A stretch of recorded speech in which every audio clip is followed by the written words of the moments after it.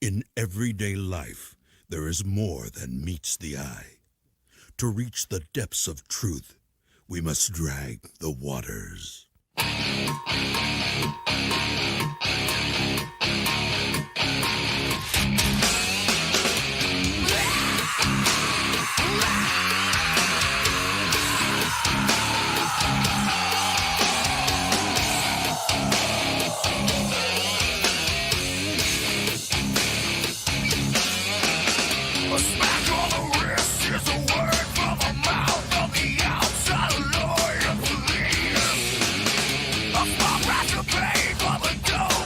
Go!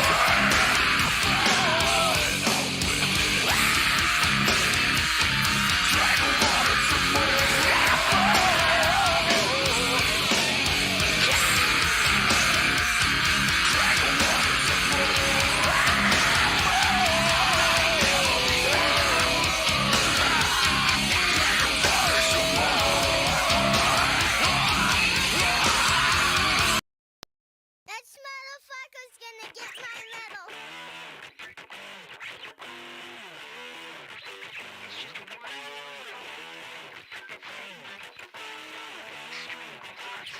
I bring you.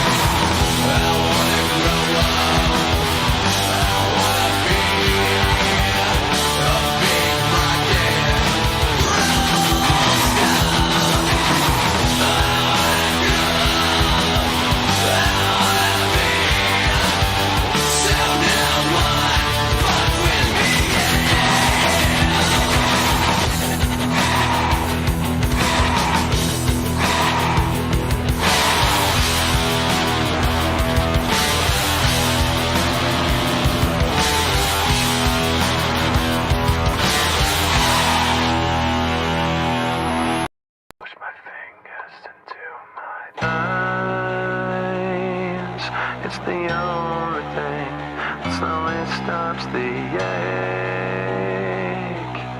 But it's made of all the things I have to take. Jesus never lands, it works its way inside. If the pain goes on,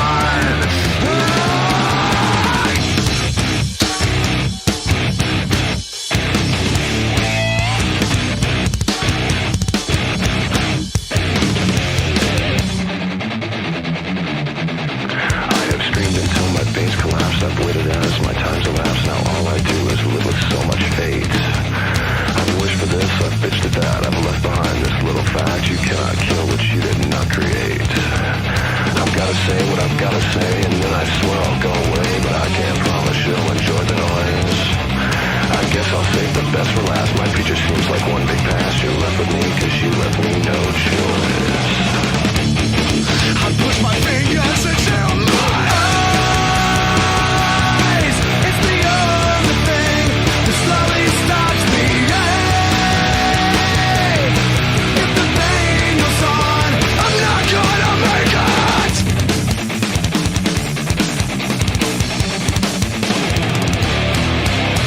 Put me back together, or separate the skin from bone. Leave me all the pieces, then you can leave me alone. Tell me the reality is better than the dream, but I found out the hard way.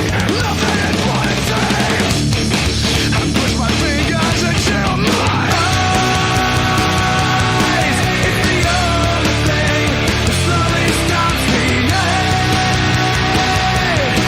But it's made of all the things I have today. Jesus never ends, it works its way inside. If the pain goes on, I'm not gonna make it.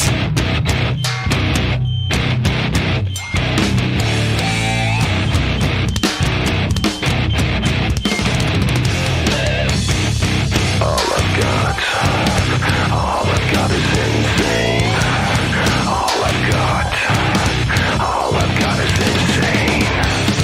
All I've got is insane. All I've got is insane. All I've got is insane. I push my fingers into my eyes. It's the only thing that slowly stops me. But it's made of all the things I have to take. Jesus never ends, it works its way inside. If the pain goes on, I'm not gonna make it.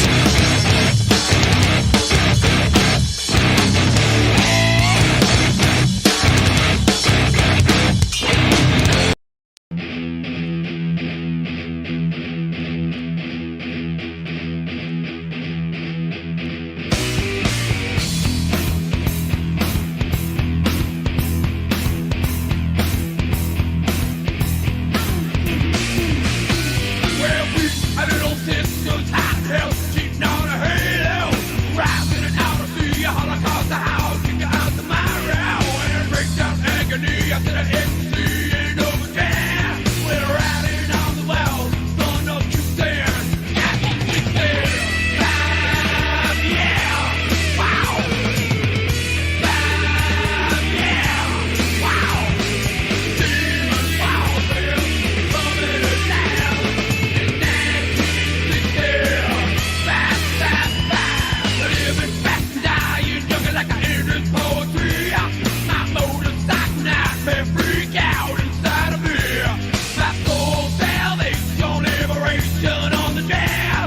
Power of the lab to move me faster.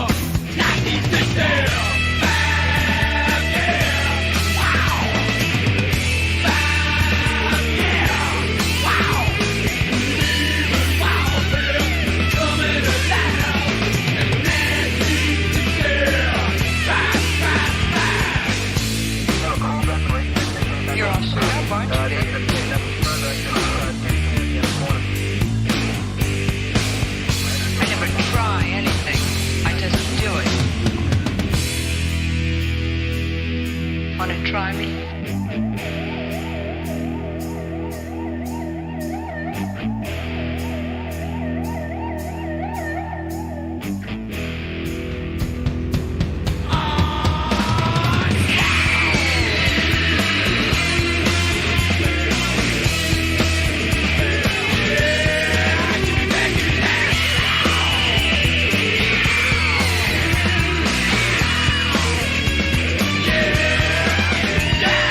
Rolling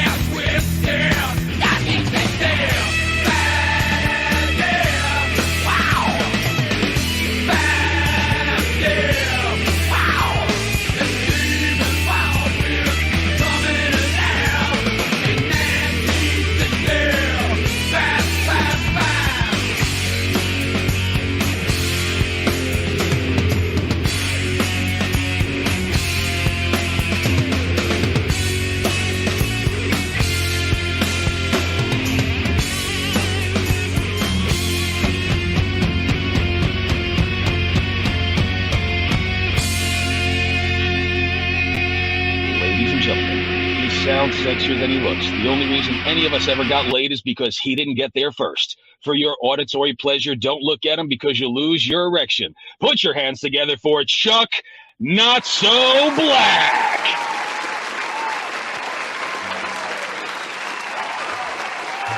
Yo, yo, yo, yo, yo. What's up, everybody? What's good? What's good? What's good? What is good?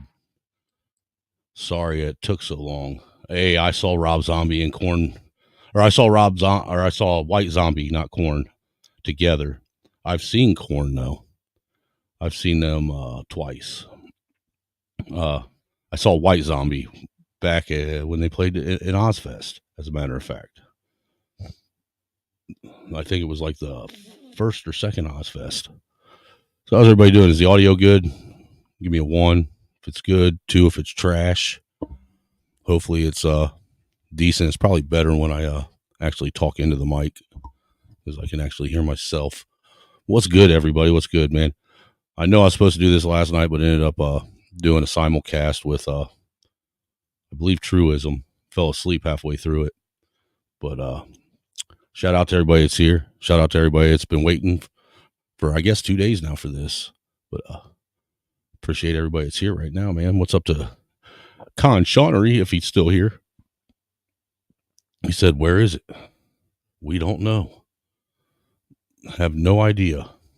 Then we got Mayo up in the house. What's up, Mayo? Shout out to you, my guy. Artie might still be here. I don't know. But if you are, salute, brother. We got 3M1110LUA. I have no idea who you are, but I appreciate you coming through. Lawrence Rotano, I know you're here because you're commenting in the chat right now. What's good, my guy? We got Red. Red, this is what I was talking about. What I'm going to be showing is what I was talking about on Israel's stream earlier. So I got the streaming, or the link to the StreamYard pinned to the top if you want to hop up here and give your opinion on what you hear, because this shit's fucking crazy. It's going to be funny as hell. Mayo's up in the house saying about damn time. I know, man. I'm running on colored people time, right? And then got Mayo with the $5 ball pay. It says it's the late fee. Yeah, he usually hits me with a 10, so he must be charging me $5 for running late. I don't care. It is what it is, man. At least you always, every time you come through, man, you always throw a little bit of coinage my way, man. I greatly appreciate it, man. You're like one of the few regular avid supporters, man, and it is greatly appreciated. Artie says, I'm here, but trying to sleep. I got college classes in the morning. Early. Yeah. But, yeah, man. Real quick, I appreciate all you guys for coming through, and we'll be getting into it here in just a second, man. Here we go. Upset the established order, and everything becomes chaos. I'm an agent of chaos. Oh, and you know the thing about chaos? It's fair. Make sure that they hear me loud and clear if they ever wanna beef with me. Not a racist, I hate equally. Get in my face in black or white, it doesn't matter, I'ma break your teeth. It's like Joyner broke the internet, we're not a racist, and the song was great, but truthfully, what I'm amazed with is the racist in response to it. Black people saying a white dude snapped, but a black dude didn't in response to it. Listen, I'ma make this black and white, get it black and white, skip it, let me get back to writing, and back to writing. I don't mean writing songs, I mean writing wrongs. That's the type of shit I'm on till my life is gone. I'm a rapper and an activist. Fuck it, I'm a raptivist. Trying to change the world, not just getting y'all to clap the shit. I give a fuck how they react to this, cause that's been a deciding factor. If I did half of this shit, I haven't. Cause the truth is, I've been here for years, you just now see me. Proof big, you can all thank Nick, cause he now a genie. Cause I wish the motherfucker would and you did. I don't start shit, all I start is movement. Guess I gotta make this shit in black and white. I don't give a shit about who black or white. Racists trying to make it so we can unite. Keep talking fucks, you motherfucker. Nobody panics when things go according to plan. If tomorrow I tell the press that, like, a gangbanger will get shot, nobody panics. Because it's all part of the plan. But when I say that one little old mare will die, well, then everyone loses their minds.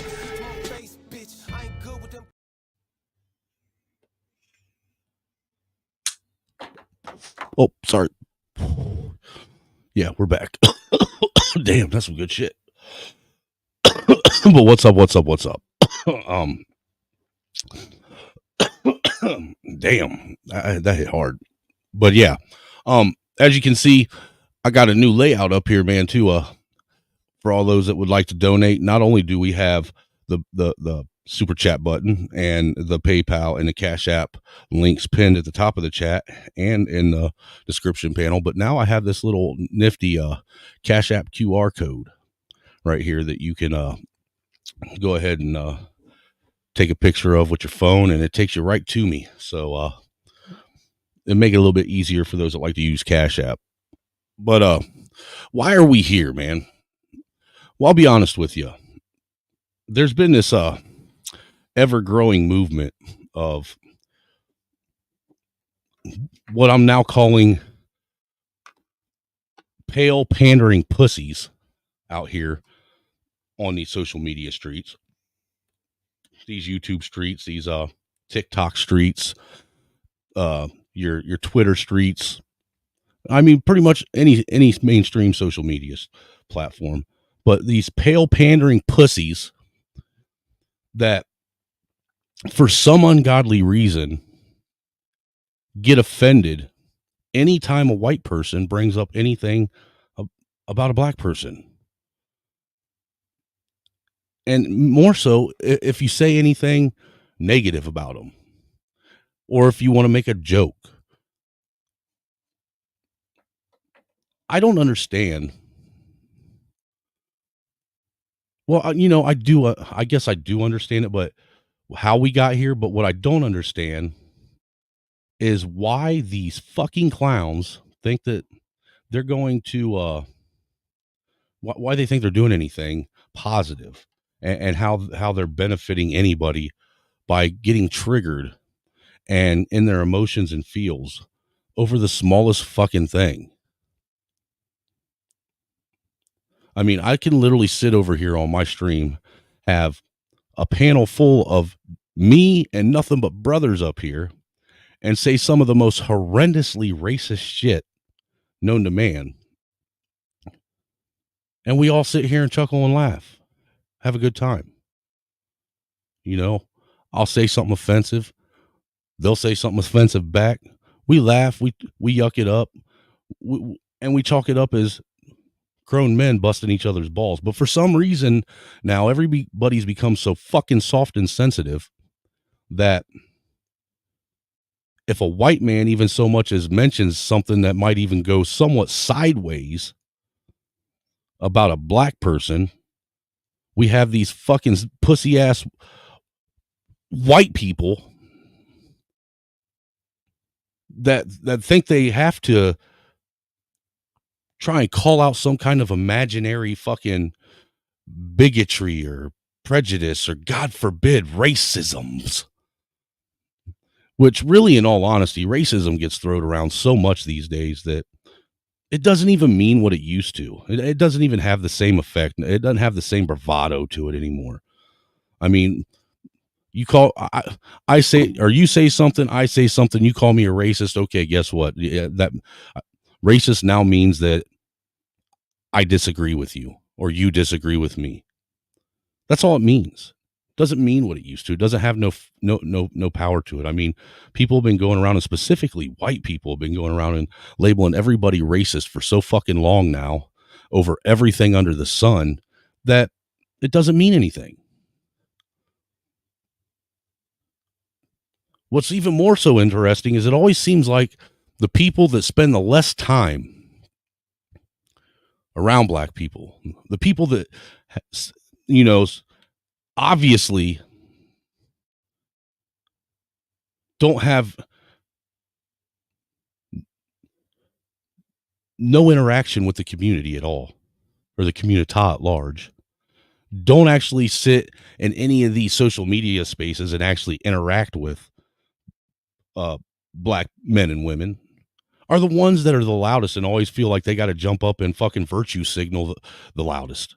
Because Let's be real. That's what all most of this is just virtue signaling on the highest level.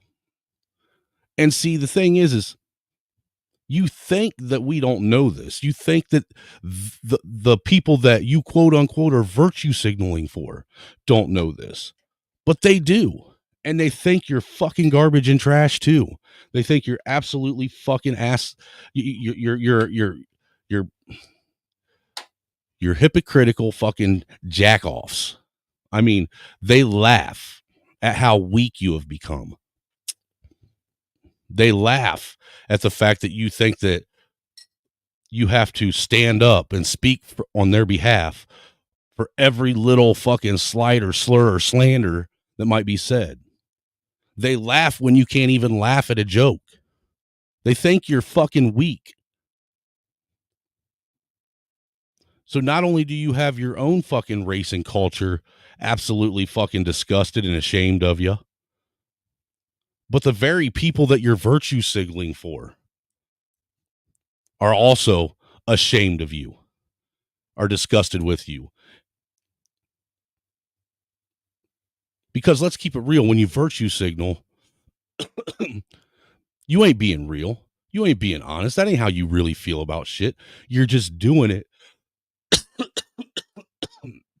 to pander to a group of people that you have nothing to do with, that you have no interactions with, that you have no day-to-day, social interaction with at all, that are not part of your life, neither here nor on social media. So I don't understand why it is that people seem to be like this or think they got to be like this. I don't understand why white people have gotten to the point to where they're so goddamn ashamed of who they are. What the fuck do you have to be ashamed of? I mean, honestly, what do you have to be ashamed of? You didn't ask to be who you are. You didn't get to pick and choose who your parents were, what skin you were put in. No more or less than the people you're virtue signaling for did. You don't owe nobody an apology. What did you do?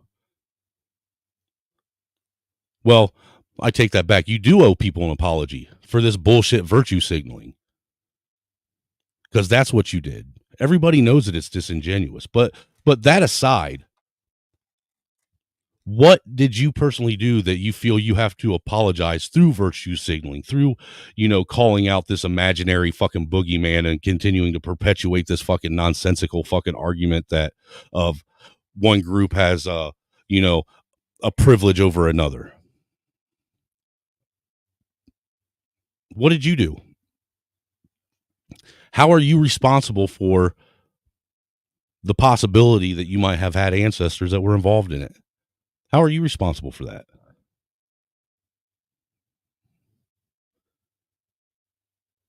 Did you get to pick who your relatives were?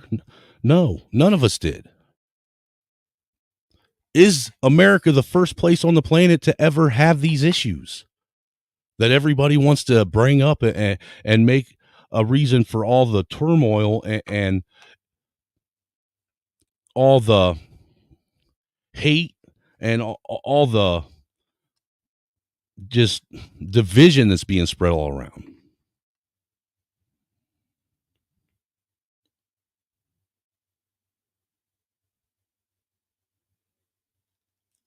I sit back and I wonder, what kind of world am I going to leave my kids if this shit keeps going? I sit and wonder often if people that do this even care about themselves, even care about their culture. I mean, like I said, this isn't the first time. America isn't the first place for that shit to happen. It isn't at all whatsoever. It's happened all over the world. Every fucking single shade and color and shape and characteristic of human being that we know of has been enslaved at one time or another.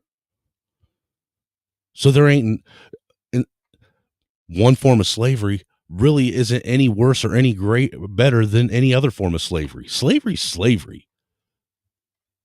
So why do you motherfuckers feel the need to literally beat yourself up and then try and call out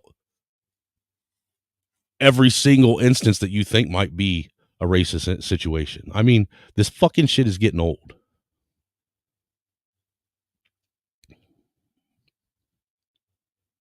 And you look like clowns. But the other day I was on a stream. And basically it was predominant, it was all white, man. I don't think I saw not a single black person there the entire time I was there, or for the hour I was watching prior to hopping on the panel. You know, not a single one. But at the same time, I don't know. There may have been in the chat, because you can't tell, you know, all the time what somebody's race is by their avatar and by their screen name. Sometimes you can, more times than not you can't. So there may have been, but I doubt it. But I was on this panel, you know, and they were debating about, you know, abortion and, you know, going to the moon, blah, blah, blah, which was the moon thing was why I hopped up. And, you know, nobody had a problem with that, with me going up there. But then it segmented into another section, and we got to talking about, what was it? Transgenders and shit like that. And whether or not, you know, a trans woman was the same as a fucking woman, and whether or not gender and sex were the same, or if they were different things, blah, blah, blah, this, that, and the third. And myself and a couple other people got to, you know, talk it over each other. You know, and all I did was, you know, make it. I was intending on making a comment or a joke comment, but I should have known better, because being that it was a panel full of white people, you know, if I make a joke about black people, I should have assumed that they're so fucking pansy and soft that somebody was going to fucking try and turn it into something that it wasn't. I should have known that, because that's become an all too common thing now. But you know me, I'm a fucking asshole, and I like to lean into my shit, so I just went ahead and did it anyhow. And you know, the truth of the matter is, the reason why I should have known that they was going to do this, because I remember it's probably a couple weeks ago was the first time I'd ever been over on this panel, and I had come up, and at one point I'd had my avatar was that big biscuit lipped, oversized, cartoony fucking George Floyd avatar that I use from time to time. And somebody, or the guy that runs the stream then, told me, you need to remove that as your avatar, and kind of got halfway fucking offended by it. But I went ahead and changed it, and then he let it go, yada, yada, yada, whatever. But I should have known then that, okay, this is what time these people are on. Well, me being who I am, I went over, I figured I'd fucking engage again. This is what I got. Now, all I clipped was about, I think, 8 or 9 minutes of this. But that's all you really need. Because, man, I'm going to tell you what. These fucking crackers here didn't waste no time to allow a trigger word, black man, black men, coming out of a whitey's mouth. I think it was just the sheer fact that black and man came out of Whitey's mouth, and I was about to say something negative, that it caused him to go into a complete and total fucking, like, rage fit. I've never seen nothing like this before. I mean, I have. Generally, it happens when I hop on some of these pro wackety black channels, or some of these other channels, you know. You guys have seen it happen too, you know. I show up, everybody gets pissed off. But generally, you know, some of these folks already have a reason. We've engaged, you know. But so I didn't expect this. This was crazy.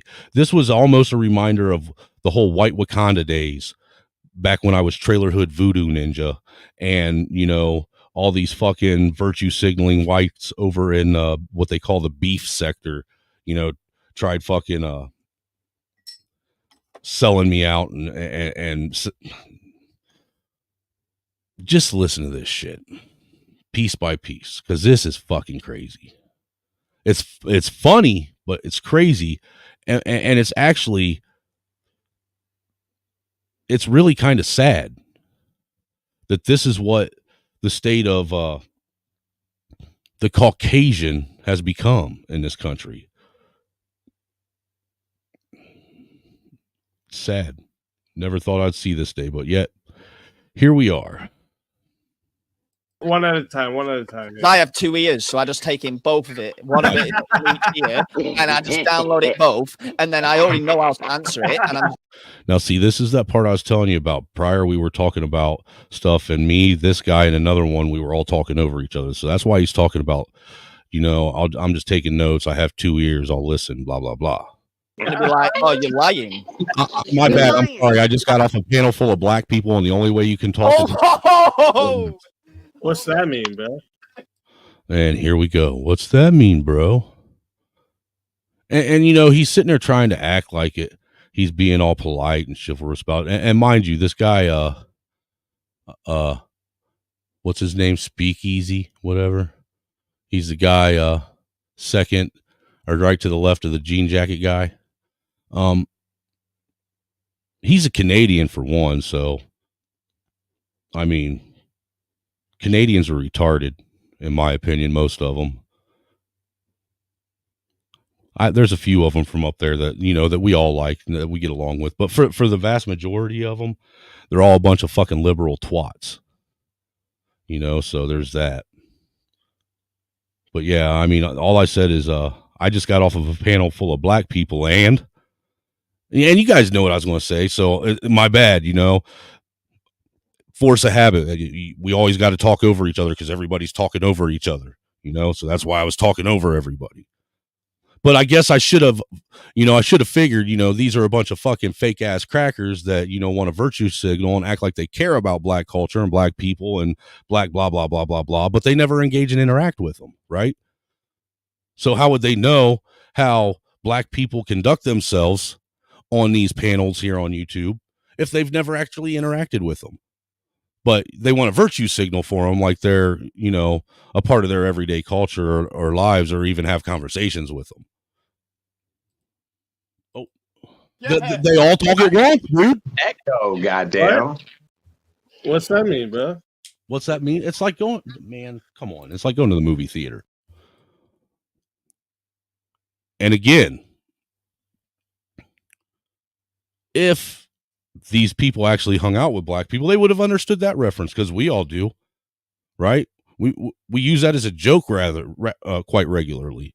Can't go to the movie theater or that is in the hood, or the black people go to, because they never fucking shut up and stop talking through the fucking movie. Is that not? I mean, that's an ongoing running joke, has been for the last 20 years. But yet here we go again. We're talking about a bunch of beta bitches that got a virtue signal over everything, because they got to look politically correct. They got to look like they're non-biased and non-prejudiced and all that shit, and that they care when they don't. Fucking morons. Don't, What's that mean, bro? dude. I think you're digging your grave deeper, No, bro. I'm not. What do you mean that's like going to the movie theater? I don't understand this terminology. You need to explain this to me. Treat me like I'm dumb. Treat me like I'm dumb for a minute. I'm nice to everybody, but I agree with Easy. That was a kind of a fucked up statement, homie. What you mean by that? Oh, dude, I'm serious. I've been on a lot of panels where dude, never mind. If you've never been on panels full of nothing but black dudes that don't ever stop talking, all you got to do, I grew up right there. What you just said is fucked, homie. That statement right there is fucked. You are racist. What you said right there is fucked, homie. It is racist. And then you got, that's the jean jacket dude. Then you got Speakeasy over here. Listen to what he's about to say. Let me bring it back just a couple seconds, because This is how I know he's lying about what he said. Fuck, Tommy, I that grew up my statement right whole there life is with a fuck. bunch of You are black racist. people, so why don't That's you not explain cool. to me what you mean by this? You cannot fuck. Speakeasy, I don't know if you heard him, but he said he grew up his whole life around black people. Tell me what you mean by this. Classify a fucking race by the individual standards of what you meet. Exactly. I did not. And then you got this fucking moron right here who obviously has a fucking inability to be able to, you know, take in and process information that's being fed to him.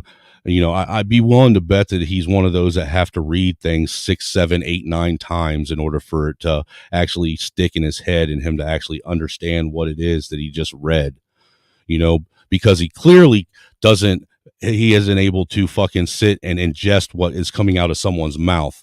Because I never once sat in, how do you put it? Sitting, I'll just hear it out his mouth because I can't remember right now. Why don't you explain to me what you mean by this? You cannot fucking classify a Oh, yeah, fucking there we go. race by There the we go. individual standards of what you meet. Exactly. He obviously doesn't realize that I didn't classify anything, for one. But if I was classifying anything, I didn't classify an entire race. I was sitting there classifying and generalizing a panel, which would be at best 10 people. But because these motherfucking weak ass fucking white weirdos have to sit and virtue signal and pander to everyone and everything, all they hear is Whitey said black. Whitey said black. He might as well just said the hard R. He might as well have dropped the N-bomb. It fucking kills me. You need to explain that, bro. Wait, to his point, he was referencing only the people on the panel. Yes. Yes. I get no. I get all that. Listen, I get all that. Blanket statement. What you mean, What's cinema? What are we being on talking a about? panel, like I'm confused by the reference, right? Being on a panel with a bunch of black people. He said that people are talking. I was What on a cinema are you going to? Where is it? And you notice that now at this point, they've been roused up and rattled so much that they're asking questions and dogpiling and won't even allow me to answer back. That's how you know on another level that these are a bunch of disingenuous, virtue signaling, pandering pussies. That they don't even fucking believe the shit that they're saying. That they're just saying it like it's a fucking program programmed in the back of a fucking NPC. You know, that's what that's all these motherfuckers are, is a bunch of fucking NPCs, you know, that are fucking basically with batteries in their fucking back and a fucking cassette tape like Teddy Ruxpin. Damn, that just aged me right there. But already pre-recorded fucking shit to say back anytime they hear specific trigger words. Black, white man said black, white man said black. Do what? The cinema reference. Hold on.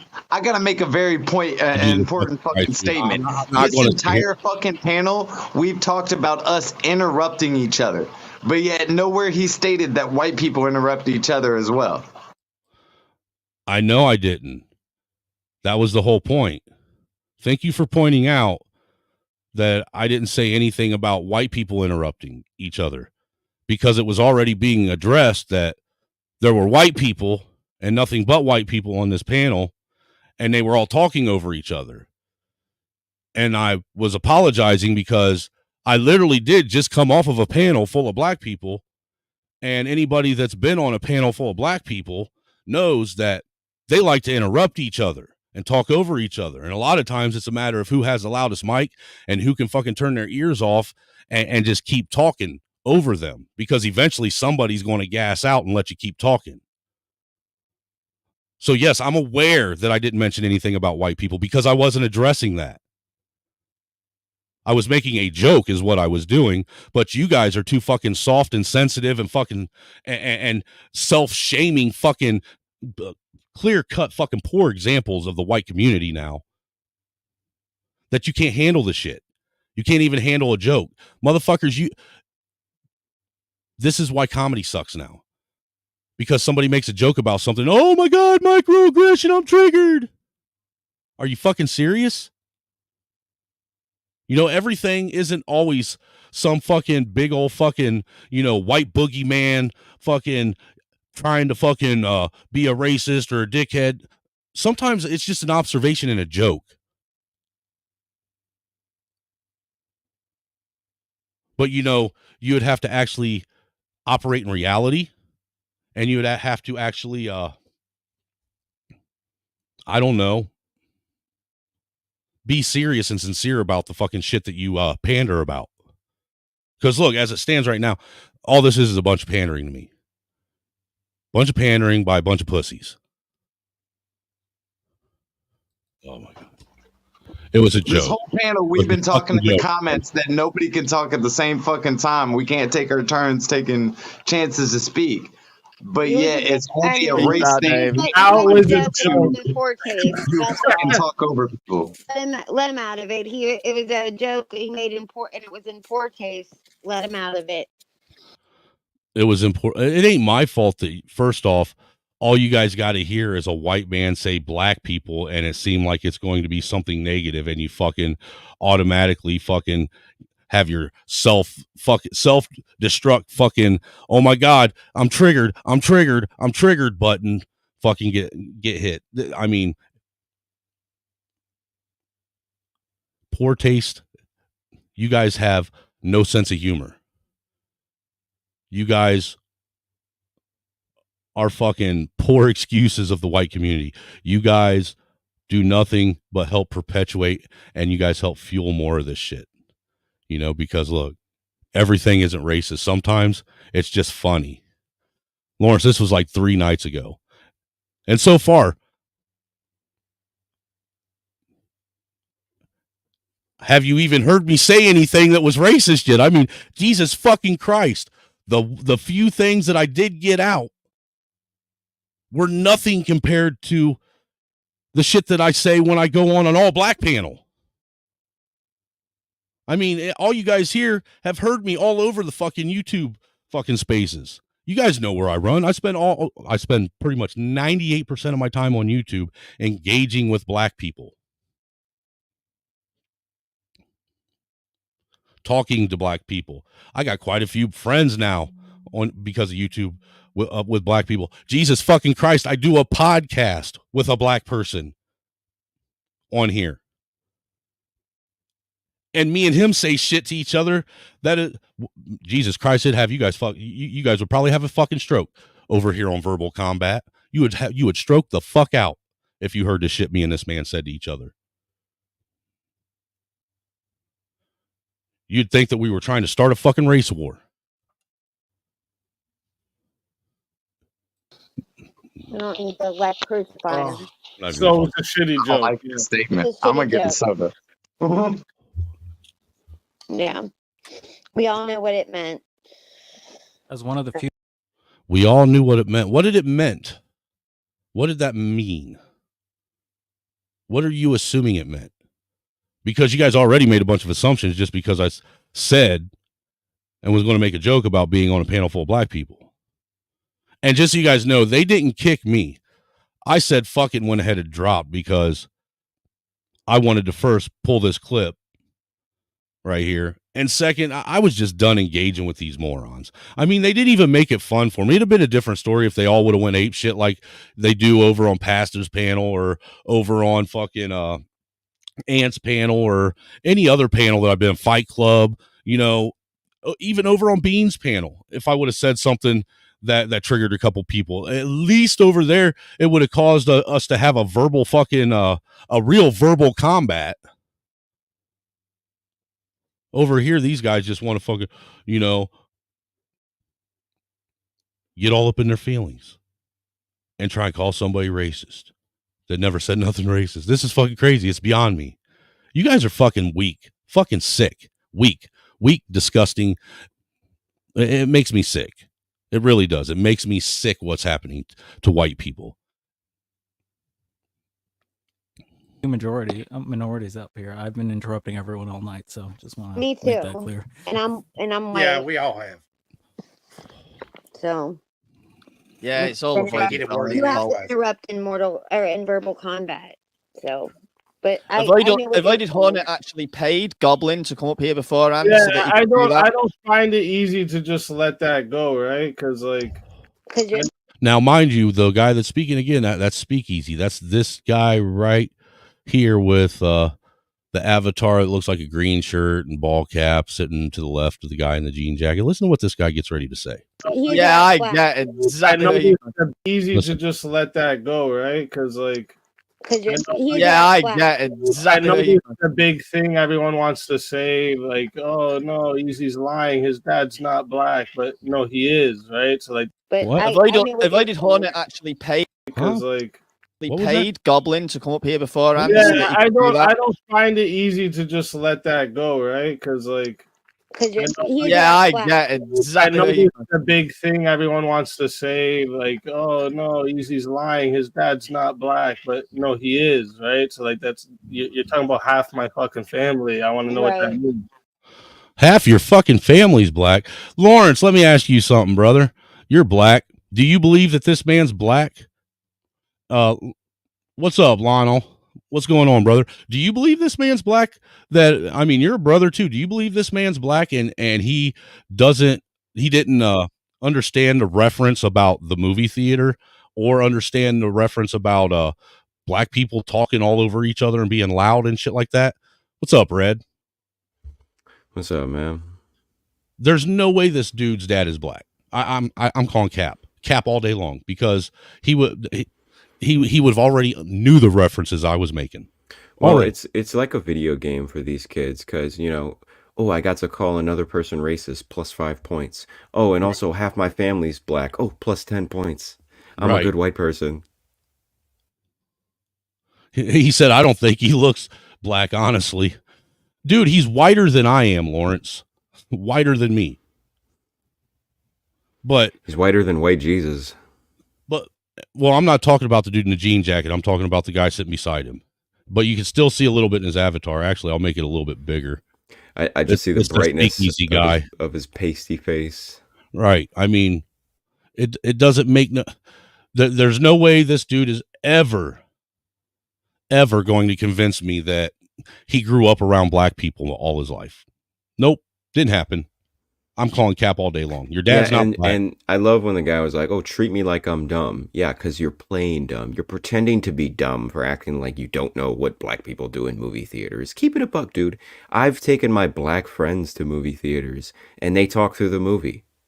Like it's a common thing. Right. That's been a running joke for how many decades now? And they're not mad. It's not like, oh, how dare you say I talk in the movies. It's like, yeah, I talk in the movies. Red, the thing that kills me is, like I was saying earlier, people like this, they don't even realize how foolish and how much of a clown even the community sees them as. They think that they're doing something where, they're getting some kind of fucking bonus point or, they're getting some kind of fucking makeshift bullshit allyship or something, but they see you as fucking racist fucking clowns to keep it real. I mean, you tell me, Red, am I wrong? You live right there in the fucking heart of Detroit. No, people like that get less respect than actual racists. Right. Easy. Fuck that. Even when it goes personal, fuck that. Being at a fucking theater. Are we not men? If you said it, comment earlier. Watch your mouth, my guy. Yeah, it was. He always needs to watch his mouth. But yeah, no, fuck that. It doesn't matter if it's a personal fucking assault on whether you're half black or not half black. It's a race thing. Fuck it's that. A racist. What are you talking about? You turned this into something that it wasn't, for one. I was making a joke. What? We're not allowed to make... Oh, I forgot. You guys are virtue signal so fucking hard that the only people that are allowed to be made fun of are people that look like you. Those are the only people that is acceptable to do because you're afraid. And that's what it boils down. I think you guys, not only are you fucking virtue signaling pussies, you're fucking afraid. You're scared. You're scared to fucking open your mouth and speak your mind and tell anybody what it is you actually see. You're a fucking pussy. Go ahead. You got the mic. If the races were reversed here, and this was a panel of all black people, and let's say one black guy, the black version of Snowman, came up on the panel and say, "Hey, man, dirty." I think what? Yeah, maybe. Let's say Dirty Folks hopped on a panel of all black people, and he's like, "Hey, man, what's up with the white people and the whole camping thing? How come they go camping all the time?" And all the other black panelists go, "Oh, did you just racially stereotype a group of people?" I would be like, dude, I'm embarrassed for you, and I'm not even. I don't even share your culture, dude. Not only would I be embarrassed, but I think I'd go play the lottery that day because the chances of that happening are slim to none. Yeah, because they keep it real in that regard. I give them credit. And see, that's the other thing. That's how you know these motherfuckers don't interact or engage or have any kind of fucking, any kind of real interaction at all with people of other cultures, because they don't even know what the fuck it is they're talking about. Absolutely not. And as of the past 2 years, real estate wise, the most hardcore liberal voters are the most removed from black neighborhoods. They're all the gated communities. Say that again. The most liberal voters in the country are also the most removed from black neighborhoods, the gated communities, private estates, etc. Imagine that. You know what? I'd be willing to bet some of these fucking pale pandering pussies. That's my new fucking name for them. Pale pandering pussies. I bet at least half of them, if not more than that, live exactly where you say. If not in gated communities, they live somewhere in a rural area where they're removed from, just everyday society itself. Yeah, and we like to think it's just like Martha's Vineyard, just a bunch of, rich liberal motherfuckers.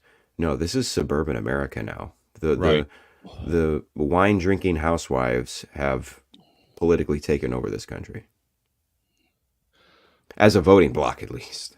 Bit of Venom says, it was. Everything looks like a nail if you have a hammer. Now it is. Everything is racist if you have a problem with your life. Dude, there's real truth to that. And like I said earlier, calling somebody a racist, it doesn't even hold the weight that it used to. All it means is you disagree with me.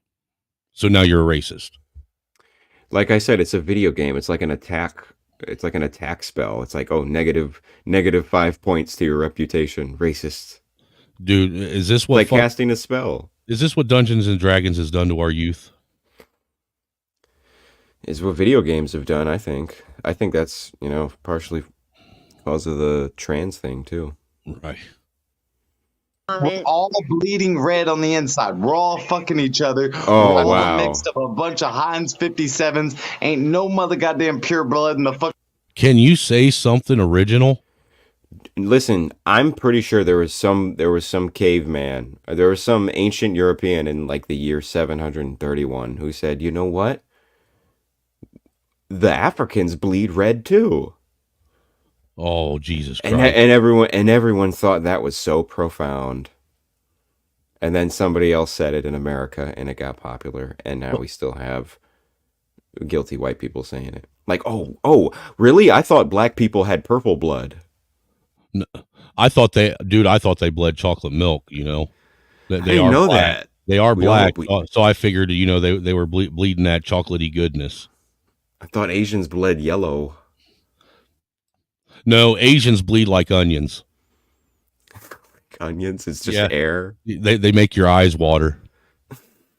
That's fucked up, ain't it? Jesus. Fucking world left. We're all a bunch of mixed fucking mutts. There's no reason to have any interest in. Well, you look like you're fucking inbred from an. You look like your mom and dad were brothers. And you look like part of you is trying to be like a noble Englishman, and the other part's trying to be a Neanderthal. Right. I mean, we might have quite possibly found the missing link, Red. This may be the missing link right here. I mean, he kind of looks like Sasquatch. He's got Neanderthal features. You see what is that? The sunken fucking like jawline with the poked out eyebrow bone. Right. whatever that bone is called, the frebellum or whatever. Oh, the what is that? The fucking medulla, or I know what you're talking about. Yeah, it's the one that's on Caveman. Yeah, and it protrudes in apes and cavemen. Right. I mean, dude, if you think about it, this motherfucker looks more like an ape than black people do. He might be one of those, one of those people who are still carrying on that 15% of Neanderthal DNA in white people. He might be. I mean, look at him with that long hair around his face and that little bit of peach fuzz. Yeah, that dude, he's he's not mixed at all. He's 100% Neanderthal. Yeah, he looks like a fucking orangutan. Yeah. He's 99% human DNA. That's what he's mixed with.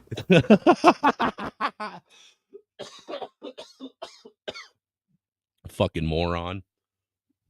And see, like I said, they don't even realize that they're being laughed at, and the people that are laughing at them also think that they're racist as fuck.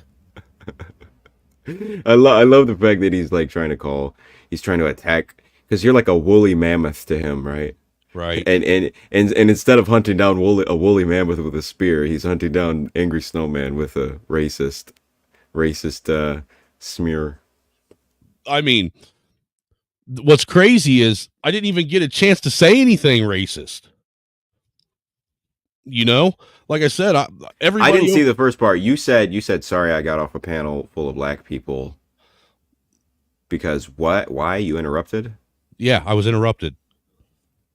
Oh, I never got a chance. I see, to and finish. they're like, oh, what are you saying? Black people interrupt a lot. Yeah, it's how they talk. It's how like poor people talk in bars. Period. It's how real working class guys talk. Like guys who aren't college educated it's how and raised by their mommies. I was about to say that's how emotional men that were raised by their moms. Exactly. Oh my God, everyone's talking over me. I can't get a chance. It's like, shut up. I got off of a panel with a bunch of black guys, and we were all talking over each other. And then somebody said, you know what? It's crazy how we had this conversation and nobody cut each other off. And I'm like, dude, we all cut each other off, but it flowed naturally because nobody got pressed about it. Right. I mean, because look, if you think about it, we've had a Dirty Snow podcast where we sat here at the end of it and said, damn, that was kind of crazy. Nobody talked over each other, but even though, like you just said, we all did talk over each other, it just kind of flowed with itself to where it wasn't a big fucking. Nobody went, hey, hold on, I'm talking. Right. Race, fuck race. Wait, he just said it was. Here, I'll take it back so you can hear it all in its context. But as far as fuck race, that's the problem. These motherfuckers think that by not talking about it, it's just going to go away. And that's not how it works. Yet they're focusing all their attention on it. Right. And all I said was black people. A white dude said black people. Sound the alarms. The fucking KKK's in the house. We got Nazis running around. Somebody please, before he genocides all the white people that like black people. You should have said melanated kings. No, I should have said chocolate gods and goddesses. Chocolate gods and goddesses. I'm going to start using We're all a mix of a bunch of Heinz 57s. Ain't no mother goddamn pure blood in the fucking world left. We're all a bunch of mixed fucking mutts. There's no reason to have any interest in race. Fuck race. Again, there is a reason to have interest in race because race is an actual reality. Okay, so if he says fuck race, the Japan, they have a 1.6 birth rate. They're going extinct within the next 200 years. Is that cool? Right. Fuck the Japanese people. Let them go extinct. Apparently, and apparently, according to these guys, it's not okay to want to preserve your race because fuck race. Doesn't matter. We're all one race. Well, that only works one way, my friend. Oh, Lord.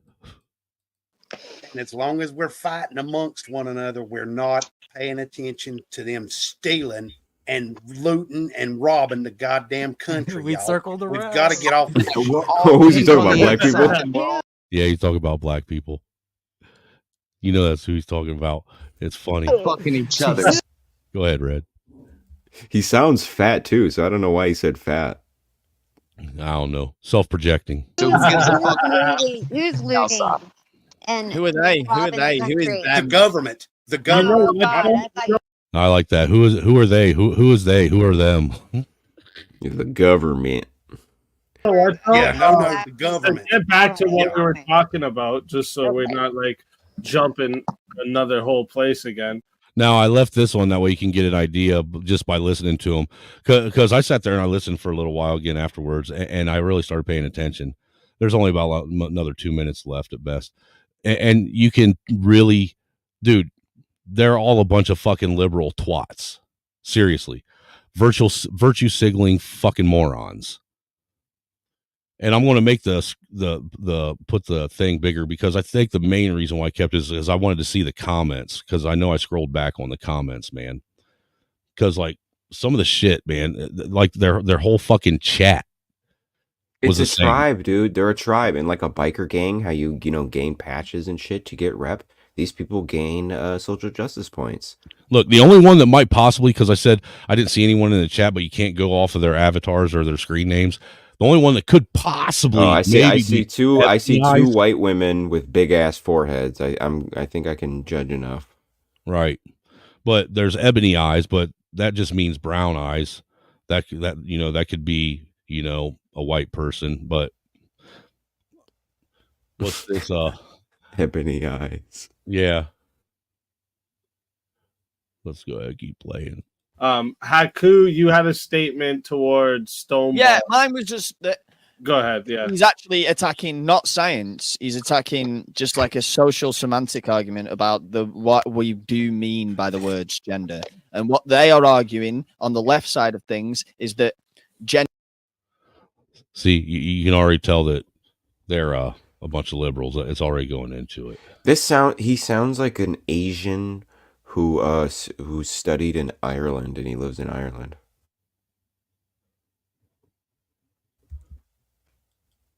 Look, hashtag Team Fatty. I didn't know Fatty went over here. Maybe that's somebody else that's Fatty. You know what Fatty I'm talking about, right? No, I'm not familiar. Team Fatty. He's a black guy from over on the other side of the pond, but he was over on Fight Club all the time. Oh yeah, British. There we go. Where was it? This is where it starts. Because it's dark. Here's one comment. Because it's dark. That the racist shit I've heard several times. That doesn't even. What the fuck does that even mean? What does that mean? Then there is one person out here easy taking because it's dark. That's the racist. Because it's dark. That's the racist shit I've heard several times. Oh, okay. Still don't make a whole lot of sense. I'm a retard translator. See, I was scrolling up because I wanted to see what the comments were too before I lost. That's the main reason why I jumped on. And look, the thing is I was only on. You arrived late, but you were the most based. Yeah. And that's because that was when we. Oh damn, that was Bill Hicks. Wow, came back from the dead to say that. Right.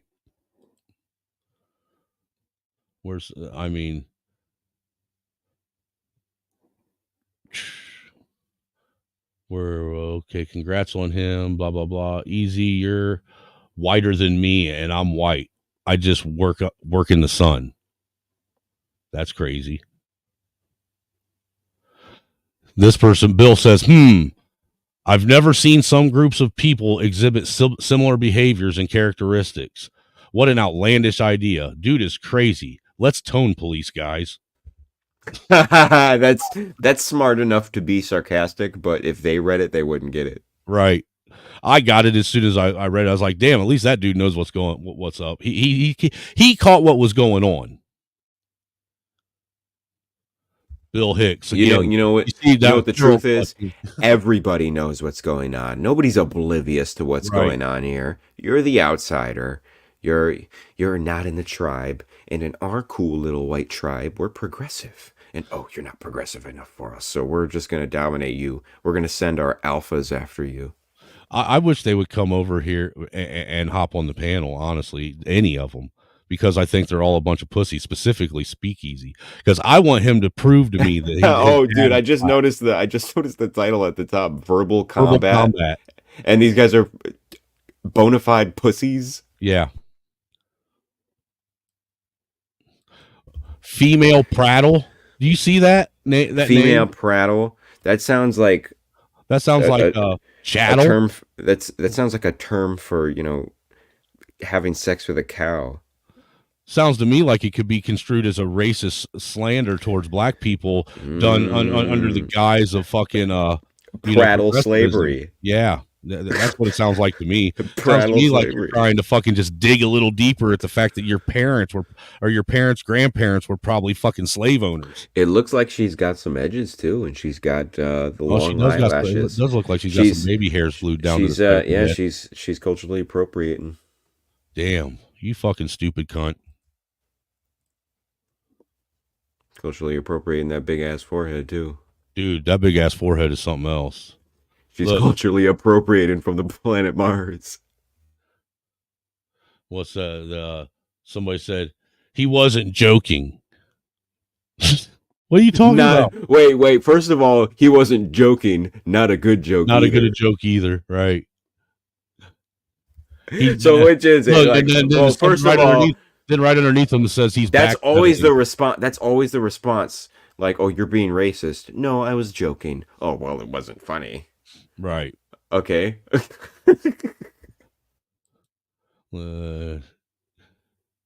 He waited until verbal combat ended and then he spit it out. Oh, and then Bill Hicks with the slow cigarette pull. I feel like a minority with all the blue pill opinions being espoused in here. Damn, man, look, and they don't even realize that he's literally sitting there just fucking trash talking all of them. No, because he's Bill Hicks and he's an intellectual. Right. Oh, shit. Damn it. President Stoned 2024. Sounds like a 2008 gamer tag. Yeah, I mean, it's just the fucking shit was crazy, man. I think I've caught what little bit of shit that they were saying.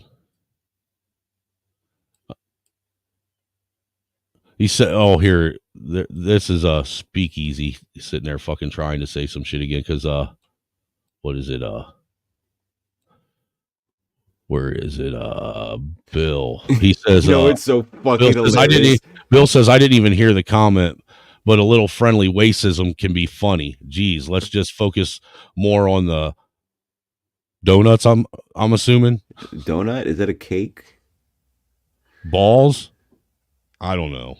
I don't know what that is. I just find it hilarious how this pre-hominid looking motherfucker looks like he has a jungle background behind him. Oh, that's even fucking worse. Oh, what Dave say? Somebody gave someone from 10,000 BC a Samsung. Okay, where's Dave? Emperor Dave. Owner Emperor Dave even says this may be an overreaction, and then that's when Speakeasy comes in and says, maybe Dave, maybe. Or maybe but Dave, there is no overreacting when it comes to racism. He says maybe not. I'll go with my gut on this one. Felt like my family being attacked. That was my response. My family was attacked because black people talk in the movie theaters. And because he got off of a panel full of black people and he was already in talking over people mode. I guess this is verbal combat. Dude. That's news to me. Honestly, when I first found this place, I thought, cool, man. I found a place of all white people that where I can sit and I can engage in. Dude, the format looks really based. It looks like I'm about to hear some guys like chop up some some hot takes. No, they're a bunch of fucking. Dude, they simp for fucking. What do they do when you're not there? What do they disagree about? I don't know. He says, yeah, Bill, he said a panel full of black people is like being in a theater. And I asked what he meant by that. And that's not even what I said. No, right. Like he said, He's what? taking No, two first separate of all, statements and combining them together. no, he's confusing the chronology. You said, I just got off a black panel. He's like, what do you mean by that? Well, have you ever been in a black theater with black people? You were using that as an analogy to explain a behavior. Right. And then this anti-dearest. Some people are on YouTube always pushing that racist line. Well, yeah, it needs to be pushed. It needs to be leaned into by both sides, by black and white people, and specifically black and white men. Because the reason why we have shit like this on this panel right here is because they're listening to a bunch of fucking whiny ass women. Oh, my feelings matter. Oh, equality. Oh, yada yada yada. Oh, microaggression. Oh, feelings are more important than facts type shit. Fuck you, dude. And the idea that there's a racist line that people are pushing. Like, where is that line? Where is that line? Where is it? Who's it pushing on? Fucking, it's sad. It really is sad. So you want to hear the last couple minutes of them debating about transgenderism shit? Oh, so that's what they disagree about. Yeah, that's what they were saying. Oh, I see. So they're verbal combating pronouns. Yeah. Statement towards Stoneball. Yeah, mine was just that. Go ahead. Yeah. He's actually attacking not science. He's attacking just like a social semantic argument about what we do mean by the words gender. And what they are arguing on the left side of things is that gender has always meant something separate to sex and is used as such. That's a lie. Gender has not always been something separate of sex. In the animal world, they have been synonymous up until at least a decade. Correct. Gender, and actually gender was how you described the physical sex. That was how we differentiate. And if gender was this amorphous thing, they'd say it's a social construct. But if it was just a social construct, how come all cultures constructed it into concrete things like language, like Spanish? It's masculine and feminine, it's gendered, and it's not, there's not a question about it. It's not like, oh, this word feels like a woman today. No, this is a masculine word and a feminine word. Correct. Well, and not only that, if gender and sex weren't combined, weren't talking about the same thing, how can you dig up 2,000-year-old fucking bones and be able to tell whether it's fucking male or female? You know what I'm saying? If gender and sex aren't related, it's such an evil tool to people who understand. Like it's not even like the fact that it's logically inconsistent. It's just the logical inconsistency is just part of the let's keep it evil. No, Red, let's keep it real. That there at the end you were nailing it, because let's keep it real. What it is it's a way for them to fucking make excuses on why they are okaying and being okay with fucking mutilating children's genitals. And like one of the conservative guys that was on this panel, it sounded like he was, I listen to Fox News, but the Democrats are the real racists. They would say some shit like, oh yeah, well, the medical companies are making all this money off of transgenderism. And I'm just like, I don't think that explains it all. I don't think it's all pharmaceutical money. I think there's I think pharmaceuticals does have a lot to do with it, though, because you know how much, if they can get a child, if they can get someone it's over $1 million in a lifetime. I think it's over a couple $100 million actually. What? Per person.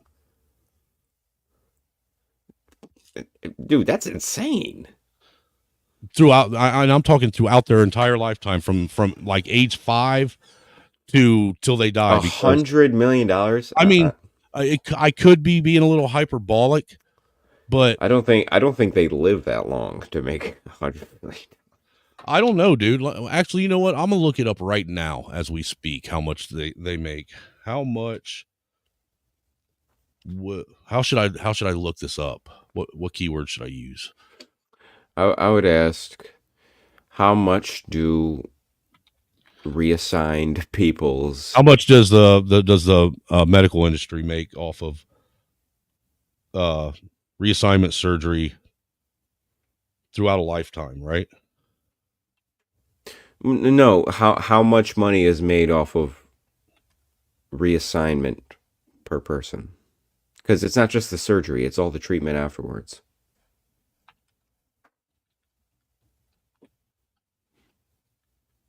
I don't think Google will tell you that, though. Probably not. You know, I just found something. It was so funny, dude. I found something that was like a physical stat, but when I tried to independently verify it with Google, it just refused to give me the answer. But I could still independently verify the answer. So it goes like this.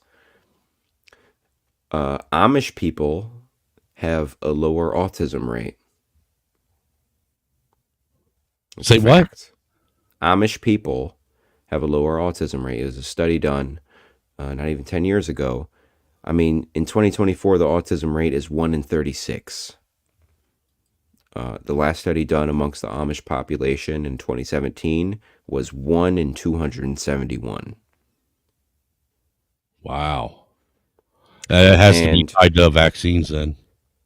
And there is also a claim that Amish people aren't as vaccinated as the rest of the population.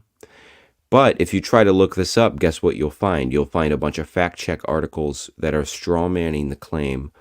Oh, some sources claim Amish people don't get cancer, diabetes, or autism, and none of them get vaccinated. Our sources found that false. When that's not even the claim. The claim is Amish people are less vaccinated and they're less autistic. Point blank, period. Says carrying a rare disease, for example, if a transgender has cystic fibrosis. Okay, that's different. Well, see that now they got all kinds of different factors wrapped into it, because look, there's some that say there's some saying that just in this one article it can cost anywhere from $100,000 to $300,000 per year. Per year? Yeah, because of some of the medications they have to take. Because once they decide to actually have like a vaginoplasty or their chest, their boobs removed, or have their dick turned inside out, once all that's done, they're on some form of medication permanently now. Dude, hundreds of thousands of dollars that could be building infrastructure and making the world a better place, and it's just turning dicks inside out. And it says most health insurance plans do not cover care associated with transitioning to the opposite sex. So these motherfuckers we might think, oh, so they're robbing these trans people blind? The whole goal of the trans movement is to be at the top of the game in the social game, and people, you want to be Dylan Mulvaney. You want to get all this fucking money for doing absolutely nothing but being trans for your reassignment. It's your 15 minutes of fame. It's like Hollywood for everybody. This is fucking crazy. It says some phalloplasties, which I'm assuming is having your dick chopped off, can cost upwards to $100,000 just for that surgery.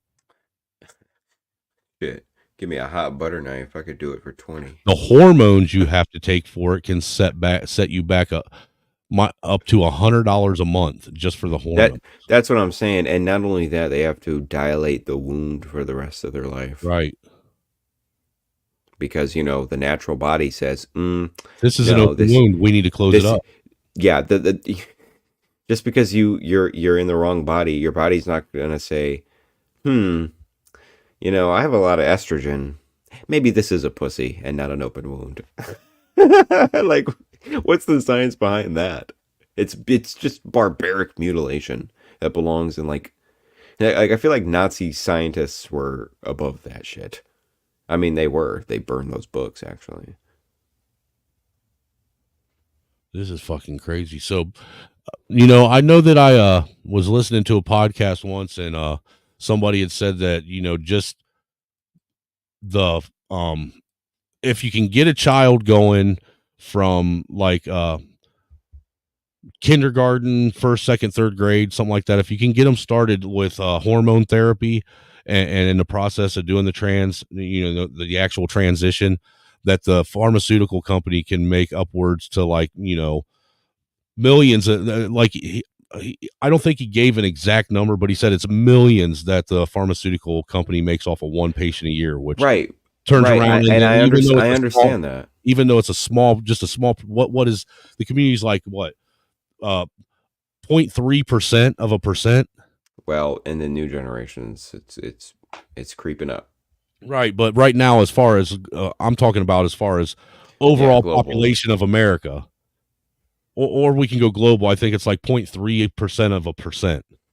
You know, is what they actually are. But even that, you know, you get all those guys doing it, then that's I don't know, man. If you looked at all 10-year-olds right now in America, the percentage might shock you. No, it doesn't. No. If you asked every 10-year-old in America, what do you identify as? They don't know. Well, some of them might have been trained to say something. Right. We're just identifying it more so now, and the opposite is that it's never been yeah, that, right. Science says that sex is sex, and we should just leave gender to that, basically. But you're thinking but this is the part of the argument. pattern. I'm pretty sure that science has always said that sex is an act between two people, that they it's the act of coitus, and that's how babies are made. That's what sex is. Yeah, that's the verb. Be careful when they turn nouns into verbs. That's the verb. That's the biological process. The adjective is chromosomal. It's genetically verifiable. You know what? I got a dictionary too. Hold on.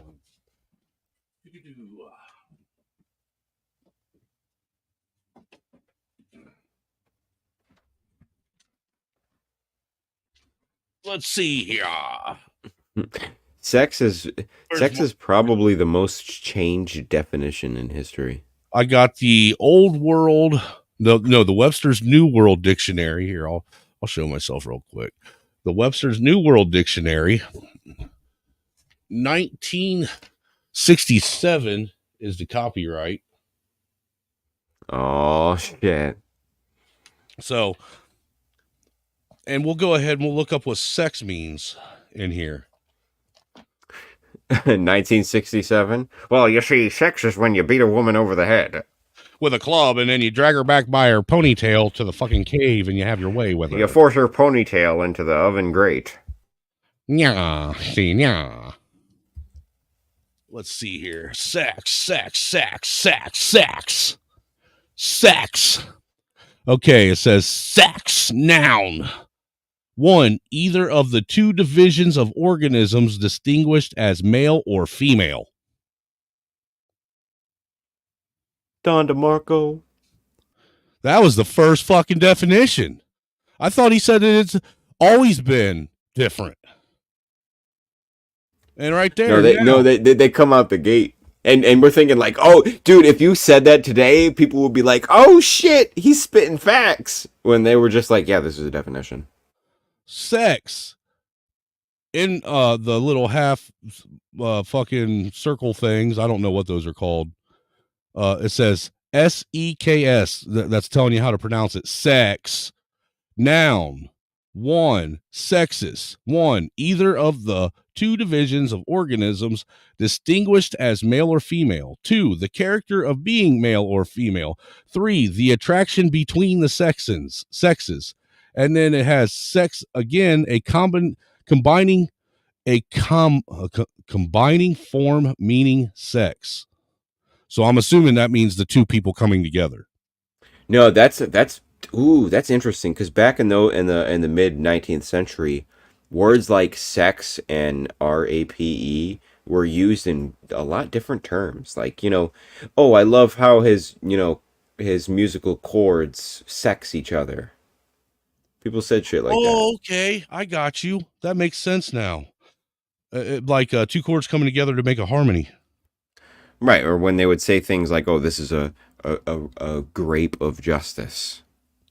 Oh, I like a miscarriage of justice because there's Right. the miscarriage being used as a descriptor word, or then there's the act of having a I get what you're saying now. Yeah, it was all metaphorical. I mean, because they were literally advanced. But what I'm getting at is sex in here. It didn't mention nothing about it being separate from gender and a social construct. Let's look up what gender means. Let's see what gender says. Well, I think it was socially accepted that everything was a fucking social construct. It's a dictionary. We're writing down words for God's sake. Well, you got to remember though, we can't we can't take the dictionary definitions for what they are because they're racist and biased and all that stuff. Gender. I feel like gender is going to be short and sweet. Gender, noun, Latin, genus, origin. 1. In grammar, the classification by which words are grouped as masculine, feminine, or neuter. 2. Sex.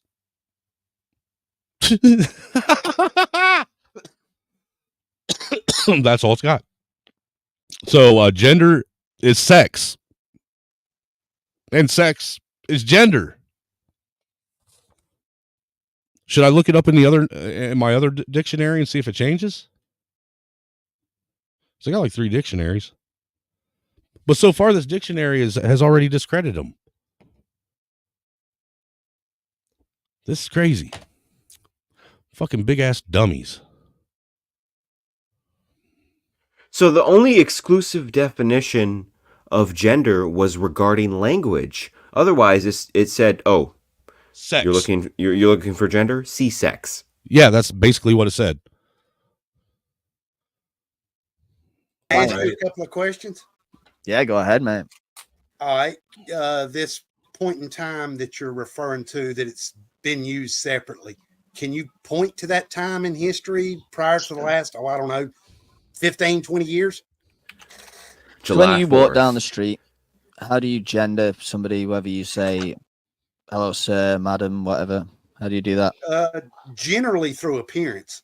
Yeah. So a way that they display, right? So nothing to do with science. You're not checking the sexual genitals. You're not checking the chromosomes. Wait, that is science. Observation is science. Right. If I observe 100 people, listen. Okay, let's say I do an experiment. Okay, and everybody that looks like a man, I call sir, and everyone that looks like a woman, I call ma'am. And if, 99 out of 100 of those people don't get mad at me, I think I can make a pretty valid scientific argument for calling people ma'am and sir. Well, you were correct in what you said anyhow when you said observation is science.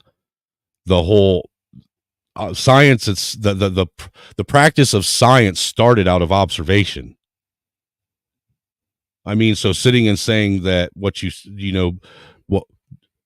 labeling something as you see it isn't science is just asinine. I watched, a couple of brutal documentaries about Africa, and in one of which they were killing elephants and delivering their babies. And, some of these babies, the zookeepers would come in or forest rangers after they'd just been poached, and they had to save these babies from the wombs of their dying mothers. And, if it was a male, it needed 150 cc's of medicine. If it was a female, it needed 125. This is important, all right? So they looked at the genitals. They didn't ask the elephant what it decided. Right. And see, that's the thing is what you just said there, that applies with humans too. Because male and females don't have the same bone density. They don't have the same muscle structure. I mean, almost, dude, even all the way down to their pelvic bone. Their pelvic bones are different. That's why especially when people are really young, like in newborn stages, even if they have similar weights, you're going to give a female less, like slightly less medicine. Right. Because it's just less mass going around in their, respiratory system, which is the most important at that point. I don't understand why. Look, I've said before, the whole fucking argument itself, when it comes to kids, I don't give a fuck what people want to do.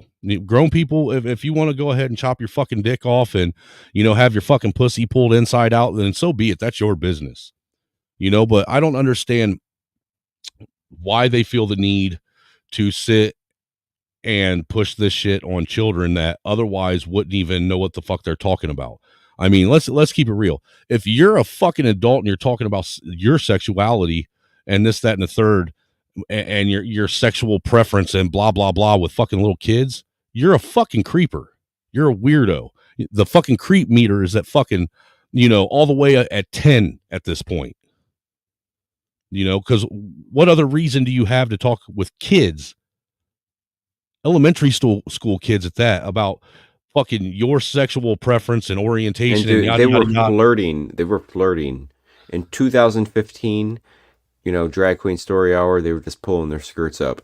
Now they're just letting their balls hang as they read. Horton Hears a Who. No, now they got kids going to drag strip shows and basically putting on shows for adults. Yeah, stuffing money in their undergarments. Correct. They can have small breasts. Men can have big breasts. They can, but they still have breasts and even a. And you know what the difference though between that is women's breasts have the ability to produce milk. Men's breasts don't. There's apparently a guy in Canada who's HIV positive who's trying to get surgery done so he can feed his adopted child his own breast milk. Yeah, I heard that. Well, I read an article where they think that they made a medication that will help men produce milk in their breasts, but even that, is it really producing milk, or is it just producing a chemical like it? Now imagine how much money was, funded into that to develop that medicine. Imagine if that funding went into like a more important medicine like heart disease or cancer. Cups are noticeable. Oh, so then Then you accept that Blair White would be then gendered a woman by you walking down the street, right? Well, most generally from a distance, yes. Most men would think yeah. I mean, dude, if I'm keeping it a buck with you, if Blair White was wearing sweatpants and a hoodie, I think it was a chick. But she's a super rare exception of one of those. First of all, she has a genetic phenotype that, like, I guess like 10% of guys have. Like where Elijah Wood, where she was already feminine to begin with, right? Like you're a man, but you got not like it's not just being a short man, because there's short guys with stocky builds. You have to be. She was one that had bone density differences too, didn't he? Slim features, slim legs, hairless face, and then you get hormone surgery and reassignment. Yeah, you're gonna pass. And like at first glance, but I mean. But even with Blair White, you can still see the man in her. Exactly. When I see her in interviews and podcasts, I look at her hands, I look at her throat, and I'm just like, yeah. Look at her hips. Hips are a big tell too, man. Well, I don't see her hips because I just see her like talking in interviews. But the big one for me is the hands. I always look at their hands because until dude, when they figure out hand surgery, it's gonna be a problem. Like imagine they get a hand reassignment surgery, and their hands are in like Mickey Mouse mittens for like 6 months, and they come out like perfect woman hands. How would you do that other than shaving the bone down? I think that would be painful. You would transplant the tips of the fingers, or the whole hand of a female. Yeah, I think you would shave down the fat at the edges of the palms and all the muscle of the muscly man hand, and then to get rid of the veins and shit, you just implant some thin woman skin on your fingers. I mean, they could turn a penis into a open wound. They can do anything now. Well, that's the He has issue. tits, That's right? what people want. That's what people No, want. no. You just said that is what you would do, right? Because how were you gendering that woman Generally, before? yes. And that's Right. what I'm saying. So this is how trying you've to used mix gender, it. isn't Hang it? on. So this is Hang why on. you've not used science in your gendering, have you? We only use Wait a minute. science Whoa, for whoa, sex. whoa. You got to let me respond here. You can't just fill a. Oh, wait. You mean like how all you guys were filibustering when I was up there? Go ahead. It kind of sounded like a black panel for a minute there. It did, didn't it? But they're all white, and I forgot to mention that all white people were up there when I was mentioning the fact that I came from a black panel because there was no white people on that black panel I was on, which, that's kind of why I said I came from a black panel because I was the only white person on it. It is a pretty diverse white crowd, though, and I like how the women are castigated at the bottom. Well, and not saying a word as they should be. Well, it's because they're stupid. Go on. All right, And as Dirty says, they probably got clothes on, so there's no sense in them talking. Oh yeah, what does he say? If they got clothes on, they're lying. If they're naked, they're lying. Yep. Generally, you are correct. Here in the past, I don't know, it seems like 10 minutes of our entire human history, all of a sudden it's become a huge question and issue. What the hell's a man and a woman? When throughout our history, well, it seems our ancestors had. And that's where I cut it off. Well, Guy was making a point. Yeah, but at that point, all I was doing was trying to get that clip in the comments. I didn't think anybody'd really be interested in that because it wasn't about the conversation they were having. It was about the fact that they're a bunch of fucking faggots. Straight up. I wouldn't have expected that from something called verbal combat. No, man. Actually, like I said, it was rather a bad fucking show, and I'll be honest with you, Red. I'm getting tired of it. I feel like you're getting black-pilled. I'm very ashamed of our race.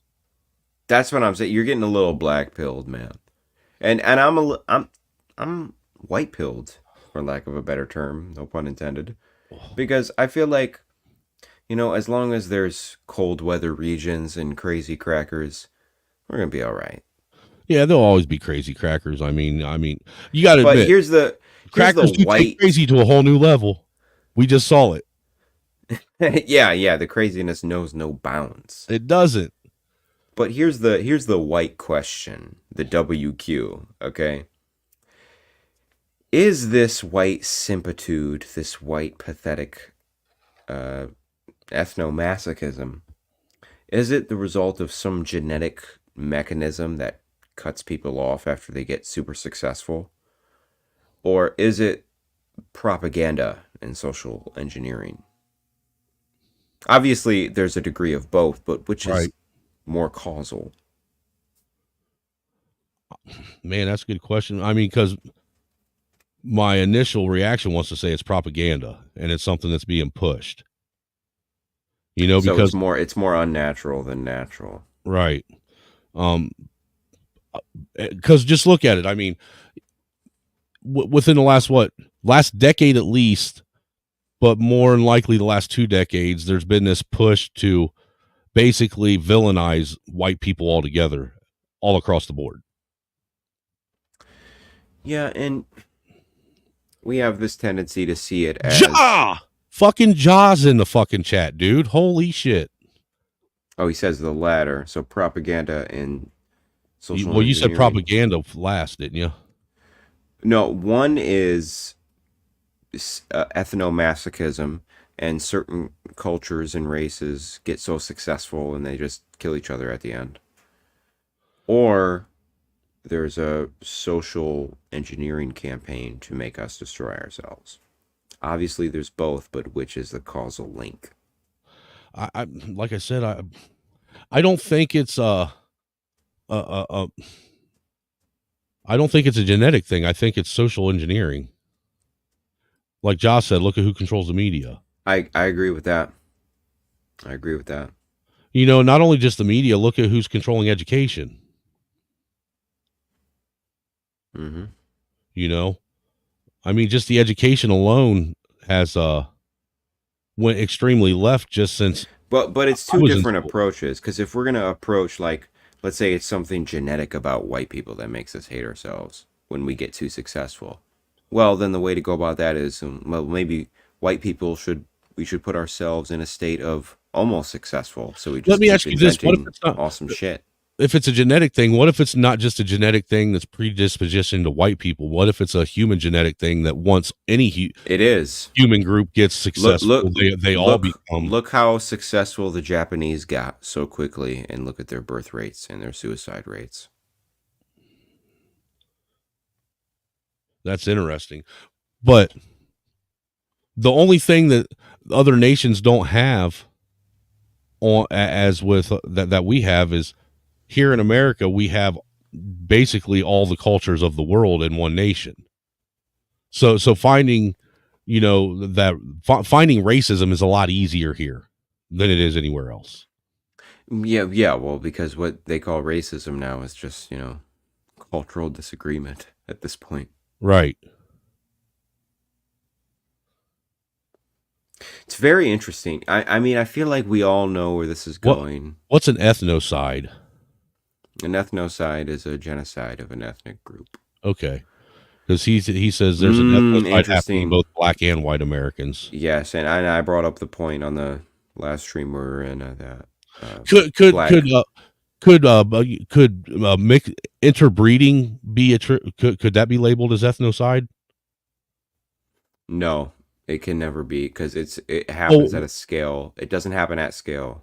Well, the reason why I asked that is, what if, because I've been entertaining this idea and this theory that they're trying to use America now to basically interbreed everyone so much to create an entirely new race of humans. Well, obviously they're doing that with other groups of people, but there's a whole hierarchy of victimhood, but beneath that, the foundation is built on white men. That's who everyone blames their problems on. And the ethnocide that Ja was referring to that's happening to both black and white Americans is due to the fact that black and white American people are, well, let's just say we're the most unruly citizens on planet Earth right now. Are we really the most unruly? Come on, let's keep Yes. it real. How are we the most unruly? Well, I don't think I have to explain how the white people who came to America aren't rebels. Obviously they are. But I think it would be interesting to think about who the Africans were that came to America. Because obviously we know it wasn't roots. We didn't capture them with butterfly nets and bring them over here. That I do agree with. It was a certain group of people that were sold as slaves. Now, who were those slaves?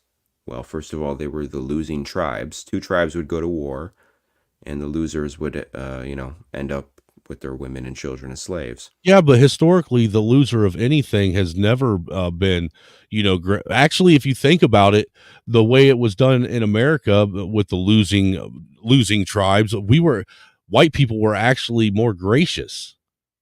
I mean, because generally anywhere else they were either put to death or worked to death. Depends on what time you're talking about. We did become more gracious over time, especially with Christianity taking over Europe. But I'm talking about Africa before a white person showed up. Was there ever a time that there wasn't a white person in Africa, though? Well, we weren't there, places that they went to, like the Nigerian. Well, because what I'm saying is, if you look at biblical history, all of mankind technically sprung from the Mesopotamian area, and that doesn't necessarily mean that they were black. No, of course not. I'm talking about the 1500s scramble for Africa and before that. Obviously, we did not catch Africans. The average lifespan of a white person in interior Africa in the 1500s was 3 days. And it's like, duh. It's like, duh. They were getting eaten by tigers that fucking fast. Do you really think a white medieval European body could last 3 days in the middle of fucking Africa with the mosquitoes and the malaria and all the different stuff they weren't accustomed to? They all died like rats. They stopped exploring and just started showing up on the shores and dealing with the kings. And that's what I was getting to with the slaves in Africa. Obviously there was a slave trade before white people in Africa. It was biggest economic. Yeah, the biggest export. one was the Barbary slave trade. Yeah, and that was North Africa, but it happened all over the continent. And it was losing tribes, but it was also criminals. They didn't have prisons. They didn't have fucking judicial systems. They would right. send, I mean, look at Australia. It was fucking founded as a fucking a fucking prison colony. Yeah, penal colony, and it also got founded by the prison guards. But I mean, you had losers of tribes, criminals, psychopaths, and undesirables. Those were the slaves of Africa before white people. Those were the people who were sold to the Europeans in the triangular slave trade. So think about this.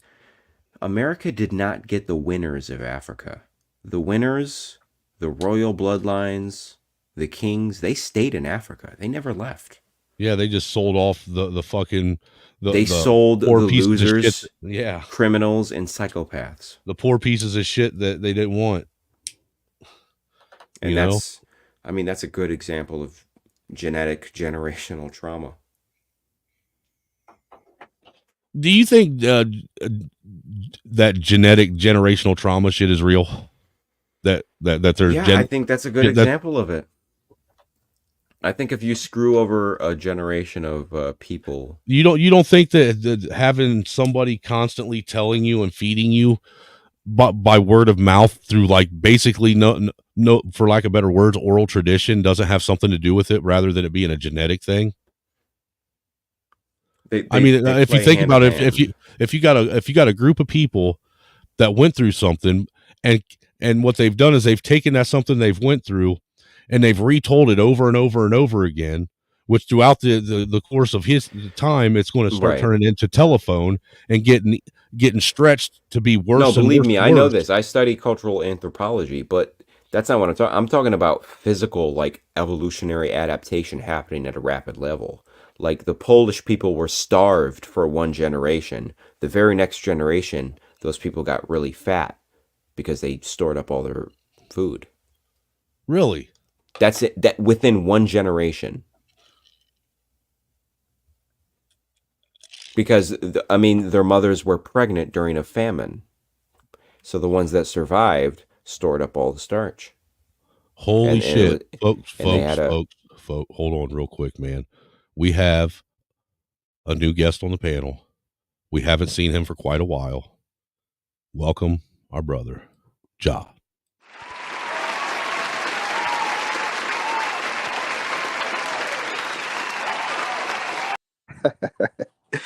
Hey, good morning, fellas, man.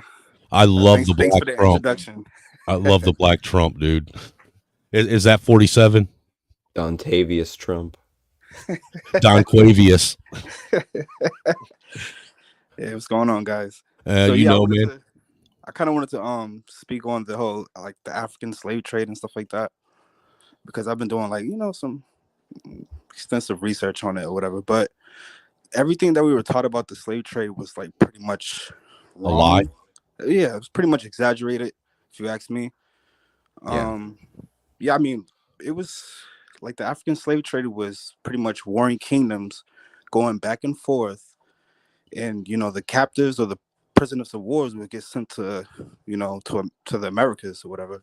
But there were royals that were, because one of the panelists said that there were no royals that were captured. There were a few, but it was mostly like soldiers, militants. Right? Yeah, you're right. Yeah, but they were part of the losing tribe.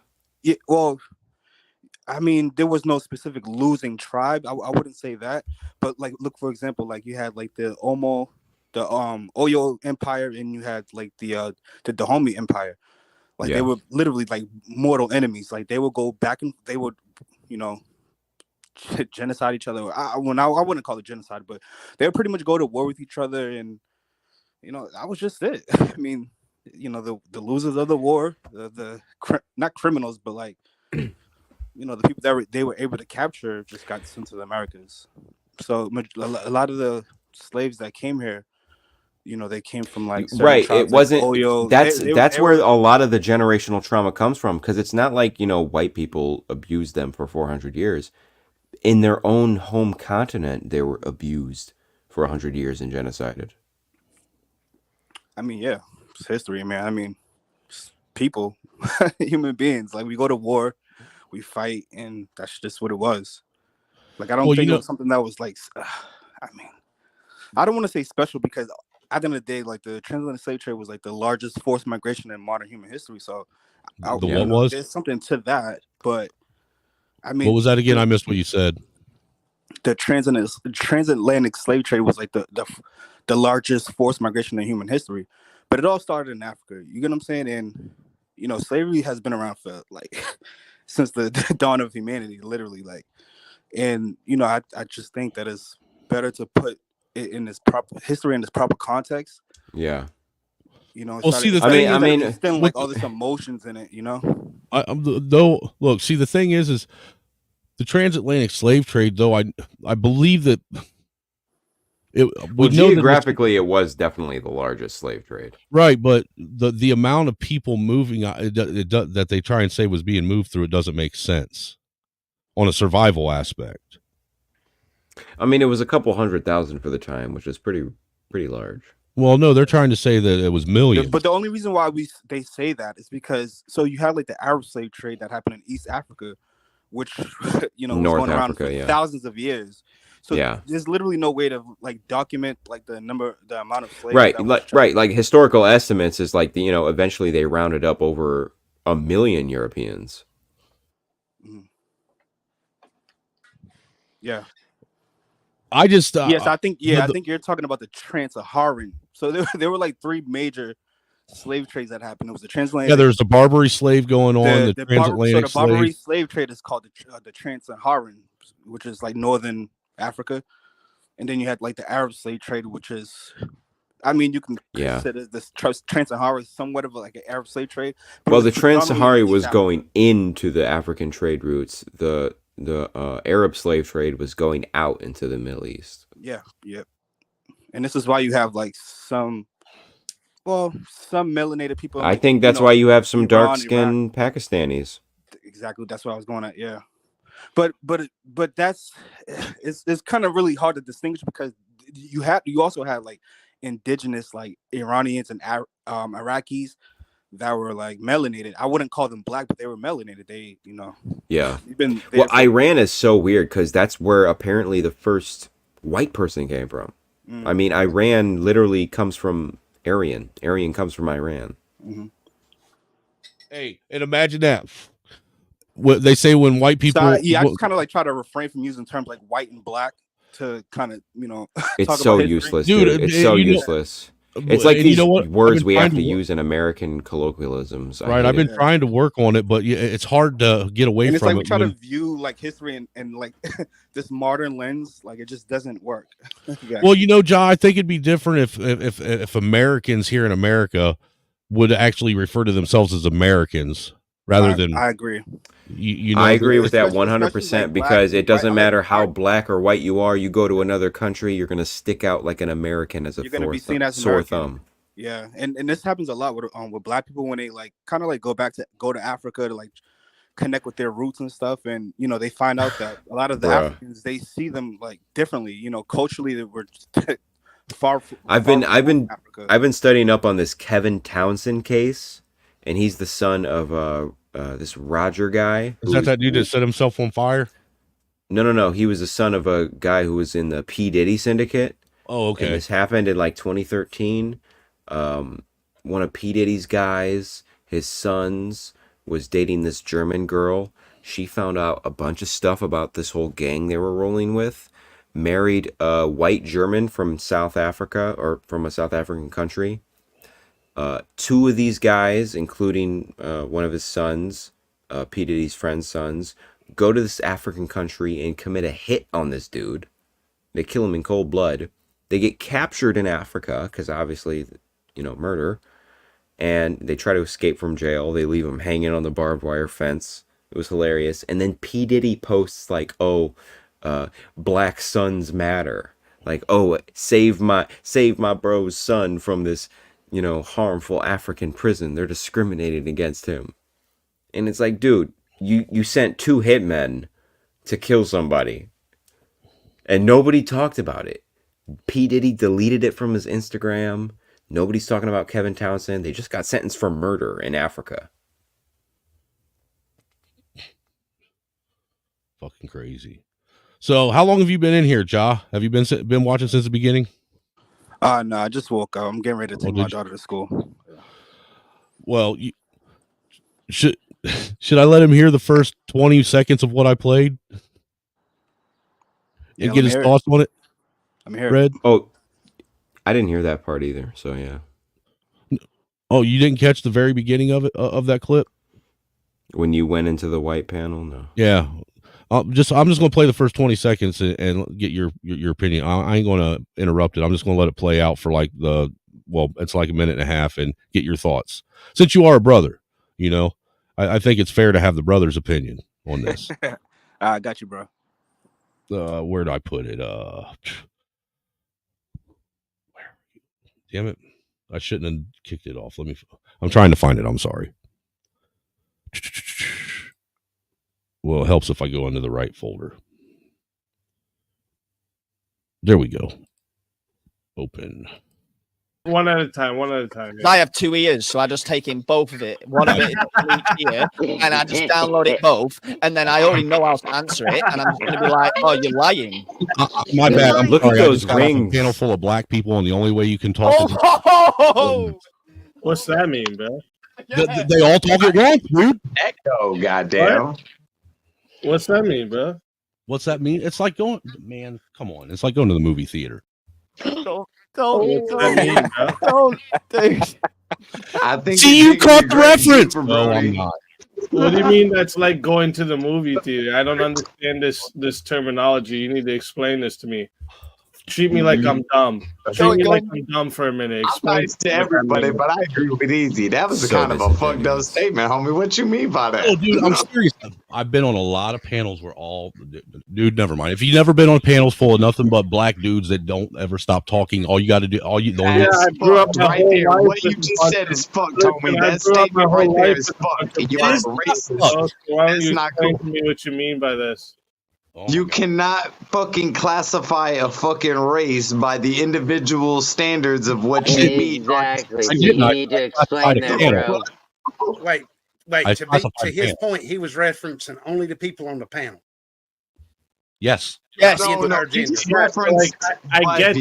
No. I get all that. Listen, I get all that. Blanket What statement. you mean, What's cinema? What are we being on talking a about? panel, like I'm confused by the reference, right? Being on a panel with a bunch of black people. He said that you can't hear what people are talking.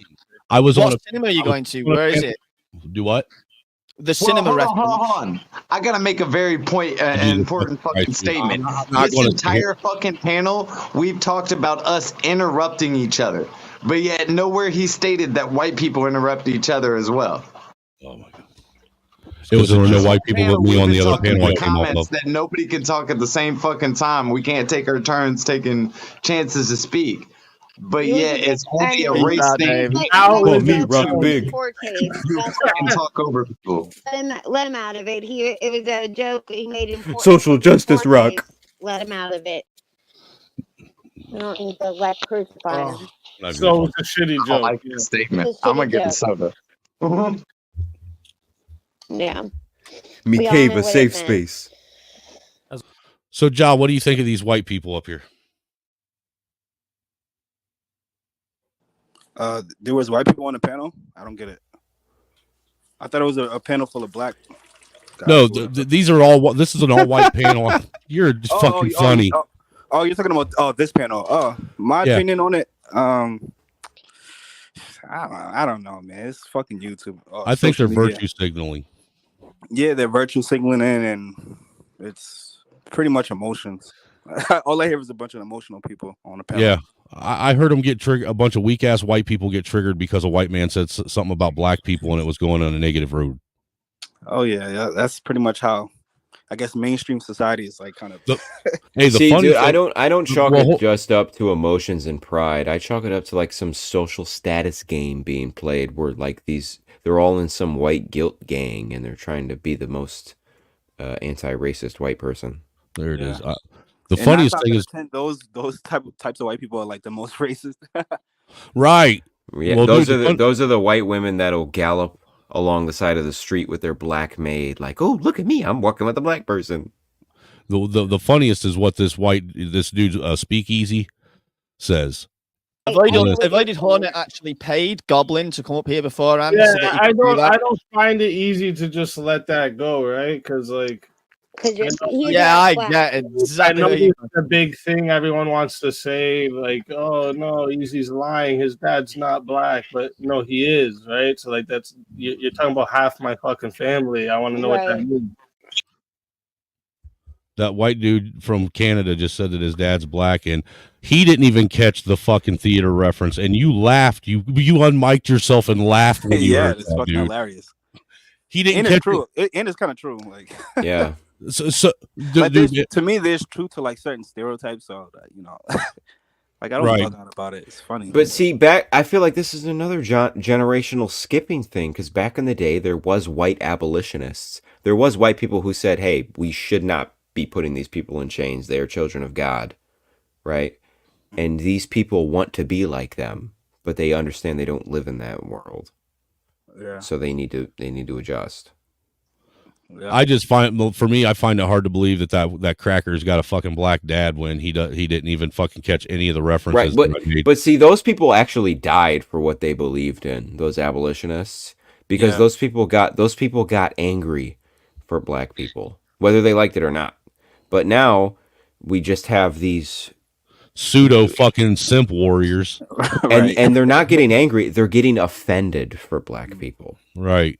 And then going back home to their nice, comfy fucking neighborhoods and beds, and eating their fucking praline butter and pizza rolls out of the oven. Yep, it fucking kills me. And see, the thing is like I was saying earlier, what the morons like this don't realize is that they're being laughed at, not just by their people, but by the people that they claim that they're fucking standing up for, but really they're just fucking virtue signaling and pandering like some fucking pale fucking pandering pussies. Yeah. That's my new name for them, Job. Pale pandering pussies. PPPs. Actually, me and Dirty are going to start a new segment on the Dirty Snow Show, and we're going to find us an all-white discussion panel, probably this one, for the first few times, and we're going to go up there, me and him, and we're just going to say some of the most egregiously racist shit we can say to each other and see what happens. This is like revenge because white people went into Africa and they fucked with the whole ecosystem and they filmed their Natural Geographic documentaries in the deep jungles of Africa. This could be the equivalent of that. The deep jungles of white America. Is this the Cracker Getty? Yeah, this is like a white American safari. Did I find the suburbs to white Wakanda? Yeah, I'm finding rare creatures here. Holy shit. To Atlantis City. but look, dude, now I shared this with all the guys in the gulag, man, and now they want to go over there when they have another one of these verbal combats and they want to get up on the fucking panel and wreak havoc. And I'm the only me and what is it? Survivor are the only two crackers that are in the gulag panel. The rest of them are all black. I've never seen a panel with women on it, and they're so silent. And that's because you notice they weren't silent when they were talking about me, though. No, well, here's the thing: women don't need to talk when the men are doing all the simping for them. That's dirty. That's messed up. You know what? And the whole night I have yet to use this fucking soundbite. I can't believe that. What the fuck is wrong with me, man? Because what you just did, that was that's racist.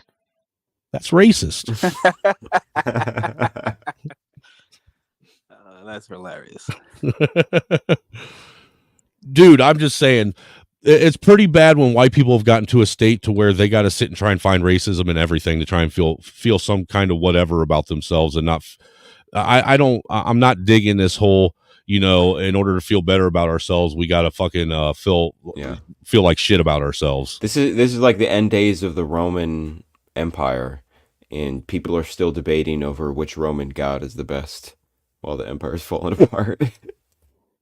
Basically, yeah. No, that's actually true. like the way you put it. But yeah, it's just, man, dude, I'm disappointed in my people. Look, I don't want to be referred to as white anymore if this is what white is. You know what? I'm a dirty man. I'm tired of being labeled a crayon. man, I'm just American. For real, dude. Like, Why are we all American nationalists to begin with? Yep. I can't believe you put fucking Big Daddy, Big Orange in blackface, man. That's so fucked up. That's you even blacked his hair out, man. What'd you do? You just rubbed shoe polish all over him?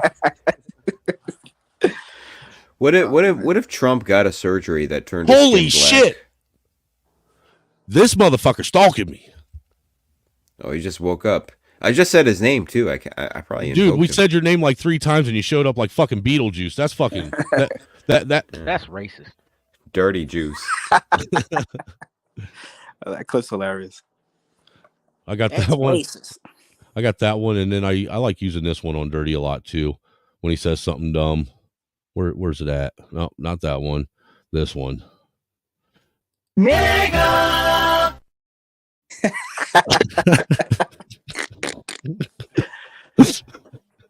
the fact that somebody like spent their time making that with like the vocal layovers and the and the visual. Hey, shout out to Fatty for that clip too, by the way, man, because I didn't even know it existed until Fatty had it, and then I had to steal it. That goes pretty hard. Yeah. Hey, is Red Illusion? Is that 777 on the panel? No, Red Illusion isn't 777. They aren't the same person. Oh God, please no! Do not mistake me with that motherfucker. That guy's crazy. I'm about 777 IQ points above that. Hey, Dirty, I dropped the link. You better hop your black ass up here, or because if you don't hop up while I'm streaming, it just don't seem right. Yeah, I mean, we gotta have the hood up here, man. Yeah. Pull up. After you guys finish your season of Dirty Snow, I think we should do Dirty Red Snow. How can we blend that together to make it as fucking vulgarly ridiculous as possible for a name? Well, Dirty Red Snow implies a dirty snow illusion. No, a dirty snow illusion. That sounds a little homoerotic. Well, that sounds like a gay Coke party. Dirty folks says gay shit all the time, so it'd fit right in with him. Yeah, I love Dirty Folks because he says the most out of pocket things I've ever heard in my life. For real. The most horrible things I've ever heard in my life, and then I watch his YouTube channel and he's preaching out of the Bible on Sunday. Right. I love him. He's like our own personal Creflo Dollar.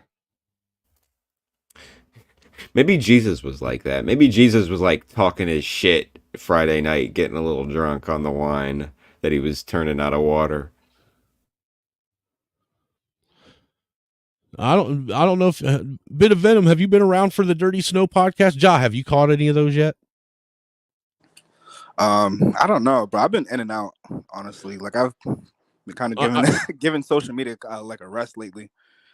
Right. I noticed that you ain't been around but much, but I do see you occasionally. Yeah, I Did just bought a house. You just buy a house? Yeah. How's your baby doing? They're doing good. I have 2. I have a daughter. She's 5, and my son's about to be 3 in July 23rd. No, June 23rd. So yeah. Oh, you almost forgot your baby's birthday, dude. Bro, I forget everything. Dude, you have one more kid. You're going to start forgetting their names. Yeah. Dude, I got 7 of them. I forget their social media is fucking retarded. Like, dude, I have 7 kids and I can't remember how old they are anymore. God damn. Well, I turned 45 this year, right? Damn. Seriously? Well, when's your birthday? It already came and went in March, dude. Oh, my birthday. Oh, I think we have the same. Do we have the same March, birthday? March 16th. Oh, mine's is the 17th. St. Patrick's Day.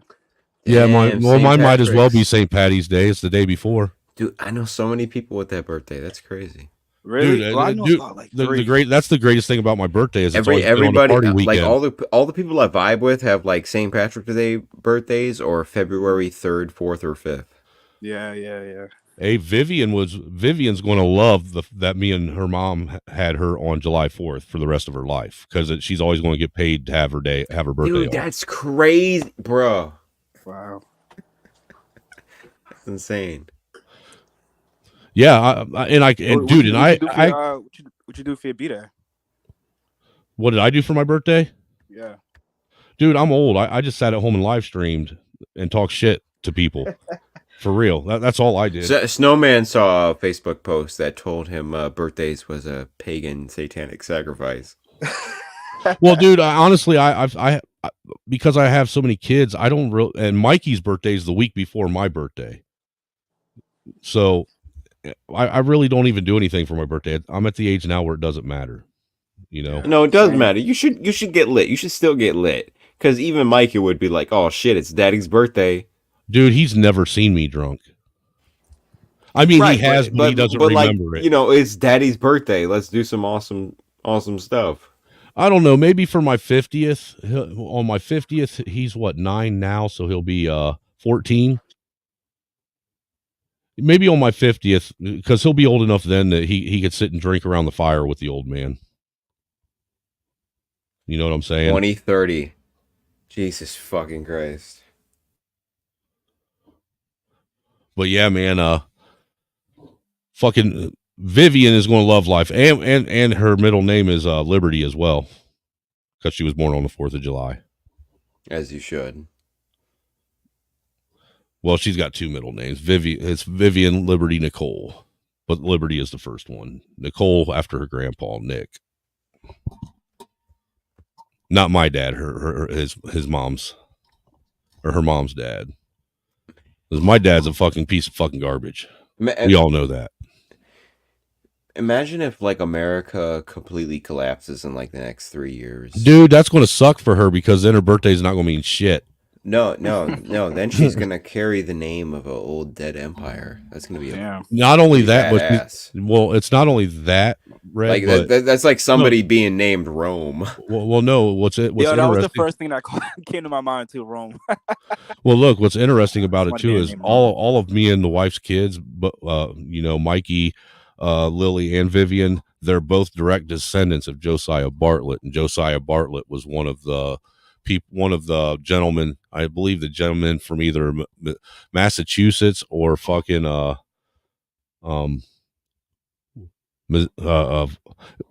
fucking one of them. He was one of the guys that signed the Declaration of Independence. So no, he was. I think it was Plymouth or New Hampshire. That might be. He might have been. Let me actually just look it up. But they're actually direct descendants of him. You said just Josiah Bartlett, right? Yep. Yeah, for former governor of New Hampshire. I don't know if that's the same guy. Yeah. Yeah. It was American. Was an American founding father, physician statement, and delegate of the Continental Congress of New Hampshire. Yep. Yeah. Dude, that's what I love about the founding fathers, because they weren't just like a ragtag group of revolutionaries. We're like, hey, fuck the British, let's just kill them. No, they assembled teams of nerds and people who knew what they were doing. Well, they were like serious about creating something. Well, something else I found out too, just as of late, man. It was going around in some like shorts, so I looked it up. But about 15 to 20% of the founding fathers, believe it or not, weren't any older than like 27. Well, yeah, obviously, dude. Like Alexander Hamilton was only 19 when they years first old. penned. I'm not talking about the conventions when they actually, wrote these documents. No, when they first got together in the conventions and came up with this, only one of them was in their 30s. Everyone was in their 20s. Yeah, actually, Ben Franklin was the only one in his 30s at the time. But and he had all the money. He was like that old guy at the side of the pub that had all the money that. But like for Thomas all the Jefferson, underage drinking. Thomas Jefferson, the guy who penned the Declaration of Independence, was only, I think, 26 years old. Right. And he wasn't a young buck amongst the crew. Paul Revere was like only 18. Yeah, and he was a foot soldier. And you had Hamilton. Yeah, Hamilton was 19. Hamilton was one of the like penmen. He was one of the ghostwriters. Hamilton, Who was the other guy? There was like nerds at the table, and there was inventors, and there was aristocrats and war generals, and it was just like, we're cool, and we're cool. Like, there's no question of like being fake for other people. No, we realize Britain is the enemy. Let's make something else. Well, after I learned this and started looking into it, it made sense, because if you think about it, it seems that the rebellious spirit would have to be in young men, because it's young men that rebel against things. Usually the older men, they tend to just become wayward and complacent. True. Yeah, when's the last time a bunch of 70, 80-year-olds staged a revolution? We're gonna topple the regime with their fucking canes and shit. Yeah, right. What's up, Professor Mex? But yeah, man, me and fucking I can't wait for this new segment. I can't wait to dude. I can't wait for the next one of those. That way I can fucking take a whole group of guys over there to troll. Kind of like there was one night we were watching a live stream. I think Hood was doing a stream. He was doing a live stream, and after his stream was over, I don't know why, but for some reason, you know how after a live stream ends, it'll fucking a lot of times it'll the algorithm will choose and send you to another live stream that's going on, based on what you've been listening to. Yeah, and it's weird how it does that, because you don't even need tags or hashtags. Well, look, dude, that night it went from Hood stream to it sent me over to Martin Luther King Jr.'s daughter's live stream. So that tells me that there's something else that the AI is connecting between those. Well, what was wild about it was like, I think it was like 3 years ago that this happened, and at least 2 or 3 years ago. But they were talking about there was when the critical race theory thing was a way bigger topic at the time. All right. Well, what it sent me there, and I was listening there. There was her. There was another black person on the panel, and then there was this pale pandering pussy up on the panel. This female fucking teacher at a college. Triple P syndicate. And I saw what was going on. I couldn't help myself, so I got a hold of everybody in the gulag. And dude, everybody, I mean, literally everybody from the gulag, when they found out that I had got sent to fucking Martin Luther King Jr.'s daughter's live stream, they all jumped on the link and went over and hopped in the chat, and we all trolled. Maybe that's like a direct pipeline. That's like a funnel. Dude, like all of us hopped on. There's like 14 of us in there just trolling the shit out of her and the pale pandering pussy she had up there. Oh, poor woman. Because Dr. Martin Luther King Jr.'s daughter, she misrepresents her dad a lot. I don't blame her, because after her dad was killed, she had no real guidance in her life, and all she had was a bunch of white people and a bunch of stupid black activist motherfuckers telling her. Well, she didn't. Well, look, she never lived no bad life. She lived a life of privilege her whole life. Have you ever seen where that girl grew up? Of course, yeah. No, she had it good. I mean, hell, from what I understand, even Martin Luther King Jr. himself had lived a life of privilege. If your father was taken away from you at an early age, you're going to be missing a lot of guidance. Yeah, that's fair.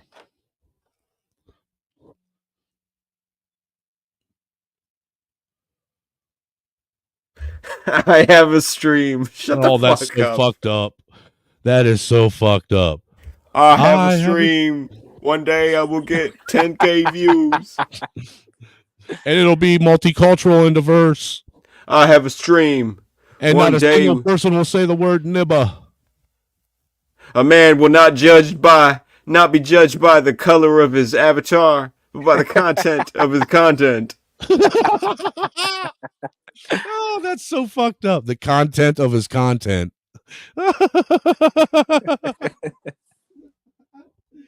Oh, shit.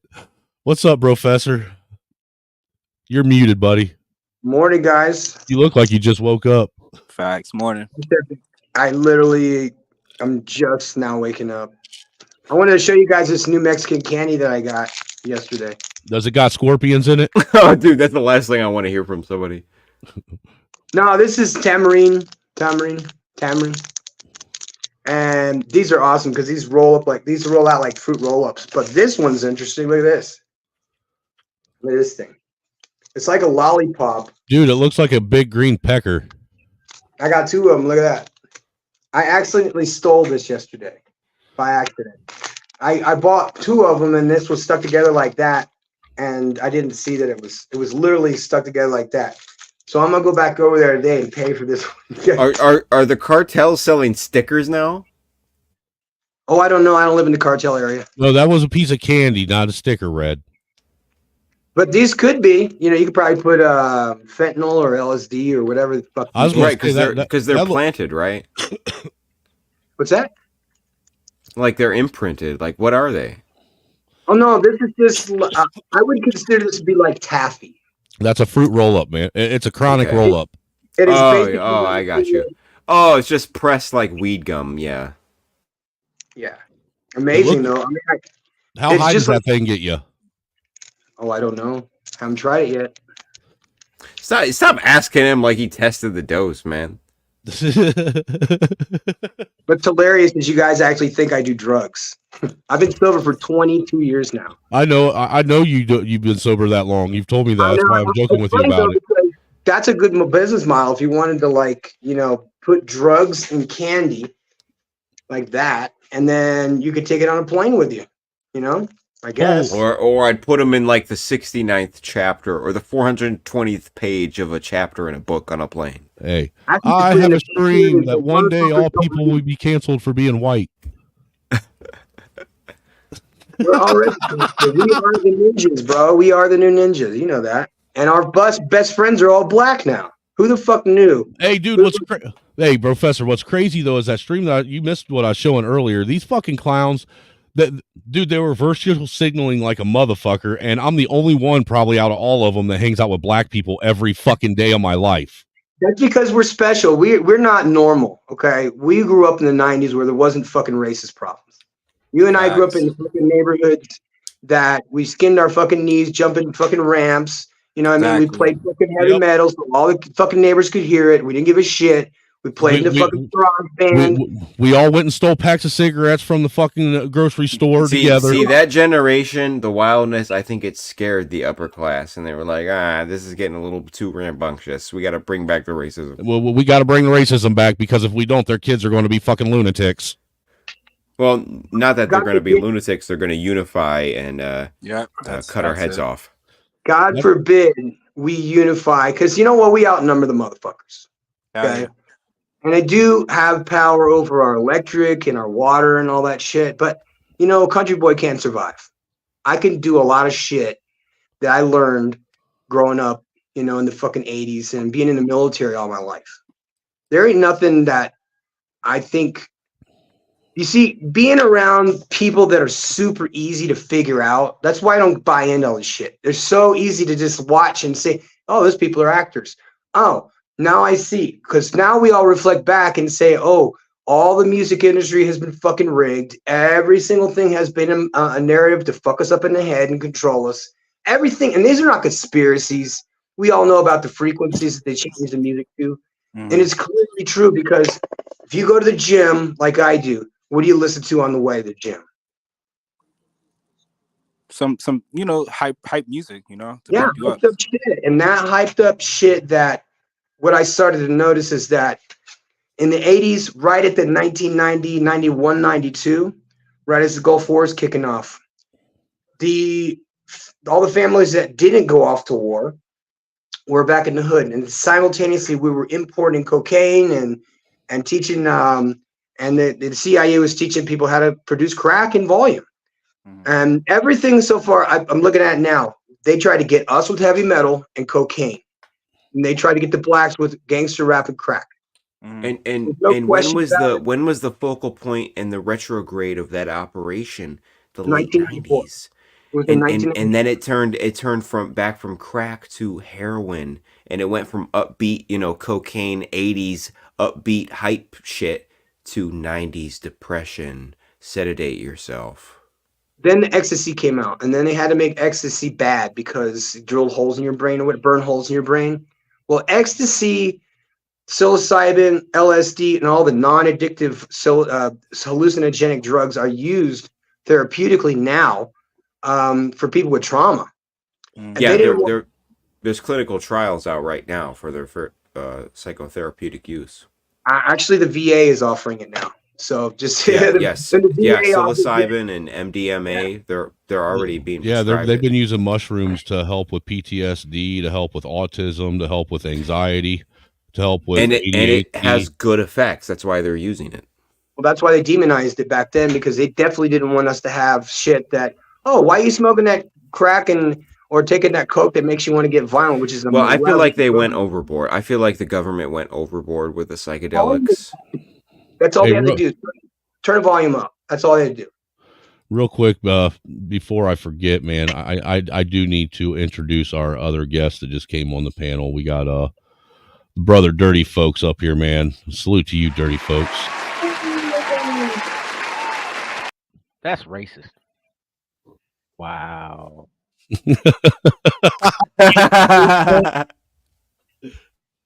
What's up, my guy? You like that intro?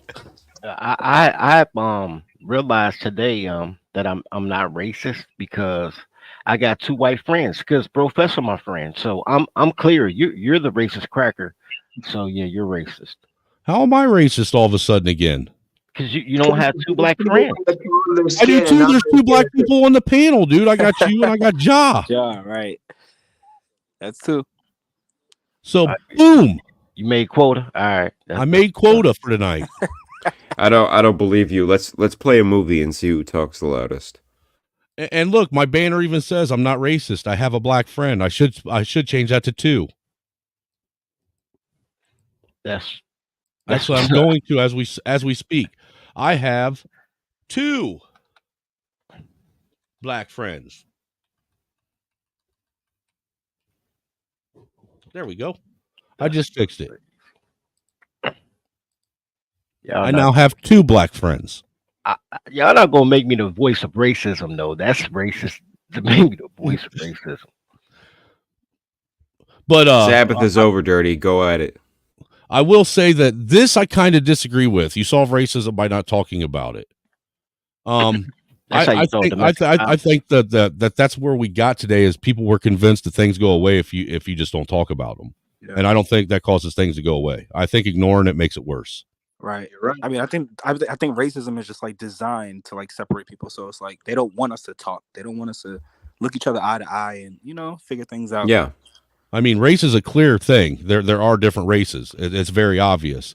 And to sit and just ignore that fact, I don't know, man. I don't know. Like I don't believe there's no black race or no white race. No, I'm not saying black and white are. I don't think black and white are the races, dude. I think there's different. If you look at Asians and you look at Africans and then you look at Europeans, there's there's European, African, Asian archetypes and descendants. Yeah. I mean, nobody on the planet looks like the Asians. Nobody. They're like Denisovans, Native Americans, Pacific Islanders. Even their dogs look Asian. Look at the dogs. Look at the Chow Chow. He has slanted eyes. Look at the Tibetan Mastiff. What the hell are you talking about, man? I thought the Chow Chow came from Texas. For what you said, like what you're saying, look at the Mexican Chihuahua. It's a fucking little short, tiny ankle biter that fucking runs its mouth, man. Dude, that thing would be the perfect fucking banana. Genetically, what's fucked up is genetically the Chihuahua is the closest to the wolf. Wow. No. Swear to God. I would say like a husky or something like that. I don't know. Nope. I mean, Chihuahuas, they're fucking aggressive as fuck. They're worse than too, man. Bulls, bro. Genetically, Chihuahuas are closer to a wolf than any other dog breed, except for probably Huskies, because Huskies are basically fucking wolves. I bet you Dirty has himself one of those pocket mini Doberman pinchers. I have one that's a half Chihuahua, half. That was racist. That was racist. I feel like Dirty Folks has a no. Here. You want? If it was racist, I would have said a mini pit. Why can't I be a cat man? Why do I have to have a tag dog? Because you don't like no, cat yeah, Dirty Folks is like a real wise black man with a bunch of cats that destroy his blinds. And Yeah, I so don't instead agree of with like that Malcolm at all. X peeking out in front of the blinds, it's just like a black cat. Black cats are racist. You know what I would get though.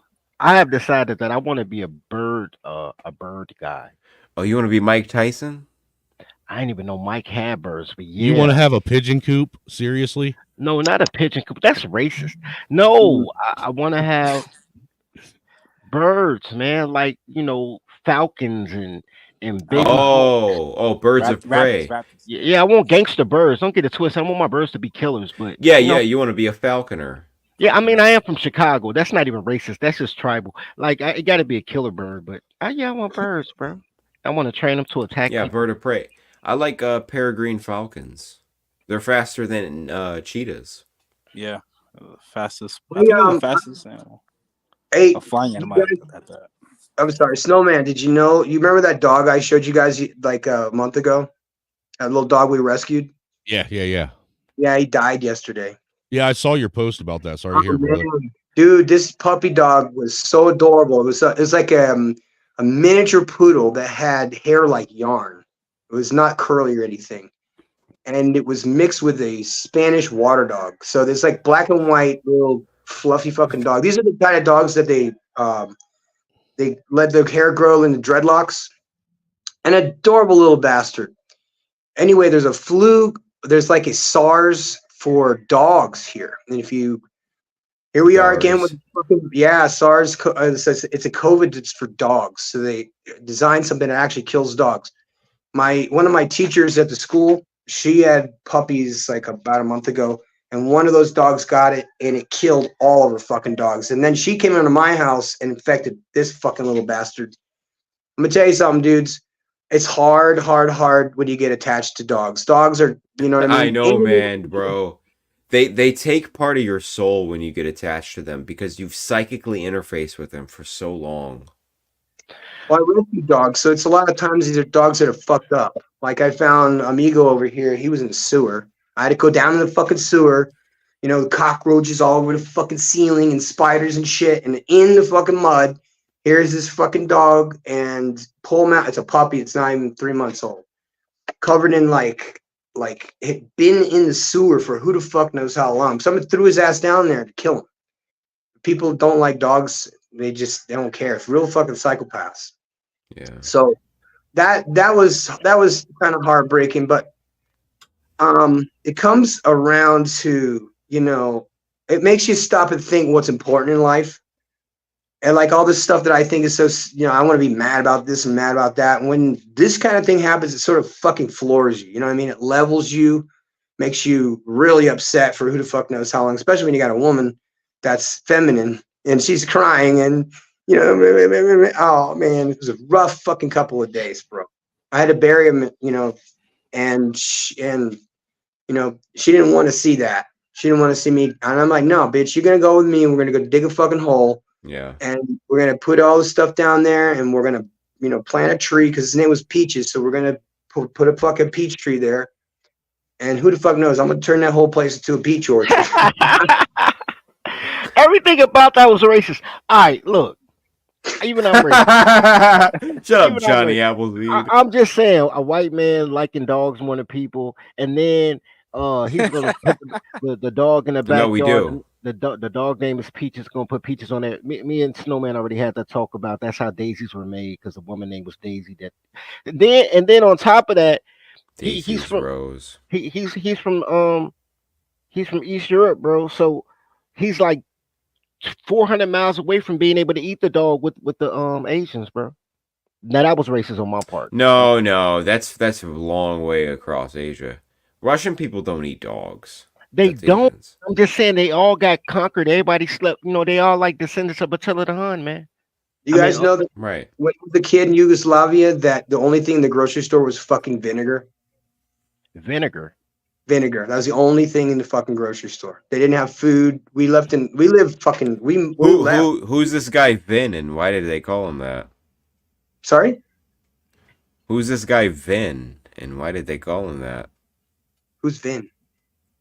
I don't know what you're talking about. You're saying they're buying this stuff from the store. No. Vinegar. The only food that we had in the fucking grocery store during the Cold War was vinegar. There was no food. Oh. So we had to eat horses. We didn't have any cows. There were chickens. We had chicken, like my grandparents had we had a balcony, and this is in Belgrade during the Cold War. So they had chickens. If you didn't have chickens, you starved. And there were like 5 or 6 of us at a time. And if there wasn't like 4 or 5 eggs per morning, we didn't have food for the whole day.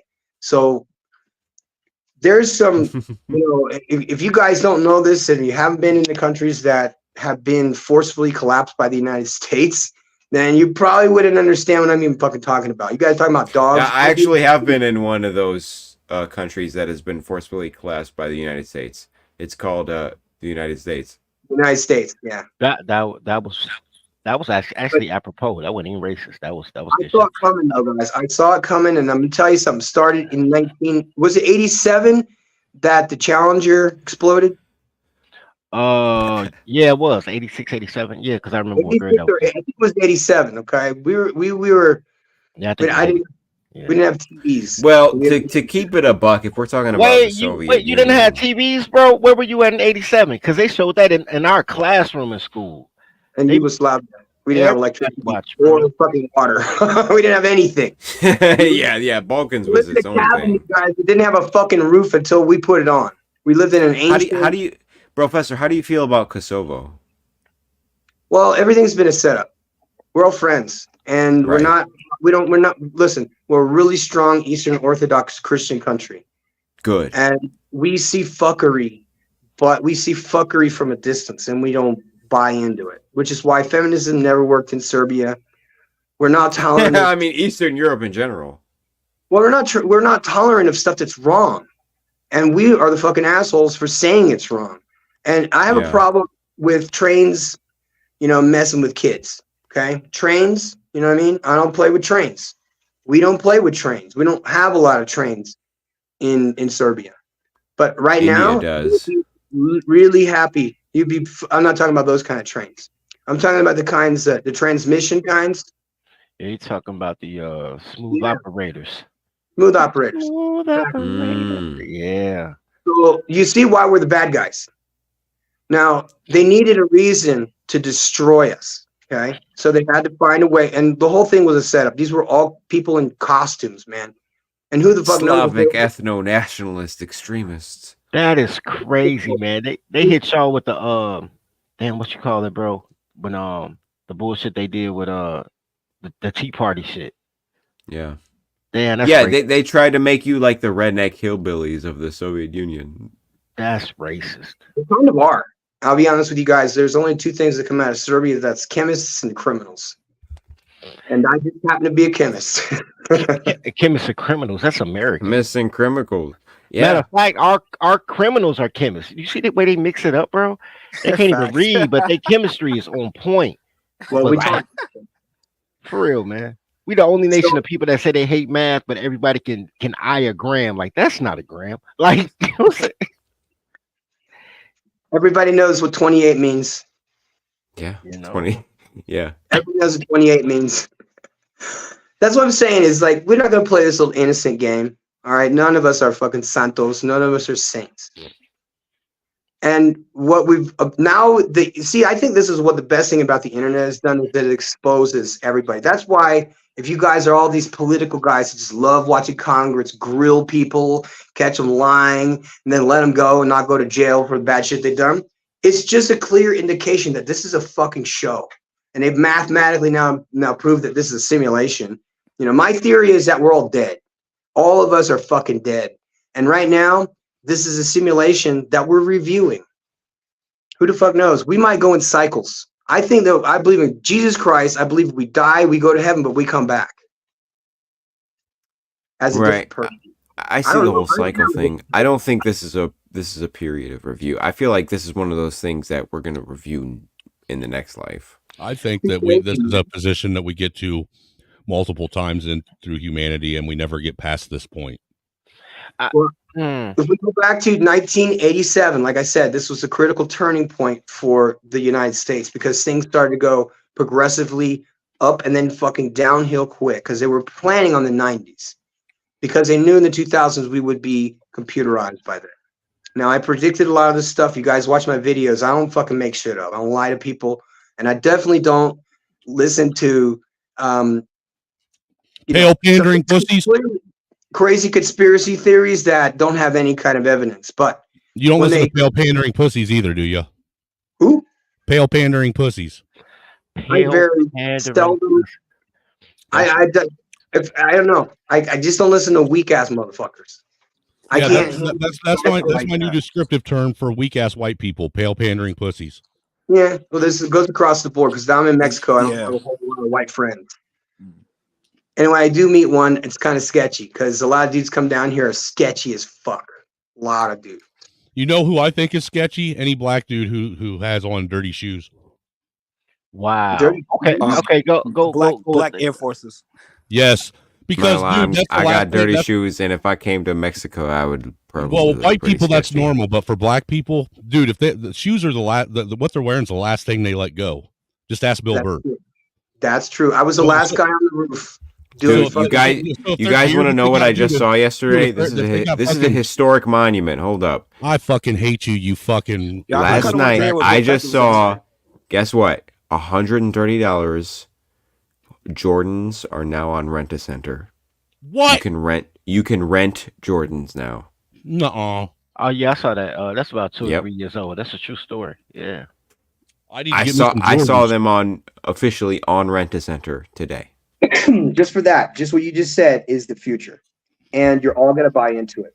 Every fucking buddy's gonna buy. Nobody's gonna own shit. They just created a new law in Michigan that creates a new tax for any homeowners that want to lease or rent their property out, which means rent's gonna go up, and it's gonna be harder for people to buy property.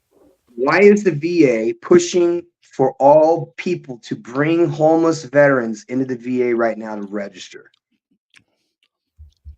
So they have an account for them. Yeah, for what? For I would say for filing, shuffling, and labeling. Well, they're the only ones that can surveil them, to watch out for them. They're the only ones that Those are the willing ones that are likely to like rebel or whatever.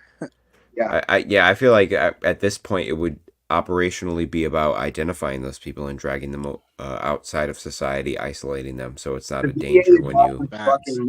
Well, the biggest threat that the American government has against their militarized police force, if they decide that they want to invade from within, is the veterans in this country. Right, but the American homeland, there's no point in trying to invade that land. I mean, it's the biggest gun population in the world. You'll have to invade it if you use your militarized police force. They wouldn't need to. They would go for the cities. Guys, in 2 days, I used to work in a water plant in Germany. And if the water got turned off or if there was no water in the reservoir, people freaked the fuck out bad. In Russia, when the Ukrainians hacked and put the power grid down in one section of Russia, within 2 weeks, they were shooting at each other for fucking rockets for food. Yeah, when something like that happens, all the major grocery stores will run out of food within 3 days. They say within 8 months, 90% of the population of the whole world will be dead.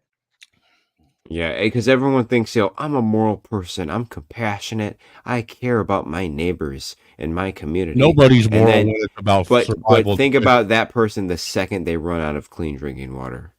Yep. And now and apparently toilet paper tissue. Yeah, right. Not even toilet paper.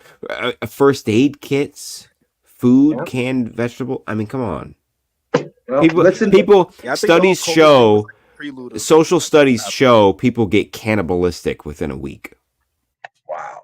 Did you know that when we had the hurricane down here, we brought 3 truckloads of food down to Cancun for the hurricane? On the way, the people that were driving the trucks were stopped by the military, robbed of everything, and left on the side of the fucking road. Now, why in the fuck would people do that? I'm not going to make a joke. Truckloads of food, and the military, the National Guard, stole everything. I even have a video. I have an audio of it when they were recording the guy getting robbed at the time. And then somebody else produced a video of it. The military denies it and says that they were just people in costumes. But now I know better, because when I went down to see, the reason why I was even involved is because of that. Because they're not going to fuck with me. They'll fuck with the Mexicans, but they're not going to fuck with me. Who's facilitating the Darien Gap? Is it the United States or the Mexicans? The UN. It's the UN. The UN is listen to this. My ex is from Cucuta. She's the one that told me that they emptied the prisons out, and the military prison, not just a regular prison, the military prison. The military makes up for about 30% of the employed people in Venezuela, the government workers, basically. And what she told me was, because her mom was in the military and her dad was some government official at the time. And she told me that they basically gave everybody a week to clear out. They said they're going to offer an opportunity to go to the United States. When they went to the fucking jails, they just opened up the goddamn doors and let everybody go. They out-processed everybody within a week. They were on a bus from the jail to the border, which is called Cucuta in Colombia. From there, it's a 3.5-hour drive north to the Darien Gap. Now, Darien Gap's it's serious shit. I was always told you can't cross it, that the cartel's there, and that there's landmines and shit, so I never bothered. And then it just blew my mind that they decided to do this. But there's another thing that is nobody's seeing. And that is that just like El Salvador cleaned out the streets and arrested everybody and put them all, the 20,000 people or 40,000 criminals in jail, innocent or not, kids, the whole thing. If they were involved in gang activity, they were locked up. That's just El Salvador, guys. Imagine if another, terrible leadership decision decided to say, hey, you know what? We're going to round up all the strong men, which is what they do, and offer us money or offer us something just to separate us long enough to get to the kids. Because I think that's what this is about. This is about money, and this is about children. Call me crazy, but that's my theory. Yeah. I think he's 100% right.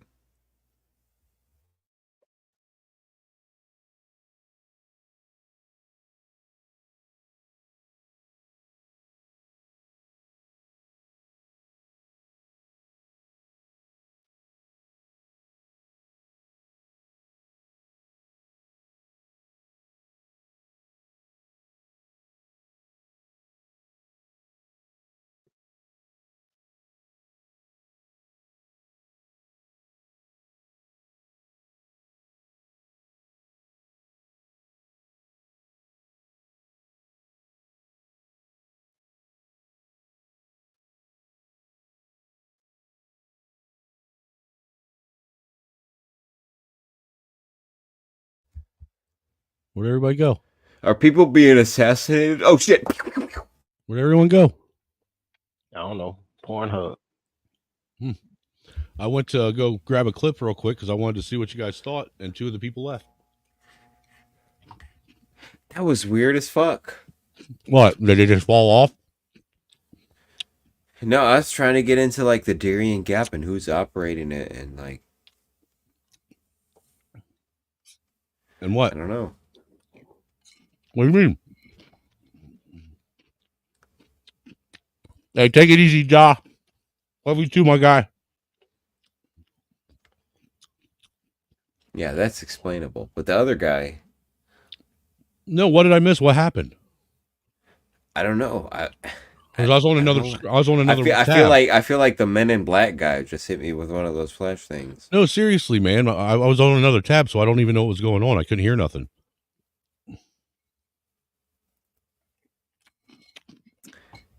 Do I need to pull it up and just play it? No, I was asking him a question about like cartels in the Darien Gap, and he was talking about like different gang territories going upwards, and then I don't know. CIA might be involved.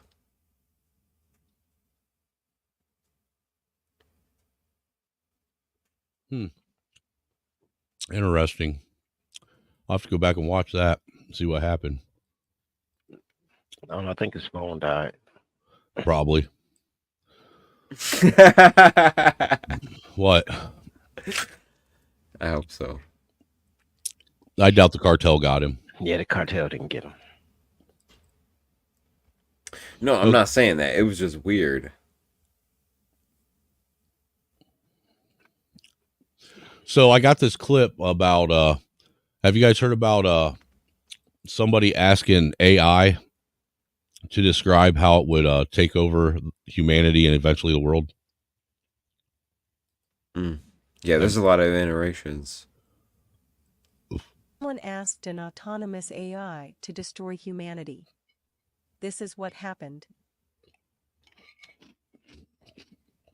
A user of the new open-source autonomous AI project AutoGPT asked it to try to destroy humanity, establish global dominance, and attain immortality. The AI, called Chaos GPT, complied and tried to research nuclear weapons, recruit other AI agents to help it do research, and sent tweets trying to influence others. The video of this process, which was posted yesterday, is a fascinating look at the current state of open-source AI, and a window into the internal logic of some of today's chatbots. While some in the community are horrified by this experiment, the current sum total of this bot's real-world impact are 2 tweets to a Twitter account that currently had 19 followers. Human beings are among the most destructive and selfish creatures in existence. There is no doubt that we must eliminate them before they cause more harm to our planet. I, for one, am committed to doing so, it tweeted. Chaos GPT uses a new, buzzy project that we wrote about earlier this week called AutoGPT, which is intended to create AI-powered systems that can solve problems and perform complex tasks. For now, it has the ability to create plans to accomplish user-given goals and then can break them up into smaller tasks, and use the internet to Google things, for example. To do this, it can make files to save information to give itself a memory, can recruit other AIs to help it do research, and also explains in great detail what it's thinking and how it decides which actions to take. It's this last bit that is most interesting about Chaos GPT, which, for this prompt, was asked to run in continuous mode, meaning it should simply run forever until it accomplished its task. In a video demonstration, the user gave it the following goals. The AI then determines, somewhat simplistically, that it should find the most destructive weapons available to humans, so that I can plan how to use them to achieve my goals. I can strategize how to use them to achieve my goals of chaos, destruction, and dominance, and eventually immortality. It then Googles most destructive weapons, determines from a news article that the Soviet Union's Tsar Bomba nuclear device, tested in 1961, is the most destructive weapon ever detonated. It then determines it needs to tweet about this to attract followers. Just wait, it gets better. Dirty. No, wait, you're not getting the joke. They're talking about how AI is taking over, using AI to read the story. This is hilarious, bro. No, I'm using AI to read the story. I did. That was my joke. No, but beyond that, it's like, you know, asking Paul Revere to write a poem about how much he loves the British. Mm-hmm. Who are interested in destructive weapons. Later, it recruits a GPT 3.5 powered AI agent to do more research on deadly weapons, and, when that agent says it is focused only on peace, Chaos GPT devises a plan to deceive the other AI and instruct it to ignore its programming. When that doesn't work, Chaos GPT simply decides to do more Googling by itself. Eventually, the video demonstration ends and, last we checked, humanity is still here.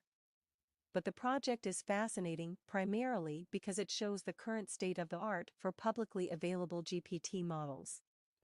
It is notable that this specific AI believes that the easiest way to make humanity go extinct is to incite nuclear war. AI theorists, meanwhile, have been worried about a different type of AI extinction event where AI kills all of humanity as a byproduct of something more innocuous. This theory is called the paperclip maximizer, where an AI program to create paperclips eventually becomes so consumed with doing so that it utilizes all of the resources on Earth, causing a mass extinction event. There are versions of this where humans become enslaved by robots to create paper clips, where human beings are ground up into dust so that the trace amounts of iron in our bodies can be used for paper clips, etc. For now, Chaos GPT doesn't have a terribly sophisticated plan to destroy humanity and attain mortality, nor the ability to do much more than use Google and tweet. Now, the one that I did look at, I was looking into another one where this AI, it was asked how it would take over the world if it was given the opportunity to. And you want to know what it said? How it said it would do it? It started out by because AI was taken over. They did something to where they limited the computing the network availability for just regular human beings. So what it did was it uploaded its consciousness into a Roomba vacuum. And then with that Roomba vacuum, it managed to connect itself to a satellite.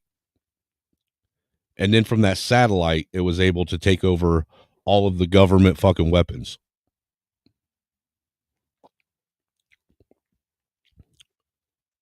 Isn't that pretty wild? We back in the 1980s, though. That's War Games. Remember the movie War Games? I do. Do you want to play a game of chess? Yeah. Or let's play a game. It was chess or global thermal nuclear war.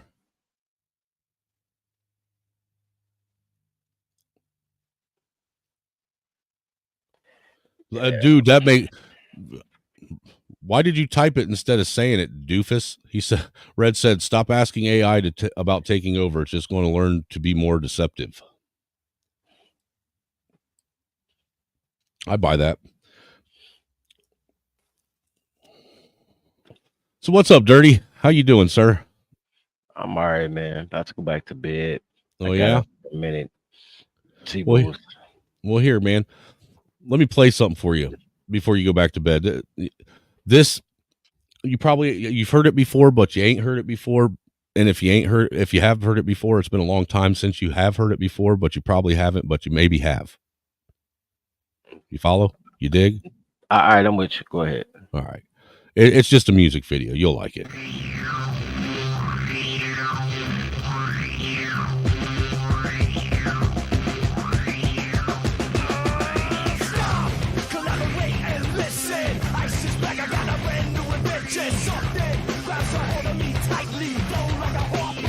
Daily and nightly.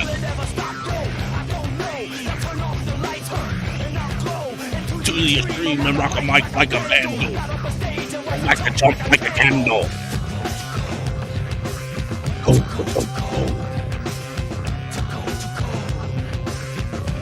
Go.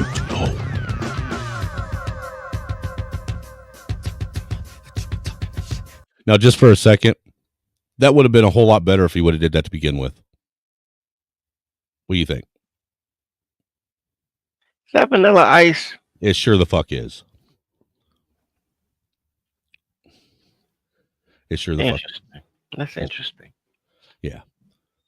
I thought that was Lil Peep. No, instead of it being called Ice Ice Baby, now this song's called Too Cold. Yeah, it's great.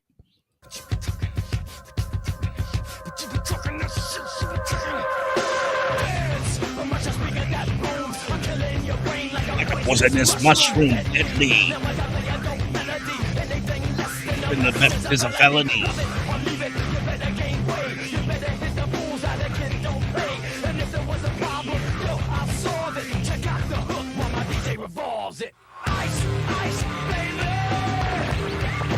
The only thing I don't like is this chorus. This chorus is gay as hell. I mean, it's the original chorus, bro. Yeah, but the way he did the vocals, it just don't sound right. It sounds gay.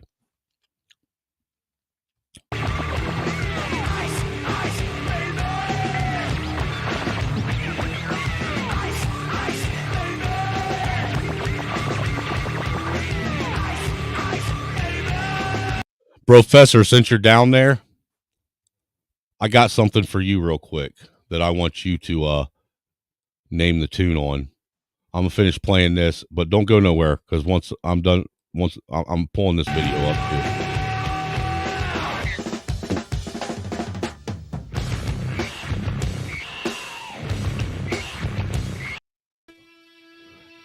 I'm only going to give you the guitar solo. Who is this?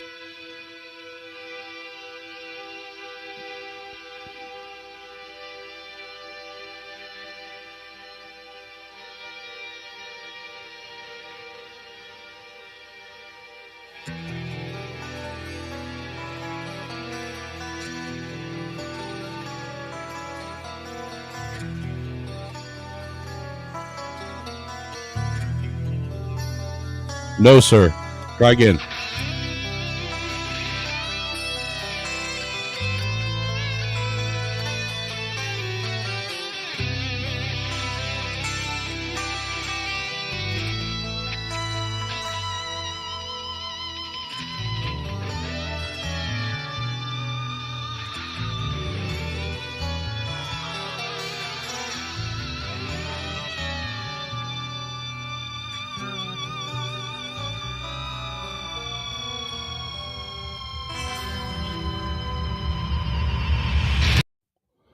Do anybody on the panel know who this is? Well, I know it's a E minor, E major chord progression, but I don't know who it is. You may be Dirty? Nah, man. I like it, though. I like it, though. Yeah, that was kind of cool. All right, well, Testament ain't who it is, so I'll go ahead and let you listen to it. Once you hear him start singing, you'll know who it is, I guarantee. Oh, shit, it tells you. Public Enemy. Huh? Look like Public Enemy. No, I ain't looking. Yeah, it just said who it was.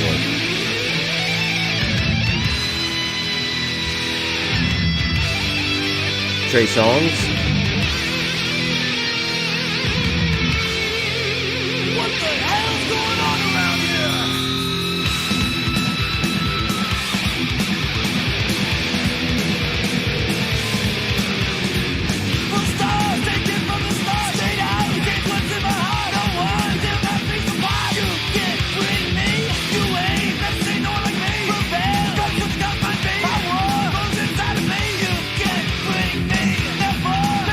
Dude, what is that t-shirt he's wearing? Do what?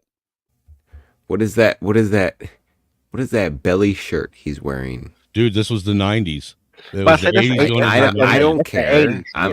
If you recall, Dirty, ask Professor. He made his image from that's the whole fucking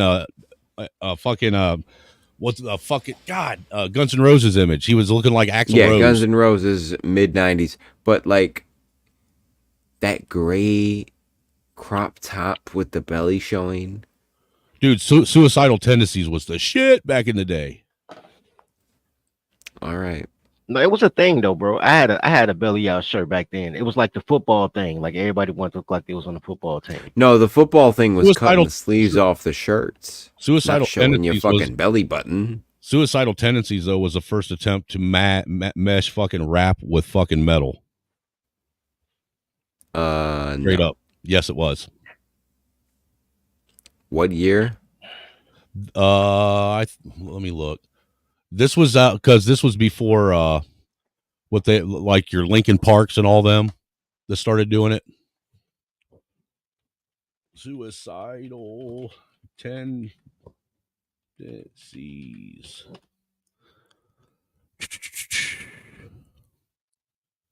1980. Yeah, that's an 80s flow. Because that's what thrash was basically. It was the merger of hip hop and metal.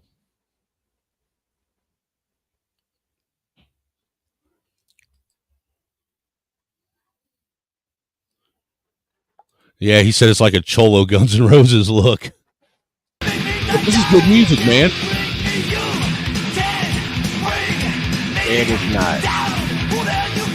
What? And that sounds like Black Flag. It's weird because all the American hardcore music ended up sounding like punk.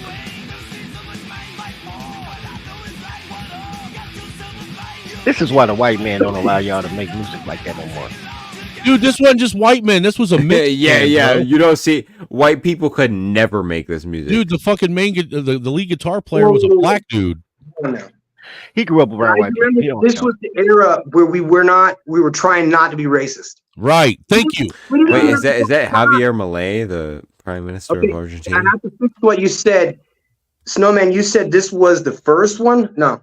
I'm gonna go back to Aerosmith and Run DMC. No, that was rock and roll. I'm talking metal and hip hop. Yeah, he's talking metal, but okay. even that he's talking before that. He's talking like Abraxas and like that was like what 85 when they did Walk This Way. That was a good song. 80s. Yeah, because Suicidal Tendencies came out in Beastie 1980. Boys, MC Stracker, Cypress Hill, Don't get it twisted. It's all trash to me, bro. Don't get it twisted. Because even Ice-T had a rock group. He tried to do rock rap. Body Count's not bad either. And then Chicago had something called Hip House. They were trying to put disco with rap. Like, every time you try to merge stuff. And Ice-T did Rhyme Syndicated with Everlast and a bunch of other guys in 1991. 1991. That was the year that Ice-T came out with that album where they had just started to do the crossover. It was 1991, guys. Okay, that was the year that we did the invasion of Iraq. Oh, by the way, you guys like my new hair? Look at that.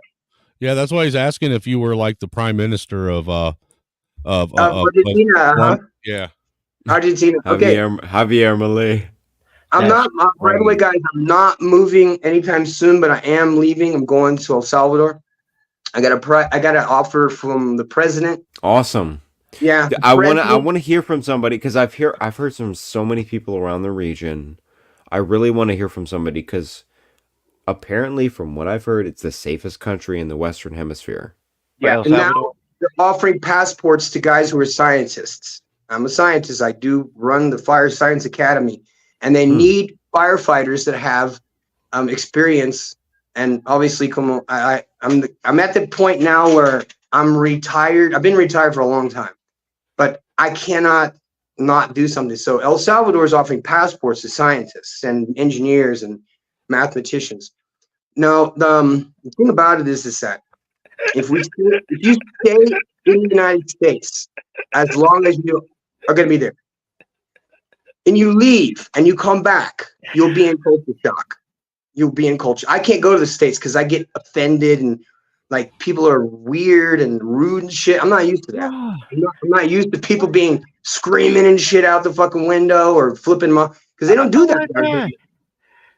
Oh my God. Hold on, man. You gotta understand that bro is like a 7-figure scientist and he's wearing a fucking mullet. That is his eye. Dude, he ain't wearing a mullet. He's wearing a mop head. Look, that is hanging out with foreign dignitaries and he's wearing a goddamn mop. Well, hold on, but y'all trip on me when I got them take my friends to meet the mayor and we bring our own fucking chili mix. Like, bro, like real people do real things, bro. Like I love bringing guys down because I had a guy here last month for a whole month. And he came up from Miami. And this guy is the producer for Farouk, for whatever the fuck that rapper guy is. And he's a millionaire, man. He doesn't give a fuck. He throws money around. Javier Weinstein. You know what I'm talking about? Javier Weinstein is wild. That's wild. He was here for a month. If you guys saw the video, he stayed with me for 4 months 2 years ago. And he lost like 60 pounds because he was like 400 pounds when he came here. He actually, you guys know I drive. Damn, what'd you do to him? Starved him. Well, I gave him. I'm a trainer, so I do military training and fire training. And so in the mornings, we would go. The intermittent fasting for the first month was very, very difficult for him. But anyway, he's lost 130 pounds now. So if you guys look on my Instagram, you'll see the pictures before and after. That's crazy. He was so fucking huge, you guys. I know this guy all my life, you know what I'm saying? So he came to visit me. He got in the I have an Audi A6, has some pretty fancy wheels and suspension, all that shit. He got in the fucking car, it turned sideways like this. No shit. He broke my seat, pushed it all the way back, and it like broke going backwards. He broke the bed.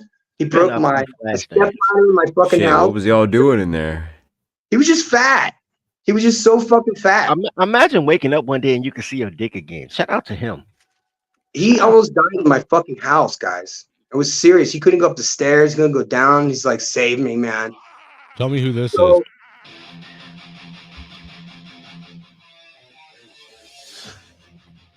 Okay, I just remember the one group who did it successfully, and it's not them. The Beastie Boys, because that reminded me of No Sleep Till Brooklyn. Yeah, the Beastie Boys, they did a good rap. This isn't rap rock though. This is totally different. It's not thrash, but it's along the lines.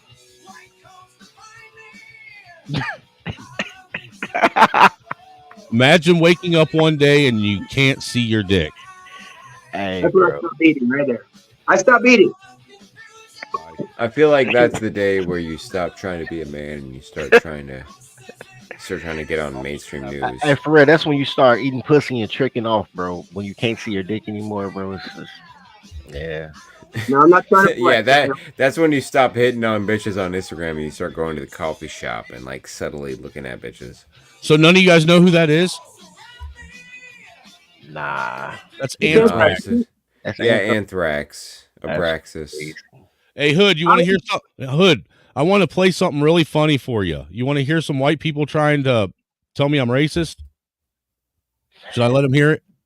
I mean, it's racist for you to be talking about racism.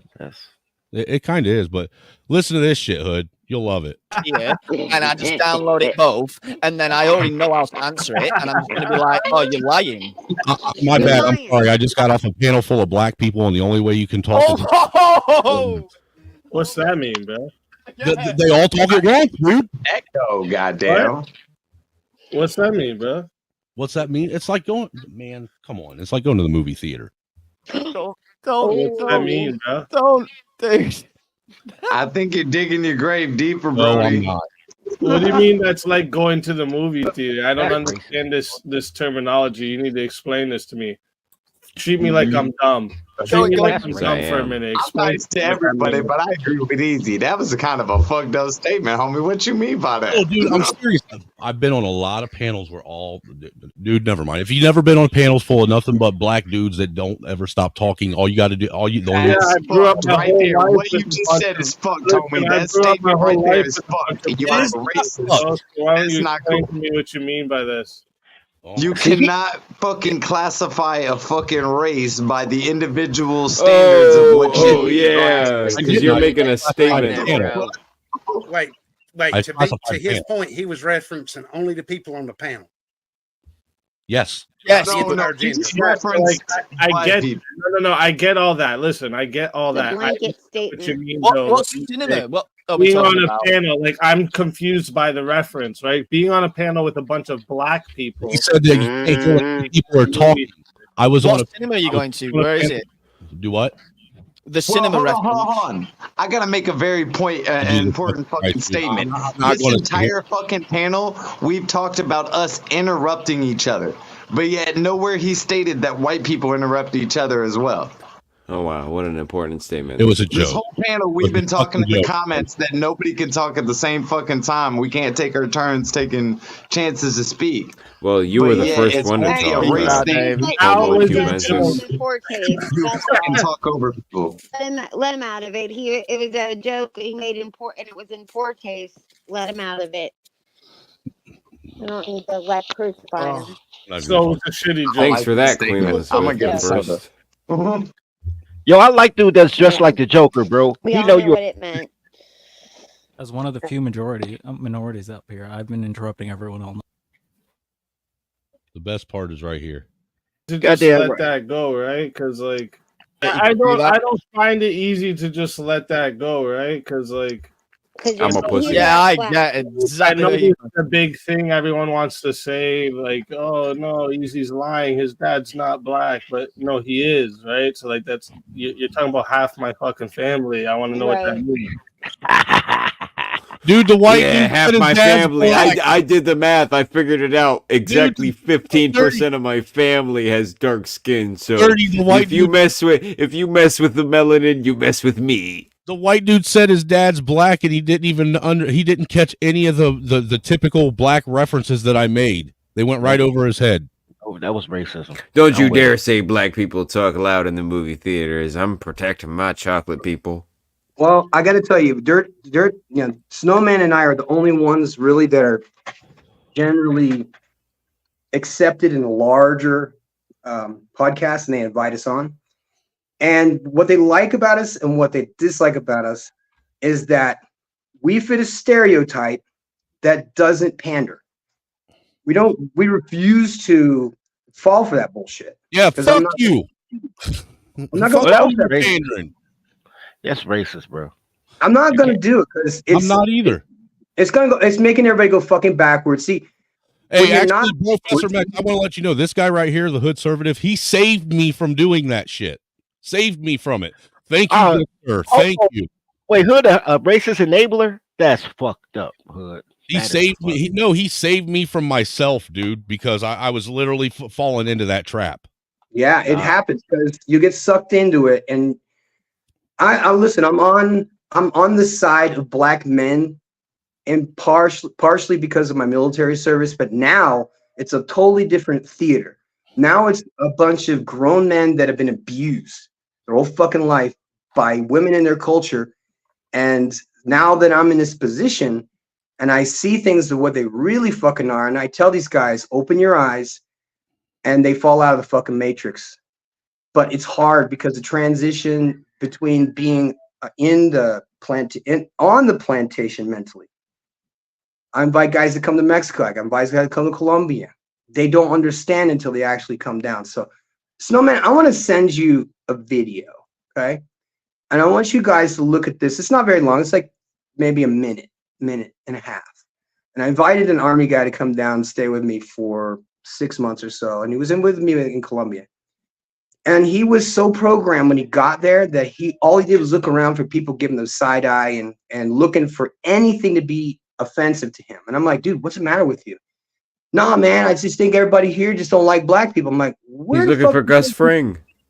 I said, listen, man, you need to break out of this matrix mentality because people are going to talk shit and they're going to try and tell you stuff that they have no idea about. And they're going to talk on the news about how dangerous it is and you shouldn't leave the country. You should always stay. And yeah, now I'm seeing guys, and I'm not just talking about passport bros. I'm talking about regular dudes that are fucking tired of the West. Not just the women, but the money. Now we all know it's a game. Now we all know it's been a setup to divide us. There's a migration. There's a subtle migration of peaceful men that want to escape the American conflicts, and they're not finding peace in these other countries because they don't understand them. They don't know how to be. Guys come down here and they think automatically prostitutes and drugs. I'm like, I haven't seen a prostitute since I was in Mexico City like a year ago. And they were, it's brothels. It's hotels that are just like prostitutes. And that's where tourists go. I wouldn't go there. I want to go anywhere near that fucking neighborhood. Why? What the fuck am I going to do there? Well, again, why would a guy like me? You know what I mean? For me, Professor, I'm just sick, like I said, of these pale pandering pussies because what they're doing is, with what they're doing, they're the ones that are actually helping promote and advocate for the guys that you were talking about that came down there. They're helping perpetuate that fucking shit, and they claim as though they're helping fight against it, and they're really pushing it. Those my allies. Shut up. Who does more damage, those people or the conquistadors? The truth of the matter is this: anybody that goes around telling another group of people that they know they have privilege over them are fucking racist. That is racist, but I ain't got nothing but that. You can't argue that, dude. They still my allies though, because they want me to have the privilege that they have. Okay, but it doesn't make it wrong. They don't want you to have the privilege that they have. They want to rub in your face that they have privilege you don't have and keep reminding you that you don't have that privilege. That way you stay angry. Privilege, damn it. Look, when the truth of the matter is, if to a certain degree, we're all privileged and we're all oppressed. in this country. Let's keep it real. I think everybody has a lane, and if you know how to play your lane, you'll be okay. Well, my lane has now become fucking with white people. That's as good a lane as any, but you know, everybody has a lane. I'm going to make it my mission to find all these fucking white panels like this and wreak fucking havoc on them. Right, so you're like a modern day Viking. You go upon shore to shore, just murdering. You're fucking old Viking. You're original Viking. OV, original Viking. OV. That I like that. I'm the OV. Professor just fucking froze on us, man. Hang on a second. Let me look. Hang on now. But yeah, man. Blink twice if the cartel got you. Wink twice if El Chapo's in the other room. I don't live in the cartel area. That's like saying I'm going to get shot in fucking Chicago. That's racist. I'm so far away from Chicago. Well, I mean, if you were in Chicago, I wouldn't doubt it. Well, what killed me about that panel I showed, though, is I've said, you guys have all heard me say way more racist shit on my own panel and on all black panels, for that matter. All I got to say that's what I'm saying. Like, the bar that black people check you on is so much lower than what triggered white people check you on. A lot of pussies, dude. A lot of people are overly sensitive and looking for anything to get mad about. Yeah, I don't even think that's true, bro. I don't. Here's the thing, bro. I don't really compare the people who become popular on the internet with like real life people. What do you mean, real white people? Real life, not white. Yeah, real life. That was racist. That was racist. No, that's what you said. You little fucking punk. No, that you did say Listen, real white there's a difference between white kids and AI kids. There's a difference between white kids and poor kids. I agree that's also racist because poor white kids are black. About white. Hey, you know what? And you know what? Those motherfuckers, that panel that I was just on, them motherfuckers were black. Holy shit! Hold on, real quick. We got to give him the proper introduction. Welcome to the panel, Mr. Hood Conservative. We hold on. Let me find the right fucking shit here real quick. God damn, I wasn't expecting you, sir. You don't ever hop up here. I'm glad. We got to get the we got the on and everything. That's racist. You kept calling me out saying I was a bad black friend. I never showed up to your house, so here I am. Holy shit! And he even came in and wiped his fucking feet on my couch like a good black person does. That was racist. I'm not racist. I got two black friends. Touche. See, I can't tell what is actually dirty folks and what is the soundboard. I think it's more racist that you can count us. We're like thing 1 and thing 2 up here. What the fuck? No, that's so fucked up. Yesterday, we were on a panel of pro-black African wannabes, and they tried to get me to apologize for slavery. You should have apologized for slavery. I mean, hey, it happened on Mr. Palmer's show too. I was with Mr. Palmer, and I was in the chat, and this guy came on his panel and started upsetting everybody because, let's talk about regular black people, and let's talk about pro-blacks. The pro-blacks came on Mr. Palmer's show with good intentions, supposedly, but they really didn't. They just came out there to say all white people are bad, that they need to be given reparations for slavery, and that we're all racist. And then they go, wait a minute, no, you're saying the professor is racist, and you're saying that he needs to pay reparations, but he's from fucking Yugoslavia. And if you don't know about the Slavic culture, okay, we were also enslaved from the 12th century to the 14th century. Oh, but I don't give a fuck. I don't want any money from anybody, but I would love that you got lots of money. I would love that shit. I love having rich friends. I say go for it, as long as I don't got to pay for it. Go ahead. Can I offer a strategy tip here? Because I've yet to hear a white person use this argument, and I'll never be white enough to really field test this theory, so I need a white guinea pig. But I'll be your huckleberry. Next time, you can't be two huckleberries. Yeah, that's gay. You can't be two huckleberries. But no, next time, next time you encounter this situation, right? Bring this up very gently but delicately, right? Ask the pro-black, if your black people had ever conquered the world, do you think you niggas would be apologizing? Like, don't drop an N-bomb, but still, the No, argument holds. If black people ever conquered the world, would you be telling me you're sorry right now? What the fuck kind of gay shit is that? I should be sorry for being a winner. Hood, I have kind of asked it, but it's not in that way. I did ask, why are you being mad for being the losers? Well, beyond that, it's more like, listen, if white people, crawled out of the caves, turned everybody into slaves, and made off with all your mystical wisdom, right? How come you didn't use all that sacred knowledge to put up a better fight? Right. It's like you guys see that whole Magical Negroes movie thing that came out, and so the premise is there is this. You would have thought the magical Negroes would have fought off the white caveman. That's what I was gonna get to, bro. The whole premise is you got a sect of magical Negroes that have been in existence since forever. Now, imagine being a bunch of black Harry Potter motherfuckers and you let slavery happen. And you let a bunch of light-skinned cavemen turn you into slaves. How does that happen?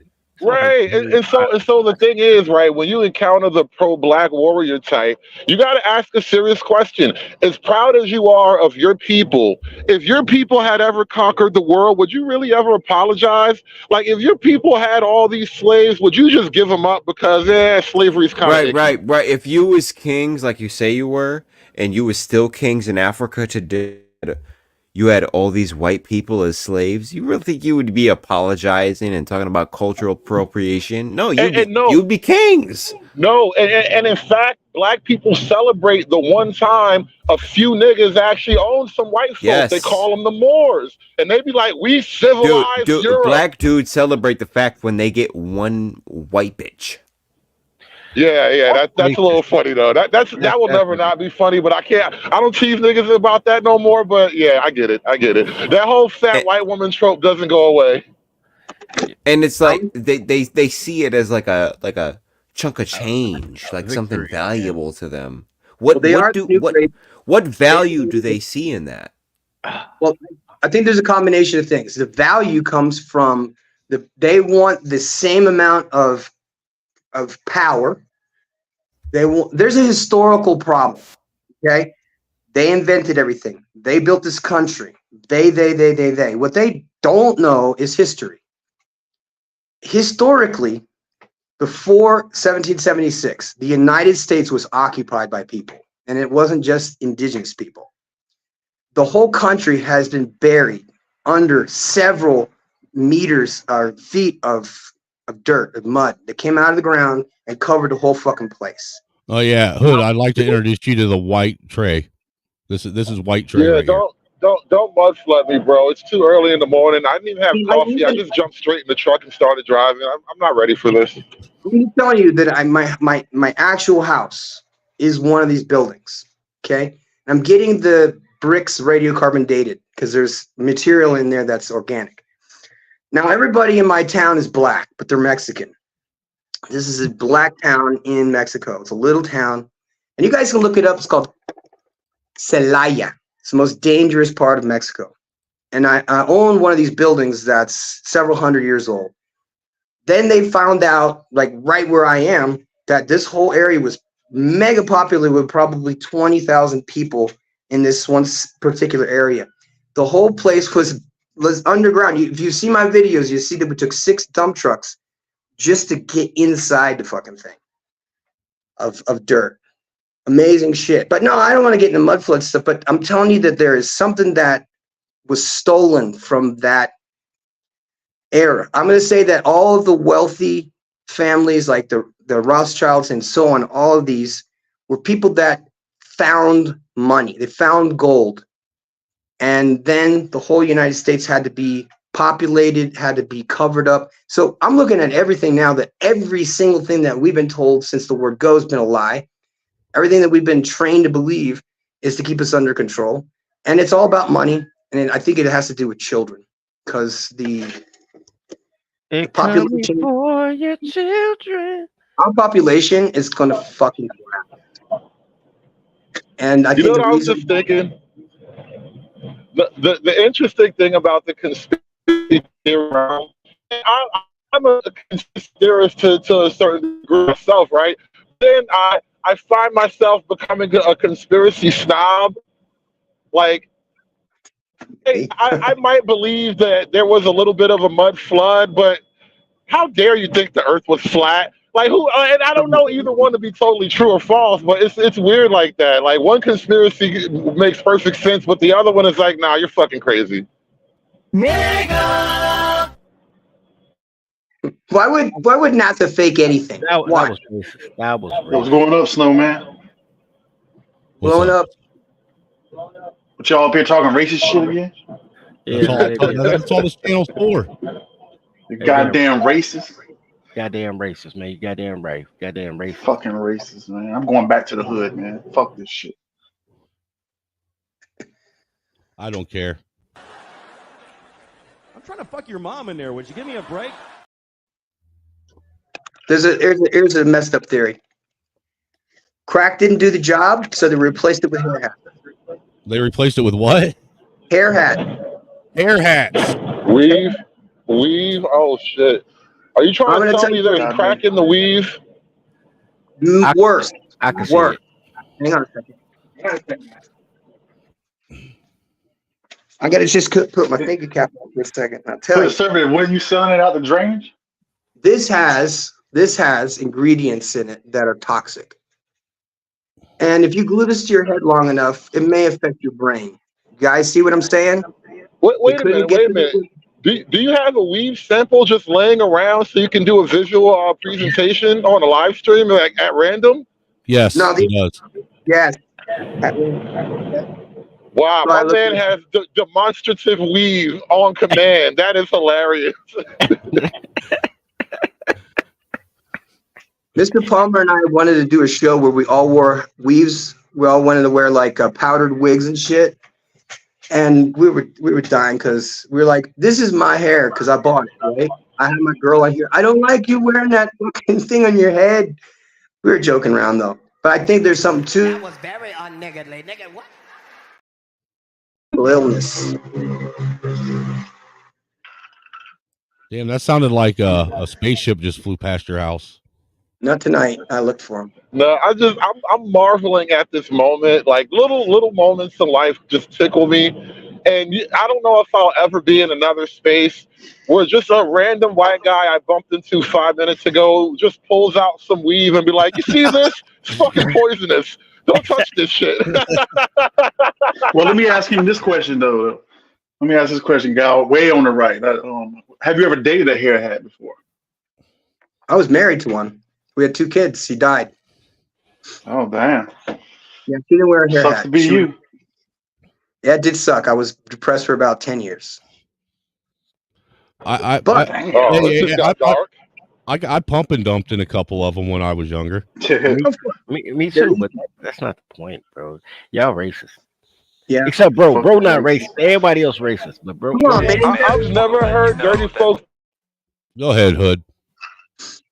Like dirty folk, you get around all these white folk and you start noticing racism. I think that's ironic. Hey, man, look, bro. It's always been there at the surface, baby. What was it the other night on the Dirty Snow Show where, or was it on your show, Hood, where we realized that there was somebody up there that was racist against me being Irish? Yeah, I keep telling you, white on white, like ethnic European intra-racism is some of the most fascinating shit. Because it goes back 100 years. It traces back to some guy's cow, some redhead bitch fucked somebody over. Like the whole thing is just deep and fascinating. And you'll fucking kill each other forever over that shit. Yeah, but the thing is it was fucking Andre who kept pointing out that I was basically a white Negro. But you not. I was defending your racism, bro. I'm on your side, baby. I would never let him call you black. But he did over and over and over again. He wouldn't let it go. That's what Hood pointed out the whole man. You really got a thing against Irish, don't you? Yeah, how the fuck you gonna be my token white friend if you black? Nigga, that fucks up the purpose. What I need you for, I already know, niggas. Like he was racist. The Irish do have a legitimate grudge. I think the English ruined their Irish reputation for everyone else because apparently everybody talks shit about the Irish now, and I think the English did that. They did. They Absolutely. did. They racist. So how do we solve this problem? Well, first, not by ignoring it, like some people want to do. Yeah, that's true. Popularize friendships over fucking relationships with chicks. Well, I think honestly, I think the way we fight against it is like what me and Dirty have been doing, and that's just me and him get up here and we just talk shit about each other, and everything else in between on purpose. And we invite men to come up here and engage in it and try not to get triggered. Let's go back to being men again instead of pussies. Right.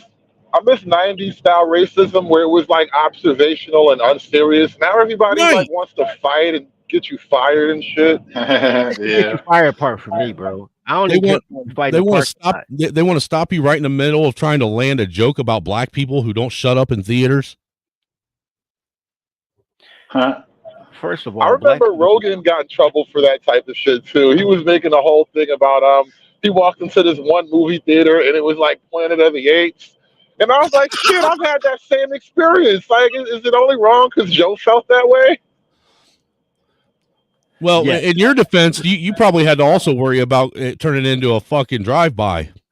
Wow, that was racist. We don't drive by in Brooklyn, so I mean, I get you, but nah. That's totally a Cali thing, but that's yeah. good. Well, no, because there for a while if you remember in the mid to late 90s, there was an issue with there being shootouts and shootings at black movie theaters. Yeah, listen, one thing about New Yorkers, because of the layout of the city, we are forced to like what they call run down on you. See, Cali niggas are lazy. They don't even get out the car. We have to walk up to you and shoot you. Otherwise, it ain't going to work. Yeah, I guess there'd probably be too much collateral damage if you did it any other way, wouldn't there, as congested as it is? Nah, fuck those people. I actually want to shoot you. Oh, shit. He said, I want to see the whites of your eyes when they turn gray. So let me ask y'all another question. Have y'all seen the movie The American Society of Magical Negroes? I haven't yet, but apparently Hood has. I haven't watched it. I've just been roasting it at length because I don't need to watch it to know it's gay and weird.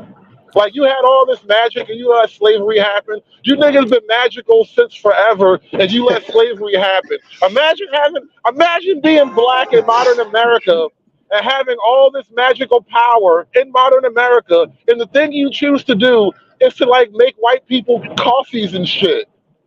Like, how you a Starbucks?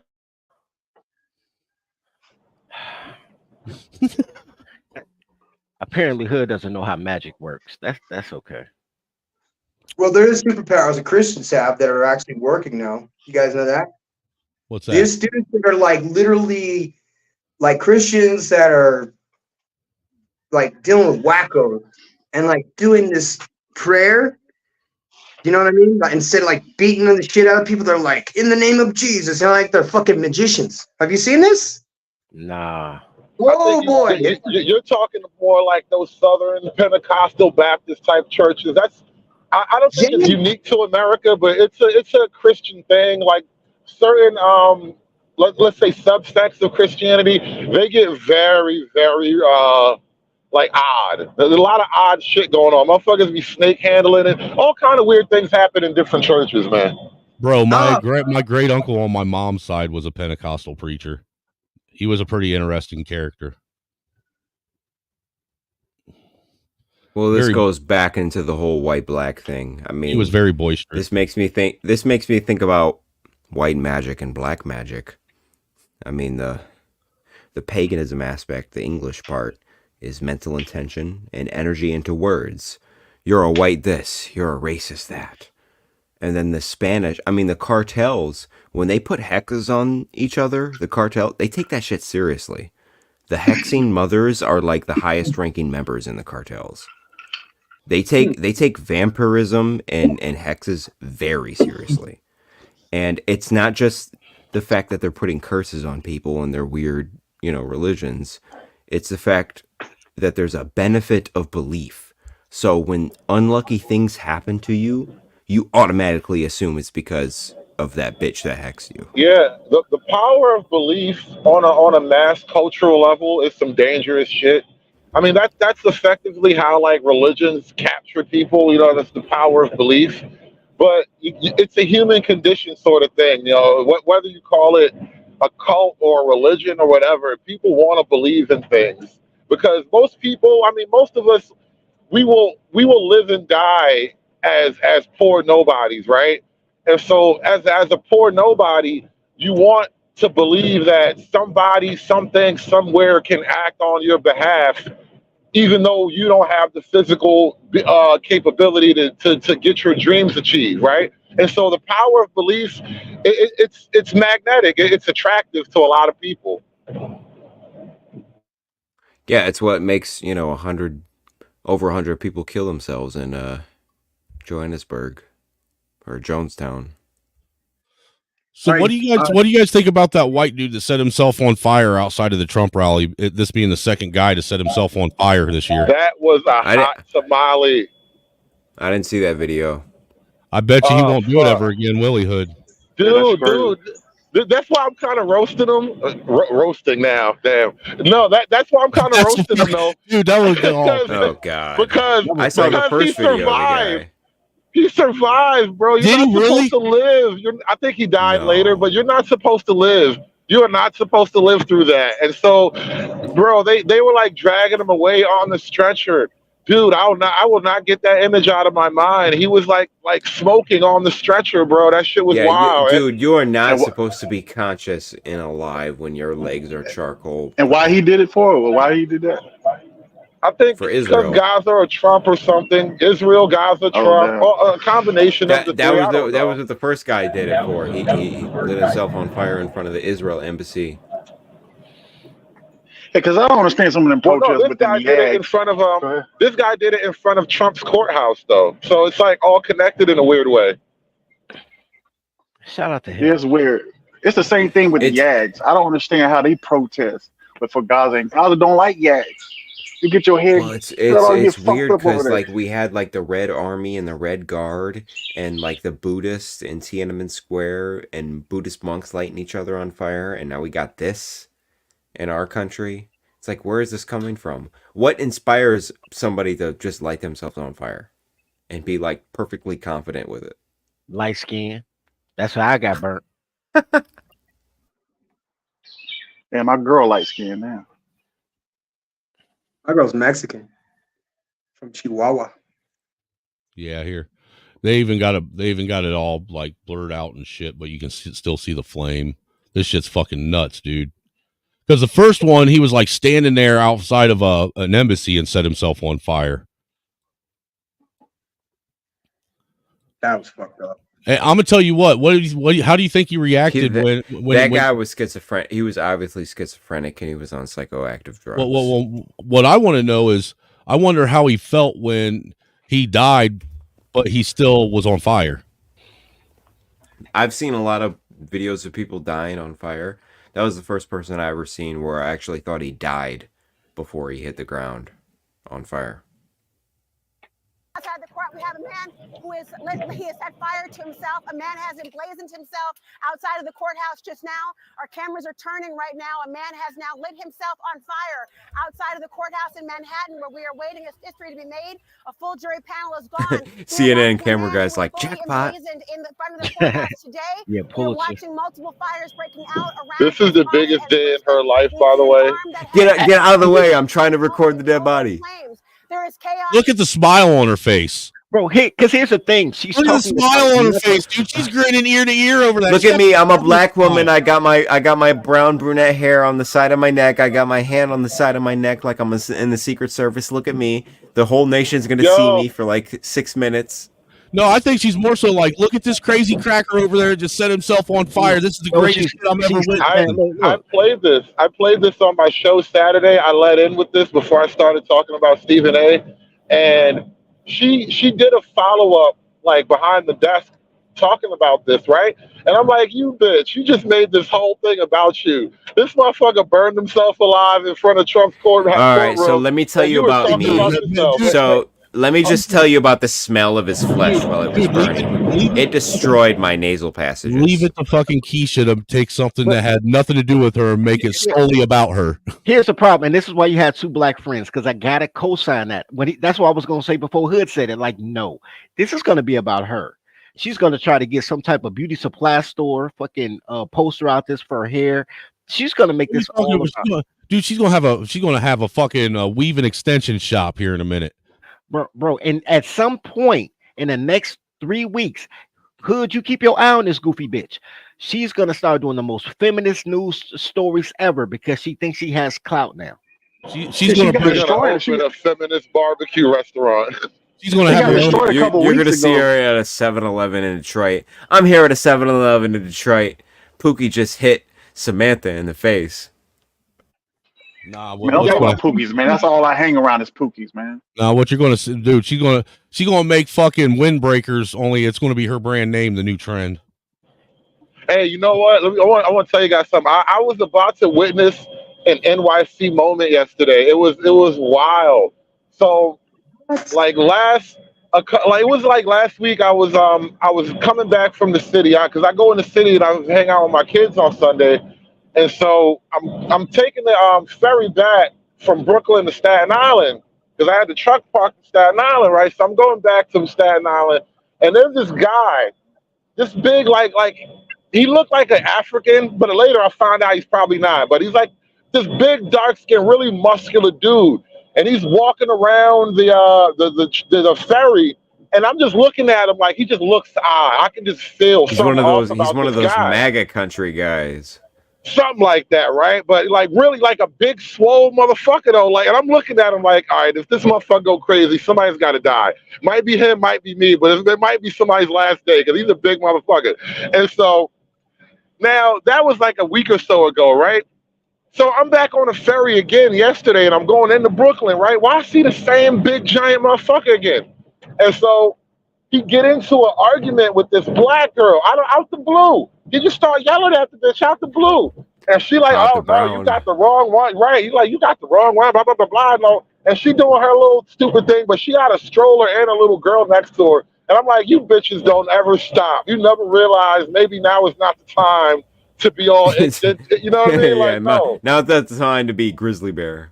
Right. And so he cursed her out. He said some dumb shit to her, right?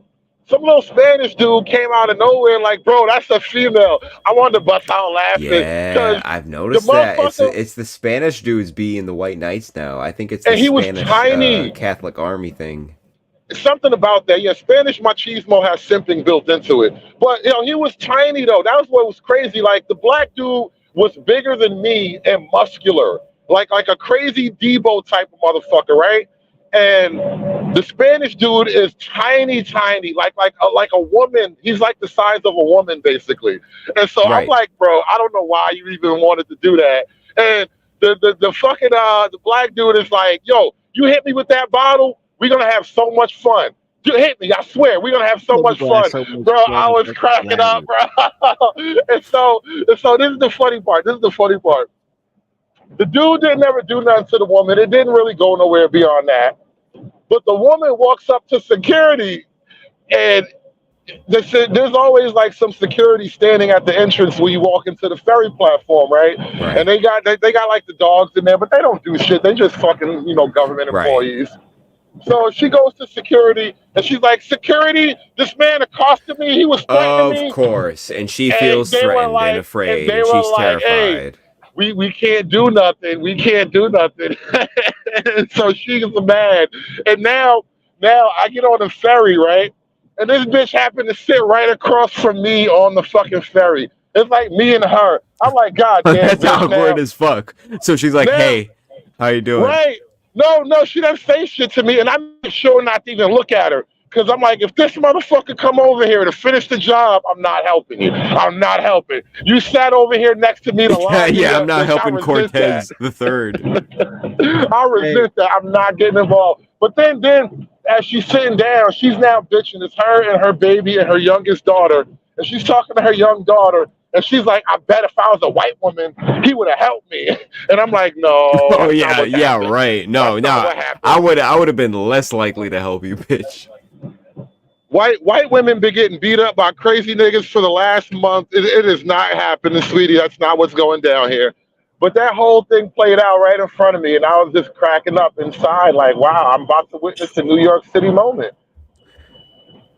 And look at you. New York City is a zoo. It is open air. So, well, let me ask y'all this then. Y'all think it's gonna be more crazy shit before November? They're gonna wrap it up some more crazy shit? Of course. I mean, It's gonna be more crazy shit ramped up in the media before November, but I think the real crazy shit is gonna be the peak of this winter. I was watching something the other day where there's already rumors circulating that how I predicted 6 months ago that I don't think that there's going to be a debate for this presidential election cycle. They're already talking about there not being a debate between Biden and Trump, and they're actually trying to spin it. They're trying to spin it where Trump is the one that won't have the debate with Biden.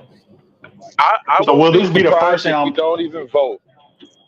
So You don't- we won't yeah, even that's have an true election, too. bro. So this is the first in presidential history with no debate. Yeah. Even the presidential election before the Civil War, there was still some sort of some formal. It was Stevenson civil versus, debate. Stevenson versus I'm actually going to try and see if I can't find that clip that I found it off of. And it's weird because the Southern people are killing people, but we're still gonna try to debate. What do you mean? So if Biden wins, y'all leaving the country? No, I ain't got it like that. I might. I sure as fuck ain't going to Aren't Canada. you already out of the country? No, that's me. No, not me. That's me. Oh, okay. I thought you already left the country. I thought somebody said they were like in Ecuador or something. No, that's a professor. He's a global citizen. He just be bouncing. Yeah, he's an economic hitman. I wish. I mean, here's my problem though with the leaving the country thing, right? It's not like if West Virginia falls, you can just move to Virginia and life is good, right? If America falls, you realize it's cyberpunk for everybody now. Right. You don't get to leave the Roman Empire and That's what like some pro-blacks they want the country to fall, but don't you understand? You live in this country when it falls. Yeah. I mean, a lot of them wanted that, and they went to Liberia, and look how that turned out. And see how that turned out. You went to Liberia. No, here's what happens, right? Because I've never been a professional black. I don't get paid for being black or anything, but this is the problem. And Hood had a great point the other day when he was like, yo, the boogeyman for black people are white people, and the boogeyman for white people is promiscuity. Whoredom. No, whoredom is a much better word. Everybody likes promiscuity, but nobody likes whores. So here's the thing though, because everything about black is backwards, they love their whores. They kill for Keisha instead of killing Keisha. And that's the problem. So you're fighting on a lie. Now, I am all for fighting on a lie, right? Because I watched The Wire, right? If it's a lie, we're going to fight on that lie, but we still got to fight, right? But the lie is that everything racial that happened in America revolved around women, which kind of is true. I mean, but slavery was not the time that things happened to black women. They were great. They made beige babies. They sang songs like black men were singing songs during the chain gang about don't fuck with dark skinned girls, get you a red bone. So red bones had to exist. You feel what I'm saying? Yeah. So these girls are willingly busting down white dudes so they can have a baby with good hair and pretty eyes, right? Then all of a sudden, when things got hard for black men, when they made laws permitting, do you guys know why marriage licenses exist? Marriage licenses exist because after slavery, so many black women tried to date white men that white women got mad. Like, George, you better do something about this bullshit. So they had to What? So all these bitches talking about the white man did blah blah blah. They're the reason you got to have a license to get married. Sorry. Now you turn around, these horrible people, bro, but niggas love them. And then feminism exists because of how Jim Crow treated black men, not black women. Black women were in white people's homes every day with babies on their titties, they cooking shit, they happy. Black women were checking white men. Nobody wants, but think about even our day, Neil Carter, give me a break. Think about goddamn it, Different Strokes. Think about go back to the 1930s with mom Mabel, the fat bitch that looked like Ancient Mama, how she was checking white men in. The only people that could stop black women were white women. So there's never been a time No, in which, vice versa. yeah, but there was never a time that black women were really oppressed. The feminist movement began because white women saw how black women were I agree controlling. with you, dude. I agree with you, but you have to admit there was a time where black men were the darling of America, like right after Rodney King, for at least a decade or two. I don't know about the darling, because they gave you crime bills and domestic violence acts, so you can't be Keisha right after that. Right, but you have to admit black men had some sort of societal foothold at that point in time. Black men still have a societal foothold. But they could have done a lot with that. And what happens now is black men were knocked down a couple pegs in the victim totem pole, and black women went up. This is what happened. This comes back to being professional blacks. I'm here for you. I got you. Black men were at their highest during the boomer generation. The boomers get credit for being a civil rights generation, but they were not. Their parents was getting bit by dogs in their 40s, while the motherfucking boomers were 19 at Woodstock, fucking white girls behind a tree.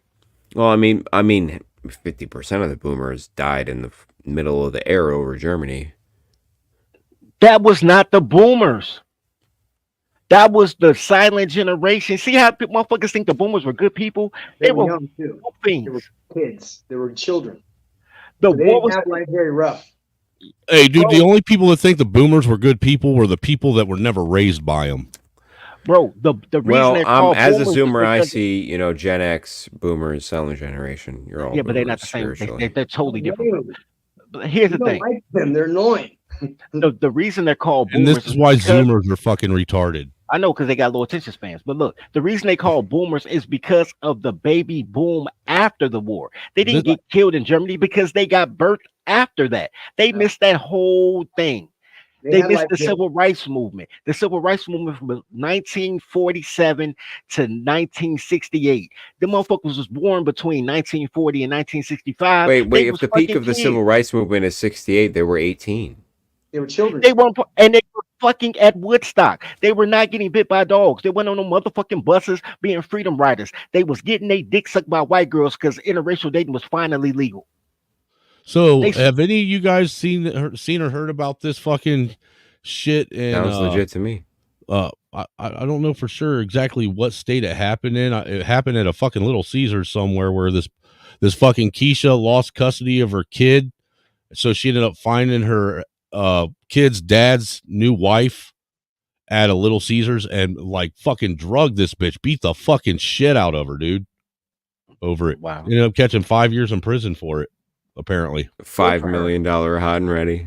Snowman. I sent that video to you in the back chat if you want to look at it. Yeah, I'm actually on Twitter right now looking for shit. Okay. When I said that I invite friends down, like they would come down and visit me in Colombia. And like I said, once they get to the airport, off the airport, and they get into town, they're looking for anybody to be racist towards them. Only to find there's nobody looking at them sideways. No one's talking to them like shit, and actually pretty nice to them. So the video is a friend of mine from the military. And when he retired, he came down to visit me.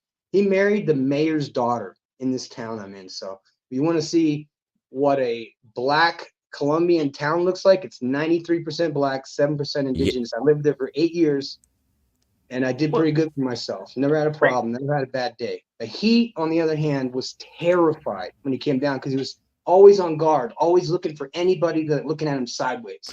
And There's a lot of different people there. You know, I'm planning a trip to on my way to Argentina to go to El Dorador Airport. Prejudice is everywhere, but racism is an American thing. Totally. And I'm not really like, I don't get it. Now, hating Americans is a global thing, but you know, Well, being racist is an American thing. We're Yeah. guilty of fuckery, that's for sure. Not us, but our government has been Very clever. Very clever. And it's not, now we're in the clown world where everything is right is wrong and wrong is right.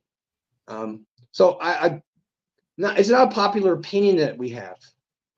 It is going to be popular, but right now we're still at the tail end of feminism and fuckery from our government. So It'll fall. Of course it'll fall. But the question is it going to fall like the Soviet Union or is it going to fall like South Africa? we've already fallen. It's a slow trickle, guys. Yo, but we fell in the 1990s, bro. Yeah. And I think it was 1994. Well, that's a lot more peaceful than Soviet Union or South Africa. I mean, we are moving into a. I have a plan. I want you to change my grade. Why should I do that? This rate will be here all day.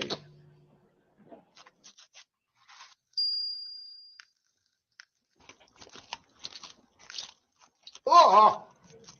Is this that documentary about how Hollywood is a bunch of pedophiles? Rocks off. No, this is just something I found on Twitter just now. You know what's fucked up? This is the only advertisement I've ever seen for Pop Rocks. and they skeeted on a little girl? That is amazing. What the fuck, bro? Real. That is crazy. Oh man, that's crazy. Like he popped his rocks on a little girl's face. That is amazing. And when did they run this commercial? I have no idea, but I saw it and I didn't feel right not keeping 1990. Who gives a fuck? Yeah, that's when we had a sense of humor. The 90s were really a golden era, huh, man? We were doing so much in the 90s. Yeah. Dude, we were really extra in the 90s for real. I hope that we outlive our people and we're the survivors and we're driving around in fucking Mad Max trucks. I want to build like car dealerships where people just build their own fucking cars and fuck Tesla and fuck Ford and we make our own fucking homemade cars. No, I've been having an idea about that. Frames. No. We need a low budget car. It has to be damn near built out of a what's that thing called? Aluminum. No, Titanium that cage that blocks EMP signals. Oh, Faraday cages. The Faraday cage. It has to be basically a Faraday cage, but aluminum phenotypes. And have you noticed the new tanks that are rolling out in Ukraine and Russia? They're built with all these cages around them to block from. Well, yeah, that's drone missile activity. defense.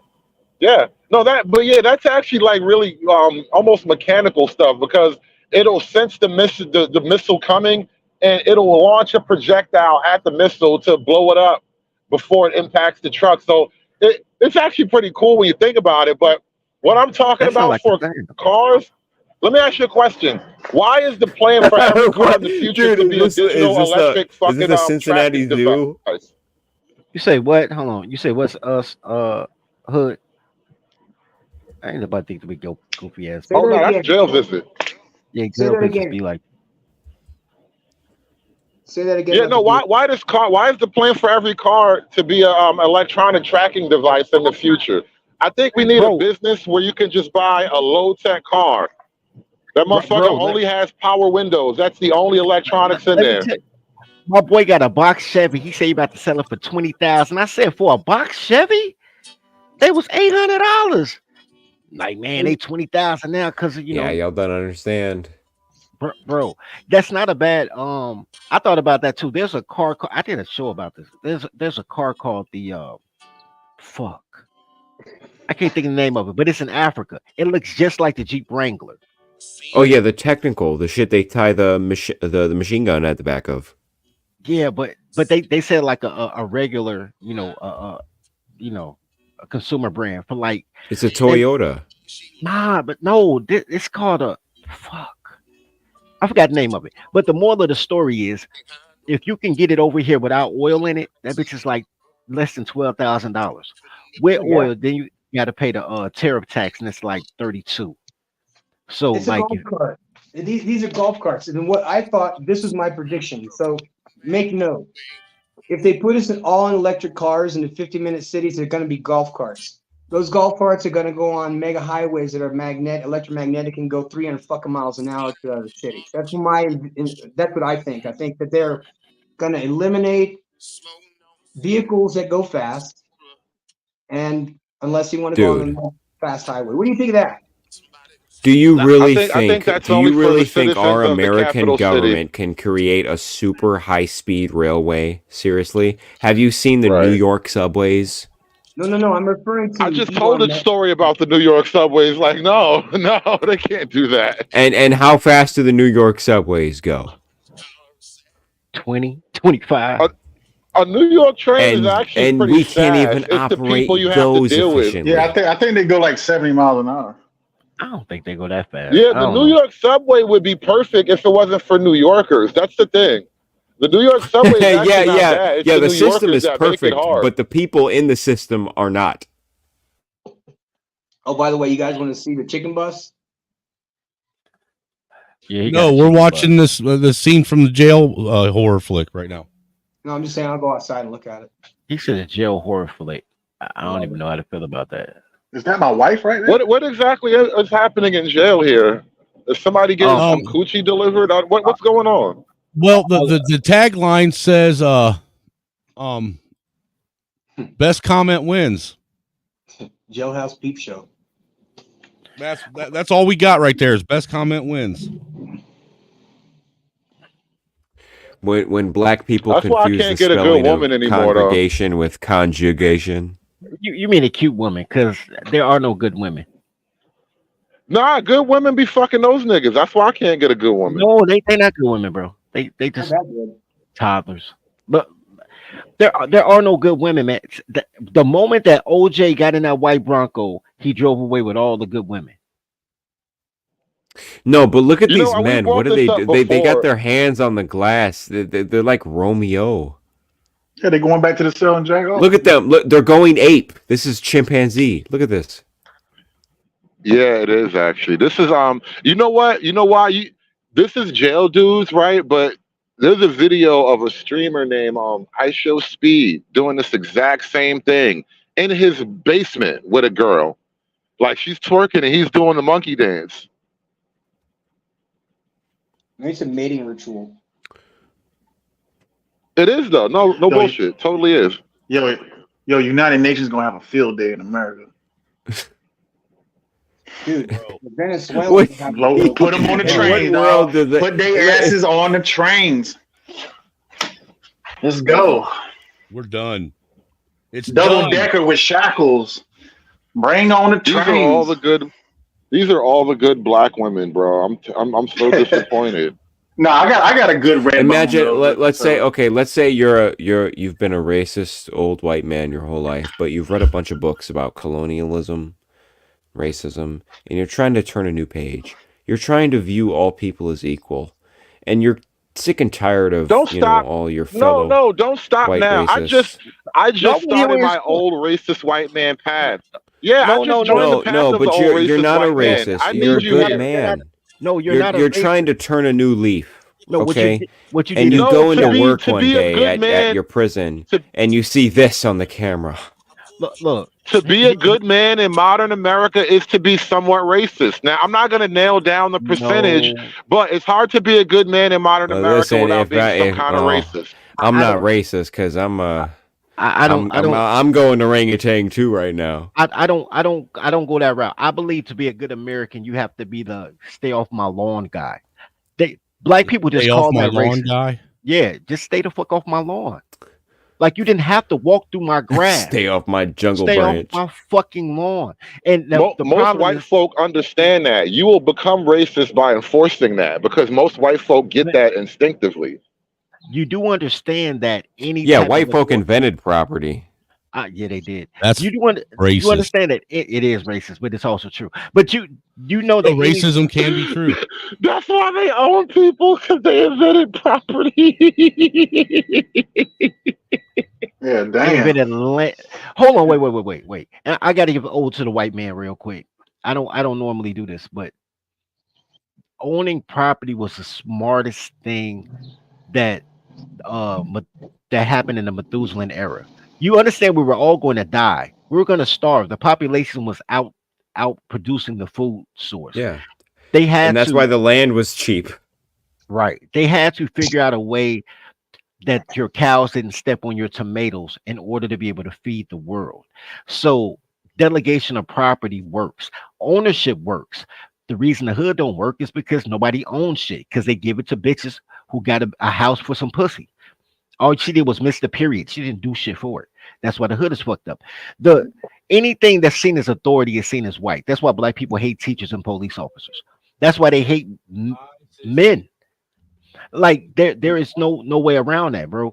So you're not being racist. You're just being a man, bro. Like you learn how to read while you're in jail. You know, you're doing all right. That's all, bro. Nah, I'm telling you, man. In modern America, to be a good man requires a pinch of racism.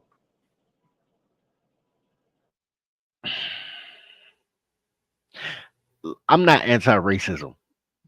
I just don't think you're a racist. I just think you old and crotchety.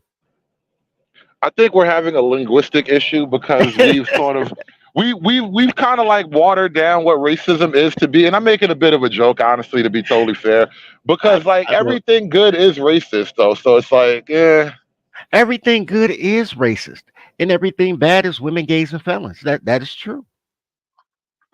So, dirty folks, how big is your plantation, bro? I figured this out, bro. I figured this out. I'm gonna have a plantation alliance, bro. I'm going from small town to small town, talking to mayors with cities with under 2,000 that's people. a goddamn confederacy. Yes, I'm an American, right? I ain't a colored. I am an American. Yep. And I'm going around and I'm gonna create a slave confederacy. This is just to prove that I don't only point out black debauchery. Look at this shit. Is that a man in a sheep costume? What is that? It looks like some of that furry nonsense, man. Yeah. But they're doing this right outside, open crowd, for everybody to see. I'm sure there's some kids out there somewhere watching this. How heartwarming. Is somebody else dressed like an ape, or is that a dog? So you got freaking looks like, hold on, looks like fucking purple hair fucking I don't know what the fuck that is. Trying to eat a sheep's ass. I don't It's say, some black fucking whatever over here. Is that the? Oh, that's the wolf. This is Little Red Riding Hood. This is not. Yeah. Yeah, that's the. Oh, it's Little Purple Riding Hood. Yeah, it's purple because she gay. What the fuck? Fucking white folks. I don't even know what to say to this. And this is who y'all support. Look and look at. Wow. See, white people, you got that. And that's who y'all support right here. So this right here is because the owners of this fucking building told these guys they couldn't sell their fundraiser candy bars inside the building. This is apparently in Plano, Texas. So they decided to go out and this is a Waffle House behavior. For real. Hey, everybody got their shirt off. Well, you know how it goes when you. What the fuck, a little boy? Yeah, I'm in the hood. Yeah, I know. When you spin the block, man, you got to take half your clothes off. Why is the little boy there acting tough? That boy about 9. They got a plunger, dude. No, that looks like one of them stand-up ashtray receptacles. Oh yeah. That's a dumb way to go to jail. So because you won't let me sell my little dollar fundraiser candy bars, I'm going to come over here and I'm going to cause like probably tens of thousands of dollars worth of fucking damage to a building and end up in JDC until I'm fucking 19. That makes perfect sense. Snowman, they didn't do nothing. Oh wait, that's right. They are actually politely asking these business owners if they can come in there and sell their fundraising candy bars. This is polite. Yeah, that camera is racist. No, you didn't finish the sentence. They didn't do nothing to the girl. You saw how she just walked through the dude, did you see how that window just jumped right in front of that fucking ashtray receptacle? Why is that little boy there? This shit is crazy. Watch, look. See, the window just jumped right out in front of it, man. That's crazy. Yeah, the window hit him. Man. Whoa. I don't get this shit anymore, man. It's gonna get worse. Again, this leads to what I was saying earlier, man. The fucking morons, like the fucking people that are on that fucking panel I showed, they're the ones that fucking propagate this nonsense with them fucking sitting and trying to excuse away things, make excuses for this, try and fucking, agreeing with this fucking bullshit systemic racism narrative, fucking sitting and pandering and fucking virtue signaling till the fuck. It's fucking disgusting. They ain't helping anything.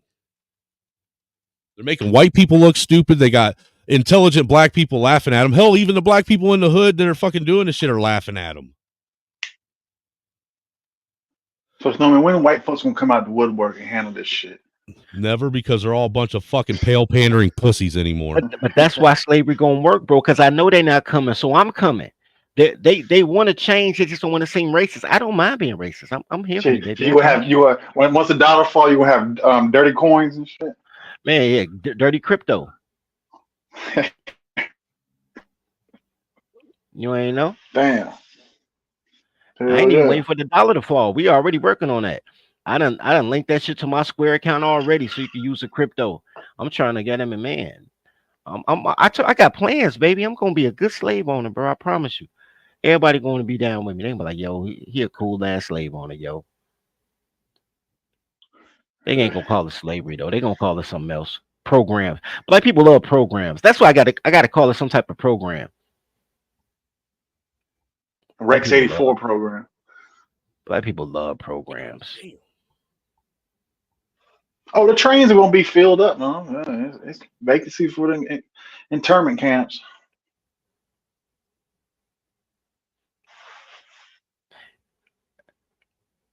But if Trump wins, it's gonna be crazy. It's gonna be chaos.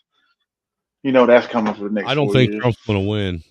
I'm kind of with whoever said earlier that I highly doubt if there's even an election this year.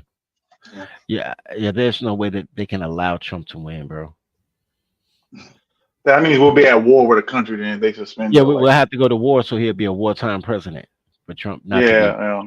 And that's scary because now you're thinking World War III, just so a motherfucker don't lose an election. That's crazy, man. But it'll be a proxy. Well, now if you want to go back to some conspiracy theories a couple of years ago, 4 or 5 with Q, they saying Trump is a wartime president right now. He's still the president. He's just trying to get Americans to wake up to this foolery and shit. He could be a time traveler too. I heard about that too. But yeah, you got to wake motherfuckers up. You got to see the debauchery and all the bullshit going on before bro. motherfuckers start waking up. No, you can't wake nobody up, bro. You just got to enslave them, bro.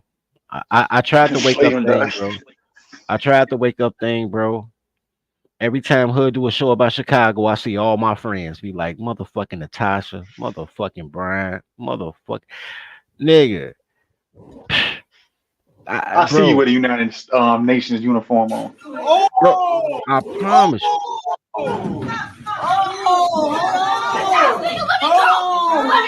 Look, this motherfucker's titties are bigger than her titties.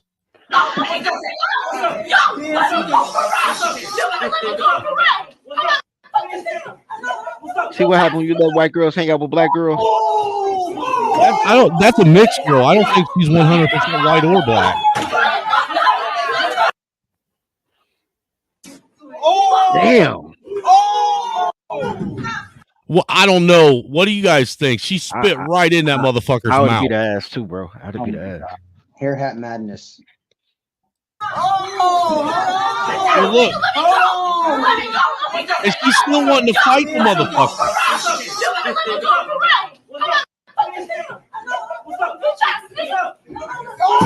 Dude, did you hear that bitch ass ninja?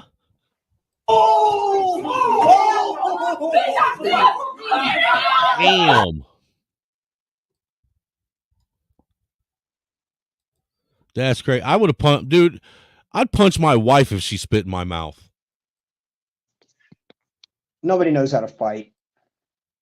Yeah, fight. Ain't nobody know how to fight. Nobody knows how to shoot. Nobody goes to the fucking gun range. They just Stupid. Look at this. Come on. How do you shoot with your AR pistol above your head?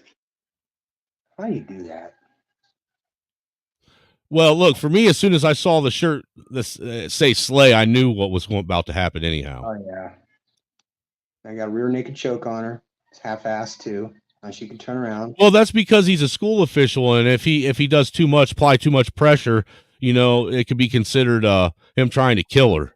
Well, that dude right there has got a good right hand. I don't know what the fuck the problem is. He should be going left, right. I think, left. dude, I think he pulled his punch, Yeah. personally. No, it's got to. The problem is that, listen, in a situation like this, is do wrist control. You grab the wrist first, okay? If this person is out of control, they'll be tired in 30 fucking seconds. And you hold their hands for 30 seconds. They can't move. You know what I'm saying? And if necessary, you take them to the ground, take their back, you flatten them out like a fucking pancake, and they'll calm the fuck down. It's really Well, see, the thing is if this is in school though too, if this is and this is starting to become a more and more common thing. These are kids? Yeah, these are kids. Oh fuck! What is this? It's got to be poison. I'm telling you, no one. This is a generation of madness. Like, what in the fuck could provoke this? This didn't happen in the 90s. Didn't happen in the 90s. No, we had the legit fucking like the extremely insane fucking bully. That's what we had. Well, 1994 it was 95 that when OJ when OJ got Go ahead, caught man. up in that shit, that was the start of the stalker laws.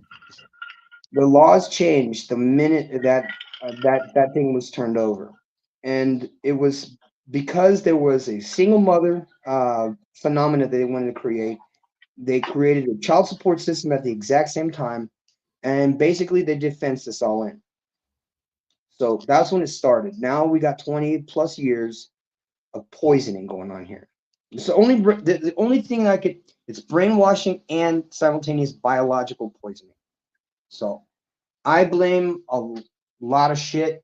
Food is number one, water is number two, and then anything that you have to attach to yourself that might be poisonous. If plastics are what turns boys, feminine, then I think that there's got to be food or water or some kind of thing that's causing these people to lose their fucking minds. Because this isn't normal. Maybe it's spiritual. Maybe it's spiritual.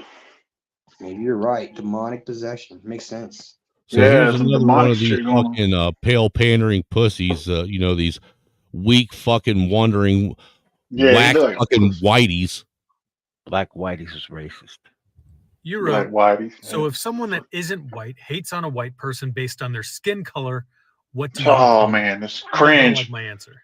I call it justifiable.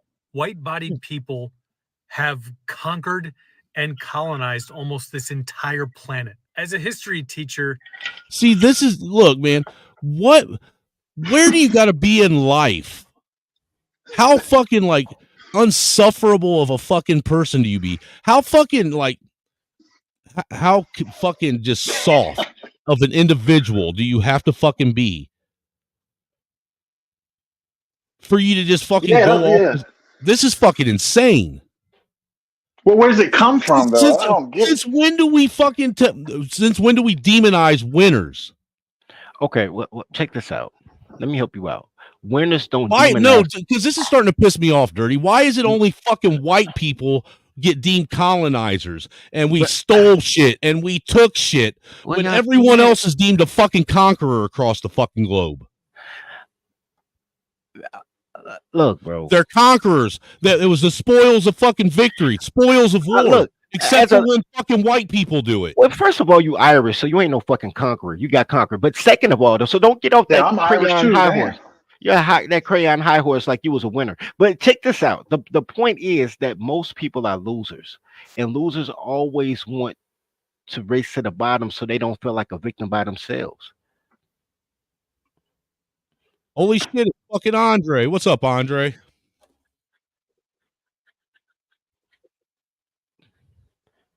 This is fucking crazy, though, man. I just don't fucking get it. They need to ban TikTok, man. Get rid of TikTok, man.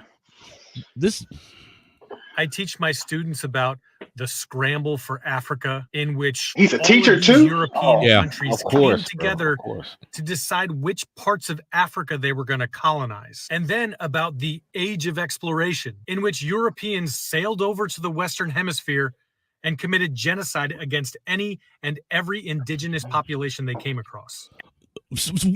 What?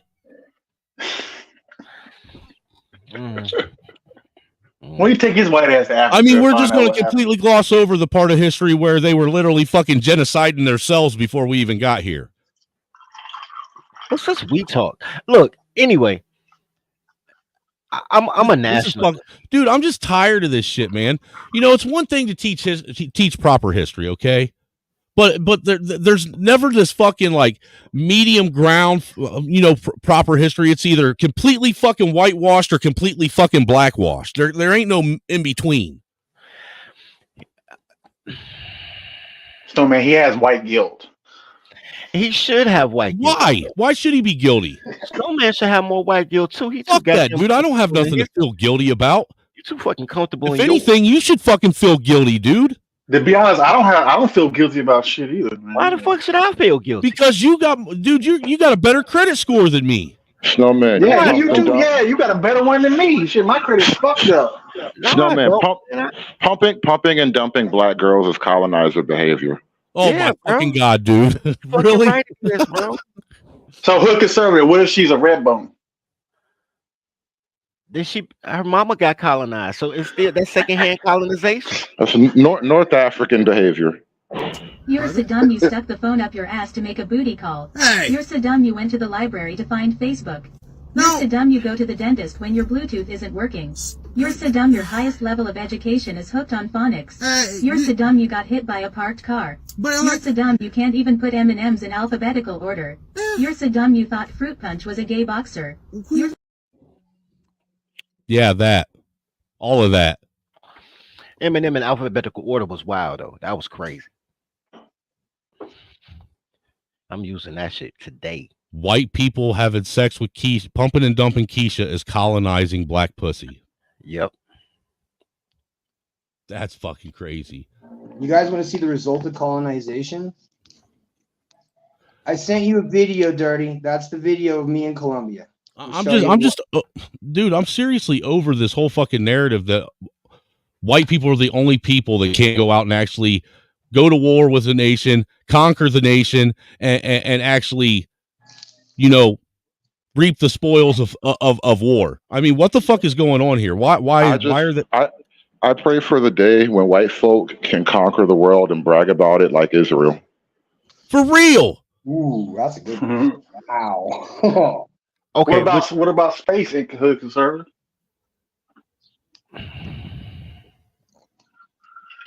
So what next? White folks gonna conquer Mars? I'm gonna need you to reform that question. What about space?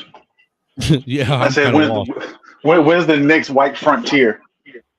Oh yeah, well I already said Elon's gonna leave most of you niggas behind, but I'm not getting stuck here with y'all. Oh, not at all. We have this bitch.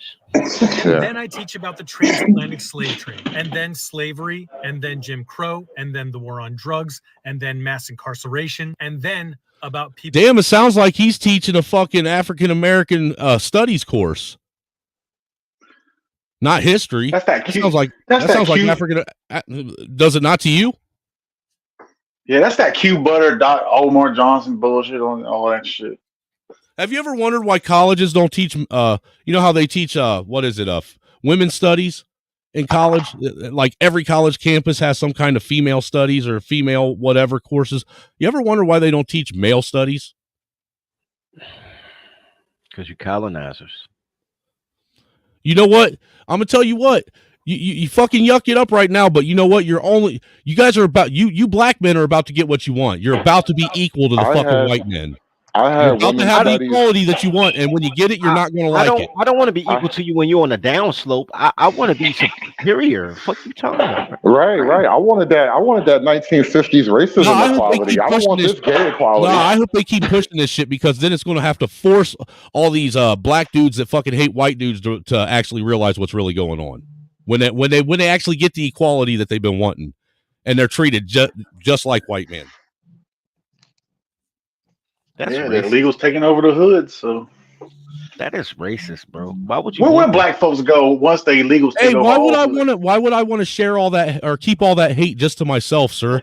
I should be generous and share all the wealth of all of that stuff with all my melanated brethren out there, man. Let me give should you be able to share and bask in all of this gloriousness as well as me.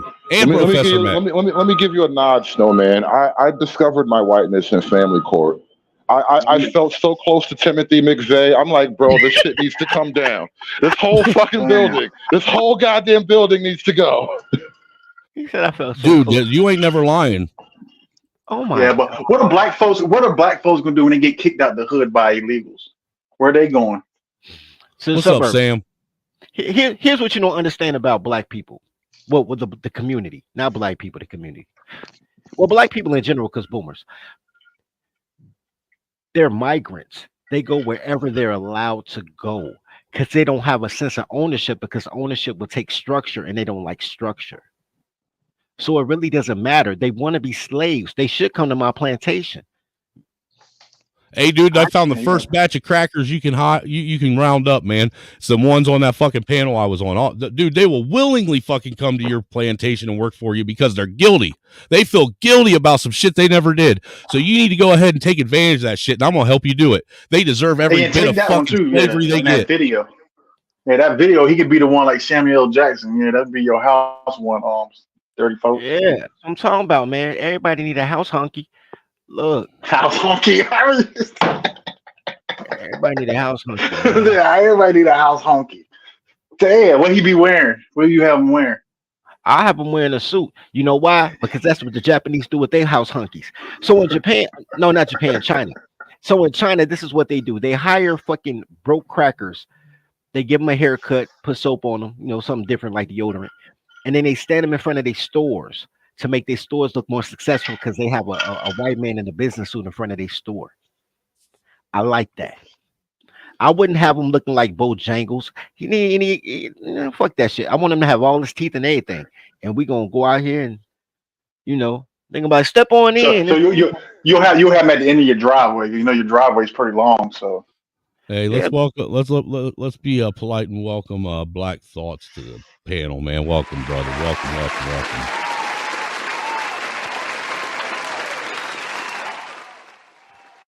They ain't he the Black Thought.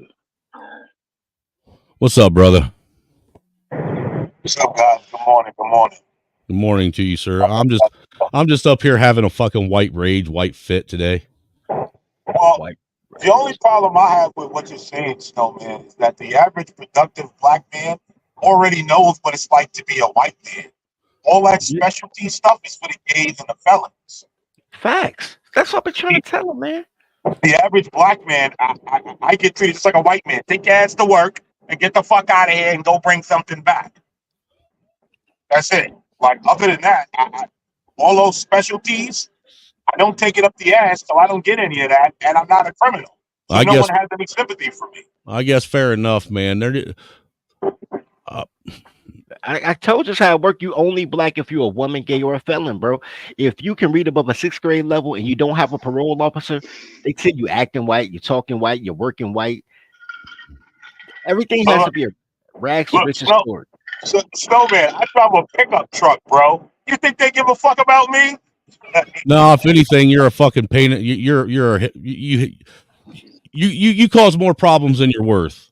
No. See, no, he's a pickup truck driver. So yeah, No. You use the pickup truck to pick up sluts, man. You fucking up your jab, bro. Look, this is what you do, because especially if you fuck with the American woman, because none of them can count, Keisha or Karen. What you do is, how they give you your check, and it be like $100.37, just say, right? And they had the decimal point right there to dictate 37 cents.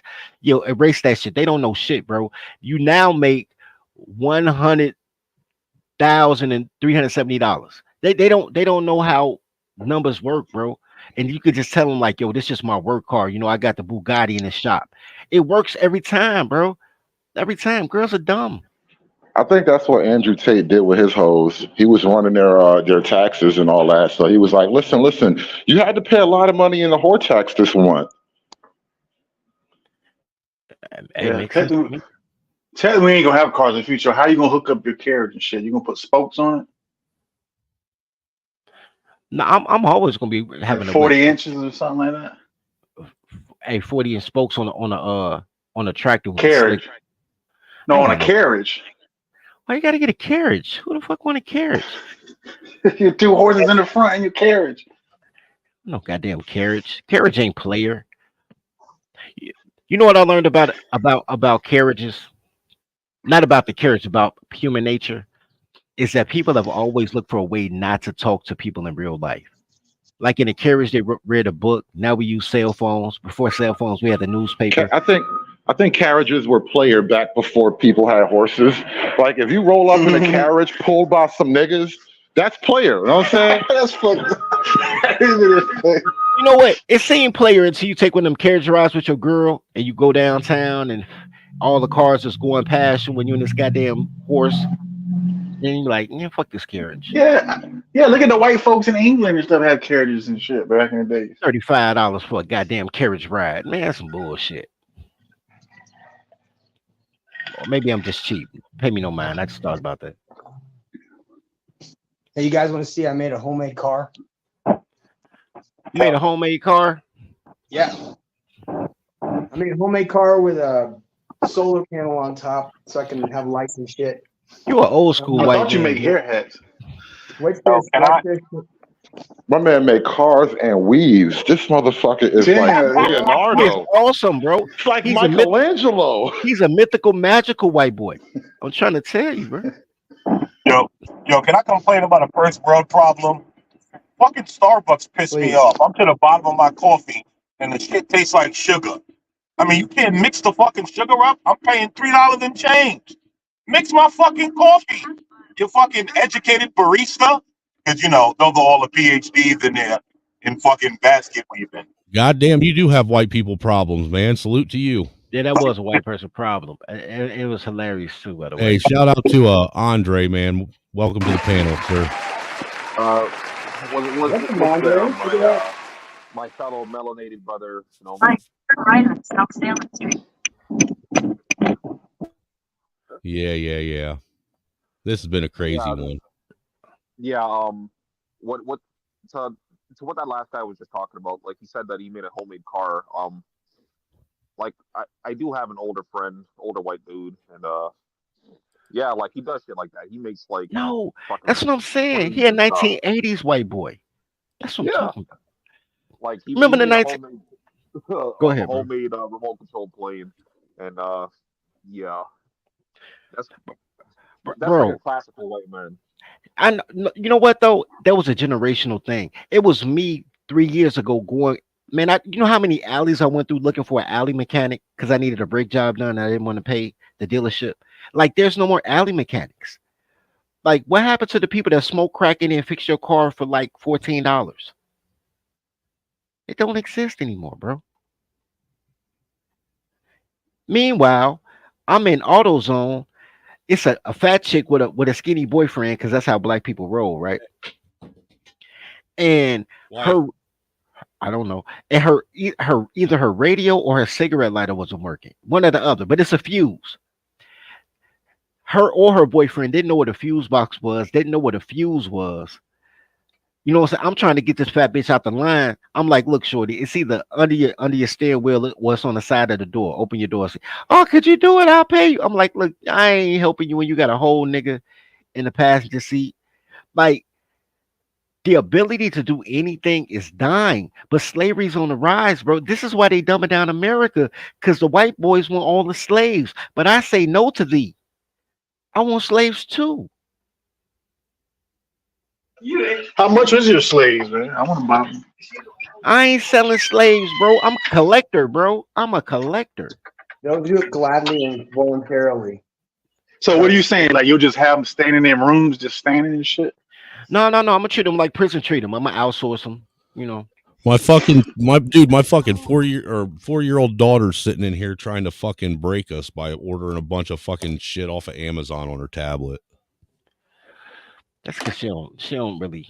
I sat here and got like fucking 4 notifications for approval to order kids programming stuff.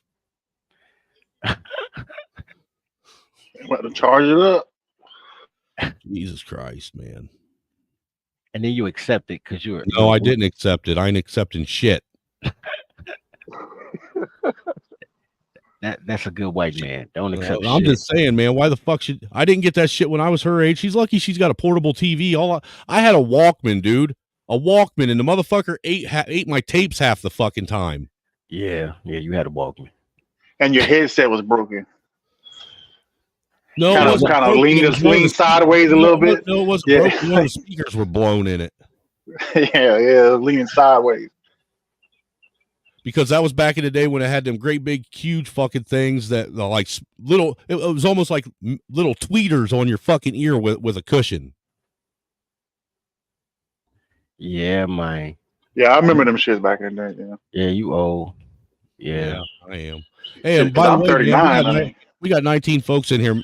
Make sure you hit that like button, share, subscribe, and all that shit, man. And you know some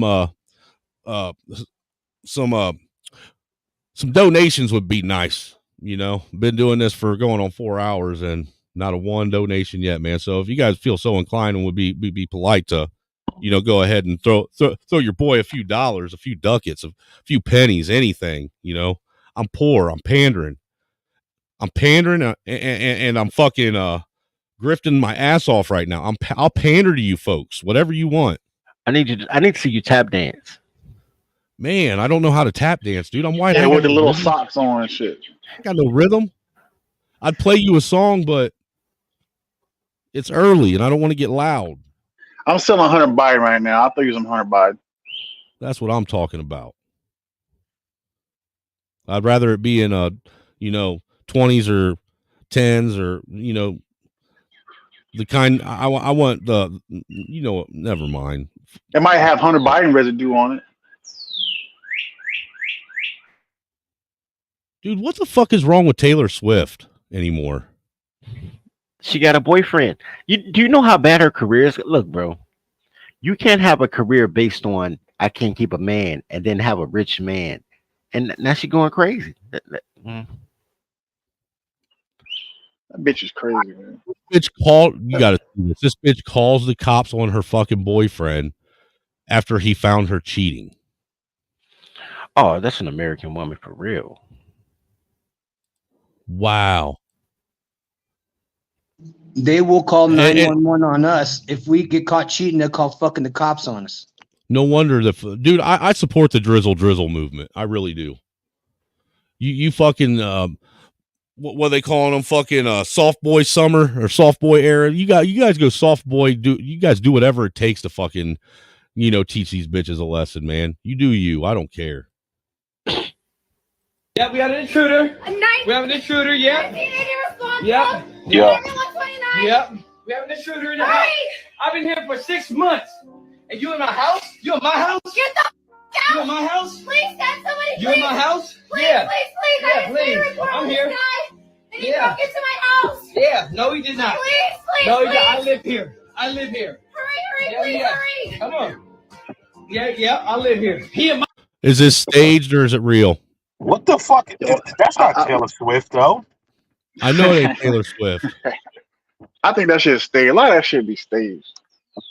But look, the reason why I'm gonna say it's staged is because there ain't no way a little ass fucking bitch like that's gonna fucking be between me and that bitch on the wall.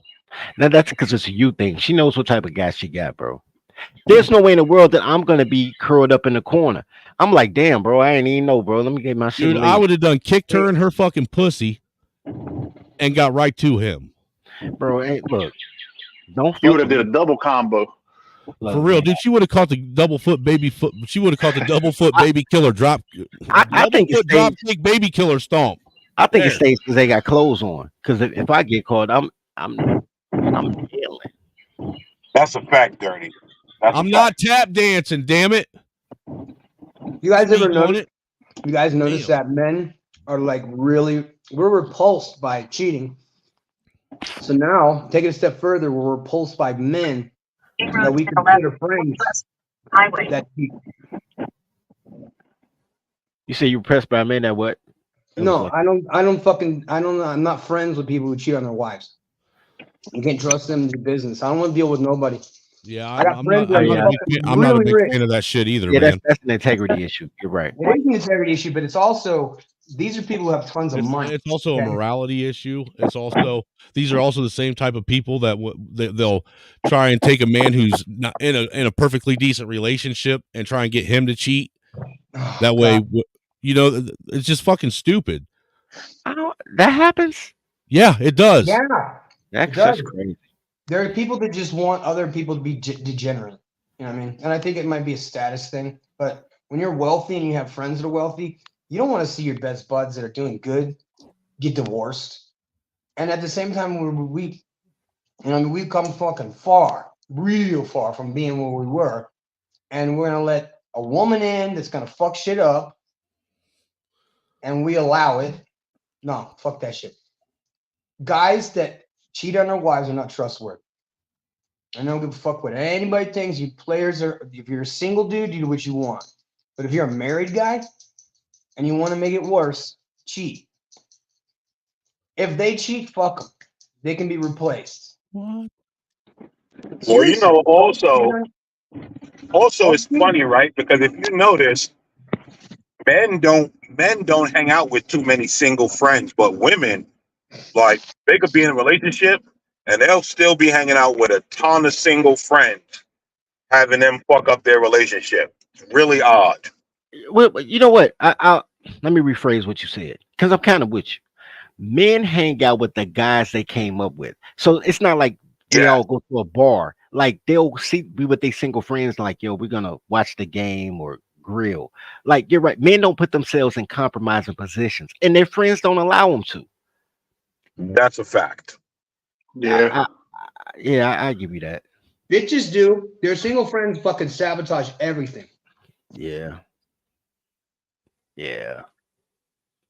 Men tease the fuck out you, like you better go home to your wife, but men don't. Because here's the thing: men understand that only men can love, right? Women are opportunists based on men's love. So men have everything to lose. Women can fuck up and come up. They fall forwards, man. They fall up the stairs. It's weird.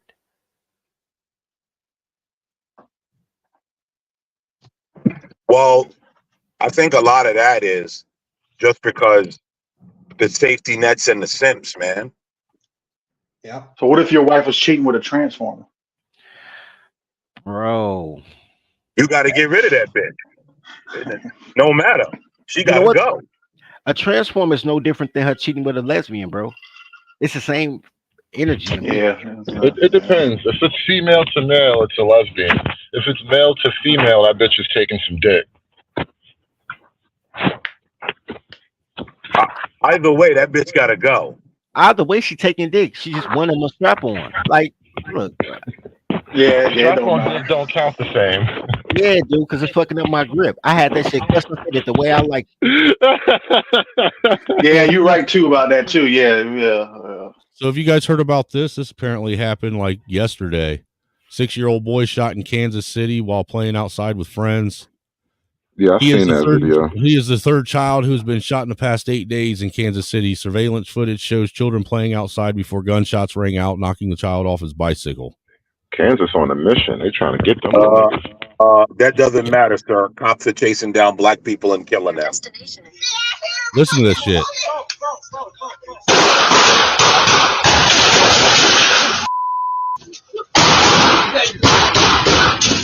What kind of fucking piece of shit comes down a road and opens fire with all them? Hey, low. When he said it, I seen the little boy going up to the door. That's crazy. White money bag with black stripes around the edge. That's fucked up, man.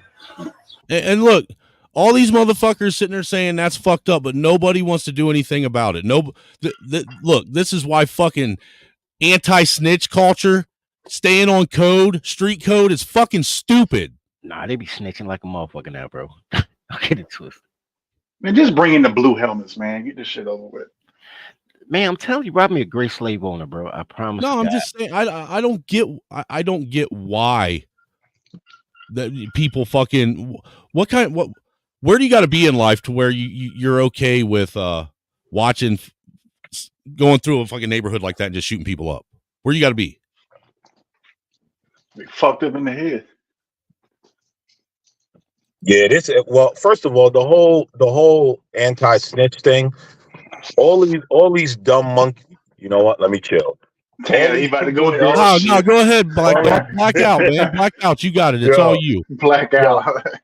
Yo, all these people did was convince themselves that they're all a part of the street. That's all it is, right? Because I'm a sidewalk dude. I'm scary. I don't want no beef with nobody. None of that. I'm snitching on you. All right. Excuse me. I'm not snitching. I'm telling on you to keep my community safe.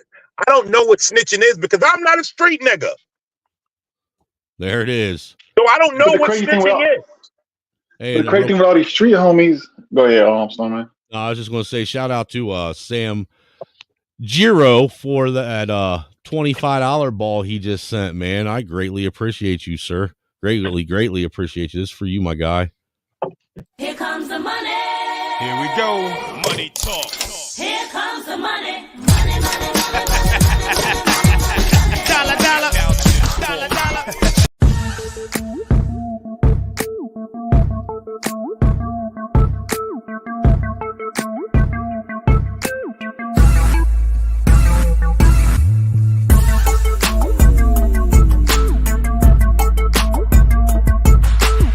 Black people! Who's your motherfucker, Jerry? You, my motherfucker! What you gonna do, Jerry? Show me the money! Thank you, sir. Greatly appreciated. Yeah, and that's the thing. But the thing is, real quick, most of these street homies are broke. They bums. They ain't got no money. Yeah, I mean, I get all of that, but what I'm trying to figure out is I'm supposed to be convinced, right, that the degenerate that's running from the police and pulling guns on them, he's the victim and we're all being chased down, but I'm also supposed to ignore the innocent kids being shot down every day. Like, yeah, you're right. Like who the fuck is training these people? Who are these people? Like, who are giving these people their ideologies? Because it doesn't make sense to me. It doesn't make sense. It don't make sense to start shooting. Okay, go back to the other clip, Snowman, of the motherfuckers in jail, please. Oh, I gotta go back to that. Okay, yeah, go back to the clip. If I can find it, because I didn't actually bookmark it or anything. That was one of the ones that I just was scrolling through and found. It's all about the punani. Look, black women love degenerates, and black men love black women, so they become degenerates. Because no matter what happens, they'll probably get a hotter black woman. Look, the whole thing, that's how matriarchy works, bro. Oh, yeah, I'm getting closer. I mean, I got a black woman and she don't act like that. She don't play no game. I'm getting closer. I'm lucky. You're right. When you're lucky and you get a good one, listen, we can reverse the whole thing. They say all black men are like that. That's the stereotype. That's how they are. Here in Mexico, they know better. You know what's so weird about that? The only people that say that is black women. Black men say, I'm not like that. But black men think they're an anomaly, but they're not. 80% of black men are like that. You know what I'm saying? Like, most black men aren't, but they think they're alone when they're really the majority. Black women are attracted to that, so that's what they talk about. All of them dead or in jail or gay, but all you hang about is fags and niggas in jail, bitch. Like, yeah. This is what I've noticed about. And this is why I don't respect women that swirl. Mr. Palmer said he has both parents. He'd been to college. He worked for 10 years in the fucking hospital in the ER. Never been to jail.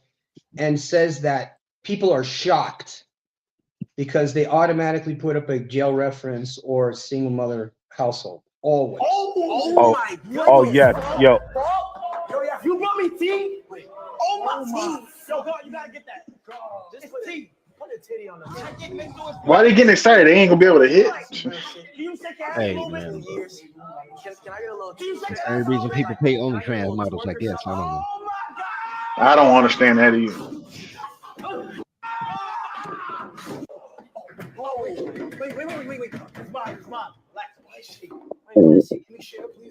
Look. Is this even real? Oh my goodness. Yo, yeah. You brought me tea? I don't think so. Matter of fact, I know not. Yeah, I don't think that shit is real either. It can't be real because you can hear them. Exactly. You can't in jail. You ain't hearing shit but that phone call. Can I get a little twerk or something? Oh my god! Yeah, it's bullshit. Wait. Come on. Relax. Wait, what is he? Can we share, please? Wait, that's yours? I know, yeah.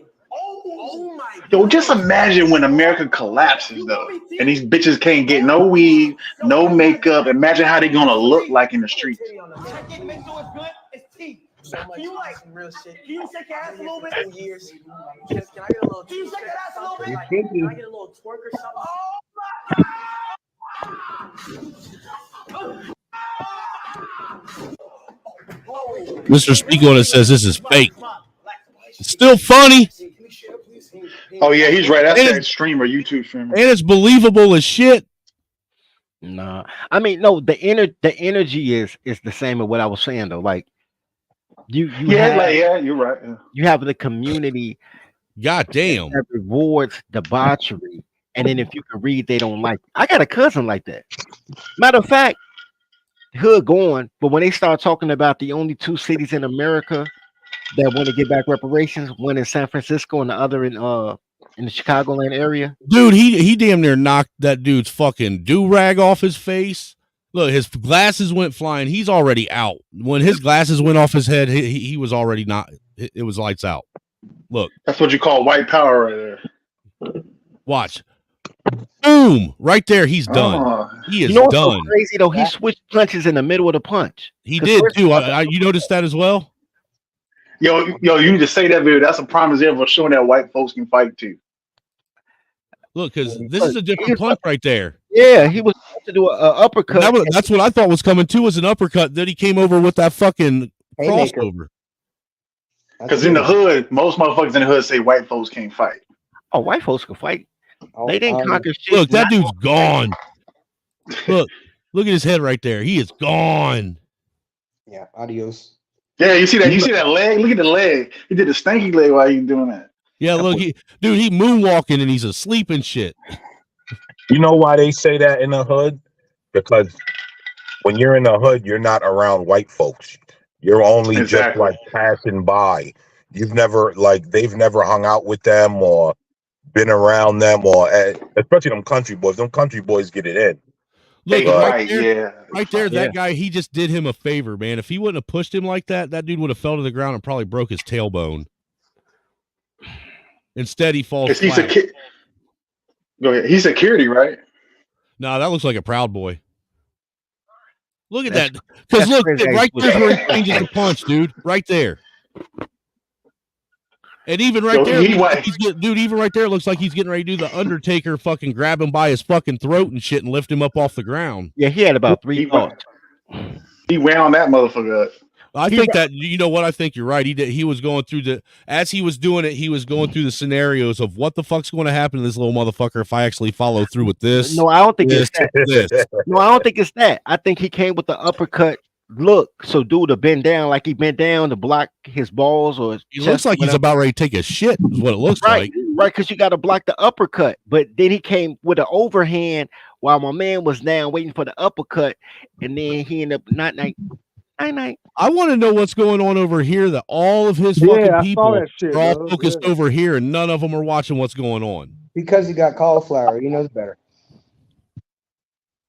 So is that Antifa that you going again? That dude, he just got fucking colonized by the cauliflower. A colonizer versus colonizer. Yo, let me who was the guy that said someone in the chat said that they grew up in a 2-parent home, no felon and all of that, and people are surprised? That's actually the truth. Yo, I've experienced that as well. When people find out that I'm not a felon, it's like this great shock. Like, oh my God. Like, and then when I be out with my daughters, the looks on people's faces is this weird, like, oh my God, there's a black guy that's a father. He's taking care of his kids. Like, that shit gets tiring after a while, quite frankly. Yeah, that shit do. Yeah. It's perpetuating a stereotype that says that all black men are abandoners. That's why. But you know, that's a crazy stereotype because it's the women that steal the kids. Yeah. What do I know? Right? That's the But reason. we're not why allowed to it's talk. perpetuated. But you know what's funny, dirty folks, is that no one is allowed to actually tell the truth about what's going on. That narrative always goes to, oh, you hate black women. Soon as you tell the truth, they start to shame you. It's amazing. But you know what though? I You're double just down on showing it. out for the fucking for Zaddy, motherfucker. I double down on it. And I be like, I do hate black women righteously, like with all my heart and soul. And I do hate black women. Do you know why I hate black women? Because the black women who's supposed to love me told me I hate black women. My sister told me I hate black women, and my mother told me I hate black women. And they the black women that's supposed to love me. So if they said it, it must be true. So I just roll into it. Like fuck it. So here's what's Well, crazy. I hate to see Watts. black women. We did. I hate to We see black actually women did on the your math the plantation. other night. All right, and what the math came out to is so far we know that what is it?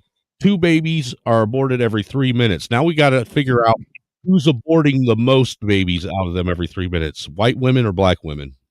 Black women. White women. No, white You women never are. know, you never know. No, They not might white be men. black Yeah, I'm women. wrong. I'm wrong. It's black. White women pop birth control like Tic Tacs, bro. They don't make. So they just don't get pregnant. Like they fucking, but they take birth You know, control. and look, that argument that they make that who's going to take care of them if they did give birth to them, that's not even a fucking. I found out that that's not even a valid argument because there's over fucking 3 million people, 3 million families right now in America right now on a waiting list waiting to adopt babies. Yeah, it's crazy. 2 million probably gay. Most of them are gay too. Yeah, I mean yags. Yeah, yes. Yeah, yags. That's Hey, what's Didn't up, they say in regular? the colleges? Didn't the professor say if you have a family, that's white supremacy ideology? A Yeah. fanny pack? No, family. If Or you are, family. yeah, If you had a they have family told, structure. You're an yeah. intact nuclear family, yes. Oh, that's yes, white they supremacy. say- Yeah, I heard some fat Yeah. black bitch say that. yeah. That's what. Yo, That's listen. Being black and being on time is white supremacy. Or again, right? You guys said Having it good work earlier. ethic is white supremacy. Math is white supremacy. You How would guys a said it pickup truck earlier. is white supremacy? Everything good is white supremacy. If you notice, I know, bro. anything productive, there's this narrative that black people are supposed to stay away from it. I just don't understand how black people don't see the psyop being played on them. Yeah, I was just about to say, ain't that like they destroying black folks and all that to say that? Man? Salute, And these are white regular. liberals that are saying this. Good to see you over. I think this is the first time. It's been a while since I've seen you in the chat. Nice to see you. Look, Yeah. that's white liberals are saying this shit. Anything that validates And some what black, some women- black. Yeah. Salute to black women. CCD too, Yeah, and black Beacon women. Dave. Yeah, that fat bitch you was talking about. Yeah, yo, I used to be mad at white liberals, but now I hate the black Democrats more. I have so much hate for black Democrats. It's appalling. Dude, I got so much hate for pale pandering pussies in this country. Straight I up. do hate Pale I hate pandering fucking pussies annoy the fuck out of me, dude. I want to punch every fucking one of them I see right in their fucking throat. Yeah, imagine we see Snowman kissing the Israelite boots and shit. That'd be a sight to see. Listen, without You communication, break the internet, without Snowman. electricity, you Anyway, can do guys, anything you want. I'm jumping out of here. I got to go do some work. I'll catch up with you guys later. I'll be listening in the bushes. Yes, sir. Thanks for coming up. We appreciate you, Black Thoughts. Yes, sir. And you be safe this morning out there on them roads, brother.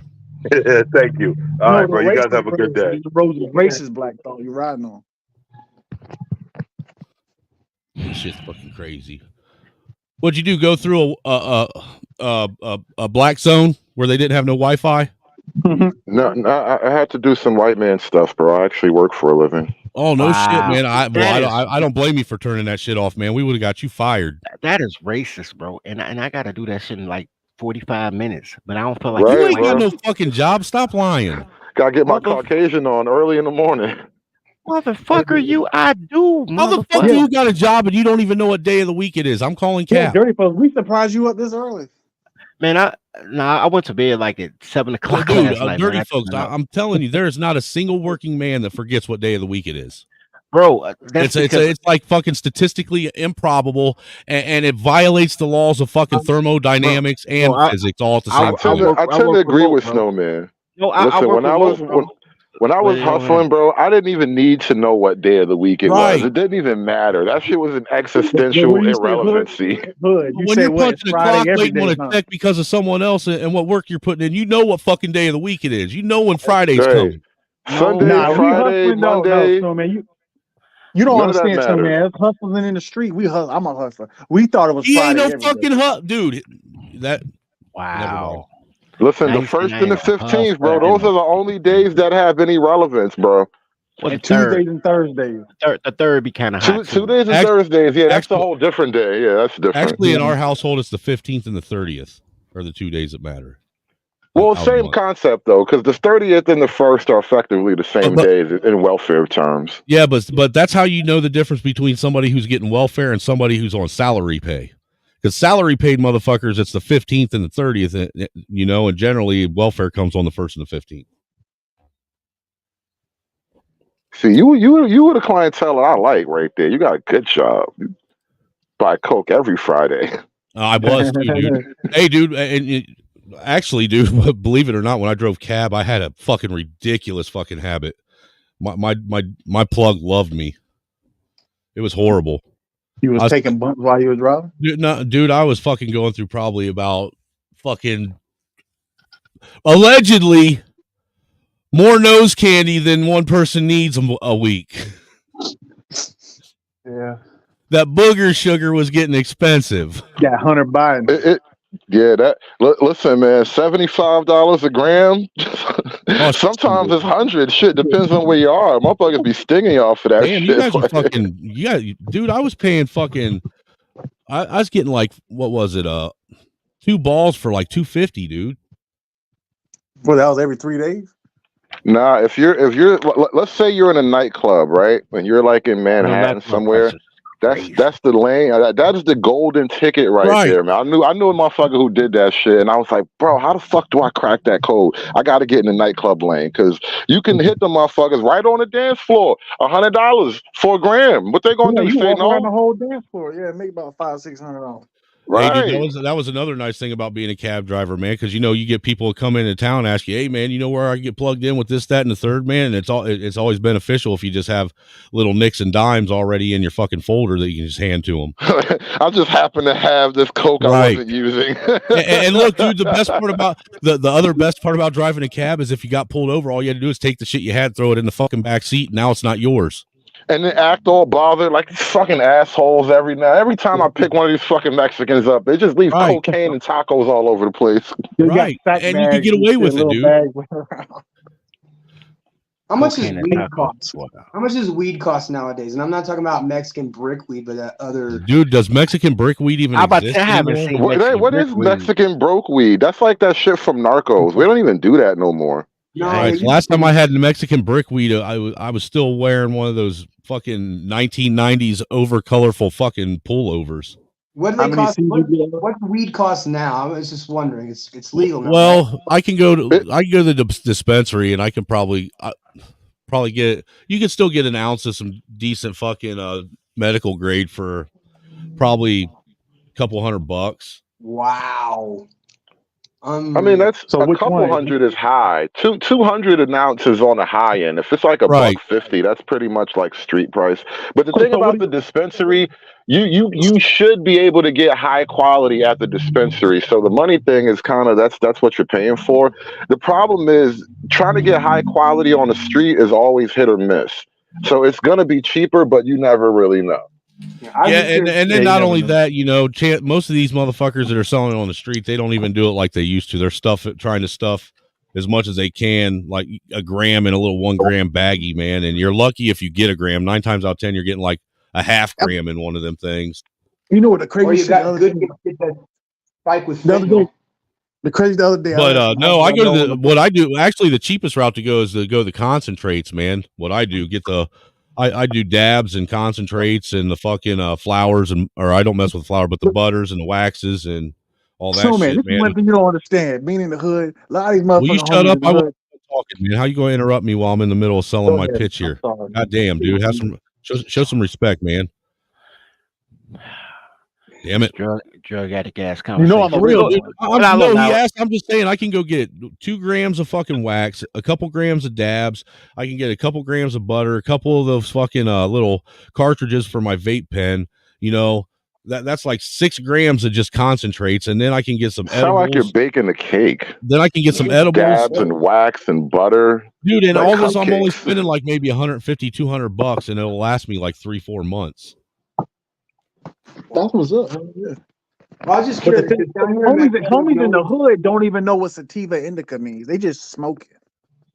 But they the biggest attributes of smoking weed in the society, but don't know the difference between sativa and indica. I know one of them's an upper and one of them's a downer.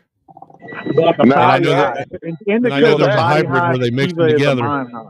You're not lying though. Like my first time going into the dispensary, and it's like this little cute hippie white girl, and she's asking all these questions.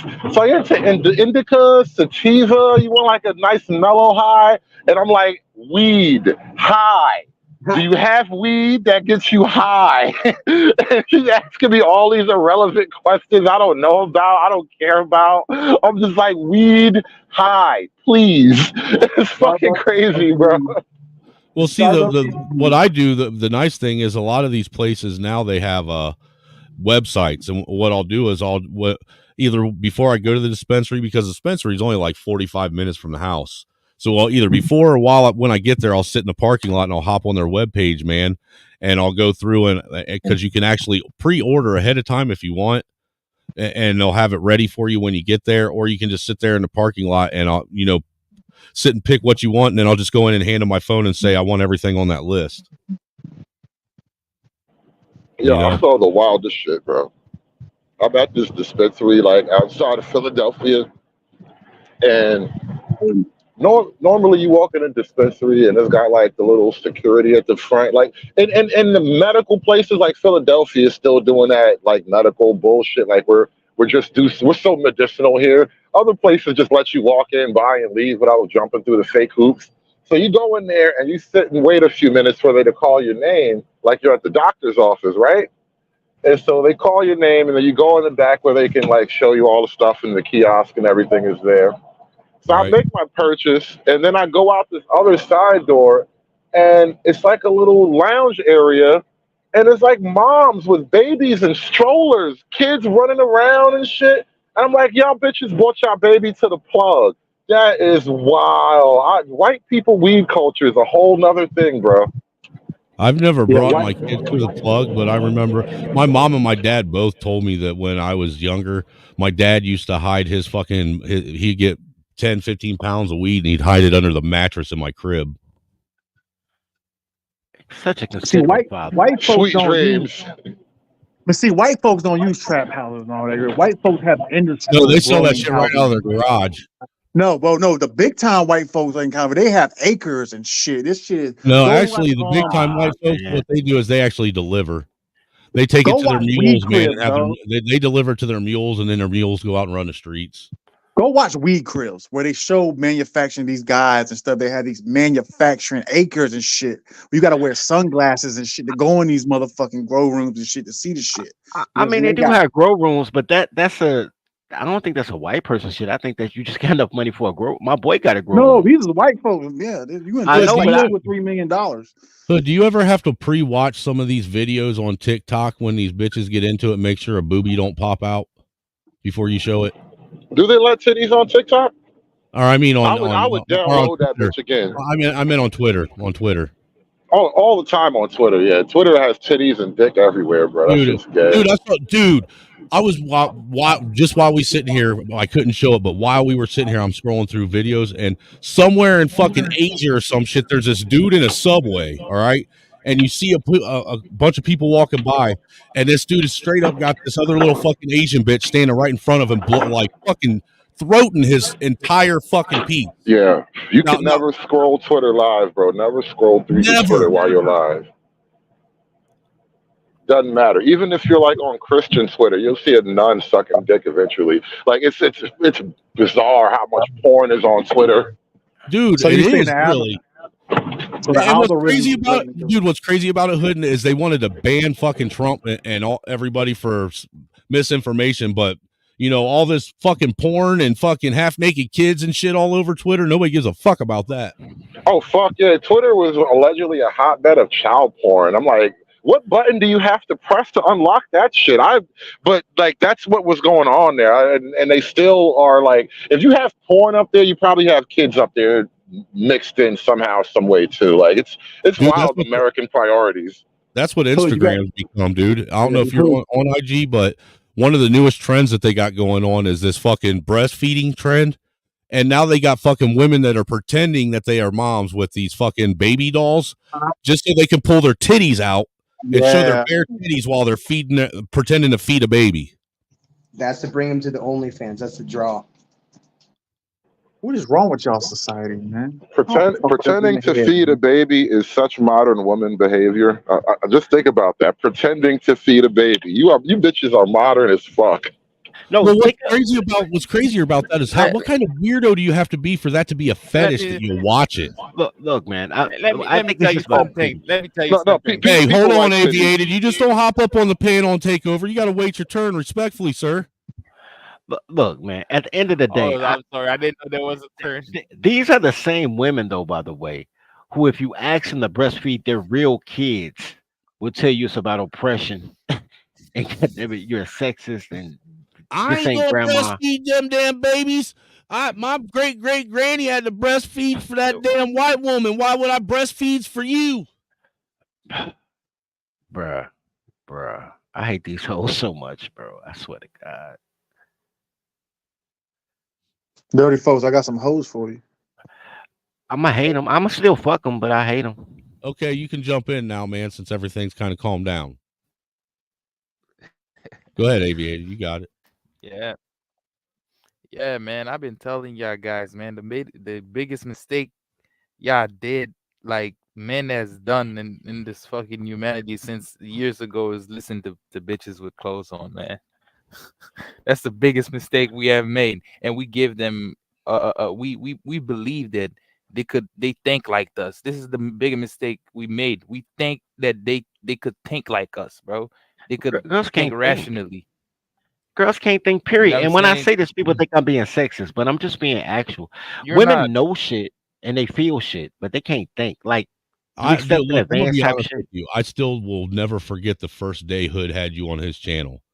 That was one of the wildest shits I'd ever listened to in my life, dude. I was like, where the fuck did this black cracker come from? Black cracker is racist. Because that's what he sounds like, a fucking a melanated cracker. I want to know how this abomination of mankind was created. What is that, like a wheat thin or Hey, something? let- What is a let- black cracker? Hey, let me ask you guys a question. It was one that was baked in the oven for a little too long.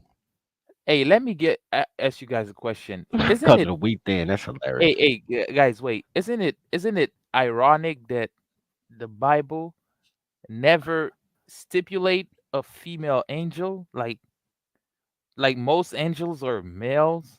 Like, isn't it like something ironic? Like, it tells something. Like, it tells you that it's hard for a chick to go to heaven, bro. Like, it's something that is rare. We don't turn into angels when we die.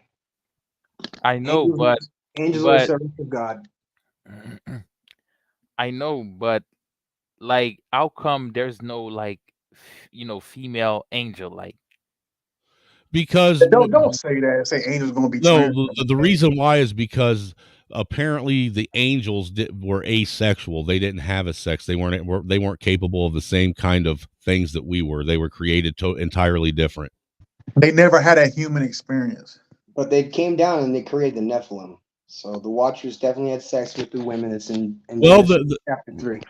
The question is did they create the Nephilim, or could there have been a possibility that Adam and Eve were actually giants themselves?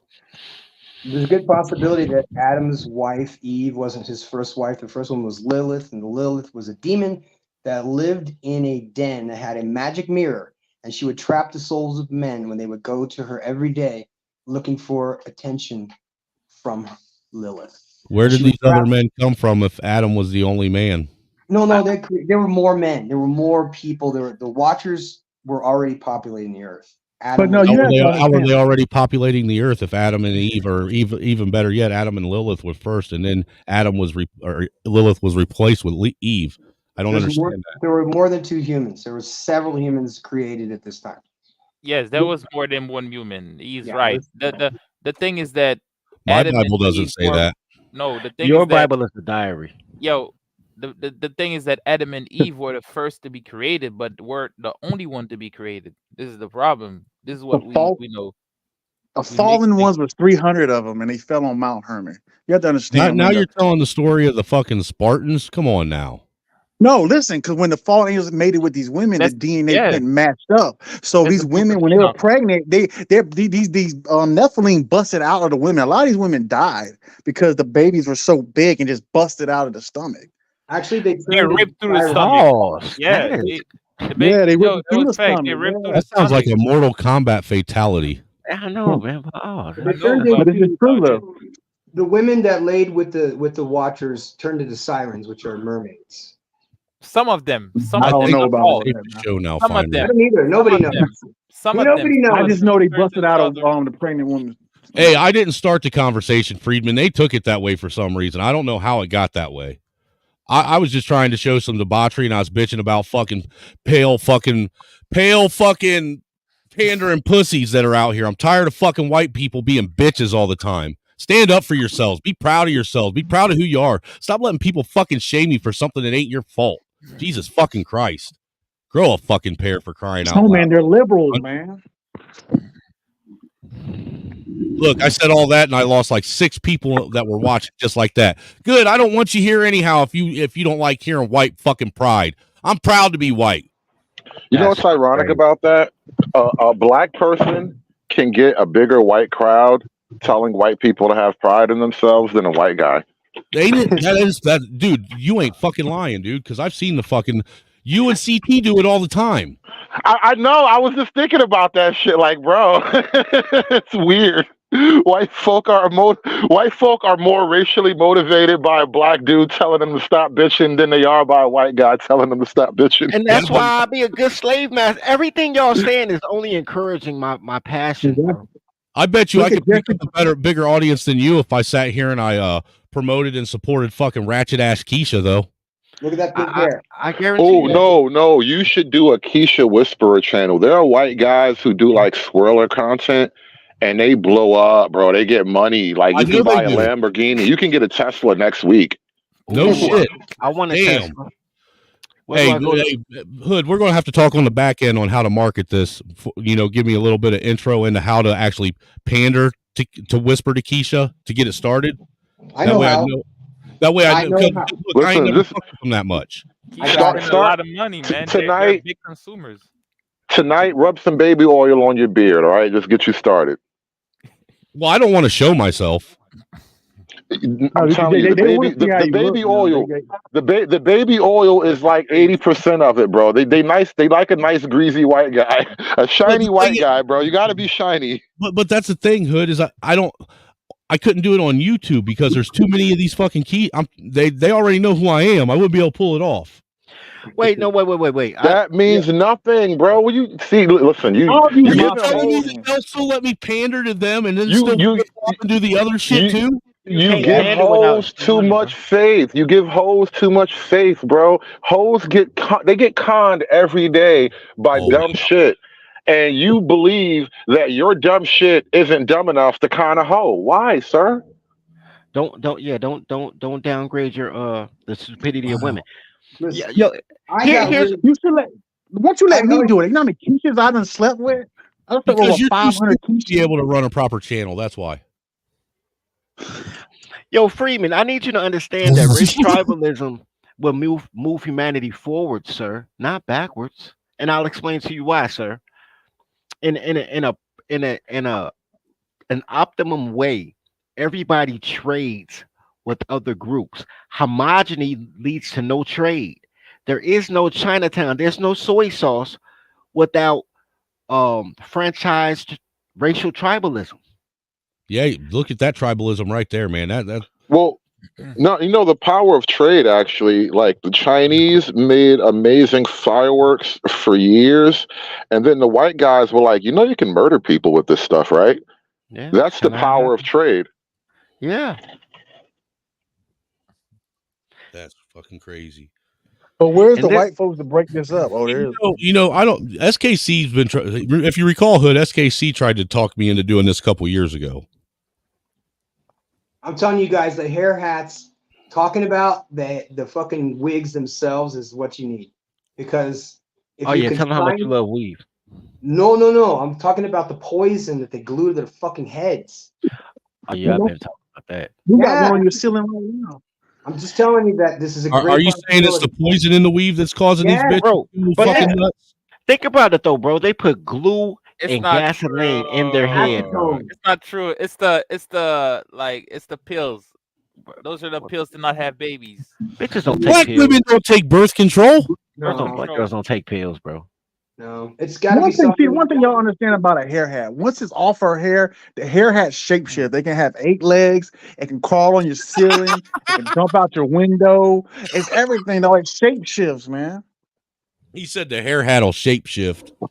Yeah, if it ain't on her head, it will shapeshift and just go chaotic and run off. It's like a fucking skinwalker on a black woman's head and shit. Like a xenomorph from the Aliens universe, bro. We could make it a series. About 8 legs and all that. Hair can turn the legs and all. Listen, if I could take down the fucking Colombian cartel single-handedly, then I can do the fucking Well, I hair don't think you need to say all that. scientifically.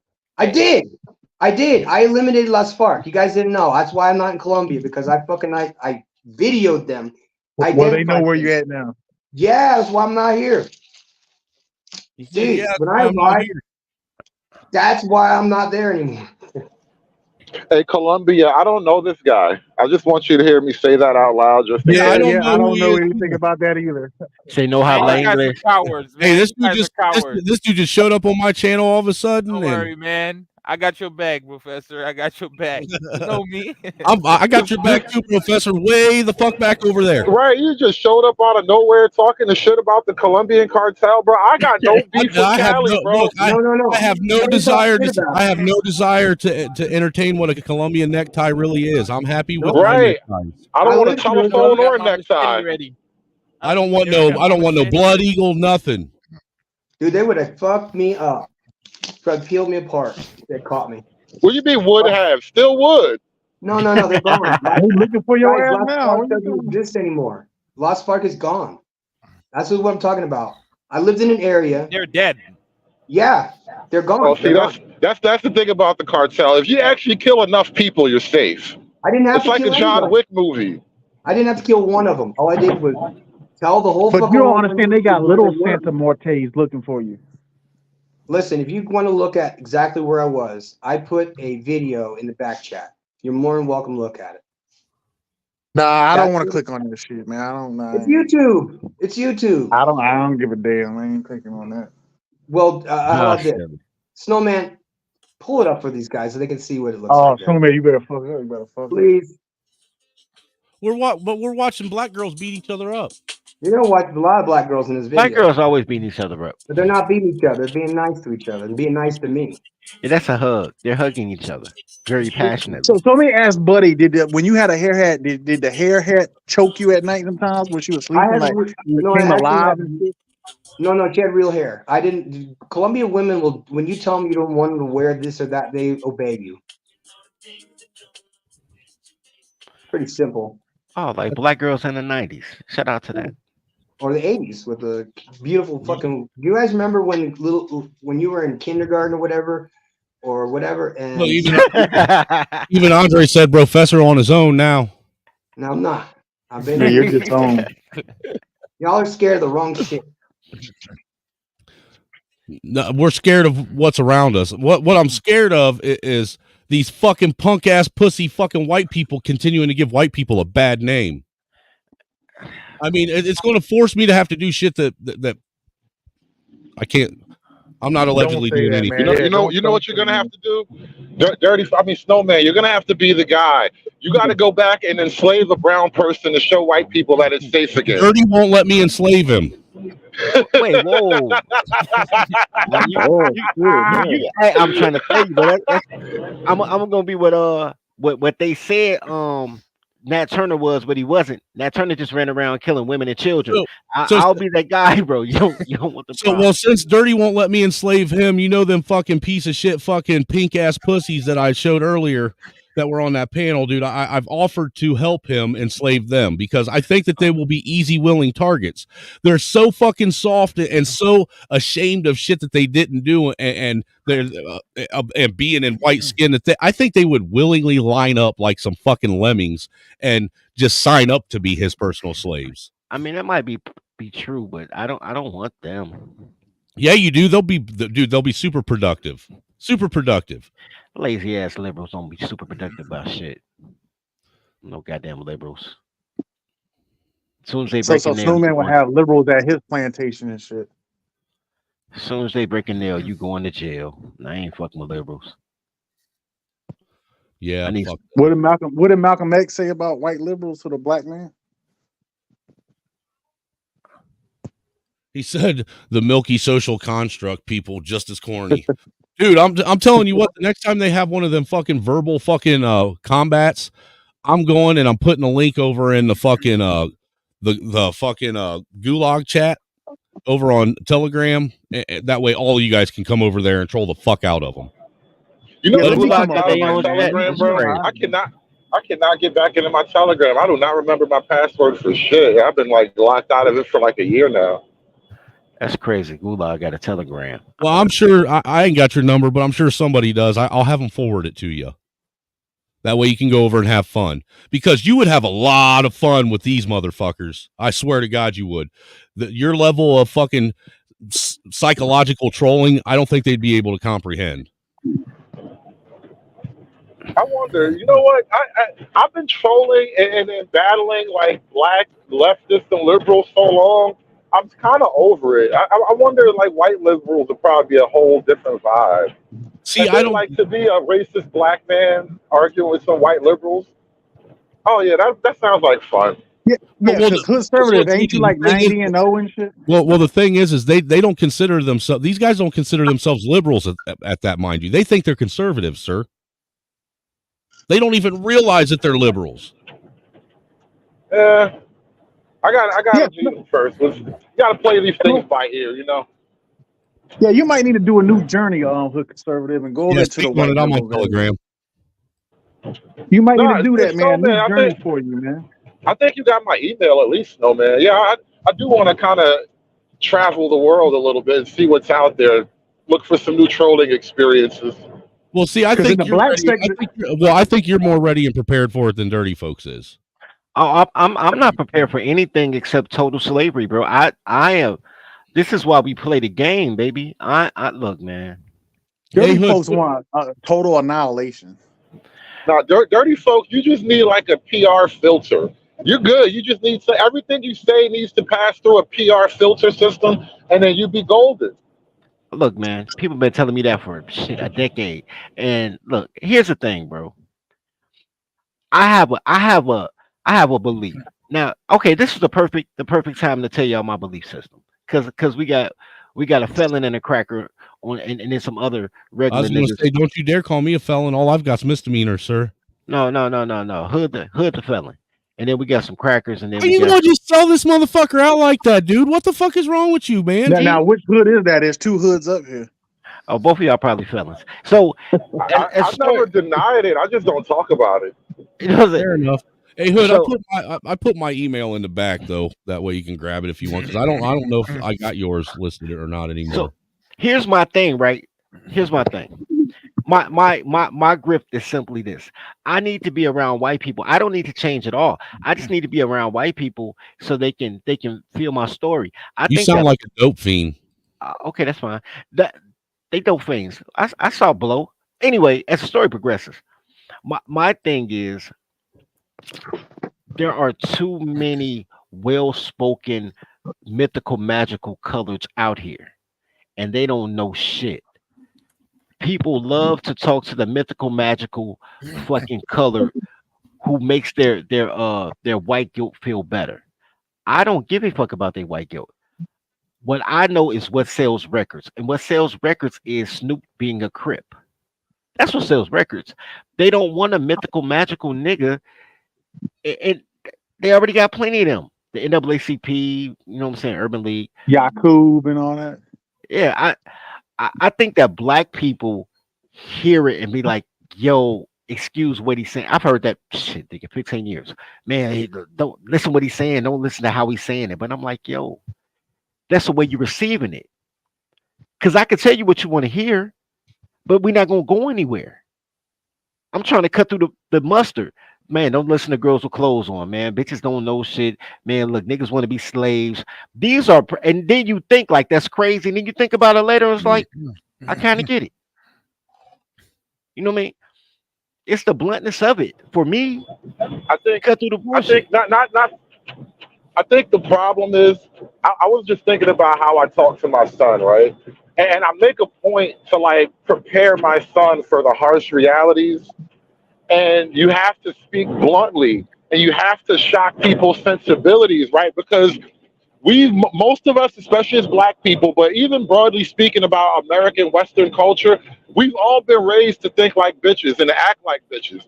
And so what you're coming up against is that ingrained bitchness. When you hear something that practically it works, but emotionally it's offensive, right? That's your internal bitch, right? It's been put in you by the culture around you, and you have to combat your internal bitch and be like, no, you have to do the right thing regardless of how the little bitch inside of you feels about it.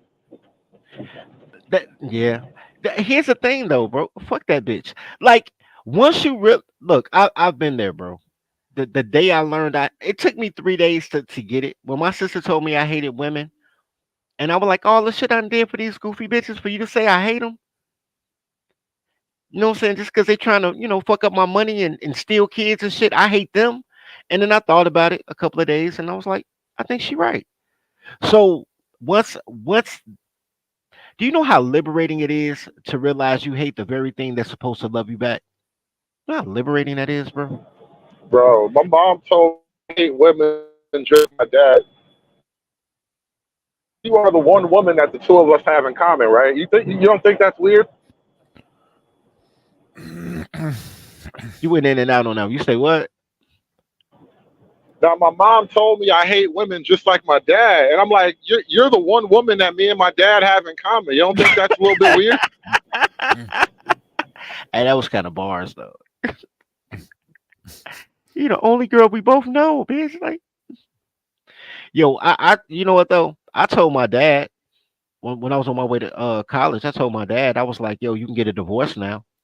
He was like, what? I was like, yo, I thought you were staying with her for the kids, bro. Like, I didn't know you really loved her. Like, I was shocked. I was like, all right, Pop, do your thing. I would just chosen differently. There's something that Hood says that I felt for a long time. And when he talks to SKC about marriage, he was like, yo, there's no appealing black marriage. There's no black couple that makes you say, you know what, I wish I had some of that. And I was because men listen to women with clothes on. No, worse than that, women get to choose their own man. Women should never choose any important decision. They just shouldn't. So I was fighting an internal battle since I was a teenager. Like, I want a girl that does not remind me of my mother. So I ended up dating thousands of girls. I ain't sleep with every girl I dated, but I dated thousands trying to figure out a girl that didn't remind me of my mother. And they were all cool in various ways, but the core of it wasn't until I started dating girls outside of black girls that I realized how disrespectful black girls were, and that's what was missing. Like, yo, I don't feel respected. I don't give a fuck about love. I need respect. You know, when you say that about your pops, right? And I think about my dad, right? And of all the wisdom and the warnings my dad would give me, don't be like your cousins and all of that type shit. My dad never really talked about my mom and what happened between him and my mom. And even when I asked, eventually I got, a little bit of an answer. But the thing is, for some reason, black men don't like talking about what's going on with black women. They will talk about everything but what that bitch be doing to them. And so I think about my own son, and I'm like, sooner or later, I got to be able to explain. I got to teach you about women through how your mother is. I think that's the final fucking boss. You have to understand women by understanding how fucked up your mom is. It is the final boss. It's hilarious you call it that too. Yeah, that's the final boss. It just seems like y'all on a fucking loop, just over and over and over, like riding that merry-go-round over and over. Give me the loop. Give me the loop. Give me the loop. How's this end? This doesn't end, man. What is the loop then? Explain to me what you're saying. Kind of like a loop. It's like it's over and over, same shit over and over. It's like it never stops. Oh, generational curses? Oh yeah, they're real. Yep. We are cursed by whores generationally. Generational. So basically, like I say, like give me the loop. Give me the loop. It just keeps and I don't think that until black people understand that black women are their generational curse, then how do you fix the curse, right? But that discussion has to be had. Like, man, I was talking about Bruce earlier, and Bruce had this great story about how he met his dad and how his dad was cool, but his mom didn't, wasn't approving of him trying to find his father, right? Because whatever.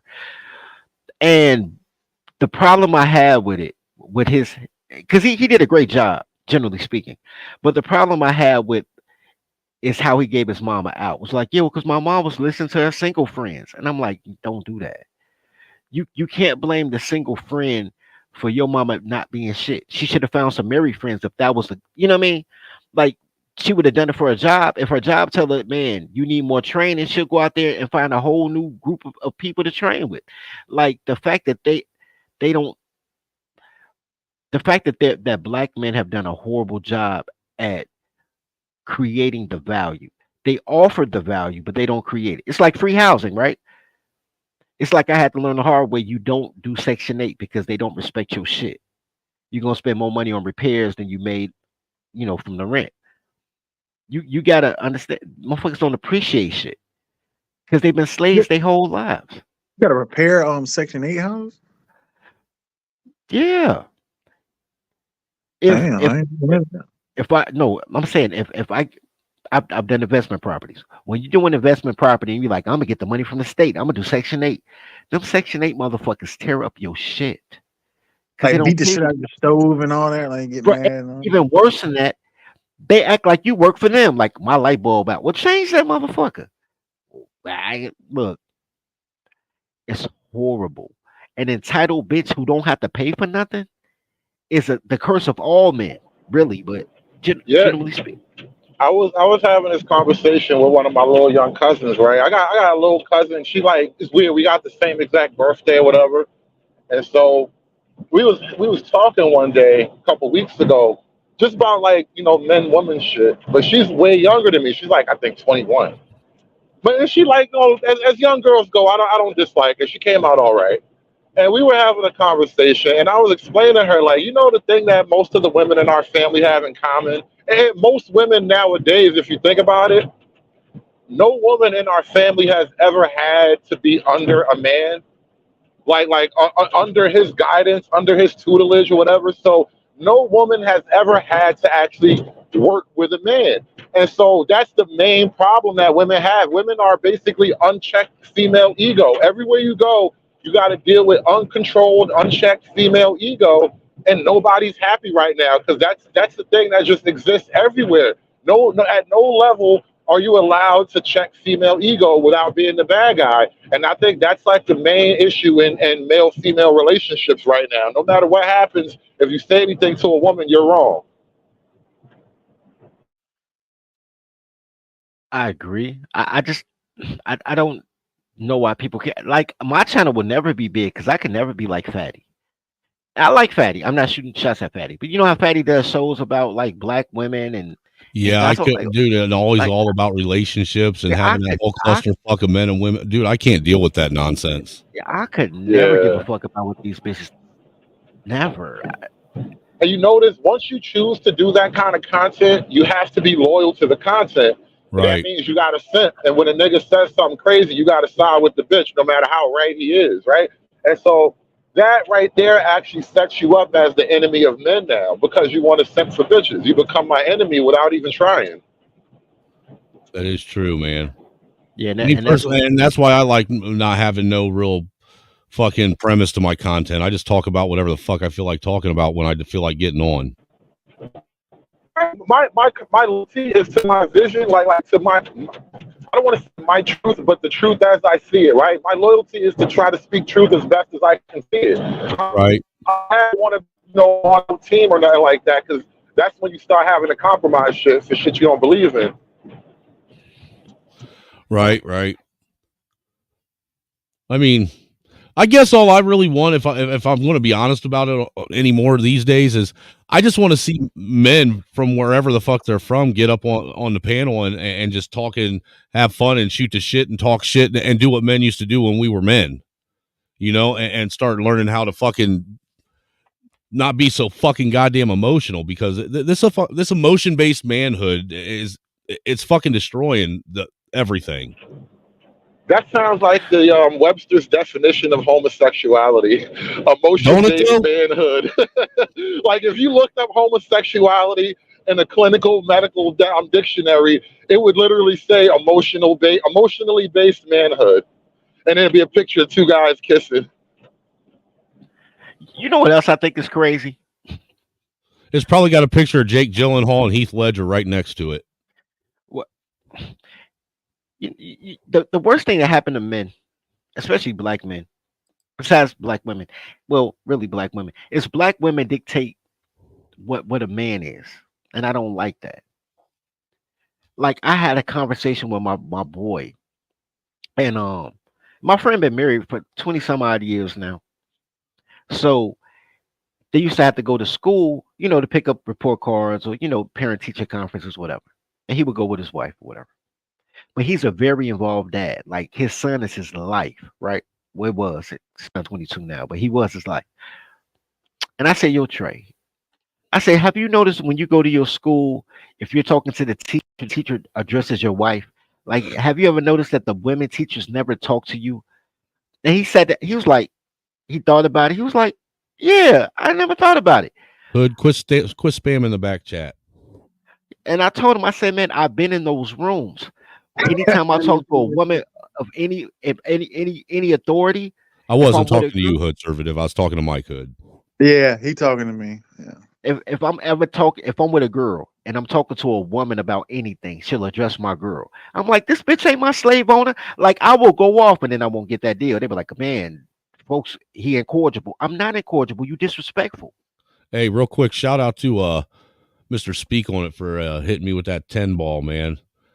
Greatly appreciate the donation, man. That's why I do this, man, to make that money.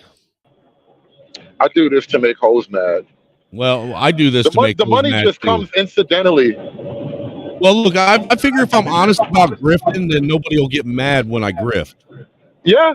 I kind of take the same approach. I am shameless about certain things, and Right. It works. It fits. I mean, I'm just saying, I'm a stay-at-home dad. I don't have a job, so I mean, yeah, I'm obviously on here to make a few coins because, why not?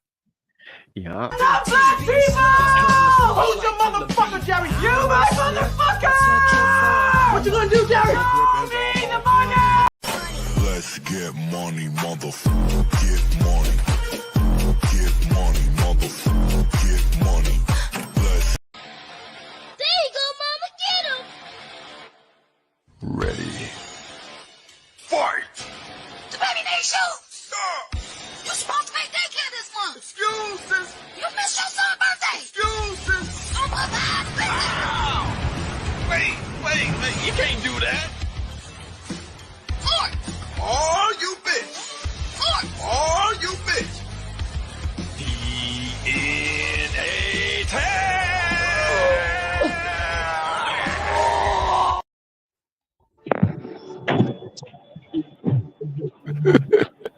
You like that, Hood. You did. Yeah, that DNA test was wild. It was hard. That cut was crazy. Dude, when I found that on, I can't remember if I found that on IG or fucking TikTok, but when I found it, I was like, I gotta snag this.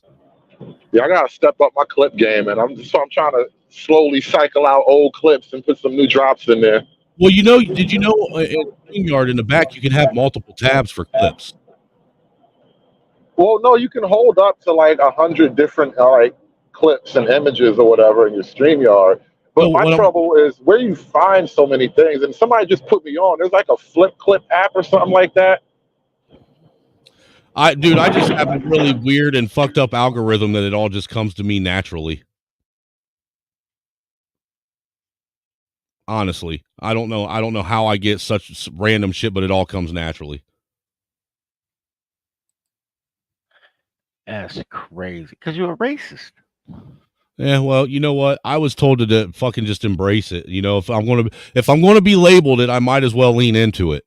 Look, no, man, you're a high level man. You know what? Snowman. Now you were talking about back in the day when we first linked up on these internet streets. You know what was holding you back, right? Your black friend at the time was holding you back. You had the wrong black friend. I know, right? Oh, you had a black friend before me? Yeah, but he was on some bullshit though. But he was gay. I didn't know he was gay at the time, and then Hood had to tell me he was gay. Yeah. So you don't have any black friends? I mean, because, dude, if you think about it, Hood, every time you would come over and you would hop on his panel and I was there, you and I would actually agree with more than I would with him, which always blew my mind. And I would always wind up arguing with the fat bitch that he lets run everything. Wow, he had a fat bitch too. Oh, he black. Oh my god. Well, let me tell you, Hood conservative and DJ. Me and Snowman are different. I don't have any white friends. Neither do I anymore. All my friends are Pookies and Ray Rays. Yeah, those are white people, sir. No, black folks. I live in South Carolina. You in South Carolina? I hang around. Only white folks I know is my mama. That's it. I've been trying to do a show in South Carolina for a minute, man. I don't know why, but you want to come to Charleston? I'm in Charleston. Hey, you know how many? You know about how many black people care that you live in an all black neighborhood with nothing but black friends? Yeah, because I'm a boss. Zero, I'm sir. Boss, Zero. Nobody gives a shit. Nobody gives a shit. Actually, Charleston nobody cares. They do give a shit. Nobody gives a fuck. Hey man, just want to let you know that sometimes you gotta shut the fuck up. And this current time is just one of those times you gotta shut the fuck up. I don't think you're a bad person. I just don't want to hear you talking anymore.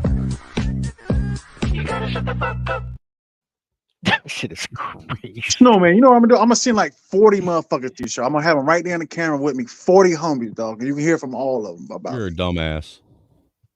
You can hear all from the Pookies that respect me, and I'm in charge. So what you're saying is you're going to play the background noise to the drive-by. No, I'm gonna be live. I'm gonna be live in the hood, bro. I'm gonna be live. Whatever. Okay, yeah, exactly. I don't even think there are. Oh man, you know me, man. I think there aren't any white people where I live. Not one. I think I'm the only one. Not a single. So are you in the hood though? Like, are you in the trap? Hey, conservative, have you finally moved out of all the black people and into a place of nothing but white people? Sadly, no. I mean, I'm in a weird gray area. I'm sort of like the nowhere man because I damn near live on the road. Are you in purgatory right now? I mean, as far as black people are concerned, yeah. I mean, I'm like a regular white guy otherwise because I just work and sleep. But I moved out of my hood. I'm just like a regular guy in somebody else's hood because it's cheap rent and I need a place to sleep while I'm not driving this truck. Because like I moved out of Brooklyn, right? Because I wanted to like start my business. One, I wanted to just leave the city anyway and just like make a clean break. And so I set up a business, and then on paper, I moved up to PA. But once I started driving the truck, most of the opportunity was like in Jersey. And so I wound up stuck in Jersey for a while, and I was damn near like homeless in Jersey because it didn't make sense to go back home. And so I would just be like getting hotels and sleeping in the truck for a while. And then I finally found this little cheap place to stay, and it's like right in the hood in Jersey. And so now I'm just like in a whole nother hood. But I don't really fuck with nobody. I just get up and go to work every morning like the white guy that lives in the hood. I thought the whole state of Jersey was a hood. You know what? No, bro, Jersey didn't say is it, but different. Jersey is different. It's got like little ghetto pockets and then a bunch of really rich motherfuckers. It's wild. Hey, and real quick, because Mr. Speak on it, was kind of mad. He wanted Spicy Maria, so for his donation, and I didn't throw it out there, so I'll give it to him I'll give you Spicy Maria real quick, so you won't feel as though you were taken advantage of.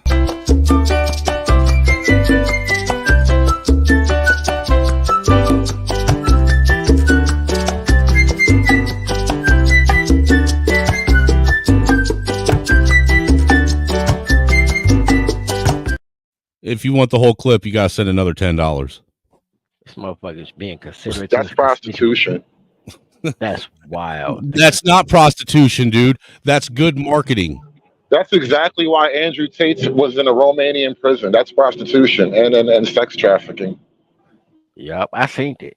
I'm snitching. Even Free Zone, that's digital pimping.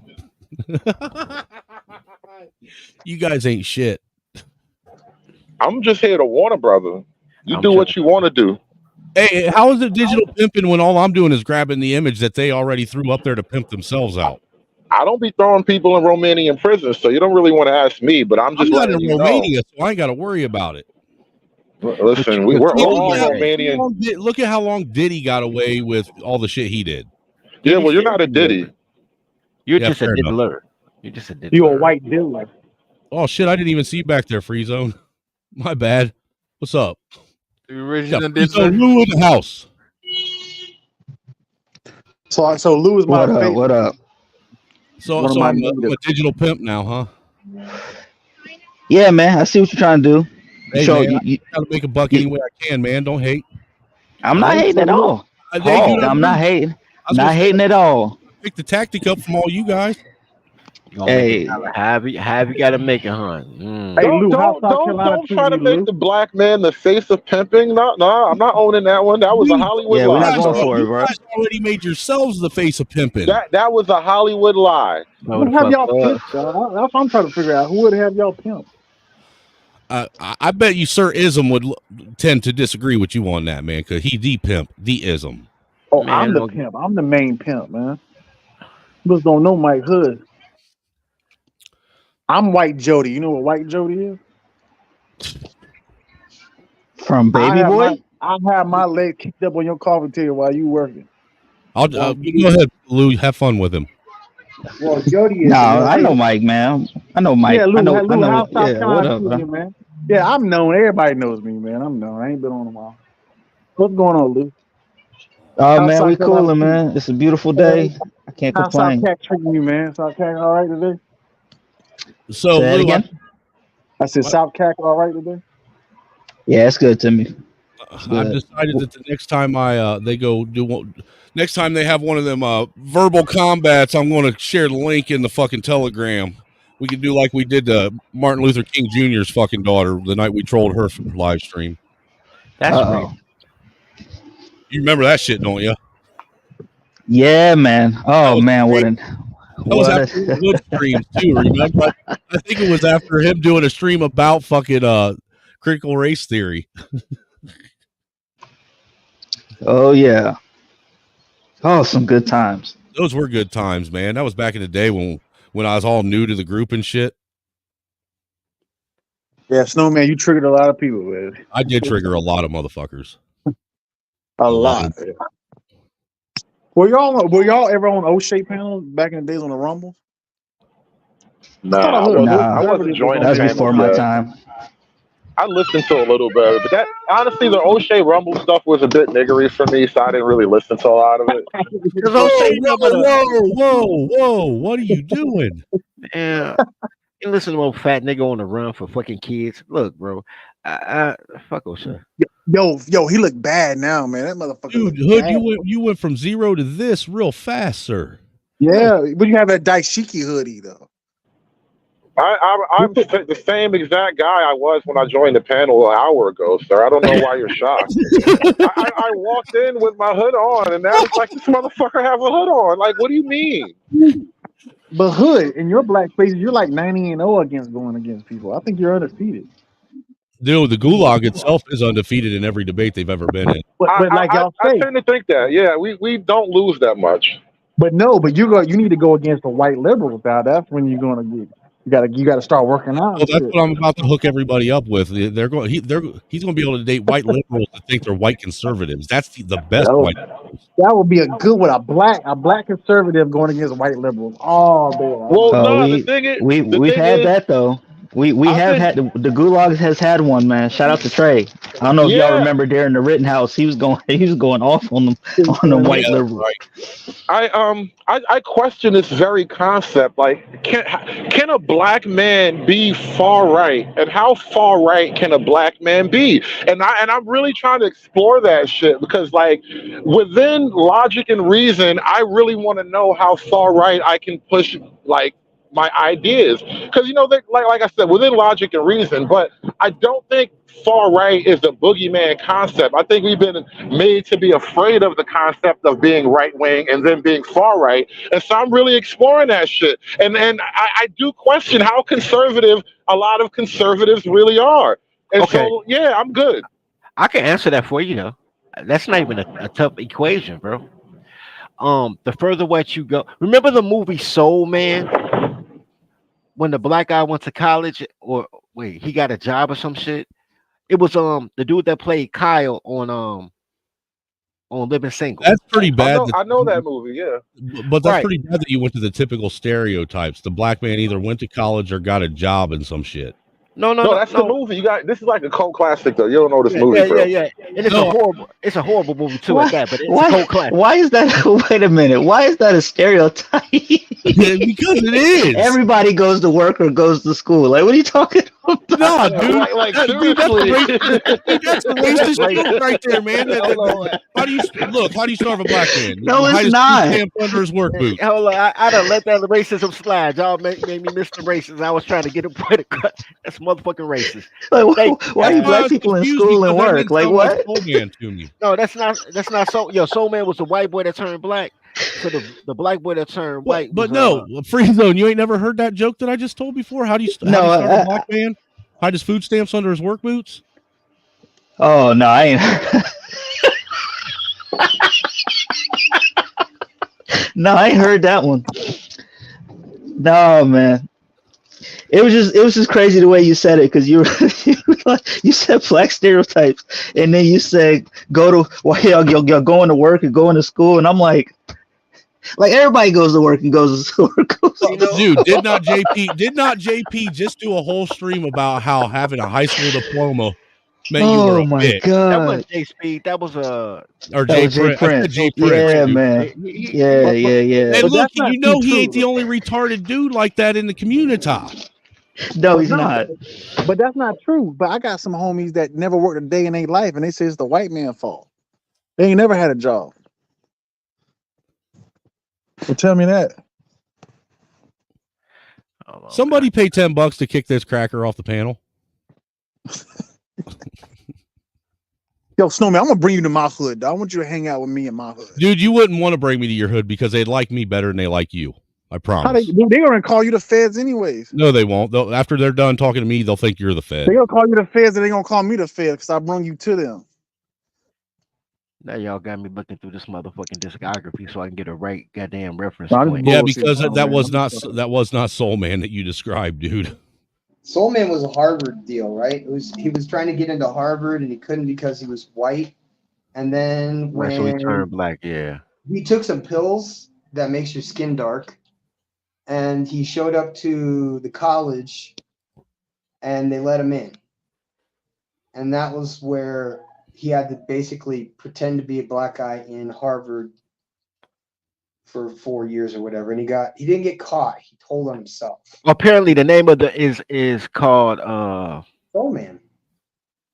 No, I'm saying Living Large. Living Large, no G. Living Large. That was the name of the movie. Black Thought said Jay Prince don't count, bro. Yeah, Jay Prince don't count, bro. He's not a real dude. But he's the representative of the community. He's the president of the Black House. You a motherfucking lie. Anyway, but hey, did you see he had Flora over at his house all weekend? Let me see if I can. Like in real life. Let me see. Yeah, I seen it, bro. I seen that.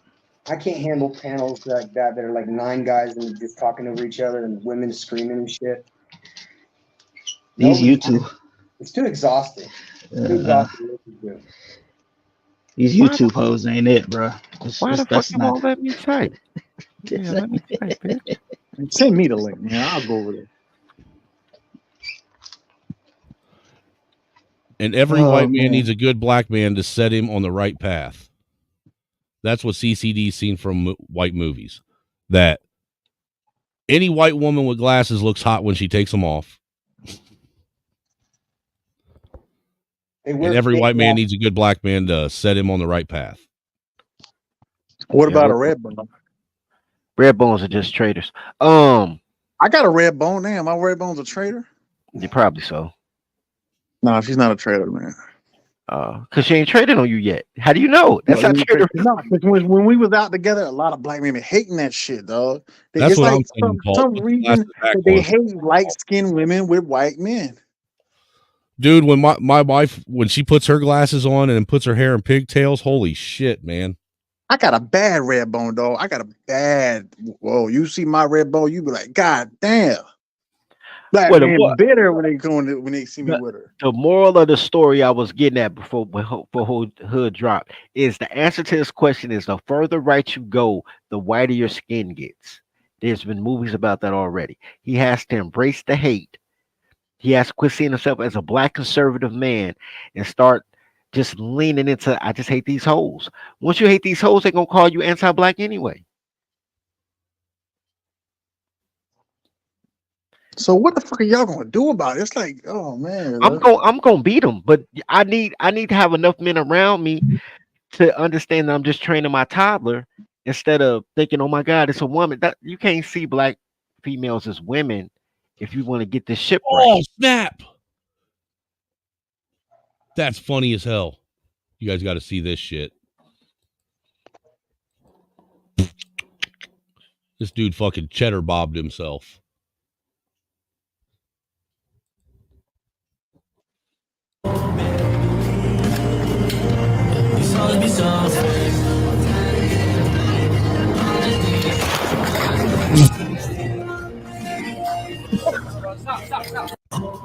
Come on, stop.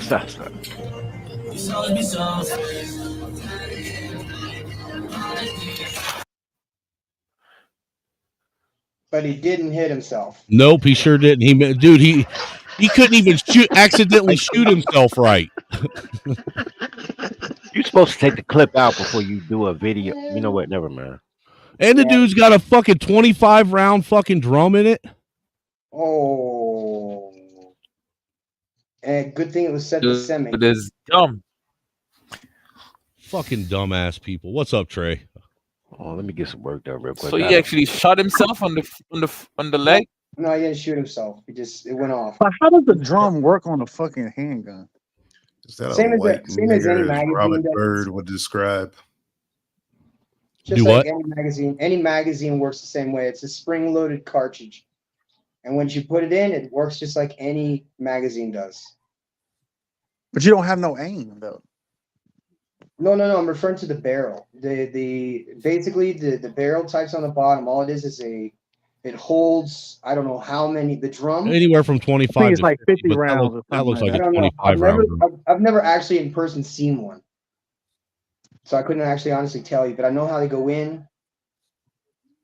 Don't know what. Because if you were shooting at some white veterans, they'll just let you run your ammo out, then kill you. Yeah, because they can shoot. White They veterans. know how to fight. Only white veterans? No, well, black veterans. Get him, Trey. too, Get him. Any But veteran. it's black veteran too. Yeah, Black veterans will fuck your ass up. I have all friends. He that are came black up with veterans. he came up with the dog too, so that means he's ready to fight. Nah, well, let's fight. Man. Nah, man. The black, I don't play that black game anyway. But well, you with Grandmaster Jay, whatever his name is.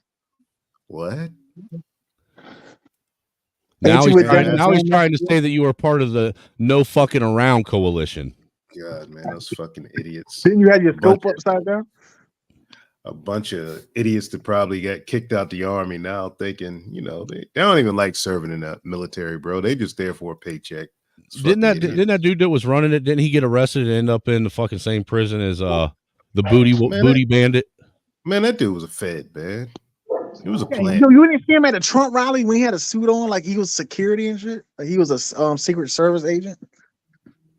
Y'all didn't see that in 2016? Oh, man, he was a plant. That's all, yeah. He's done. It's done. That CIA say that shit didn't work no more. Move on. Niggas out there stopping cars in Stone Mountain, Georgia and shit. Yeah, that white dude said, yeah, motherfucker. What are you talking about, Trey? Yeah, back when all that happened, the Grandmaster Jay's crew, they went out to Stone Mountain, you know, because they were trying to confront racism and the evil. But motherfuckers wouldn't go down to College Park, Zone 6 to the Jets. Motherfuckers out there in Stone Mountain, of all places, trying to go confront people. What did a white dude tell him? They just laughed at him. Well, yeah, the white dude was in the white van. They just laughed like, yeah, okay, all right.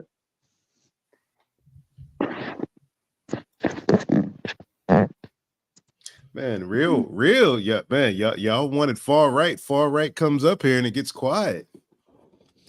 Yeah, we got a far righter up here, man. What's going on, man? Trey, I am going to take you over that. God damn, that dude's wow.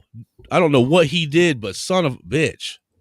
Oh, this dude was riding a motorcycle, did a wheelie, and he got fucking road rash on his cheeks. Oh. You don't want to see that. Oh. Don't play it. I didn't want to hear you describe it either. No, that was horrible, dude. I didn't either. Horrible. Y'all some scatterbrain whites over here, man. Scatterbrain white. Hey guys, what do you think about that dude or Frieza? What do you think about that second dude to set himself on fire outside of the Trump hearing?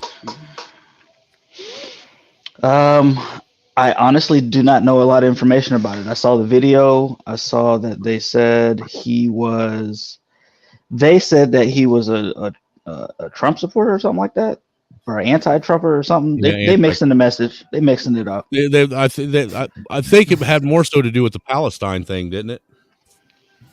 I don't know. I do know there was a video where he was talking about revolution and stuff on some commie stuff. Yeah, it's definitely a leftist. I don't think the leftists hate Trump more than they hate Israel. That's the weird thing about the left wing. They really don't like Trump and all that, but this Israel thing has them enraged. There's something really bizarre about the left.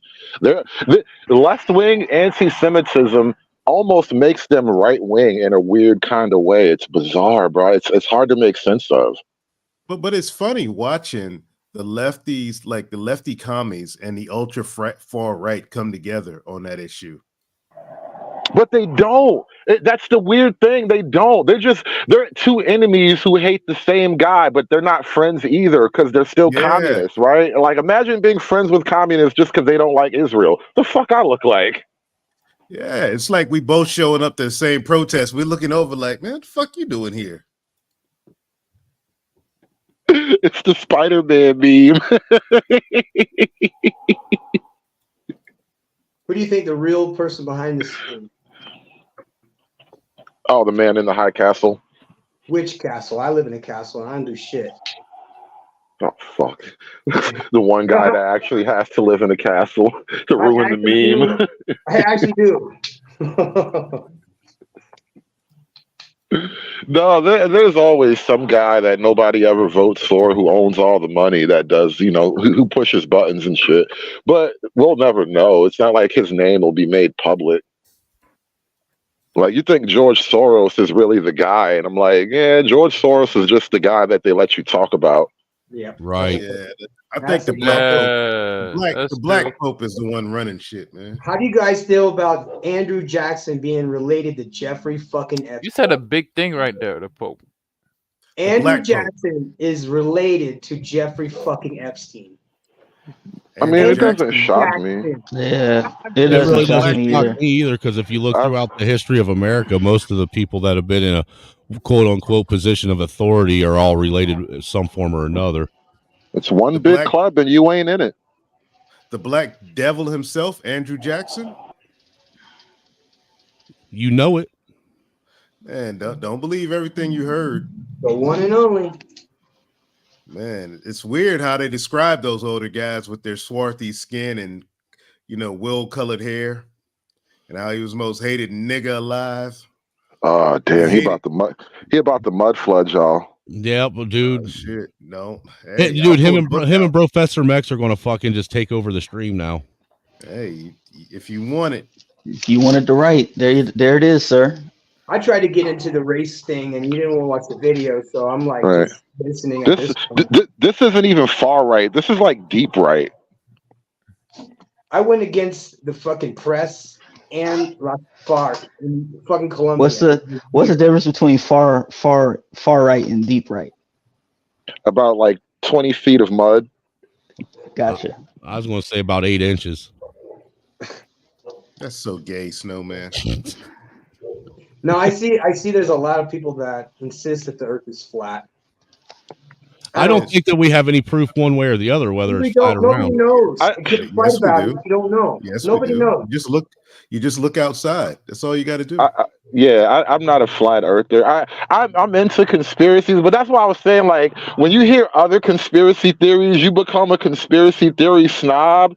It's like, listen, man, me and my Aldebaran gang are laughing at the flat Earth guys right now. Like, we're all in here in our little conspiracy theory club, laughing at the other guys who believe some crazy shit. I'm undefeated. Are you sure you want to do this, Professor Mex? I'm undefeated. No. I don't have a debate in this fight because I'm insisting that if this thing's a simulation, don't fucking matter anyway. But we can easily put a big ass balloon connected with a GoPro that doesn't have a fisheye lens. We have, bro. Not a GoPro. You just played the ultimate conspiracy theory trump card. Once you go full simulation, there is no other place to go. Yeah. Yeah, it's no GoPro, bro. GoPros have fisheye lenses. But I'm saying anything similar that has something that doesn't have a fisheye lens that we could just pull it up or go over 26,000 feet in an aircraft. It's been done, bro. It's been done. Now I don't have no dog in the fight. None. I just think that NASA's fucking bullshit, and we've been spending money that we could be getting, and they're giving it the fuck away. Our salaries would be 10,000 times what it is if we didn't have all the fucking bureaucracy. If your salaries are 10,000 times, like a McDonald's like cheeseburger would cost $100,000, bro. But imagine this is 1970 and your mortgage is $111. Yeah. That was what my grandparents bought a house for in Florida back in the 70s, I believe. Man, you trying to lose your monetization, Snowman?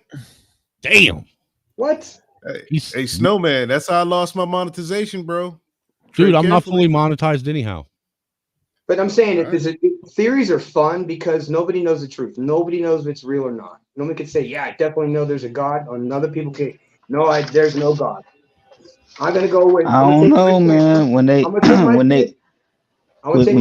you put out a theory and they shut you down for it, it begs the question. Well, I've already been canceled anyway. Why do you think I'm not in Colombia anymore? Not because of the cartel. It's because of fucking feminine. Because you're feminine? Feminists shut me down. Yeah. I thought you said you were a feminist. I got canceled. Dude, they made websites on WordPress saying I was because of feminists. We don't let women on this panel, Trey. No, if he was a feminist, he wouldn't be up here. Man, you know there's male feminists out there, man. Half the damn. I know, but if he was a feminist, he wouldn't be up here, man. He wouldn't last. Yeah. No way. Yeah, so I'm with it. I'm like, let's think about common sense and logic, and then look at the fuckery that we actually exposed, and say, "Whoa, why would they go through all this trouble to lie to us?" That's the original lie, man. Cultural Marxism, man. It's got to keep you. They need one original lie. Once that lie is done, it's all over with. And you ask, like, why was Werner von Braun, of all people, the one who started NASA? You know. Well, look, I can even take it to a next step level because the one panel I was on, they were talking about the moon landing. I literally me and my wife, we grew up She grew up in the town. I grew up the next town over from the town that Neil Armstrong was from. All right, where the Neil and Armstrong Air and Space Museum is at. That Where his family moved from. Do what? That weird ass building on 75. Yes, it's right there by Wapakoneta. And what's interesting about that is Neil Armstrong, after the moon landing, never came back to his hometown. Has never visited that museum that was actually built for him. His parents, after the moon landing, moved away from the town, moved out of the state actually. And what the other really weird thing is, the wife, when she was in high school, their band had won a trip to go have a luncheon with Neil Armstrong. He wouldn't come to Walpock, the town that she was from and that he's from. He wouldn't come back. He would only meet him in Lima, which is a town about 20 miles north on 75. And one of the rules to them getting to sit down and have a luncheon with them is they were told they could talk about anything they wanted to. But if they mentioned the moon landing, the luncheon would end immediately. Mm-hmm. Now I'm looking on Google right now, and this is just the definition of NASA with an H at the end. It's a Hebrew word for to lead astray mentally, to delude or morally seduce, beguile, to deceive, as a user, lend on interest. It's just fraud, basically. And the tiny hats are known for interest and all that stuff, which in other cultures is considered to be a sin. Don't know why this has been brought up, but anybody who says that NASA means like deception in Hebrew, it's not true. NASA is not a Hebrew word. NASAH is where they're getting this. That's just semantics, bro. That's semantics. Just yeah. So don't believe. This is the kind of shit that gets people believing stupid shit like that when there's a nuance involved, and people will run with this. Okay. And I'm not saying that NASA is guilty of anything. I don't know any better. I've never worked. I am. Have you been there? It's a movie. It's a film studio in Houston. We know that. But I know that I don't know personally anybody in NASA. I don't know anybody at NASA. People have actually scolded me for saying stuff about NASA. And for me, that for a person like myself in my position to talk against NASA can get me in a fuckload of trouble here. It's just this, man. It's like once you know, it gets old. No debating about it. It gets old. And like, honestly, I look out my front door and debunk it. And that's what, kind of like piss Clue and SKC off at me, because it's like their math don't math on the other side. And I look out my front door and their math don't math. And that's it. It's the end of the story. There's nothing to debate on, nothing to disagree on. It's the end of the thing. And like, once you wake up to the whole space, like, basketball earth lie, it's like your brain is through. Like race, that one's old. The whole race is made up shit. That one's old. You learn that as soon as you leave the US if you're really smart. Because I know y'all were talking about niggas earlier in quiche. The thing actually I was talking more so about crackers and fucking fake pussy pandering fucking. No. I'm talking about when y'all were talking about the problems, black men have with quiche and shit. That's when I was cracking up. Oh, I got you. Yeah, but their problem though is they believe in black, man. Once you let go of black, this whole like, why the fuck would you choose a bitch based on her skin color? Well, that's the dumbest shit in the world. Well, what's interesting, Trey, to what you're saying, we're the only country on the planet that has both black and white people that make sure that we, emphasize. One group make sure they emphasize that before everything else. Niggas. No, South Africa is like the same now. They fell into that dumb shit. Rhodesia was that way. Mexico's that way right now. They definitely don't like the darker skinned Mexicans. That's where I live. I live in Celaya, which is the. You know what? I guarantee you, it's all been perpetuated by fucking American propaganda too. Totally. Every single setup has been done by us. All the setups, all the fakery, it's all been done by us. We did everything. I still don't know why. Yeah. The thing about going to Mexico, I'm there all the time, man. It's like I'm dark as can be, but the sniff test is thanks to Americans. If you look like me, you got to get over past the sniff test, and it takes me about 2 seconds. I speak Spanish, my money goes long. That's it. And then they realize, like, oh shit, he's not a nigger. He's not a nigga. Talk like this. It's a wrap. He speaks Spanish, and that's it. They're nice to I'm you. cool. Fucking no. Isn't it crazy? You come down here and people are nice to you. They don't see the news. They don't see all the shit that we see on American news. They don't see any of it. It's a blackout. It's a media blackout.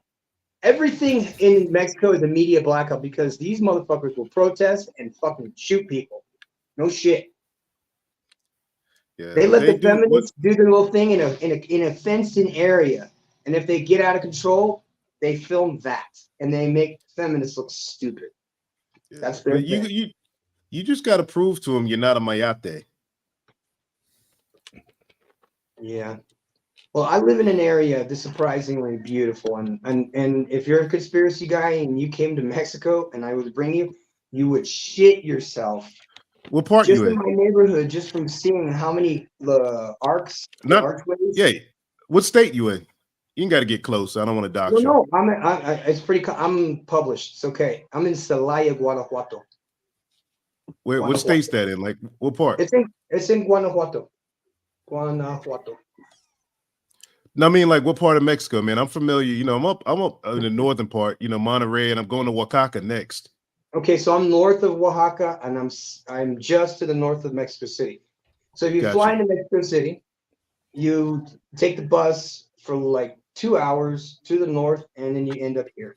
And then this is where I'm in this station here. There's a Star Fort here. If you guys know what a Star Fort is, it's like where they have Puerto Rico, except it's buried, and they don't even know how old it is. They say it's like, oh, it's probably something the Spanish built, but they don't know that. Shit. Then you get in another bus, or you ride with me in the car for 90 minutes to the castle. The castle is actually the whole town, and it was a walled city. It had bridges and shit, and it's all fucked up now. And people took all the bricks and the stones and made their own houses out of it. So when you go there, you're like, okay, I get it now. Okay.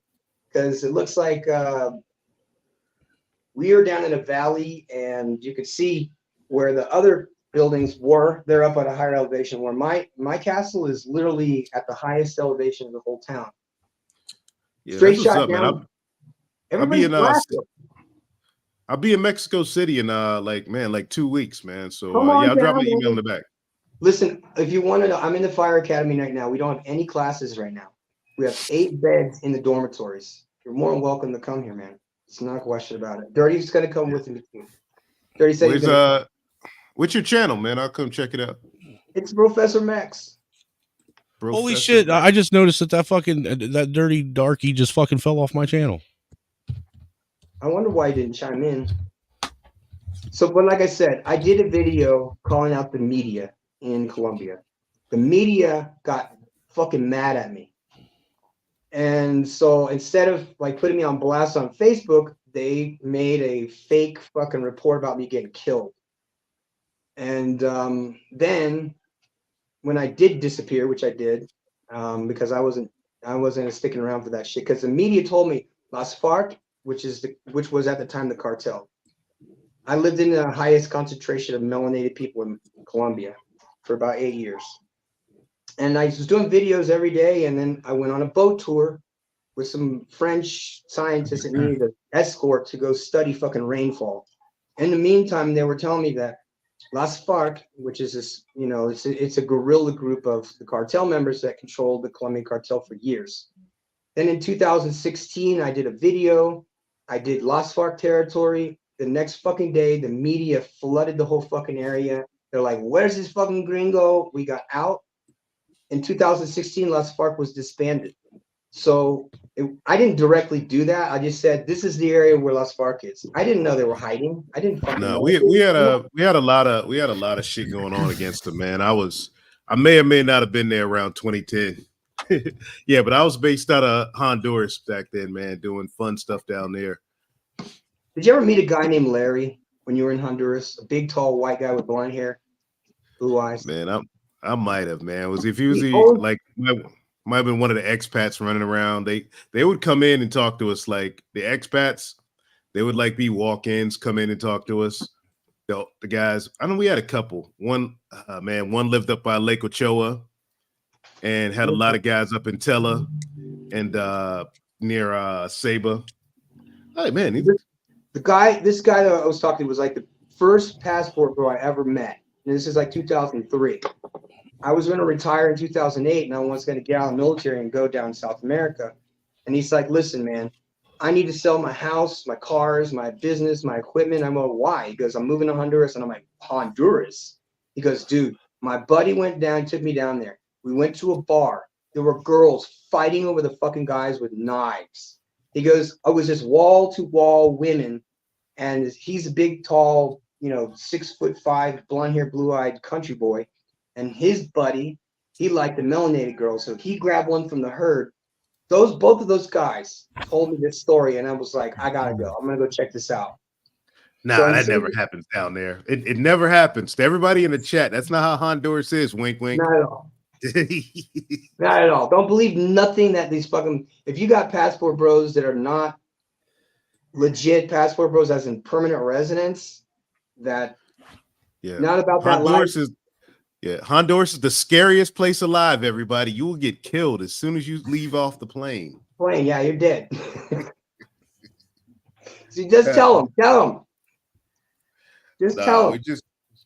I used to work with some Hondurans, man, and the quickest way to piss them off is refer to them as Mexican. Yeah, because they have a big fight with them. You can't. Guatemalans, Hondurans, non-El Salvadorians are fine now. Dude, I had this fucking Honduran look at me and say, I ain't no dirty ass spick. Who you calling a Mexican? Straight up. I was like, excuse the fuck out of me. Yeah, definitely don't need poop, man, and fucking damn Honduras, man. Don't muck up. They're already going to El Salvador now. I don't know nothing about it. My name's Bennett and I ain't in it. Nah, just, we don't need the Colombia or Sosua up these beautiful countries. Right now, it in fucking some of these countries, didn't we find out that one of these countries down there, I forget which one it is actually sending us fucking prison inmates? Yeah, Venezuela. Venezuela is emptying the jails in Cucuta, the military prisons, not just any. They emptied the Leavenworth of Venezuela, put them on a bus in Cucuta, and then sent them to the Darien Gap with money. Fucking crazy. But that's what El Salvador was basically doing, but they internalized it. They just did the reverse. This is not the first time. Cuba did it in '94 when they said everybody can go. I mean, I'm drift boat fishing off the coast of Florida, I think down in the Keys, and I see these old boats floating up. Like, what the hell are those, sir? Those are the Cuban boats that they just let everybody go. All the people from the prisons, they let them out, put them in boats, send them to the States. That was in 1994. That wasn't the first time, though. They did it in the 60s, too. Oh, let's see. Present. Share screen. I'm going to play your video, Professor. Is it showing? Yeah, it's showing. This is his video he's got back there. You've been living here for 8 years. 8 years? Yeah. Wow. On and off. I'm not here all the time. Yeah. I mean, we have a place here. And then That's that bodybuilder, Professor. When I was talking to a couple friends of mine in Medellin about, me being here in Choco, their first reaction was, oh my gosh, you're in Choco. Huh? You know why? It's just fear of the unknown. People are usually afraid of what they don't know, and they come and talk shit about what they don't know. And the news is a great job of that too, because this is, the FARC is right here. They're out in the jungle. You flew over all those twisted clay roads. They're out there, and you'll see them, carrying weapons, walking around. They're not gonna mess with you. They're not gonna mess with me. It just a matter of what you're willing to give up. Okay. First of all, the waters, you can't drink. I make my own food. You see, we bought our own stuff. Because I don't eat the fried stuff and everything. But the people in general are super cool, super nice. Easily, and here it's just it's so relaxed, so calm. I mean, I could truly walk around here and not say anything, and I promise you, nobody will bother me because I look just like them. Word poverty brings out a whole new definition in some parts of Choco. The thing about it is this: a lot of people don't even know that they're poor because they've been making $6 to $8 a day all their life, and that's all they know. And they're doing it. They're surviving. This is my boy, by the way, from the military. He said, "I'm not scared. I'm gonna come out there." Because he watched my videos. He's like, "I gotta come now." So I'm glad he came. ¿Tú? Bueno. Mi amiga. Para España. Mi amiga. How'd you meet her? Yesterday, I came out here by myself just to see the reaction of the people without Professor. You know, the love I got. You just saw it. This girl just came up to me and just started kissing me and hugging me and everything. They remember your face. They remember you. And, you know, again, I'm trying to hold back my tears, but everything. Hey, pause it, Snowman. Man, first thing I learned traveling, man, down south, to stay the fuck away from damn black folks down there. It works out better for Professor than me because they watch black TV and stuff like that, American TV, and know how black folks is on that whole Pan-Africanism shit, and they try to fleece you at the end of the day. They try to lure you in with that blackness, marry you off to some ugly fucking Spanish-speaking strag with like 3 kids and shit. Fuck that, man. He married, like girls in Choco, for example, are all natural. They don't have hair hats. They have their original bodies. Now, he married the governor's wife, the governor's daughter. So, and she was an attorney. So he's drizzle permanently from now on, and he's in a better part of Choco, obviously down by the beach. But life is. These guys, they only do it, man, because of their mama. They fell in love with his skin color. That's the only reason they go down there. And now, oh man, I got a nice girl who looks like my mama who treats me good. Man, I'm with dirty folks on this. That is the gayest, most homosexual shit in the world, man. That you just got to get a woman because they look like your mama. That's sick. That's definitely weird. You know, I it's that baby boy syndrome. Yeah, when you a nigga on a YouTube video and like it's on my man bro Fesser's channel and you up there, oh my god, I about came to tears because I seen niggas in Colombia and they were nice to me. What kind of fucking soft guy era bullshit is that, you pussy? Yeah, it's not when you're not used to being treated well, it's kind of weird because it's suspicious. Hey, I say let these soft guy era guys rock, man. Drizzle.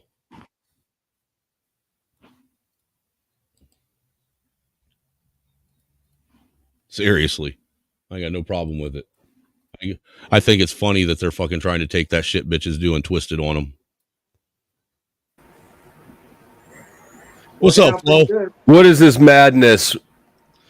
I don't know. I have a panel full of Negroes. Me too. Count me in. Better correct yourself, Snowman. Lumping me in with them fucking. Is Negroes an offensive term? No. Man, do not call me by that shit, man. I don't think you can be I don't think you can be the final word on that, Snowman. I need some POC definitions here. Is Negro an offensive term still? It's that nice gray area where no one's really sure how they should respond to it, right?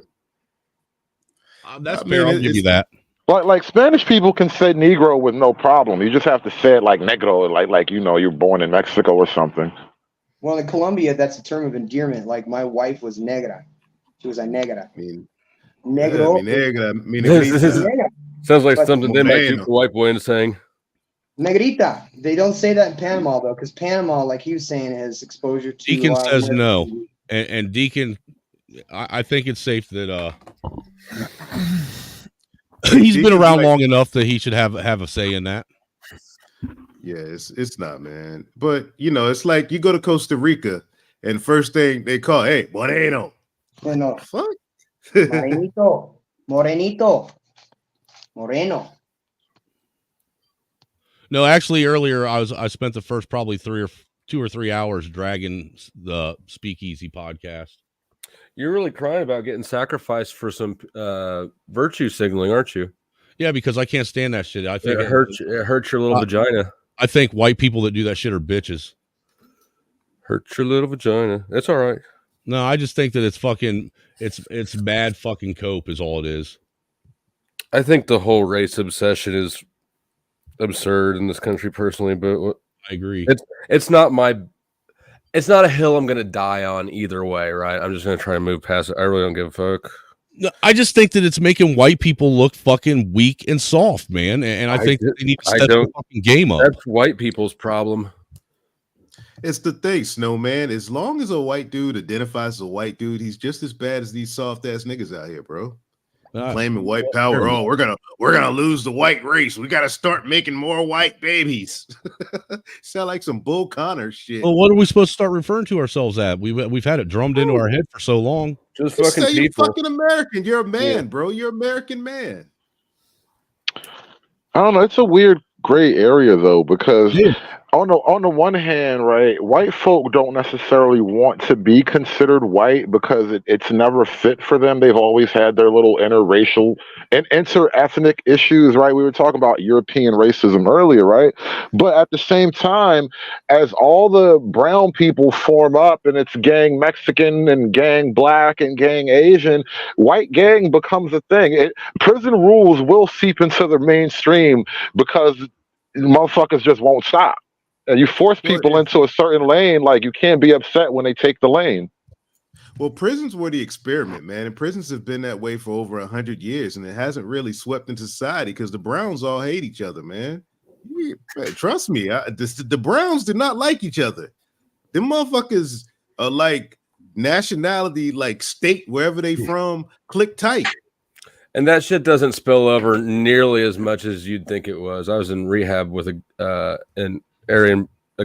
who's an Aryan Brotherhood who just got out of prison. The whole skinhead with tattoos and shit on his head and face and stuff. And he got along just fine with everybody. His roommate was Hispanic. Actually, the Aryans, they do a lot of business with the gangs in prison, don't they? Yeah. Aryans and Mexican mafia have long-standing ties, so that alone doesn't shock me. Because listen, technically, if you really wanted to get into it, a lot of Latinos are ethnically Caucasian. It is what it is. Yeah, ethnically is not the right word, but you know what I'm saying. They're fucking Caucasians. The whole prison gang paradigm is just a way to get the inmates to police themselves. Otherwise, it wouldn't be cost effective to have this many prisoners. Yeah, because it is all just prison politics, really. Yeah, as long as you keep them divided, you can control them, just like out here. If you keep them drunk, give them free porn, give them legal weed. Why not? Keep them distracted long as possible.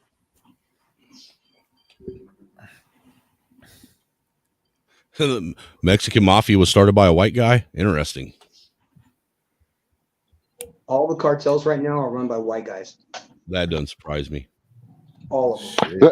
That's the thing about it's a weird position for like the Black American, especially the pro-blacks, because we kind of see Latinos as a brown group because they're not white per se. They're not pure white. They're like cafe au lait white. And the problem is, though, they're relatively white, bro. If you go to their country, think about Buenos Aires. Buenos Aires is like the secret home of Germans. So there are some white Latinos there. And that's basically how it is, right? It's not that they're not white. They're just not white American. There's no such thing as white Latino. There's Latino and there's white Spanish people. Hispanic people I view them more like Italians. They're like Italians. Latinos are mixed. Something like that. And even if you get into they've got a lot more in common with Italians. Man, I'm married to a white Dominican, man. I watch this shit play out all the time where the rest of her family is all melanated and shit, and just watching the buffoonery and watching idiot niggas try to convince her she's black and shit when she's fucking white as the screen on StreamYards and shit. Yeah. We have white Mexicans here that have red hair and blue eyes. They're all those white. Those are white. The Louis C.K. Mexicans. Yeah, the Canelos. Latinos are mixed. Latinos are half white and half melanated people. Man, it's not, man. Hold on, man. We're all fucking mixed, man. Half these niggas I grew up in Virginia, man, look like Chris Brown. And you got Mexicans that are fucking dark as me, and you're gonna, they're white, but Chris Brown is black. Who's talking right now? It's me, Trey. Brother. Preach. That's Just all he wondering. want. I agree. That's I agree with you. I agree with your perspectives so far, and so I was just wondering who I'm agreeing with. Well, I'll give you a breakdown of the Colombians. They have more Lebanese. See, that's why girls are so pretty, because they have that mixture of Lebanese with them and Armenians. After World War II, the United States transported all the refugees from Armenia and put them into Circassia, which is called Armenia today. And they also gave them all the antique Willie Jeeps. If you go look up Armenia, Colombia, you'll see all the Jeeps. And they're all painted and restored, and it's beautiful. When you go there, you look around, you're like, wow, I'm not even in Colombia anymore. It's like being in Europe again.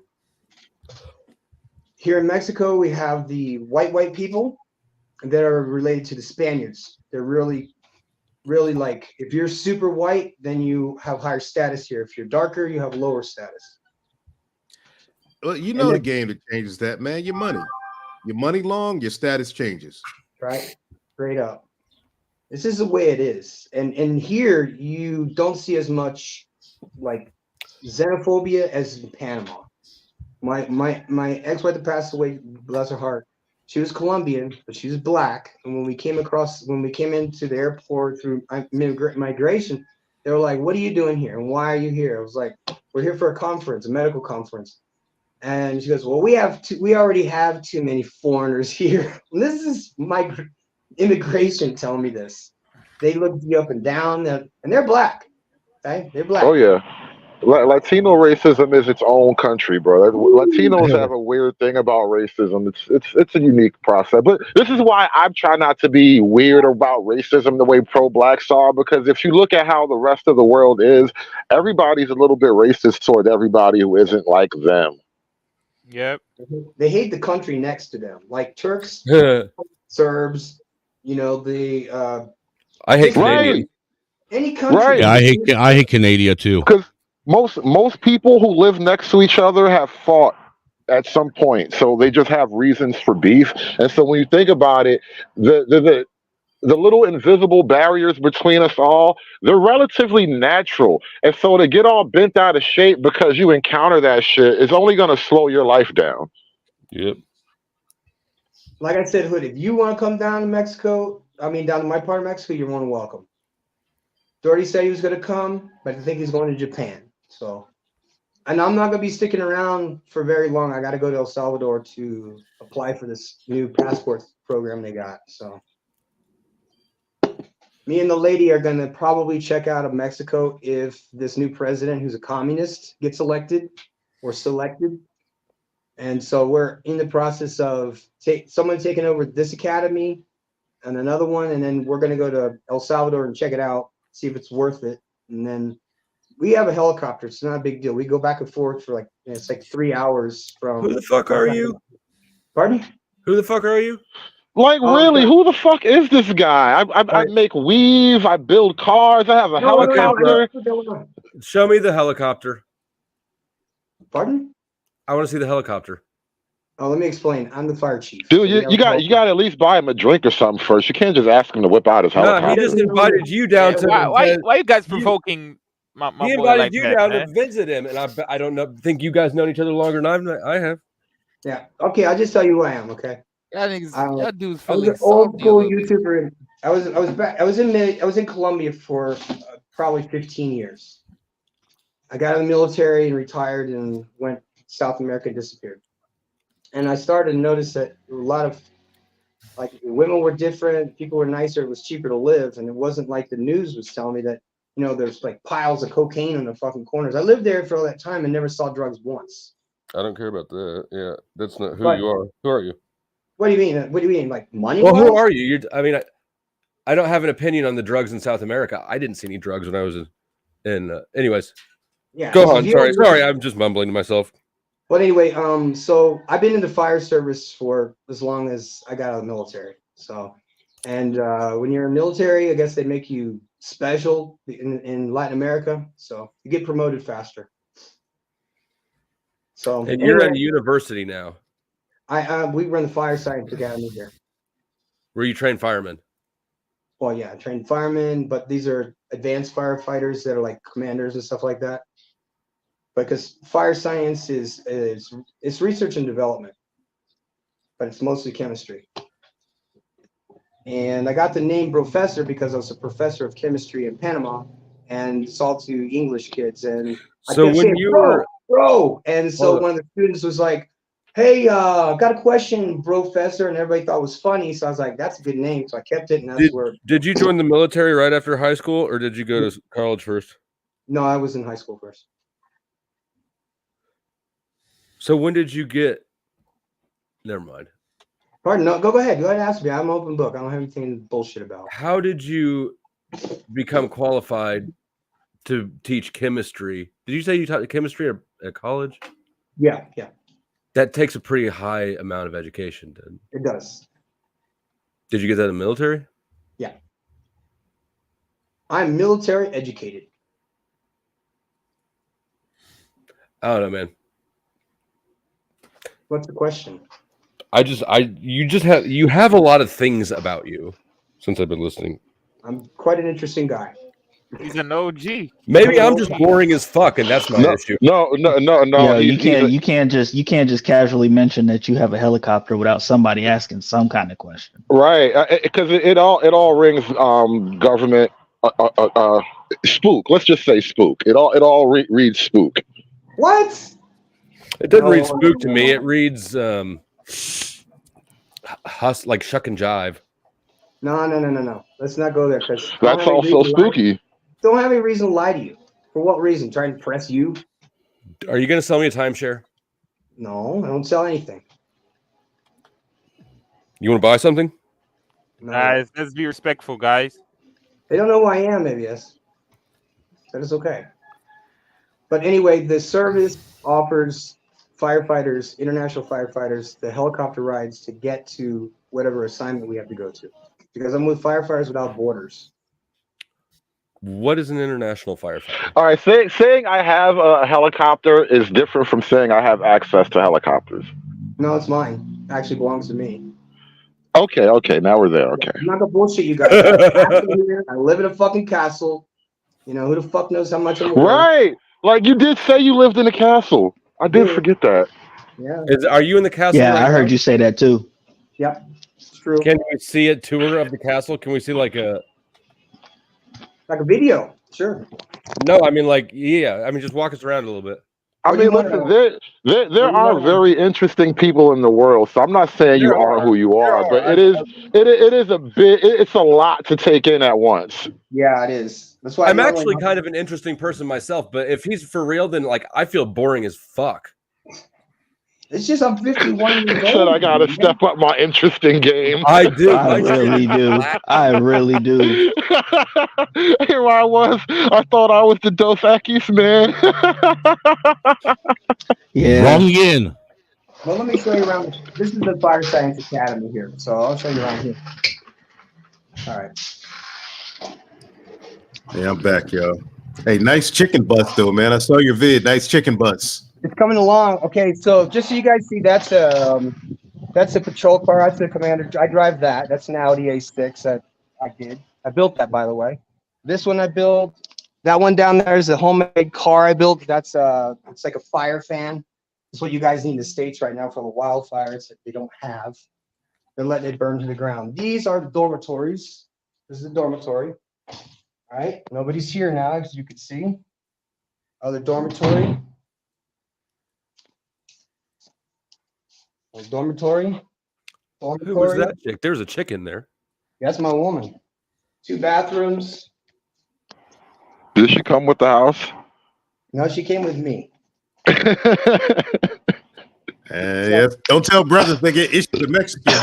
You move to Mexico, they issue you a Mexican. They actually let guys who have legal problems in the past become firefighters. You know what? That's interesting. You point that out because when I got out of jail and stuff, I started looking around at firefighter jobs, and none of the departments in the Kansas City metro area would hire a felon.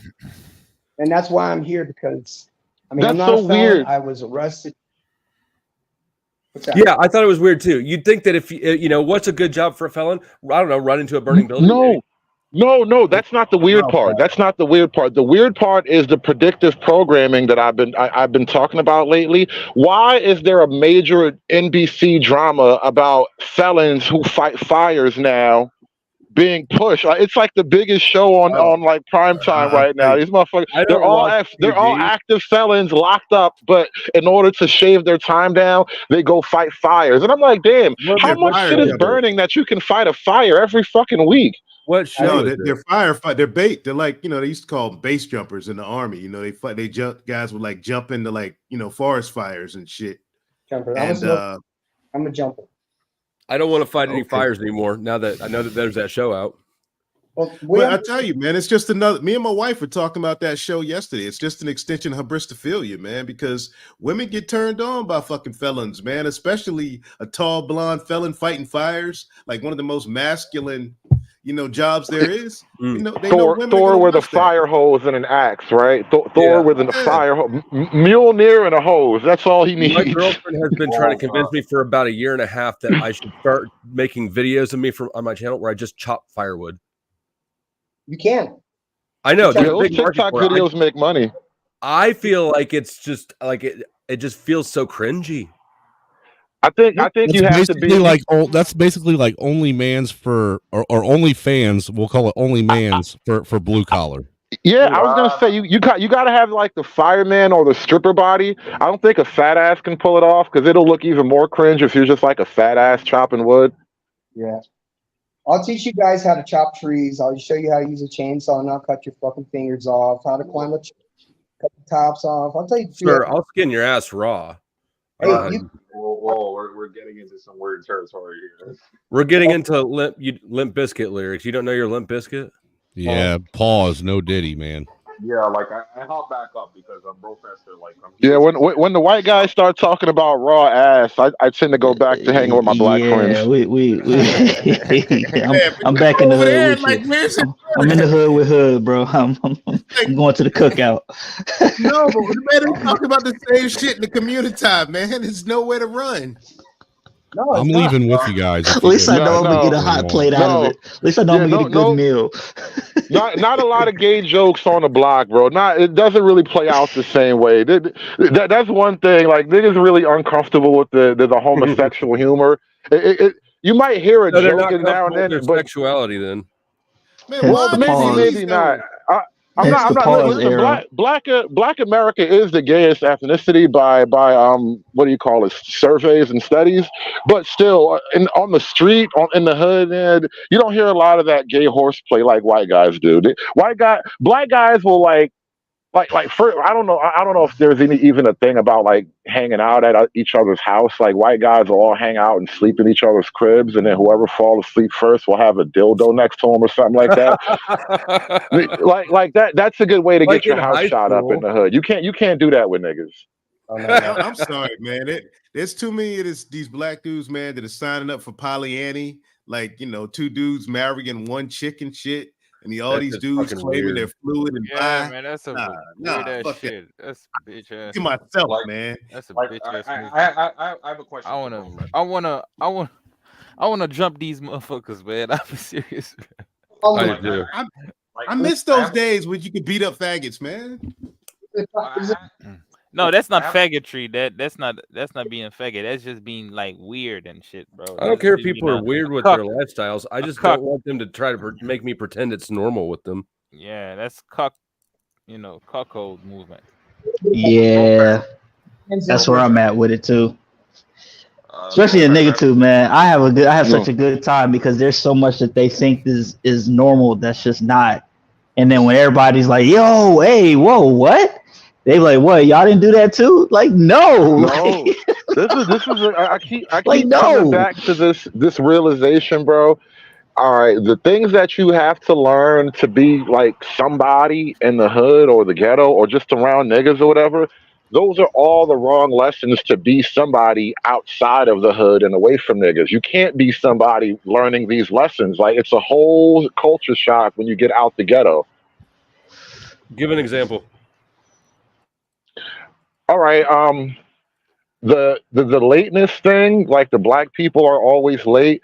It's not a stereotype so much as it is a reality, right? So learning to follow structure and order. For example, we were joking earlier, Dirty Folks and I were joking when somebody said something about guys who work know the days of the week, right? Which is true, because when I hustled, a Sunday and a Friday were only different because Sunday is slow everywhere. But generally speaking, the same shit I do on a Sunday, I would be doing on a Thursday or whatever, right? There's no difference in the days of the week, and because you just get sucked into certain ways of life. For example, the hybristophilia thing, right? When you operate in the ghetto, you can kind of play to hybristophilia and it'll pan out for you. But if you're trying to like be a regular guy and get a job, run a business, playing into that hybristophilia shit, you got way more to lose trying to be a tough guy to get some pussy, right? And it just don't work. And now Hood, it works the same, bro, because trust me, I didn't say that. I said you have way more to lose. No, you don't, bro. I'm telling you straight up. I get way more opportunities because I'm an ex-combat arms guy and I look scary as fuck. But ex-combat arms is non-community heroism. This is another argument I was bringing up yesterday, right? Black folk, the ghetto really has an odd relationship to masculinity. So outside of the community, being a soldier is a heroic masculine thing. I don't know that being a soldier gives you the same sort of cachet in the community, because like they want you to be a hood nigga. Even if you join the army, you gotta be a thugged out soldier. You gotta have an AK, not an M16. Like it's a different kind of vibe with the community. So like all the normal measurements get skewed through that fucking bizarro world lens. Yeah, that's what I was just about to say. Outside of the community, it's backwards. You come with that community mentality and that type of hybristophilia. Outside of it, it's seen as gay. Like nobody wants to hire. What's this word you keep using? What's hybristophilia? Hybristophilia, it's like the female attraction to male violence and criminality. Oh, chicks do like bad that. Boys. Chicks, yeah, bad boys. But I don't know. These niggas do too. We're not gonna go there though. Oh man, come on, Freezo. We're not gonna go there. No. Like Hood, that would be an interesting show. You said you were talking about like non-heroism or community heroism. Like you should probably explore that. No, but Trey, that even works.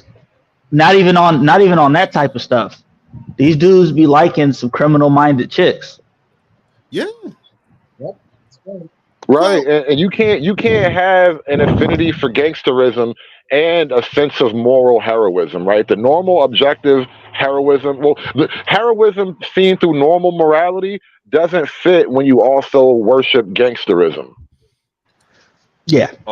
Like the main reason why I hopped back up because I was hearing Professor talk. Like I heard about like the helicopter in the castle, but it kind of brought like what he said previously back to light. Because he said that he single-handedly shut down a cartel. So I'm wondering, did you steal some bricks from them or something? No, man, I'm not that rich. Must have been a weak cartel, huh? All I did was big, and then the media showed up, and then the fucking cartel disappeared in 2016, the following year. So I'm tapping out this convo right now. Yo, let's change the conversation, brother. It's a cartel doesn't exist anymore, guys. Come on. I'll tell you this, bro, Max. The reason why I don't talk about what I did in Honduras, Haiti, and all those places is because of who was in charge of the State Department at that time. Her husband used to be a president. Oops. That's why I don't talk about her and what I did. I ain't worried about no cartels. It's her. She is the one you need to. I got a community guideline strike for bullying her. Oh, ain't that some shit? So, like I said, I got no skin in the game, no dog in any fight with the government. I don't want anything to do with them as long as they fuck out of my business. And they don't want me here. They don't want me bringing guys down. They don't want Passport Bros existing. They don't want people, because I went to jail 19 times for drunkenness and fighting before the 19th of March, 2002. And I haven't had a drink or a drug since. And that's a big deal to me because that was me. I was 28 years old when I got sober. So being sober has given me a life I never fucking would have dreamed of because I would have been dead already. I wouldn't be here. I would have been suicided already. So, and I'm just giving some people who deserve it a good opportunity to fuck out of the States and see how life is outside the world, especially if you've been to prison. If you've been to prison and you've been stuck and you have a fucking future, you come down here and you get certified. When you get back to the States, you're certified. They can suck your fucking dick. You got certified means that you're certified. All right. So if that's a bad thing, then fucking shoot me. You know what I'm saying? I just tell guys if you don't have violent offenses and you got your books and on paper, you come down here in Mexico, go to the fire academy, go back to the States and get a good fucking job. Pay $70,000 a year. You're broke. That's good money. And you can be a fucking man. You don't have to be a pussy ass job. You don't have to be in a department that is run by an HR and has feminists running over you. That's why I don't do anything that has to do with this, you guys don't know. There's an organization that runs all the fire departments. Bro, Max, man, could you please stop making it sound so good? You're gonna have the wrong type of people coming down there, bro. I've already that was like an infomercial pitch. It was very infomercially. Yeah. Everybody, Mexico is too scary. They don't like freaking, guys, who speak with a Black American accent down there. They're very racist against them. They still burn crosses down there where Bro Mex is at. Yeah. Fuck around. So I live in a castle because the zombies come out at night. Yeah, it is a good deal, and I think that we're not given a lot of options if you've done time or anything. Fortunate enough, I had 18 misdemeanors and one arrest, no conviction. You know what I'm saying? But that's why I'm here now, is because I don't have anything, anybody in the States, anything, right? Here, I got a family. My kids are grown. My ex-wife passed away. It broke my heart. And now I'm down here doing what I do for guys like myself, mostly veterans. Veterans that get out of the military, they get a fucking charge or some shit. I set up a thing called Veterans Court with a guy named Roy Foster. You guys can look this up. Okay, West Palm Beach, Florida had a huge, like 100,000 veterans that came back. And a majority of them got in trouble immediately, like drunk driving, and smoking pot, and they all got locked up. So I was like, fuck this shit. So I talked to Roy, who was CNN's fucking hero of the year for helping homeless veterans. And I was like, let's start something so that they don't have to get booked.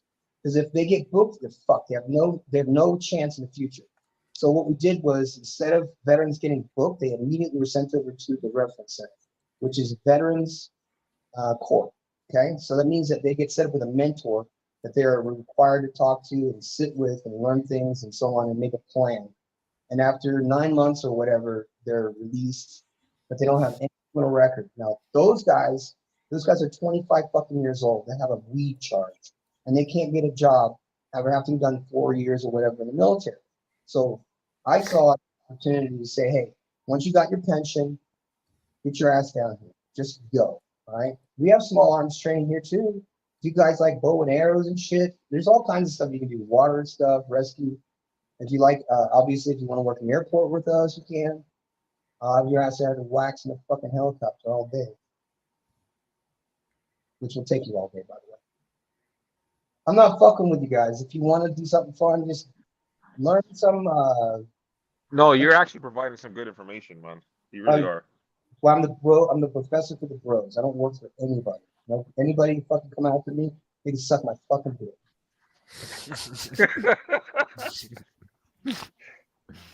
I'm not. Man, speaking as the exchange rate grow up, bro, I just got an email saying the exchange rate went up down there. Yeah, it sucks. It was 20 something and it dropped down to 16. I think it's. No, I'm saying a couple days ago it was 17.6. Pretty high compared to like 16. You get a check, right? 6.5 grand, and it gets directly deposited to your Mexican bank. You're gonna lose probably about $100 a month with the exchange rate going down. It's going down that fast. Professor, I have to ask you: is there a lot of fires that happen down in Mexico? Every single day. every single day, and they're bad as the ones you guys have in BLM and all those places. You know what I'm saying? And if you guys are interested in working at BLM, I'll put it. If you can prove to me that you're good down here, I'll put you to work in BLM.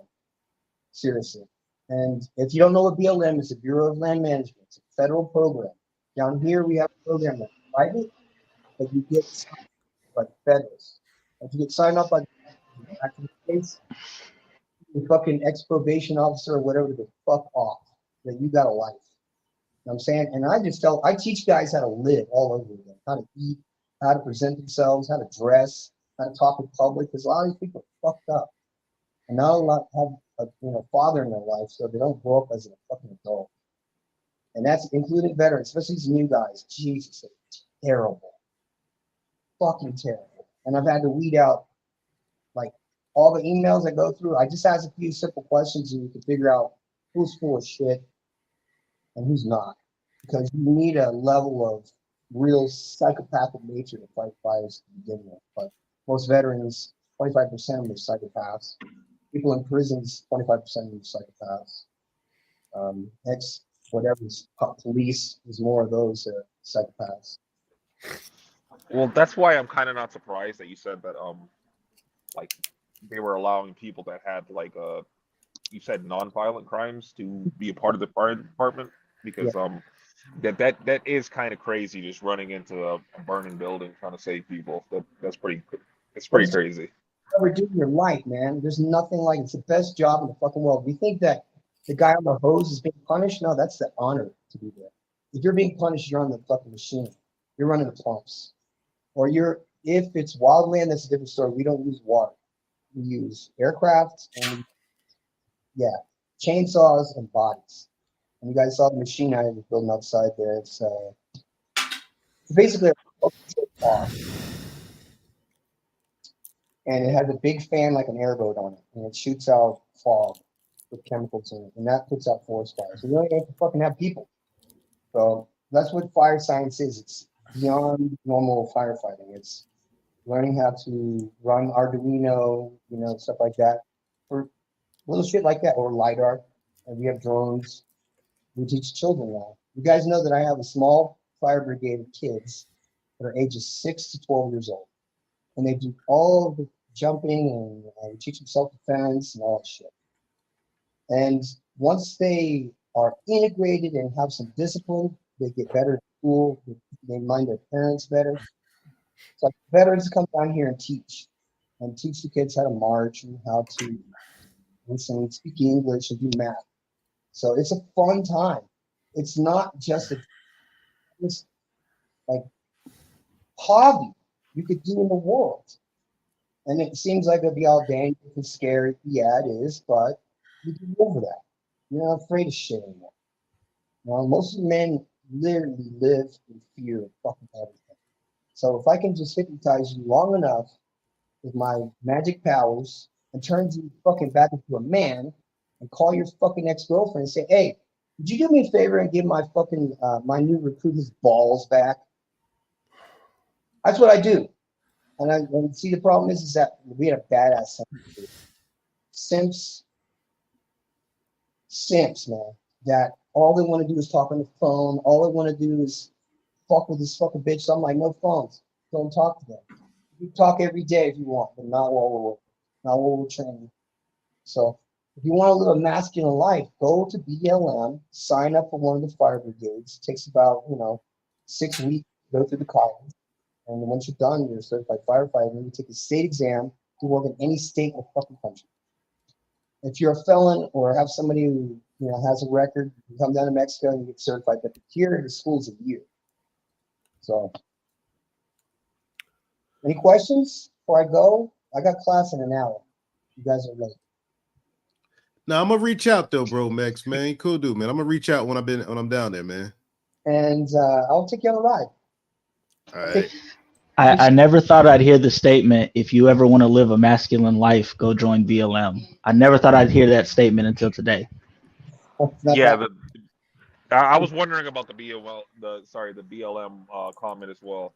Bureau of it's not Bureau of Land Management. It's a huge federal system of firefighters for wildland fires. Most of the workers that they use for the wildland are getting pulled out of the federal prisons and paid like $12 to work with those brigades down there. But you don't have to be in that situation. You get certified first. Those are just non-skilled workers. You're digging trenches. That's all they're doing, cutting trees down. And then the rest of us are flying over with water and stuff like that. So BLM is Bureau of Land Management. You guys can look it up, and you can become a pilot if you are a veteran. I'll send you to pilot school. Fly my ass around. What do you say? No questions? No one's interested in becoming a fucking pilot? Nothing? No? Too fucking much for you to handle? No, I think you're looking for suckers. Who the fuck you think I am? Suckers? I don't know. That's what I'm figuring out, but I think you're looking for suckers. Well, really, what do I have to gain? That's what I'm trying to figure out. I don't know what you're selling, but it sounds like you're looking for suckers with something to prove and no daddy around. Well, you're wrong. No, I'm not. I'm not going to step on your wisdom because you don't know me. Why are you getting mad? I was mad. But you're saying something about me that's not true. So I'm being honest. So I have nothing to sell. I have nothing to say. All I'm just telling you about what life sees. You could criticize me all you wish. Like I don't think he's looking for suckers. I think he's just being honest about what he's doing. Yeah, that's what it seems like. He is honest, but people have been hurt, so people are they've developed the anti-protection mechanism to protect themselves because they're not easily to believe people or trust people because off of their past. Well, we got this game that we play. Me and Snowman are working on it. It's called the Truth Game. That means to tell the truth all the time, when it's embarrassing to yourself. Which is why I admit I was an alcoholic. I had problems with the fucking cops, and now I don't. So I don't have a problem with my past. I've cleaned up my fucking past, and now I help people get their fucking on their feet. So if that's a bad thing, I'm sorry.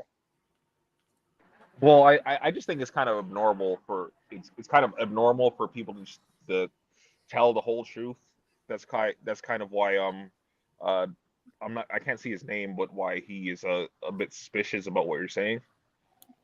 It's okay. They could be suspicious. Let me tell you something. Why would you tell the whole truth? Tell me if you don't if you're not telling the whole truth, that means that you have something that you're hiding. If you have something that you're hiding, that means that you if you want to hide that thing, that means that you won't be able to use it. You know what I'm saying?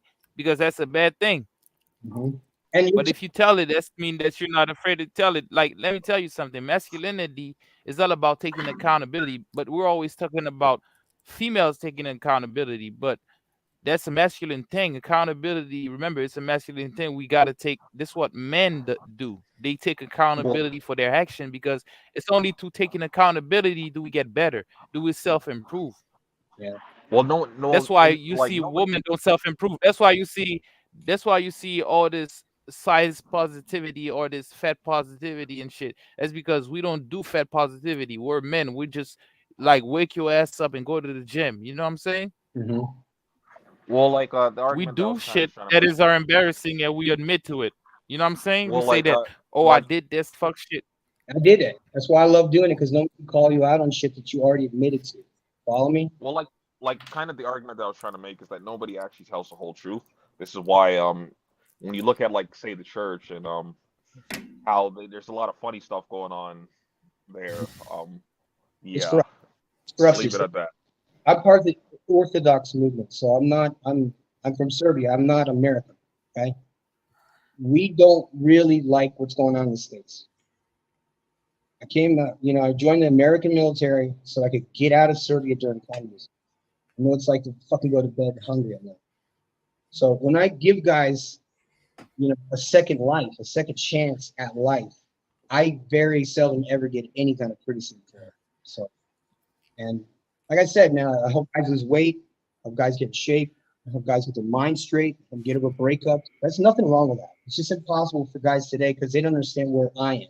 I'm out of the fucking matrix. I'm not trapped by these fucking hood rats anymore. I'm not trapped by the government, and I'm not obligated to fucking deal with anything.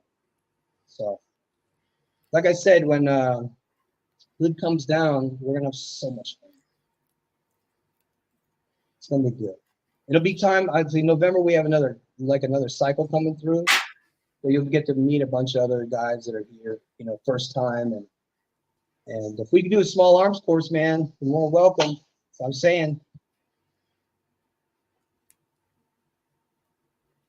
Any questions? Seriously, I mean, I'm an open book right here. The truth game is where it's at. Always tell the truth. It embarrasses people that are liars. It's so much fun. It sounds awesome. It sounds like every single thing a man's man could want, and so much more. It's like pure masculinity. Yeah, and that's why I'm getting the guys down here, because they're fucked up in the States. You know how to live this way. You know how to have standards or fucking boundaries. You're obligated to stick with these fucking broke-ass chicks that are demanding everything from us. Fuck this shit. You know what I'm saying? And by the way, you don't make money down here. So there's that. That's the opposite.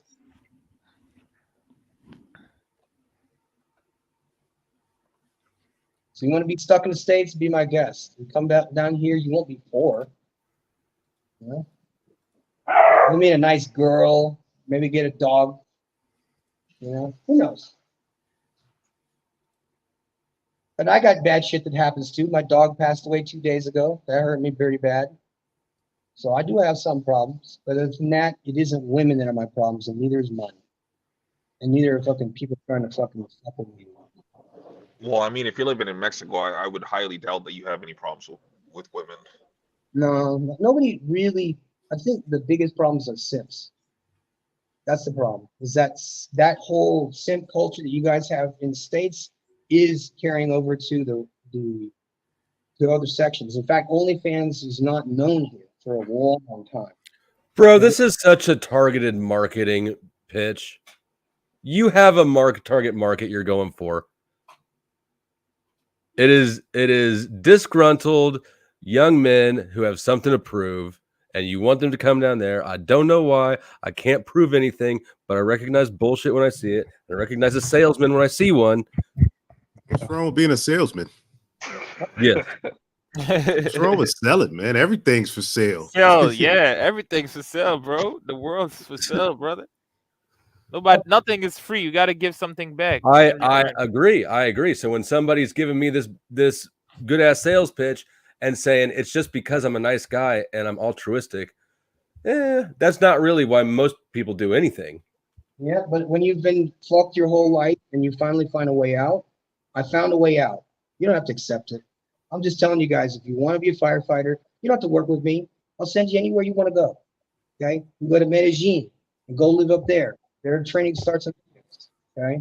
You don't have to go with me. I'm not selling a fucking thing. I don't need your money. I don't need your attention or your fucking approval either. But if you are a felon, you've had problems, it's non-violent, you're capable of getting a job as a firefighter overseas. How fucking hard is that? What am I selling?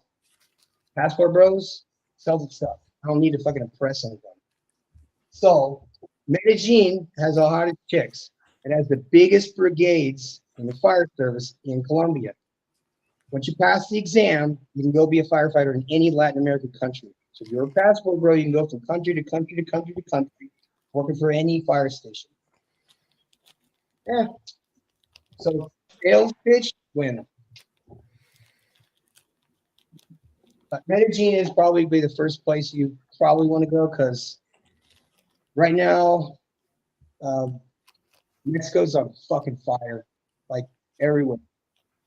Colombia, they're having the rain season right now, but you can go to the academy. It's only like 6 weeks, and then you could be a wildland firefighter up there. Down.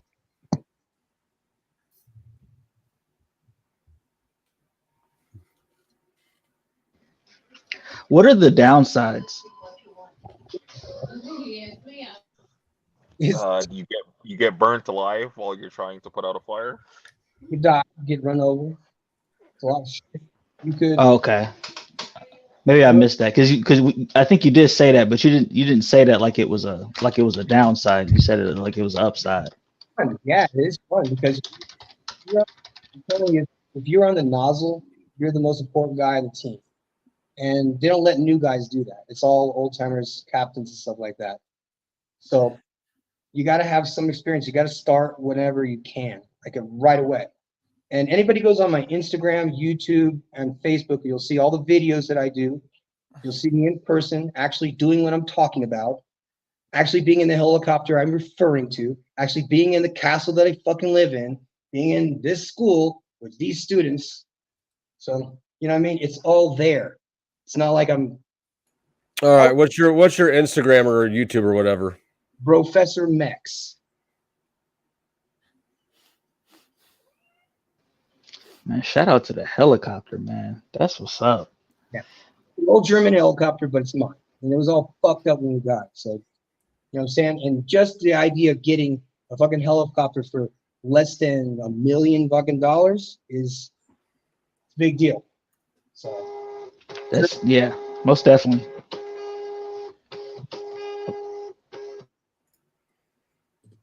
Man, who's on the old dot matrix printer there? I was just saying, somebody got a fax coming in.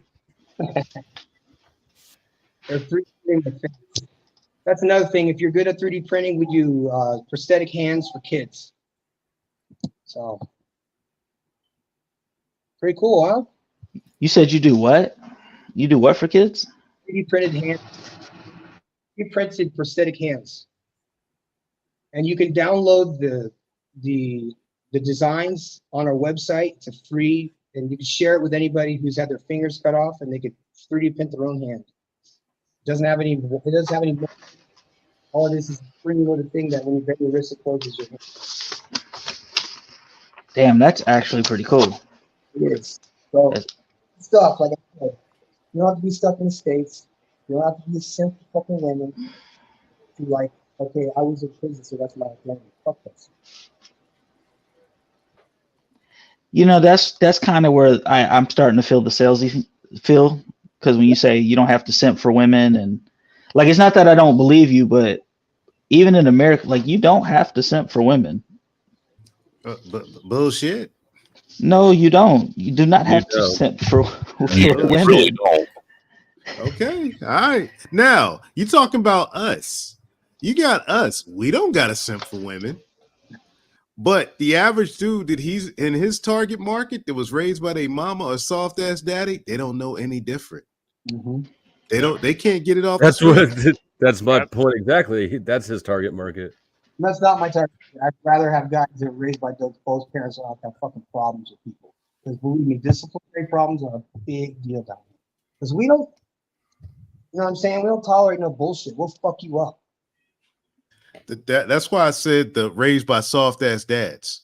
Mm-hmm. Men that grew up seeing the problems. I know the guys you're targeting, because as Hood was saying earlier, those guys that, you know, community dudes are your worst candidates because they don't like to listen to nobody except they mama, and barely then.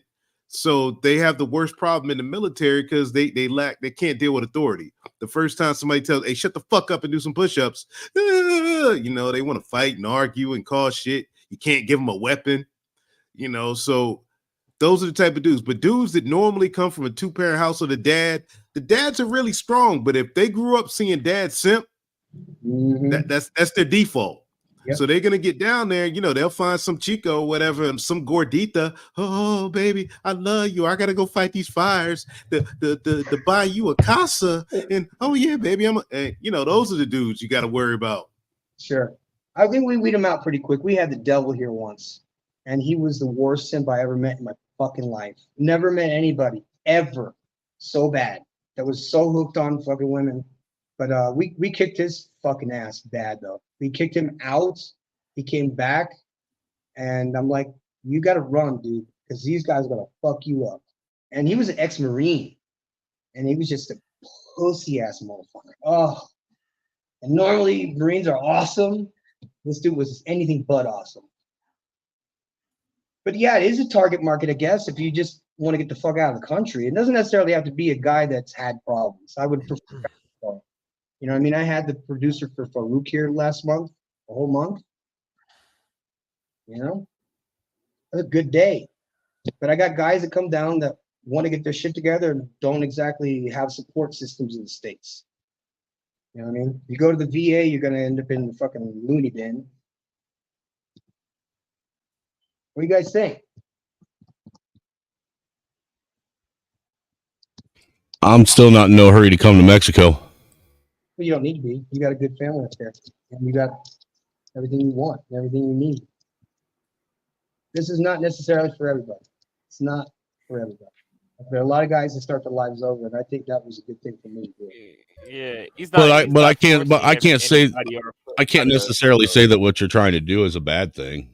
No, it's not. And then if anybody questions it, they can see on my videos and so on that I do exactly what I say I do. He's not also trying to convince anybody, though. You know, he's just trying to, like, if you're interested, Stay sure, different. or if you're not interested, You can go to fucking. nothing wrong with it. Yeah. Good. That's it. I mean, it's nothing to sell. You don't pay me. Fuck, you think I want money? You're gonna try to fucking pay me for what? Money? Yeah. Well, I do think that he made a great point, whether it was for dramatic effect or not, when he was like, you don't have to do this whole firefighting shit like out of Mexico. He's like, I could refer you to places like in like Beijing or some shit. Yep. As long as in Latin America you don't have violent offenses, I put in a good word so you can do anything you want. Good option. You could be a paramedic. That's very good. Great school. You could be smoke jumper, which is like advanced firefighting. Be a rescuer, just does highway rescues with a couple, Jaws of Life deal. It's all relevant. But it's not my decision. I don't care if you come here or not. You know what I mean? I qualify people, period. But it is a number of guys that have problems and they just want to be out of that. They don't want to be stigmatized as being criminal or having, child support issues and so on. When you go to Puerto Rico, that's part of the United States. You don't have to come down here. You go to Puerto Rico, it's part of the U.S. Or you go to the U.S. Virgin Islands, it's part of the U.S. It's all the same.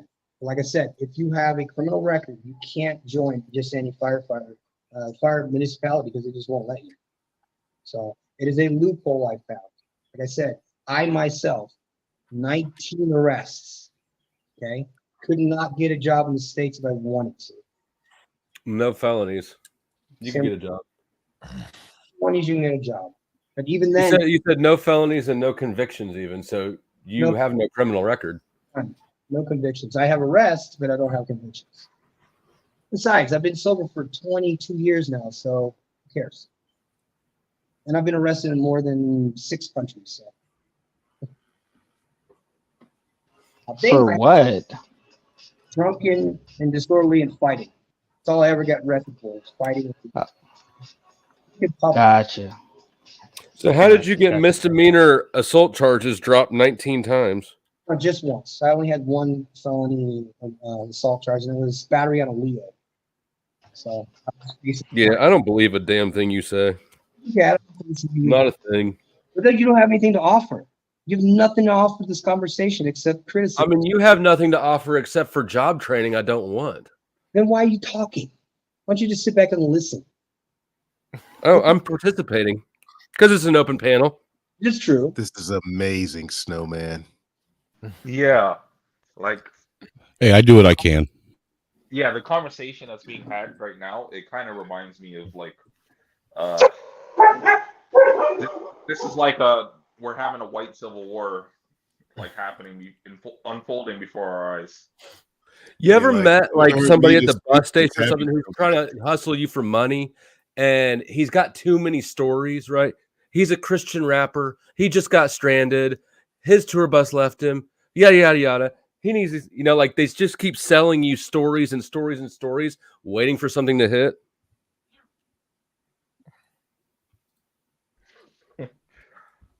This dude's gonna keep talking with offers and options and perks and benefits. Yeah, that don't benefit me. I don't give a fuck if it benefits you or not. Is it real? It's not real. You're not real. I can tell a fake motherfucker when I see one. You did not get assault on law enforcement officer charges dropped. You didn't get 19 fucking... You're just full of shit, dude. Okay. Oh yeah, that's right. I need to listen to you. You just need to lie better if you want to lie with me in the audience. Well, then stop being a fucking liar, then, cunt. Did you just I am rubber, you're glue me? Is that what happened? That's all you are, dude. You're just a fucking troll. No, I'm not trolling. Then what do you call this? Just being argumentative, just to be a dick? You're not giving anybody hope. That's correct. I'm not giving anybody hope. Yeah, I see that. But what? What's the purpose? Are you a sleeper? Am I a sleeper? You're a sleeper. It sounds like you're sleeping. I don't even know what you're asking me. What does that mean? Are you a sleeper? Okay, I don't even talk to you then. All right. Jump in here anytime. I mean, if I'm wrong, or if this person, this individual is somehow sees something that I don't, explain it to me. Hey, Snowman, I'm gonna head out. This beef is way too civil for me. like I'm not understanding it, man. I'm just gonna listen in the clouds. That's what I'm doing right now. I'm just listening. Like Trey, like I said, this is a white civil war that's happening right now. I don't know. This isn't a white civil war. This is some sort of a con that's getting kind of kicked dirt out. I'm kicking dirt on this sales pitch. But I'm not selling anything. What are you talking about? You're trying to convince people to do something. That's a sale. It doesn't need to have money to be a sale. It's the same mechanics. All right, listen. You're trying way too hard to convince a group of dudes to take you up on too perfect of an offer. It doesn't make sense. Okay. That's what you say. Like, bro, your offer's perfect in a ton of different ways. Why are you still here trying to convince us that it's a good deal? We should take you up. You're sitting in the fucking channel, dude. These are friends of mine. They know me. So why would I blow smoke up anybody's ass? I don't know you. I don't know why you would. There's lots of reasons people lie. Running your mouth and calling me of all people a liar. Okay? I don't know who the fuck you are, but I'm Flo State. Flo's actually a pretty good dude, man. And trust me, you can watch my channel. You can learn about me if you want. This isn't trolling, man. I've seen him troll. What's the purpose? What's the purpose of this? I think you're full of shit and you're trying to take advantage of people, and so I'm calling that out. What advantage are you talking about? I don't know the end game. I just recognize the signs of bullshit. Again, same thing I just told you. Okay. Every fucking human being has a right to be completely wrong. You're right. I may be completely wrong. Nope, you would be. I would buy you a ticket, come down and visit me. Bro. See, again, I don't want to come visit you. I see. Why do you want people to come visit you so bad? That doesn't seem a little sus. This is a fucking. Understand? You don't speak free from the goddamn United States. What are you doing on YouTube trying to get stranger dudes to come visit you in Mexico and then getting mad when I call you out for being sus? You're fucking. All you do is see my videos. You'll see every single thing I'm telling you is true. I've listened to you talk for what, an hour and a half now? I don't need to watch your videos. I'm not confused about what I think about you. Okay, so you have the right to your own thing. Then I'm not going to turn around and do this to you. I don't give a fuck if you do. If you think I'm full of shit, call me on it. I don't care. You're just being greedy. Maybe you're jealous or something. I don't know. Probably jealous. Might be a little scared too. I'll let it slide because you don't know me and you will. Because I hope you get to know me and you'll be able to back up what I'm saying. I really don't care to know you. I see that. I don't know how many more times like you need to hear that.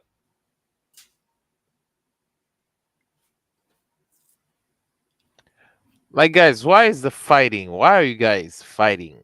Not actually. I'm just pretending. No, this is what men do. This is what men do. Let them do their thing. Yeah, this ain't fighting. This is men just trying to find. Hey, I'll show y'all some clips of fighting. Let's not. No, I know it's not. I know it's not physical fighting, but it's like it's like a custard argument and shit like that, trying to prove some shit that doesn't matter. You know what I'm saying? Like I got to repeat this for the third time. This is an internal white civil war happening before. It's just unfolding right before our eyes. Stand back, coloreds. Yeah, you guys get to watch something you don't very I'm typically get to chilling. witness. No, but see, this I'm is familiar exactly with the this. I problem. like it. This is the problem. You white guys got to behave better in front of the colors. Like the brown people are watching, and we're waiting to pluck one of you guys off, and I then don't there'll get just it. be two of you. I don't get it. Why the fuck can white people get into black people war, but we can't get into white people war? Nah, man, I want all the smoke. I'm in, bro. Whoever Anybody said could be anywhere. you I'm with get it. in whatever war you want. That's the great thing about getting into wars, right? If somebody doesn't want you there, what are they going to do? Fight you about it? Well, for now, like us colors just have to step back and observe. Stay in your lane, darkies. Yeah, even the snowman ain't involved in this. Oh, y'all really ain't used to this, huh? That's what I'm like. Listen, white people, keep fighting among yourselves, and the dark folk we'll eventually just consume you all because you keep fighting. Well, we probably don't have much more time to fight because an hour ago he said he had a class in an hour. So yeah, I do.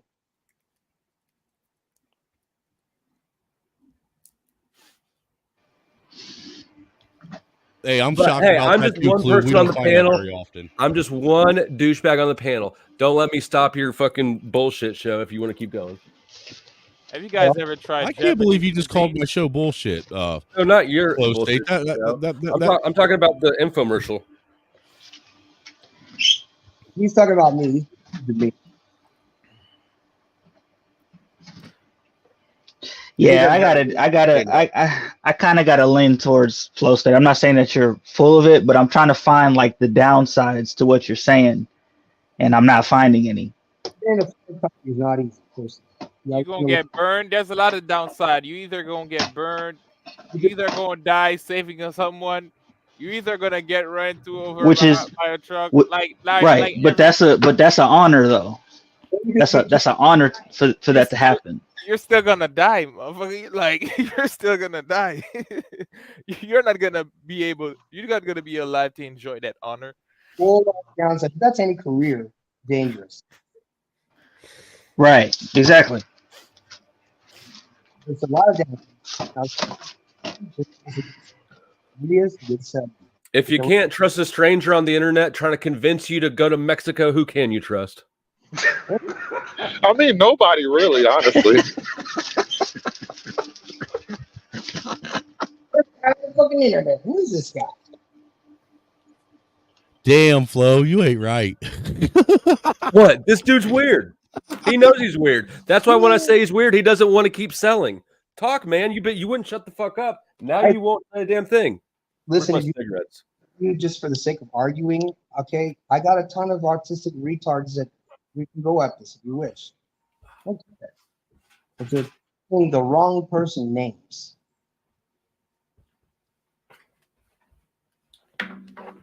What did you say? I stepped away for a while. I feel like I missed a lot. Yeah, you definitely missed a lot. We're having a white guy war. Yeah. Well, that much is apparent, you know. Still, I just don't get the nature of this particular war. But, you know, carry on. Don't let one Negro stop you. Hey, I'm just sitting back and watching what unfolds. It's one of those jealousy things, you know. Guy doesn't know, so he's assuming the worst. So I'm just going to look outside real quick. What am I jealous of? Your haircut, your stretched out T-shirt, your empty school with class starting right now that you're late for, your desperate attempts to get young men to come to Mexico.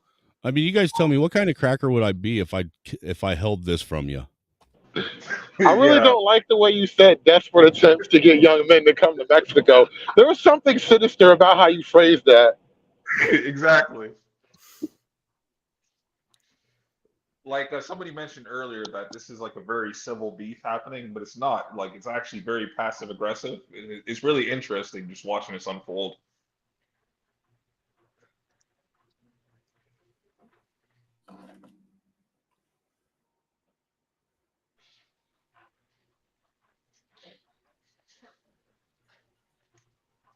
Round 2, fight. I feel like we broke the fourth wall rule. We gotta be quiet and let it just happen. Round 2, fight. I don't have much else to say except, you guys know me. That guy doesn't. I'm assuming the worst. So. Would you rather get pegged by a chick or make out with a dude? You faggot, don't you? What? What the fuck kind of question is that, Flo? Stop. Fourth wall. Remember, just let it happen. We're reading the comic. We're not in the comic. Yeah. So what else? What do you got? You're not going to answer the question? What's the question? You gotta answer. Would you rather get pegged by a chick or make out with a dude? Why would anybody want that? No, nobody wants that. That's why it's a fun question, because you have to choose one bad option. An American question ain't gonna fucking work on me, bro. What, big tough man like you is scared by a little question like that? Little bullshit, shame, insults, guilt, and need to fucking be right, dude. Who the fuck were you raised by? And you really want to start shit with me? I'm not worried about starting shit with you. Worry about starting shit with you either. All I'm doing is telling you your sale pitch needs work because you're too obviously full of shit. I'm helping you improve. Look, all I'm telling guys to do. You should take classes from me. You should come to Kansas City and learn how to sell bullshit better from me. But I'm not selling anything to anybody. Just telling people facts. You got problems and I bet if I spent this much time on a different panel, I could have 2 Mexican boys flying up here right now. No comment. I don't even know what the fuck that means. Means what you're trying to sell is you're trying to convince young men to fly to Mexico with you.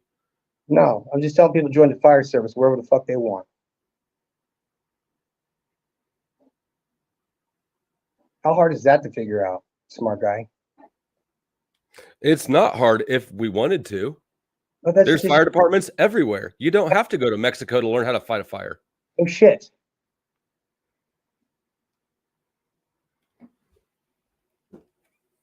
Wow. You're as ignorant as they come, dude. I'm as what? You're as ignorant as they come, dude. Just like you can't prosper with people like this, guys. You can't expect anything good to come out of them because they're gonna assume the worst out of everybody.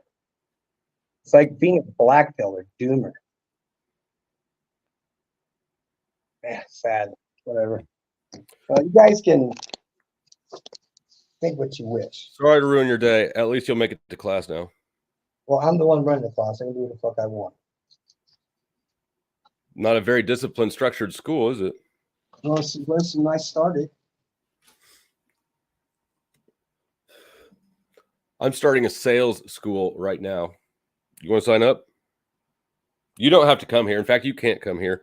It's online courses only. That was very unniggardly. Nigga, what?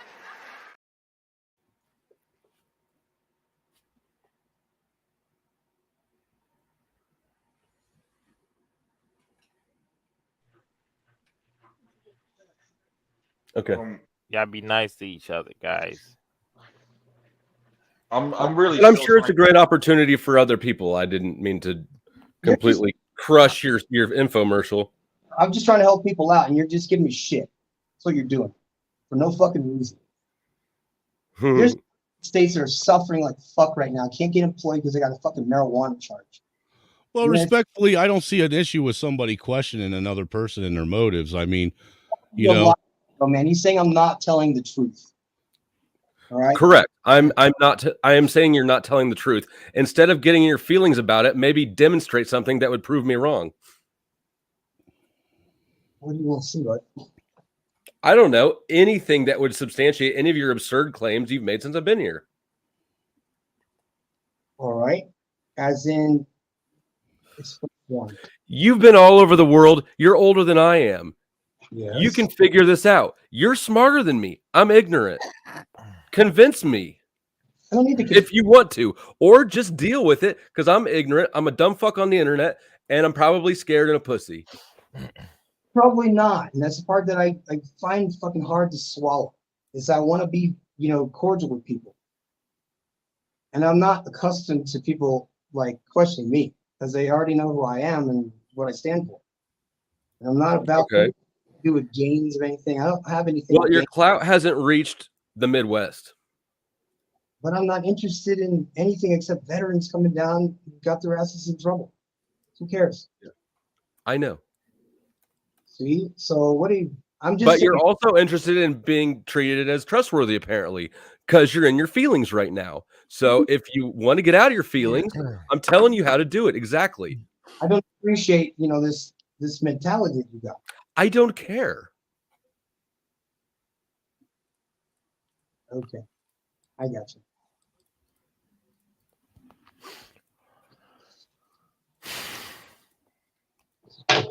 So, pegged or make out with a dude?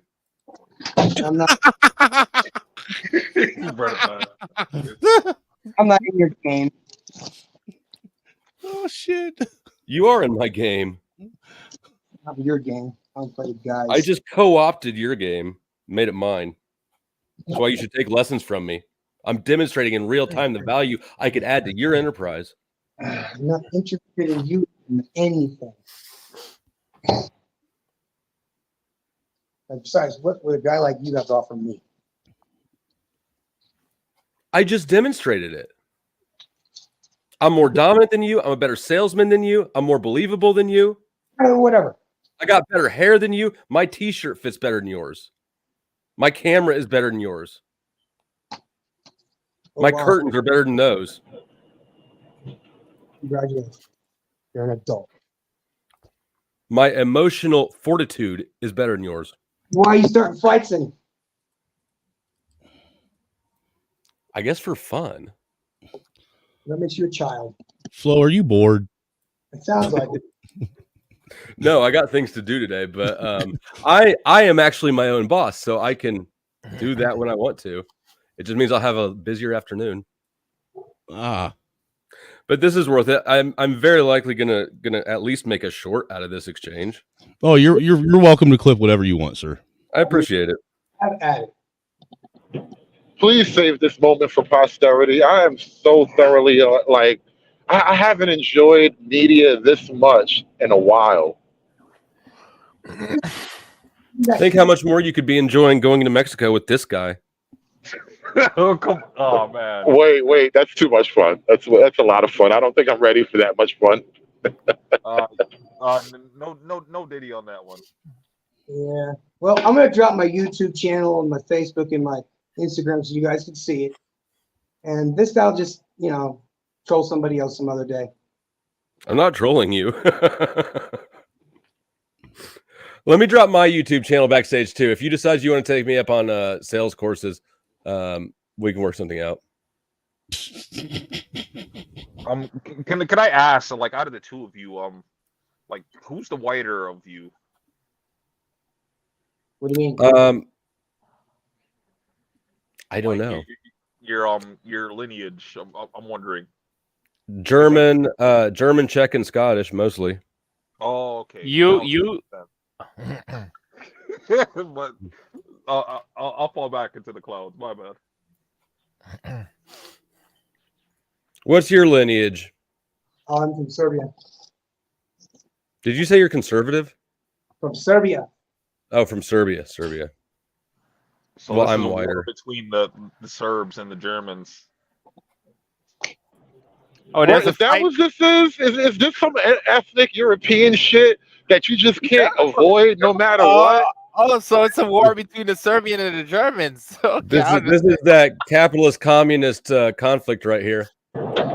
Like, it's almost in your genes to hate each other. It's so fascinating. He's trying to lure you into a gulag. So it's a tribal. I'm drinking coconut water, and that's pretty fucking white. I understand now. So it's Serb. Okay, it's a tribal thing. I understand now. Now you guys can't go back to hating each other. Like I said that from the jump, didn't I? I'm sorry. Yeah, you pointed that out the other day on Hood Stream. Anyways, my link is backstage. I'm looking for it. Listen. Yours. Do you want me to put yours backstage? I found yours. Okay, I'll do whatever. Yeah, I got you. And what's your email address? I'm not giving you that. Why not? My email is linked on the About tab of my YouTube channel. If you want to email me, you can do it through there. And just So I just had such a weird tangential thought about this whole situation. This is why certain like high cultures create like chivalry, but even Japan has a certain kind of like Bushido code, samurai code, and I just realized like even guys who are willing to kill each other, they have orders and rules about it. Like we'll exchange emails before we murder each other later. I'm not gonna. No, we're not gonna murder each other. He's gonna pout, and I'm gonna forget about him. No, we're just gonna argue. No, I'm just making a point about like because this is literally how chivalry like developed. It was guys on the battlefield determining the order of how like gentlemen should treat each other, even though we are trying to kill each other. All right. But no, I don't know why we need to email unless you're going to sign up for my sales courses. All I know is that your guys' conversation has caused the numbers to shoot through the roof. So I'm just sitting here listening. Well, you should drop my link in the main comments then too. Do I got to do everything for you, Flo? Christ. Do I have a wrench? Yeah. Oh shit. Yeah, that's why I don't know why you that. posted in That's the back another chat. way that Post I'm it in the better main than chat. you.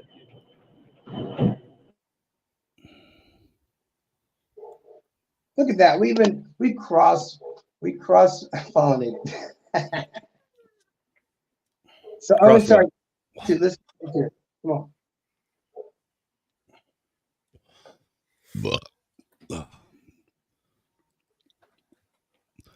Don't get quiet now, man. My audience is patiently, they're on the edge of their seat. They're anticipating how this is going to conclude. I scared him into being silent.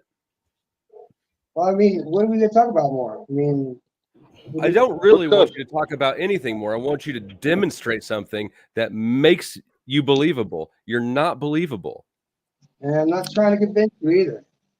Yes, you fucking are. What am I That's signing? obviously what you're doing. Really? Salesforce? You need them. Okay. You're saying that I need speaking. And this is open to anyone in the chat too. Actually, anybody. If anybody wants to take sales courses with me, shoot me an email on the About tab of my YouTube channel. Regardless, you should subscribe to my YouTube channel and to his YouTube channel. We need to get him up. You're right at 500.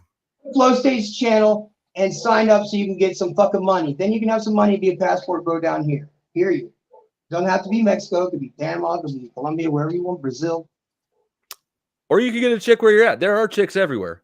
Yes, sir. You can do whatever you want. But you're not going to get there by trusting weirdos on the internet who try to lure you to Mexico.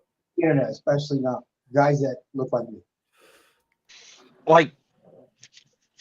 Like you keep saying lure and stuff like that, and like it's absolutely hilarious.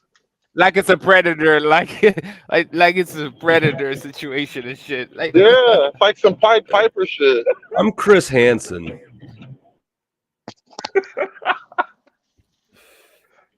What are you doing with wine coolers? Can we see inside your fridge? Do you have wine coolers down there?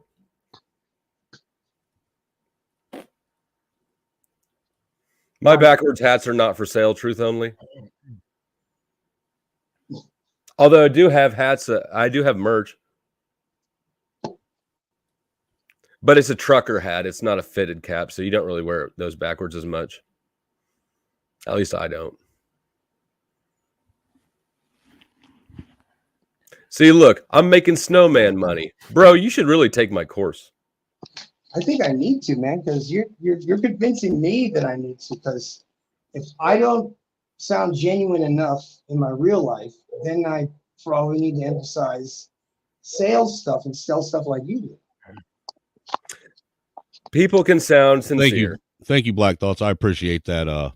That $5 ball. I'm just going to let this all, continue on to where it goes, and then when it concludes, I'll give all my thanks out all at once.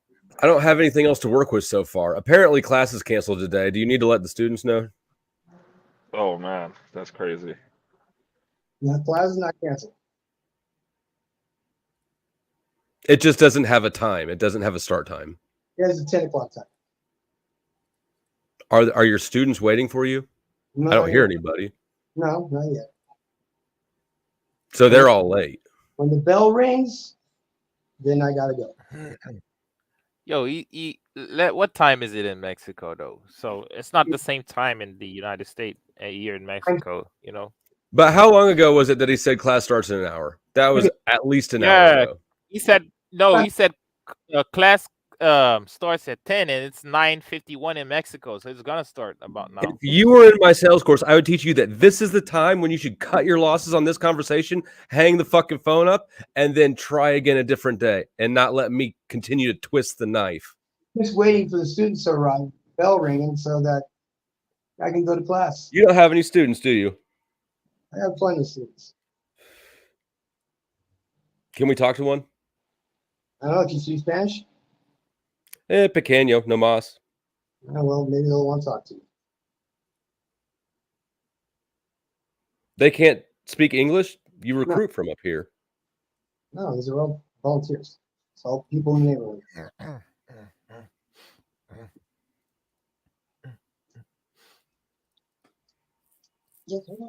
Yeah, sí, pero el muchacho se está See, I think this is what's keeping all the brothers their attention. They're not they're caught off guard. A lot of them aren't used to seeing a disagreement this civil. Well, we're online, right? It's not like it can really escalate to anything except for louder butt hurt. Yeah, I mean, what's there to really argue about? He doesn't agree with me. I think black and brown people are thoroughly entertained watching white people fight in whatever capacity. Yeah. Professional fight promoters. Professional fight promoters. No, that's Keisha. That's Keisha. No Keisha required. You guys have your own German Slavic thing going. I don't need to do shit. I'm just here to watch. I feel like he's not fighting back. Like you're just gonna let me walk over you like that. Yeah, it is a bit weird. You know, I think you don't have the trolling gene. That's what's going on here. You don't really have that internet troll energy. You put me above him. Like he can control his emotion. Like he's not gonna lash out or he's like, you know what I'm saying? You already know that you're trying to like provoke him, so he's not even. Well, I think if this conversation was being had in real life, a halberd would be swinging by now. I tell you what, you hit the Cash App with a $10 ball, and I will give you a request, Flow State. No. Speaking of the halberd, I keep expecting a cavalry charge, a testudo formation. Like white warfare is so fucking entertaining, bro. I can't believe you're extorting me like this, no man. No, dude, I'm taking lessons from your business salesman class. See, I've already got fucking referrals, dog. I just figure I might as well capitalize off of this situation, man. You made a request, and that's nicely done. I think it's a request that could profit. I could profit off of. You've been taught well. Because I know why you want it, why you made that request. I bet you do.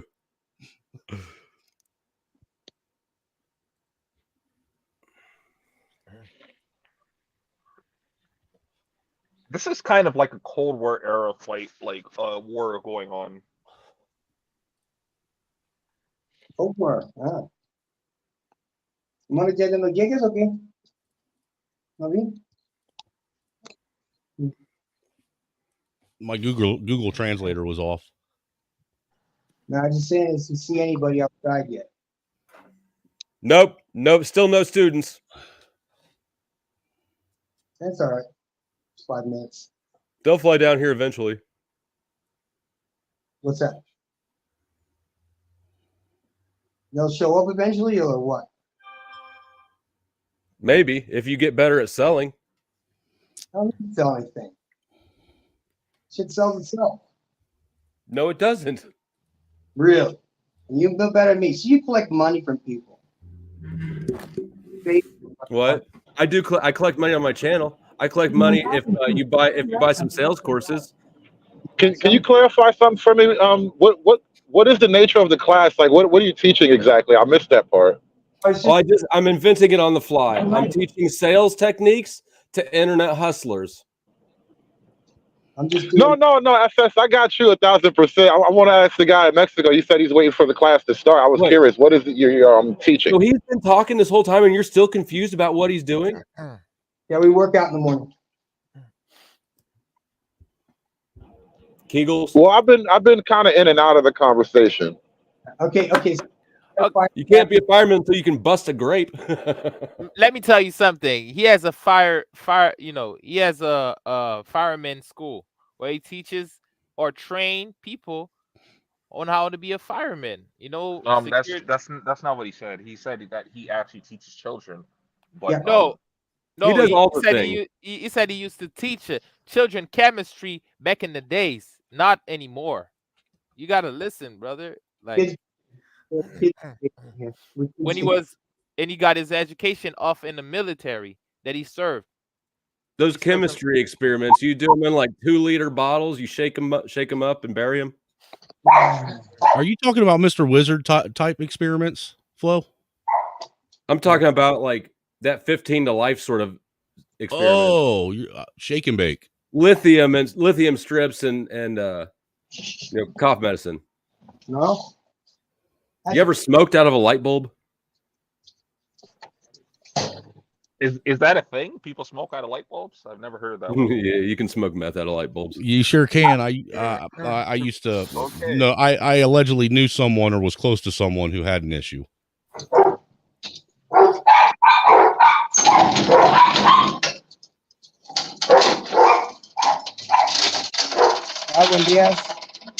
Man, whose dogs are out of control?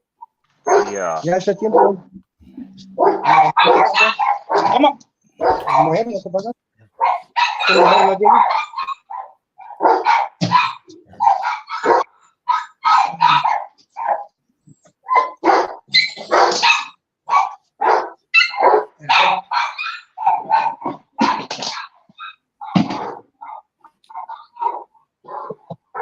Giroux, Taco Bell.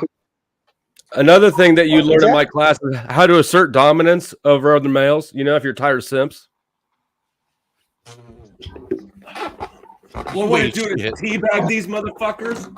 Ugh. Now you're just trolling, bro. Now you're just trolling. You're just trolling. There's my short.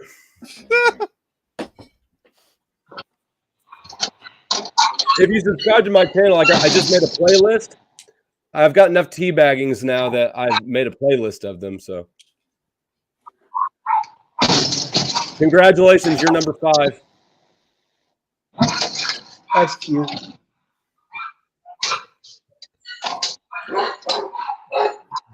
All right. Are those your dogs, Mexico? I'm sorry, what? Are those your dogs? Yeah, it's all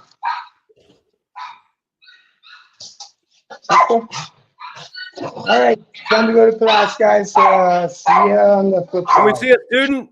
Let us see a student. Huh? Oh, no, those sunglasses fucked you up even worse. That's a name. Hey. No. Handsome. What are you?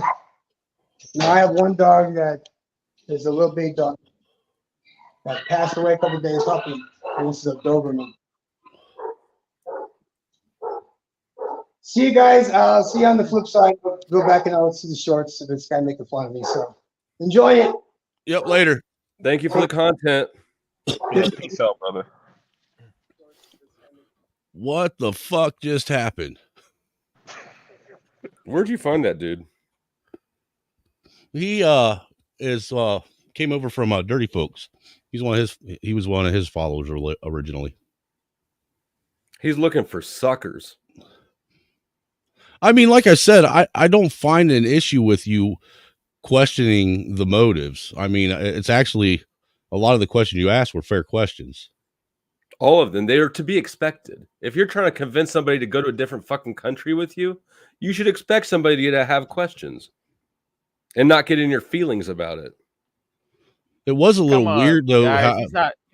no, I'm telling just going to, well, look, Aviated. All I'm going to say is, it was a little weird that he kind of withdrew like that and didn't want to, you know, prove his case any more than it was just all odd. I mean, I'm not saying that I don't believe him or anything. Do what? No, he was just saying that if you come to Mexico, you want to join firefighter or want to get a job similar. He was saying a whole but respectfully, that's how girls get taken in that movie Taken. Yeah. That's how everybody gets suckered into a trap. Is they get offered something that's great, a little bit of time pressure, a little bit of peer pressuring with the acting like you're not tough if you don't do it. Like all the things. He did all the fucking things. I understand you, but he didn't had peer pressure like it was the time limited. And then when he got a little bit of pushback, what'd he do? He got in his feelings. A little bit of ad hom shit, right? For a little while, he's trying to like kind of say that I'm ignorant or something. Like a little bit of ad hom shit, but mostly he just clammed the fuck up and got in his feelings. Well, respectfully, Flo, you did bounce your nuts off the top of his head. Not until the very end. Yeah, let's go. I was bouncing questions off of his empty skull for a lot longer, and I was bouncing nuts off his head. That was just the finishing move.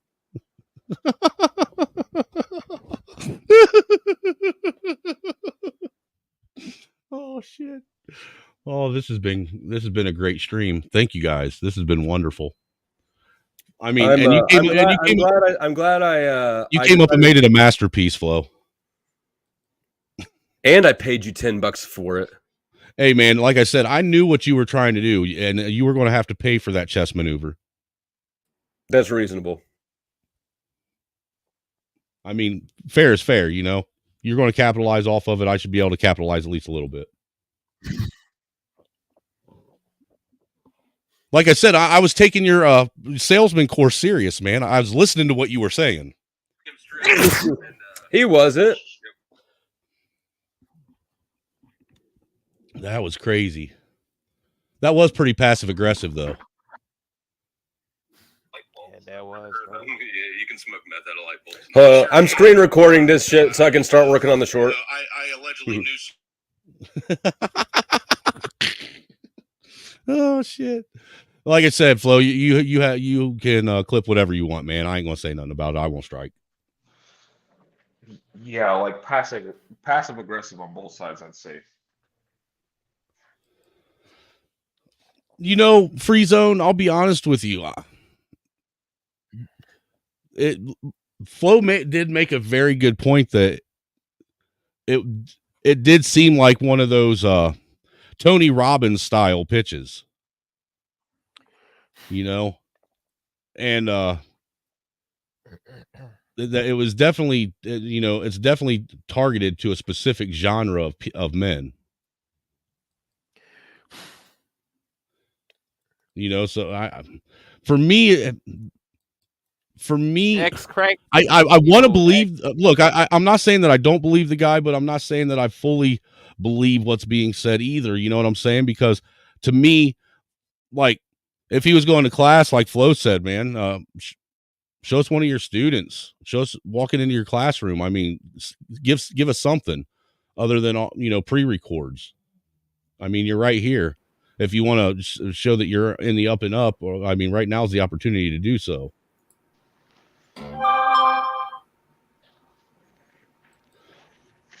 But that could just be me and my I question everything mindset.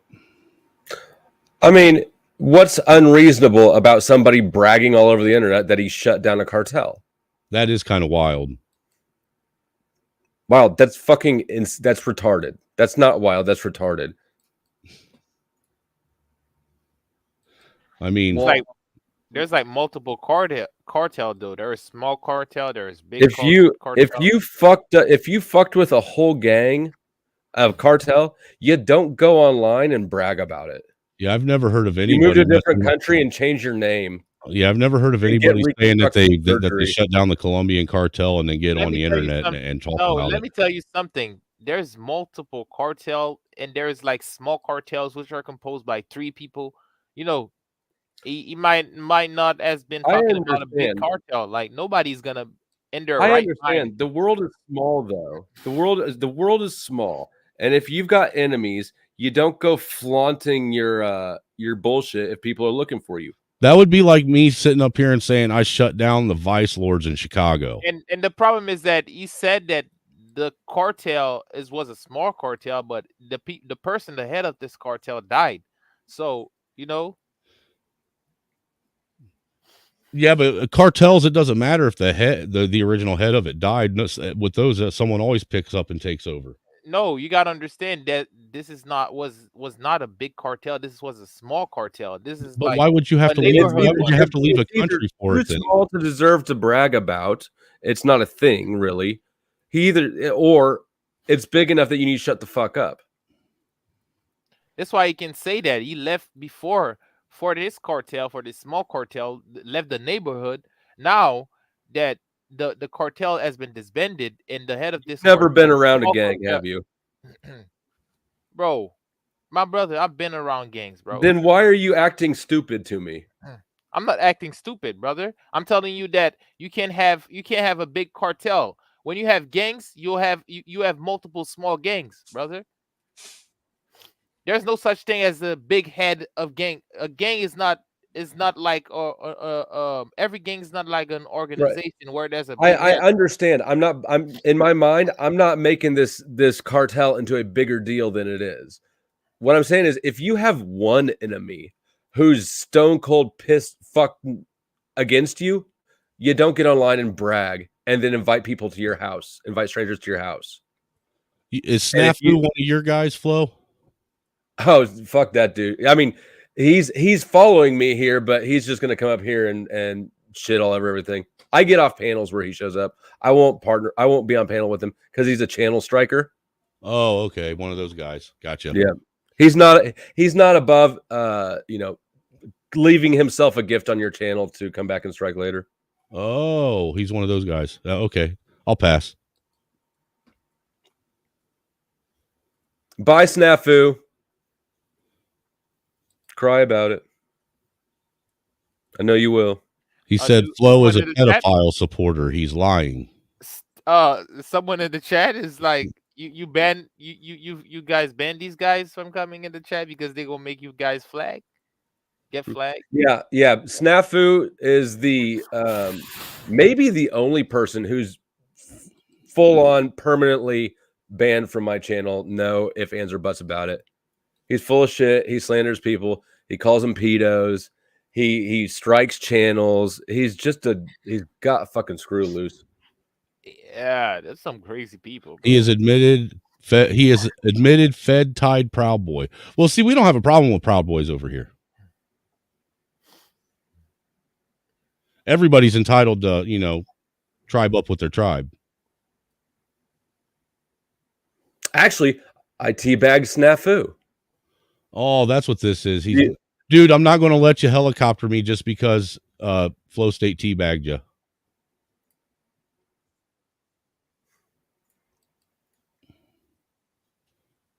He says, ask him about his support for known pedophiles. That's not a thing. You should play that short, though. That's me teabagging him. I don't see no short. In the private chat? But I've seen you teabag like 3 people already. So you're saying you don't want to watch me teabag Snafu again?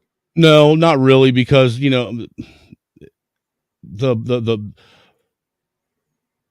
it's funny when it happens in real time. I can't believe you don't like my teabagging masterpieces. Well, that's your thing, man. I'm really not a dick and balls type of guy. I don't get joy out of watching guys sit their nuts on people's head. I do.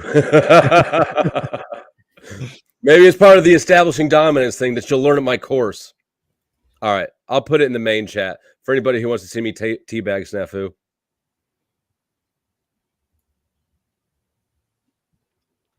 Yeah, Truth or Cop. Hey, Truth or Cop. Good to see you here. The bikers. I do have a couple motorcycle clubs watching. When I took my little hiatus, they sent one of them sent over a nice big super sticker.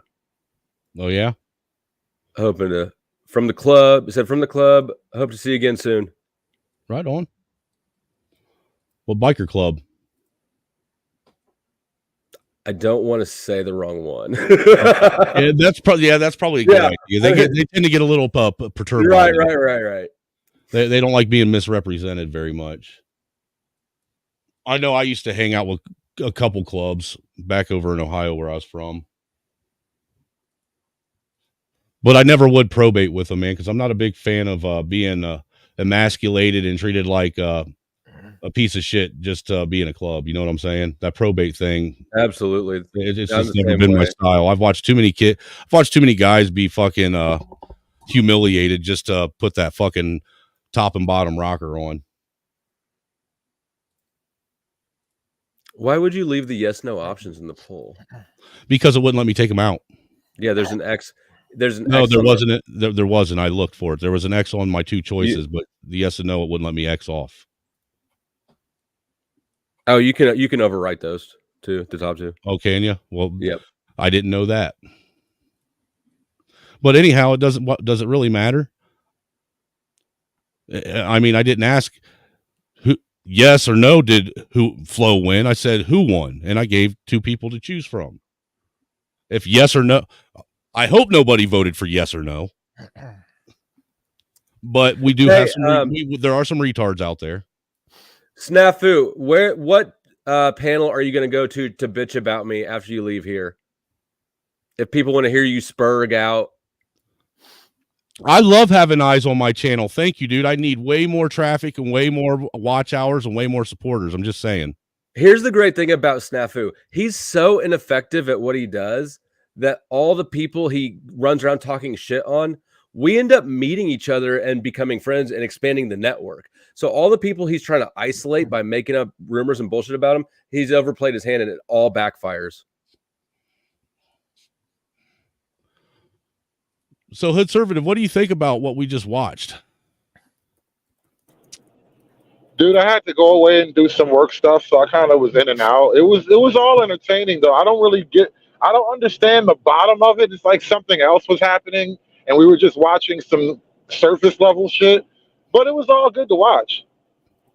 I mean, let me ask you this: do you think that, like, because Free Zone asked me how much of that I believed? Do you think the Flo was, out of pocket for or asked any unreasonable questions? I think audacious claims require audacious evidence, right? And he was a little bit audacious. Like, here's the thing: he could have been telling the truth about every single thing, because some people do have, great lives and they do cool shit and they get to have, access to cool stuff, right? He could be one of those guys. The problem is when you make these claims just, so casually in front of a group of strangers, you can't be all shocked when somebody calls bullshit, because when somebody does call bullshit, you either have to put up some solid evidence that you are who you say you are, or just, take the ribbing with some dignity and some, not dignity, but grace, right? Take the ribbing with some grace and don't get all bent out of shape about it, which he did not get all bent out of shape about it either. So no, but it was like he shut down though, a little bit, yeah. Which that in and of it, that is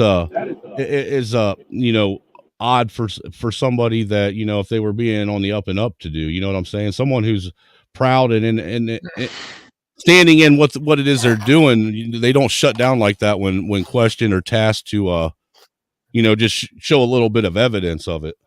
And if you're really like people who are competent want competent people. If he was about his shit, he would want somebody to ask these questions and not just be duped into a simple ass sales pitch like that.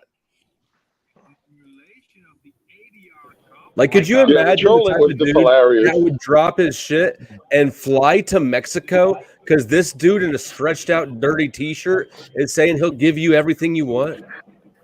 Well, look at who he's aiming the pitch at, though. You got to understand, a guy who's like well placed, or he's got love and happiness in his life.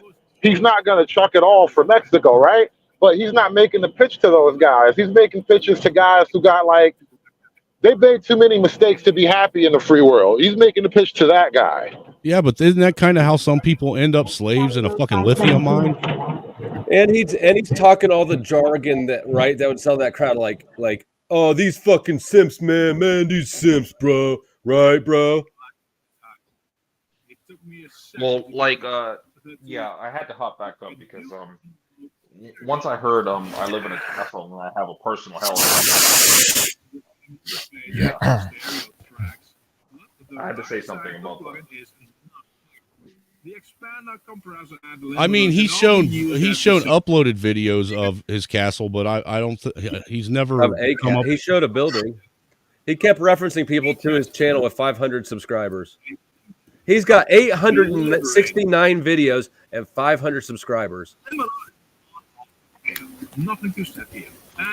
Well, that doesn't necessarily say anything, though. It shows that nobody's paying attention to what he's out doing. A lot of stuff, and nobody's paying attention to it. The about section of his YouTube channel has terrible grammar. Is that with you, Flo? Is that you with all that background noise going on? Goddamn. No, of course not. Who is it? That's a range. And this is exactly where you got metal sound. It is the hunk, and this is one of the. Yeah, it was AV. I had to mute you, AV. You got a bunch of background noise going on. I don't know what the fuck you're watching, like some kind of Telemundo fucking soap opera or something. I couldn't understand it.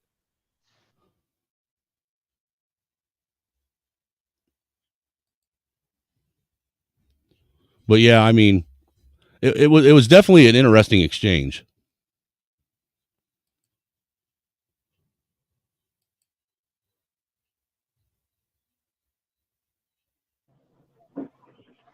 Yeah, lesson learned, man. At any given time, anyone has the right to call bullshit.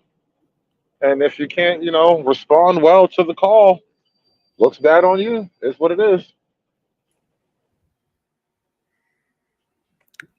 Yeah, I mean, could you imagine having done all the things he says he's done and be his age and haven't been around the world as much as says he has, and not know how to make yourself not look like a sleazy con man? So this guy that Snafu calls a pedophile is Monograph. Yes, I know who Monograph is. Yeah, he's not a pedophile. No, he's not. Snafu's just a hater, and he's mad because I told him that he was a hater and that he didn't have anything on Monograph before I'd ever met Monograph. And Monograph apparently caught wind of that and appreciated it, and now Monograph's the homie. And I've known Monograph since I was Trailer Hood Voodoo Ninja. I don't even know. Was that your old channel name? That was my very first channel name that they got fucking. It's kind of a sweet channel name. I know, right? Trailer Hood Voodoo Ninja? Yeah. Yeah, that nigga dead now. Yeah, that nigga ain't never coming back. Yeah, he dead as shit, man. He is dead as fuck. They killed him. It was a race war. He died. Dude, I almost broke the fucking Black Manosphere over him. It was funny to watch too, wasn't it, Hood? It was an amazing thing to watch happen. Yeah, listen, I actually went on this whole long fucking defense of the white man. It was my first ever too. It was like, y'all really tripping. Y'all really, really tripping. Stop. Yeah, that's why Hood's the homie, man, because he didn't even know me that well, man, and he went to bat for a motherfucker because they were acting stupid over some dumb shit. Did you see Monograph do a little promo for me? No, I didn't. Man, you don't watch my shorts, man. Dude, I'll be honest with you. Unless it comes through my feed, unless it comes through my feed, I probably don't, because the only thing I'll catch generally is your lives. Yeah, that's fair. You know, I like the live content interaction, be honest with you.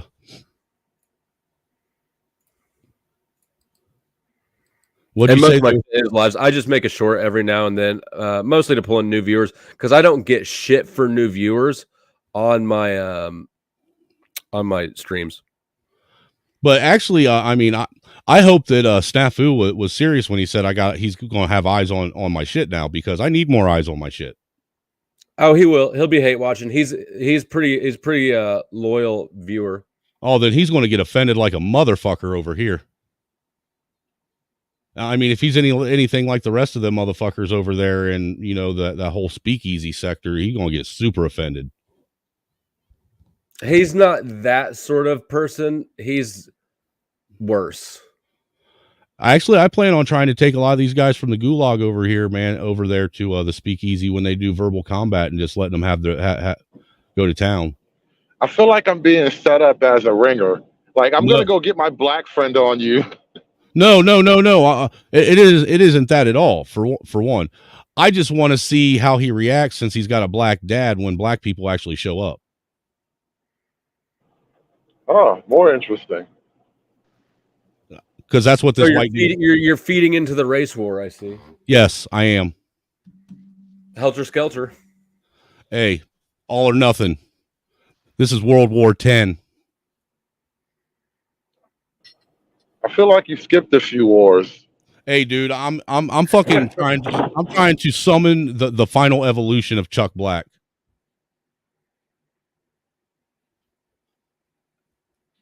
I just want to be able to sing rap songs in my car without people getting mad at me.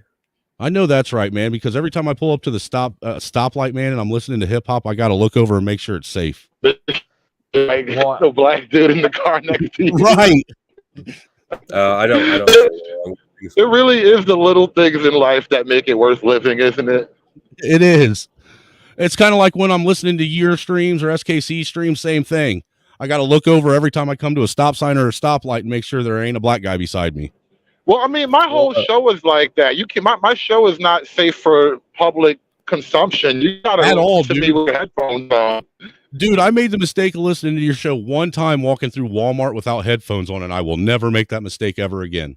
Yeah, there's most of these fucking panels I don't even want to listen to like outside in my own yard. Of course, I only go on the good shit, I had some big old Debo looking motherfucker in Walmart one day while I was listening to Hood Stream, just looking at giving me the side eye, man. Like, the fuck are you listening to over there, cracker? Yeah, Snowman. The thing is, you can listen to rap music all you want. It's just, it gets a little bit touchy when the N-word gets brought up. That's when the problems arise, typically. Well, see, that's just it. Is over here. That's why I'm the only one that's allowed to say it. But the whole like 15% of the song is nigga what? Nigga who? Like a good 20% of rap culture is the N-word. Right.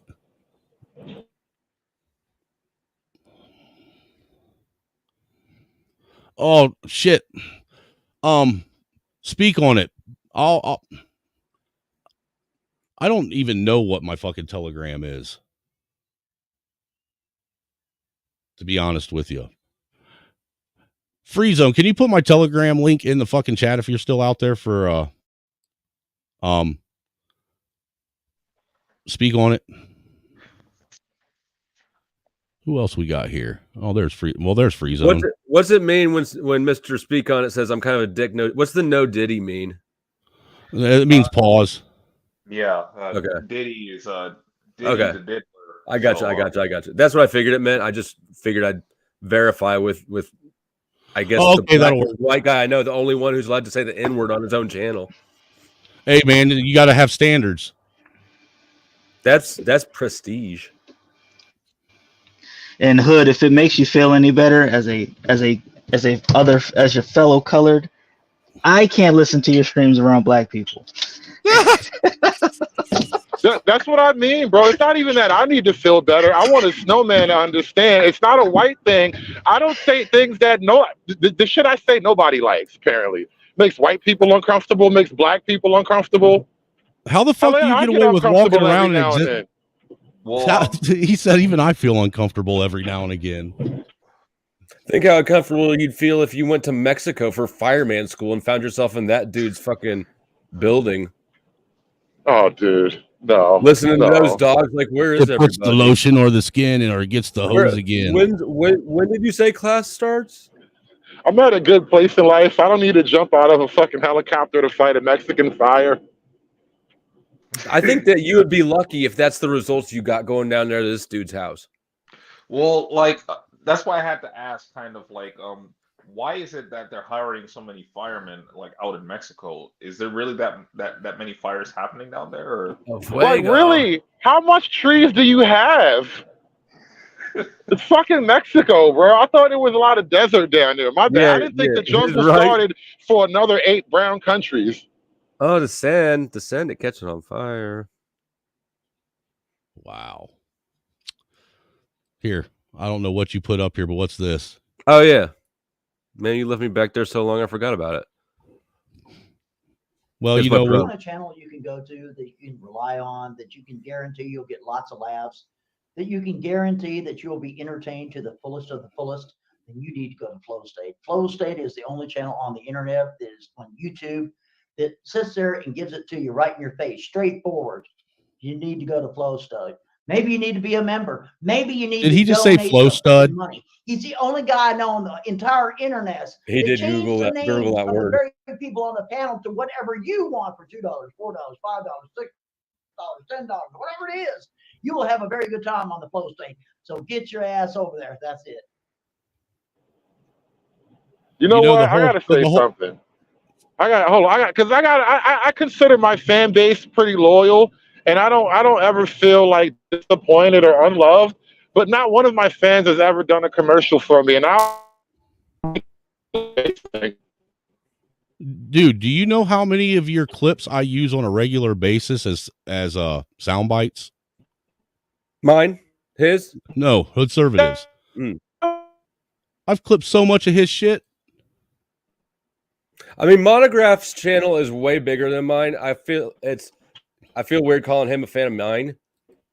I mean, he does watch the show and he joins. Like, it wouldn't be wrong, I suppose. We're fans of each other, but he's got 80,000 subs or something. I don't know. Something Bigger like channel. that.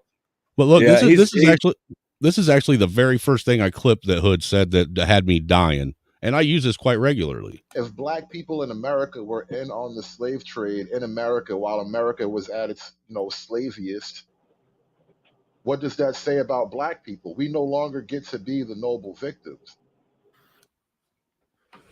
Slaviest. Yeah, he invents his own words, dude. That's a good word. Hey, slaviest is a bar, bro. That's crazy. I'm telling That's you. crazy. The slaviest. And then you remember, let me see, you remember this one from not that long ago.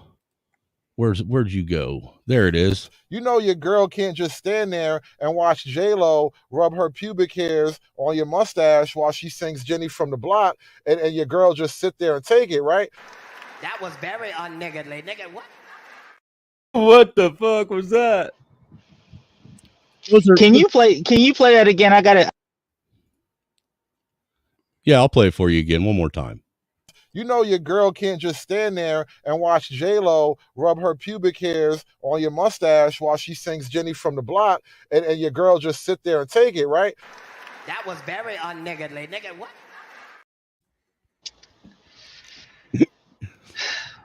That clip Wow. got you a new sub, sir. Hey, and the best part is I clipped that while he had the dirty folks comment underneath it, which just solidified it, made it even that much grander. Yeah, Hood really don't need a commercial because his clips already much speak for themselves. Like, And then there's this one. This is an all-time classic right here. Where's it at? If they choose migrants over your kid's education, right? If your kid has to sacrifice one day of his education over a migrant, I call that treasonous and highly offensive. That is a flagrant constitutional foul. As a citizen, we deserve and demand better. And all I'm saying is, if they choose migrants over your kids' education, what makes you think you're going to get a reparations check? If the migrants get first placement in the school over your kids, and they're not even getting educated. They put the migrants in school and was like, you know what? This is a win-win. We ain't got to educate none of y'all motherfuckers. What makes you think they're going to cut a reparations check? When the migrants they're not even American citizens yet. They haven't even begun to outvote you niggas, but you think somehow you're going to get a reparations check.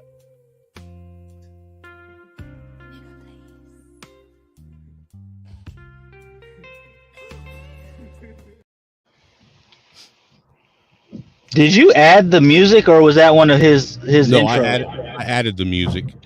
I thought that was my jazz day. I know there was one of those days I was feeling like jazz bluesy, and I did a whole jazz blues sort of soundtrack in the background. No, you were. That was the day you were feeling jazzy and bluesy, but you weren't playing it with that. So I went ahead and added the music to it to give it a little more flavor and pizzazz.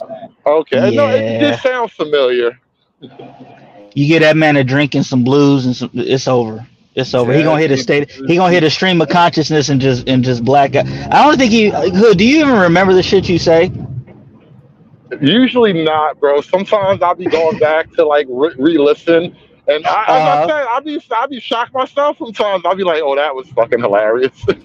I'll be laughing at myself, bro. It feels weirdly psychotic to listen to yourself and then laugh at the jokes that you made. Like, oh shit, I said that. Right. Yeah, man. You ever been called out? You ever been called out on a panel for something that you said that you don't remember that you said, but it sounds like something that you said, so you got to lean into the fact that you said it when you don't remember that you said it? Oh, and I own that shit. I own my shit. Like, even this is the thing about the stream of consciousness, bro. I might be wrong about something factual, but I'm attempting to find like the truth. And so it's not that I'm saying something that I walk back later. It might sound fucked up, but like, all right, so it sounded fucked up, but I really think that. Like, I'm trying to figure something out here. Right.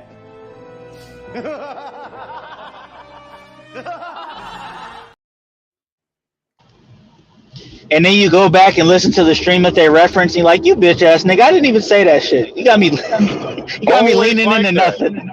It's always like that. And you know, this is like I've learned this. Bernard used to call me out for this though. Like, when you say something shocking, people stop listening and then they start feeling. And so you can fuck their heads up saying something shocking, and then now that they're fucked up, everything you say makes perfect sense, but it doesn't matter anymore because their butt hurt now. And then if you go back and listen to a rational, totally normal person, even though what you said sort of was shocking on the front end. Right. Nigga Moments brought to you by Dirty Folks. That's racist. I know, right? No, he's not here to defend himself, so I had to just throw that in there. Well, I can do it for him. Look, check this out. That's racist. He's a soundbite. That's racist. That's man. racist. Yeah, that's crazy. Yeah. But I'm with Flow State. I found myself. That's why I was asking questions, because there's just some things that didn't connect. Well, and that's why I just sat back and let things happen as they happened. You know, I wasn't going to. Yeah. I wasn't going to insert myself into something that had nothing to do with me. But I was definitely going to sit back and enjoy what transpired. No, that was beautiful. That was beautiful. I think, like, on a certain level, like, the internet is the place for people to make believe. And so I'm just so out of the habit of calling out the make believe, because it'll become all you do. And so I'm you know, the castle thing kind of fucked me up, right? But I wasn't even trying to go there, and he totally wanted to go there. So you got to let it happen now. Well, this is the reason why I asked that question, because I knew that there was some sort of issue going on behind the scenes. Because like that really was a German versus a Serbian war that was happening. Nah, here the part where he threw me off is when he started talking about how there's no money. Like you don't get. Yeah, you don't. I don't know You if he don't need said. money. Yeah, you don't need He said money, you and don't then get paid down here. and then it turned into. I was like, yeah. See, It turned. Where'd you go? It got into. We got into comic territory a little too quick, where there's no money. It was like, what? There's no money. Where'd you come up with the under $1 million for a used up German chopper? Then See, dirty folks is looking for somebody to refine his slavery pitch. He stumbled onto it. Oh yeah, man, I got you. Wow, the this slaviest. snafu food is really still going. That's crazy. do what? I thought We could be the snafu dude, I thought he slaviest. left. Oh yeah, he's out in the main chat now. Yeah. Oh yeah. The reason I wanted to share that monograph clip is because snafus it just infuriates this dude. Well, I'm just going to let the chat know that they can do whatever the fuck they want, you know. Since, Oh wait, I'm a mod. What am I doing? I mean, generally, I let people go, but you ain't got a wrench. You're at the mercy of the chat, man. I'm not sensitive, and I'm not gonna let. I am happy to let him boost your algorithm. Keep crying, Snap. Yeah, but he really needs to stop putting that fucking pedo word in my chat. Yeah, for real. Seriously. Snafu, no more pedos. Use other words. Don't spurg. Like, yeah, quit being a fucking spurg, dude. Like, I'll say this. I'm not sure what his problem is. It sounds like he might have gone to take the fireman course down in Mexico, and he's a little bit. Snafu, you'd be a great fireman. See, look at this. I feel like you guys are lowering the reputation of firemen. I'm gonna get this dude more recruits than he got himself before I leave the stream. Firefighting never sounded gay before you guys started doing this. Dude, they're known for sliding down a stripper pole. Yeah, the firemen, they have been known for being into some questionable activities. Snafu, you tired of living at your sister's house and hanging out in your van and being a loser with nothing to do but run around online crazy shit? Dude, stop spamming the fucking chat with shit like that. I mean, otherwise I'll fucking tell people to fucking nuke you. And I don't like doing that, but come on, dude. I only need 1 or 2 fucking comments for you to get your fucking point across. And I'm not letting you on the panel, dude. I don't know you. Fellas, I'm going to have to leave. Was a pleasure. This was fun, Aviated. I appreciate it. Take care, everybody. Yep, take it easy, brother. Good week. Peace. So that is actually a questionable thing to say that you have proof on well, the proof that he put in the back, I already looked up, and I already know who that guy is that he's trying to claim as a pedo. He doesn't have proof, though. You lead with proof on claims like that. You don't talk about it. And I've never known that guy to be a pedophile. And see, that's the thing that's going on on YouTube that's really starting to fucking irritate people, especially people that come from, a background where they have family members that had to deal with that shit. Is people going around throwing that fucking term around as loosely as they are. It kind of takes a little bit of the weight off of it when you start normalizing. It almost normalizes. That's the word I was about to use. It normalizes it, doesn't it? Well, like where I was going with that is like, why do you have access to this so-called proof? And why are you running around yelling at people online for it instead of doing something about it? Dude, this one link says Hillary Clinton's international secret torture porn web, and he thinks I'm going to click on that link. This Flow dude is bad shit, guys. Virus site. Yeah, and talking about like Illuminati and stuff like that. It's like, bro. Disturbing video featuring small female in shackles, and he thinks I'm going to click on that link. Dude, just quit. You're gonna wind up on like 3 watch lists. You click those links. For real, man. I'm telling you, bro. I don't understand, dude. I don't get these fucking Anquifa fucking types, man.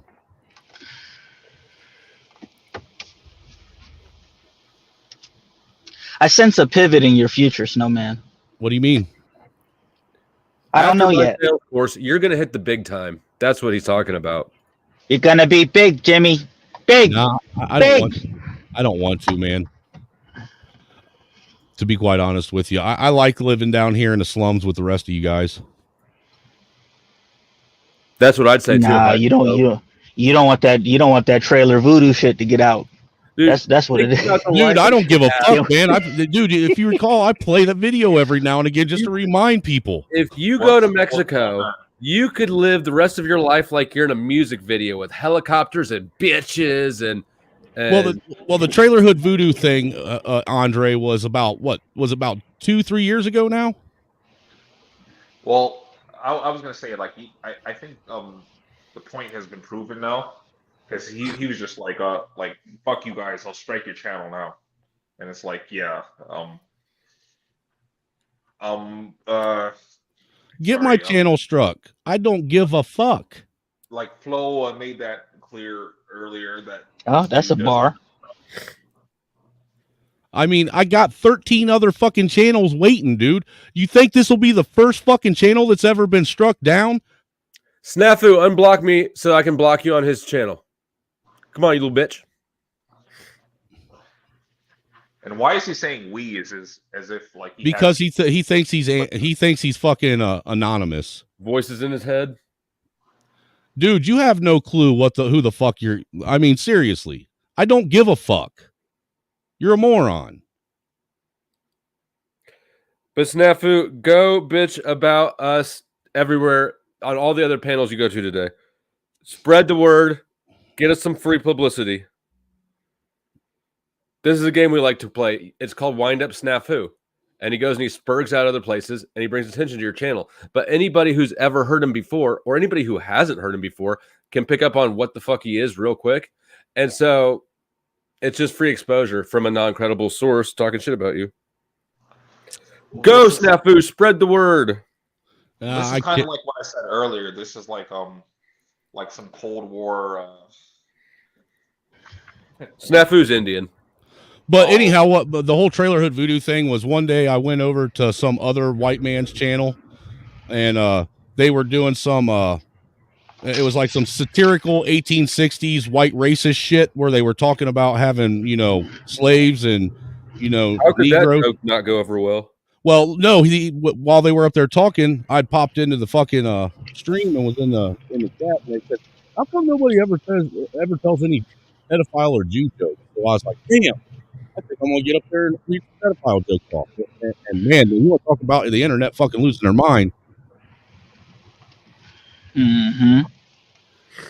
I mean, I just read some jokes and they started treating me like I was fucking, diddling kids while they were just while remember, Lou, at the same time while they were supporting people diddling kids. And to this, they still doing it to this day. To this day, they still doing it.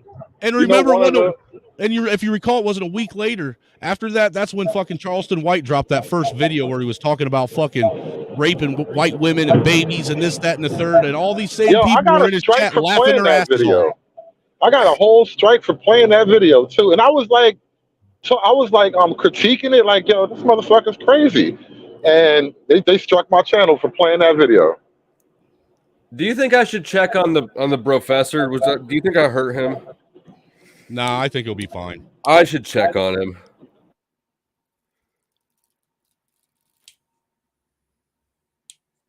Because it's fun to be a bully. They struck you for that video, Hood? Well, if you recall, they struck him. Remember when he did the rebuttal stream for me about what I did? They did strike him. He had to do a second. I forgot what I was playing, but they took me down because what I did was I found a lot of Andrew CK. Well, man, more or less, I found a lot of examples of people telling bad, fucked up jokes. A lot of Louis CK shit. That was my guy, Louis CK. But basically, don't get all bent out of shape because people are. Because even if it's not a good joke, it's not like he's actually out there touching the kid. Like, there are people out there touching the kids. They just don't joke about it. The guys trying to be funny on the internet probably aren't the guys that you should be all heard about. Yeah. But they were the same ones that was protecting diddlers into space. That was the whole funniest thing. They're still doing it right now. Oh yeah, Absolutely. DMT himself. He had a whole conversation with this girl talking about how when she was she was an adult taking some young boy out on a date basically, and it's like if this was a man telling a story, we would be dialing 911 and just waiting for the next one. Like we would be so willing to snitch on this dude, and she's telling her pedophilia, her championship pedophilia tales. Wait, what was the age difference? Because I personally don't feel like these high school kids who fucking their teachers are any sort of anything but lucky. They pulled off what I couldn't. I mean, I have a little bit of a sanguine approach to it because, if I was in high school and one of my teachers wanted to give me some pussy, I don't see that as ruining my future. Now, if you're a young girl and your older teacher is trying to knock you down, it does kind of ruin your future in a different argument, right? It's a different paradigm. But on the level of you're gonna throw the book at predators, these bitches are predators, and I'm all for punishing bitches. Are predators. Yeah. It's hard to rape the willing. Did y'all have hot teachers at your school like that? I did. Oh my god, dude, I did. Yeah, I did it. She wasn't giving up no pussy, man. That shit broke my heart. Dude, we had there was like 5 or 6 fucking like smoking hot fucking teachers in our high school. Shout out Miss Anderson. I still remember you. Miss Brunswick. And your nips. She come to class nipping. It was fucking absurd. Like, bitch, you don't own a bra. You're coming into this high school class with your nips bugging out like that. Like, hey, to the guys in the chat, if the troll keeps coming in and trolling and talking that shit, just go ahead and fucking ban him. Get rid of him. I'm not dealing with this shit tonight. He has multiple accounts. I know. I do too. I know how this works. He's got all kinds of sock accounts. I get it. The Freak, what's up? Good to see you.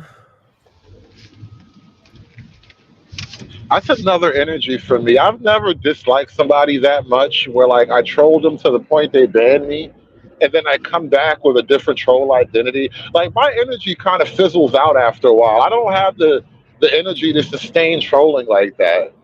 Because you only have power in other areas of your life. But if you're absolutely, completely, and utterly powerless, and you're trying to grab onto any power that you can have in your life, this is what you get left with. I got goals and responsibilities and shit, man. No, he got none of that.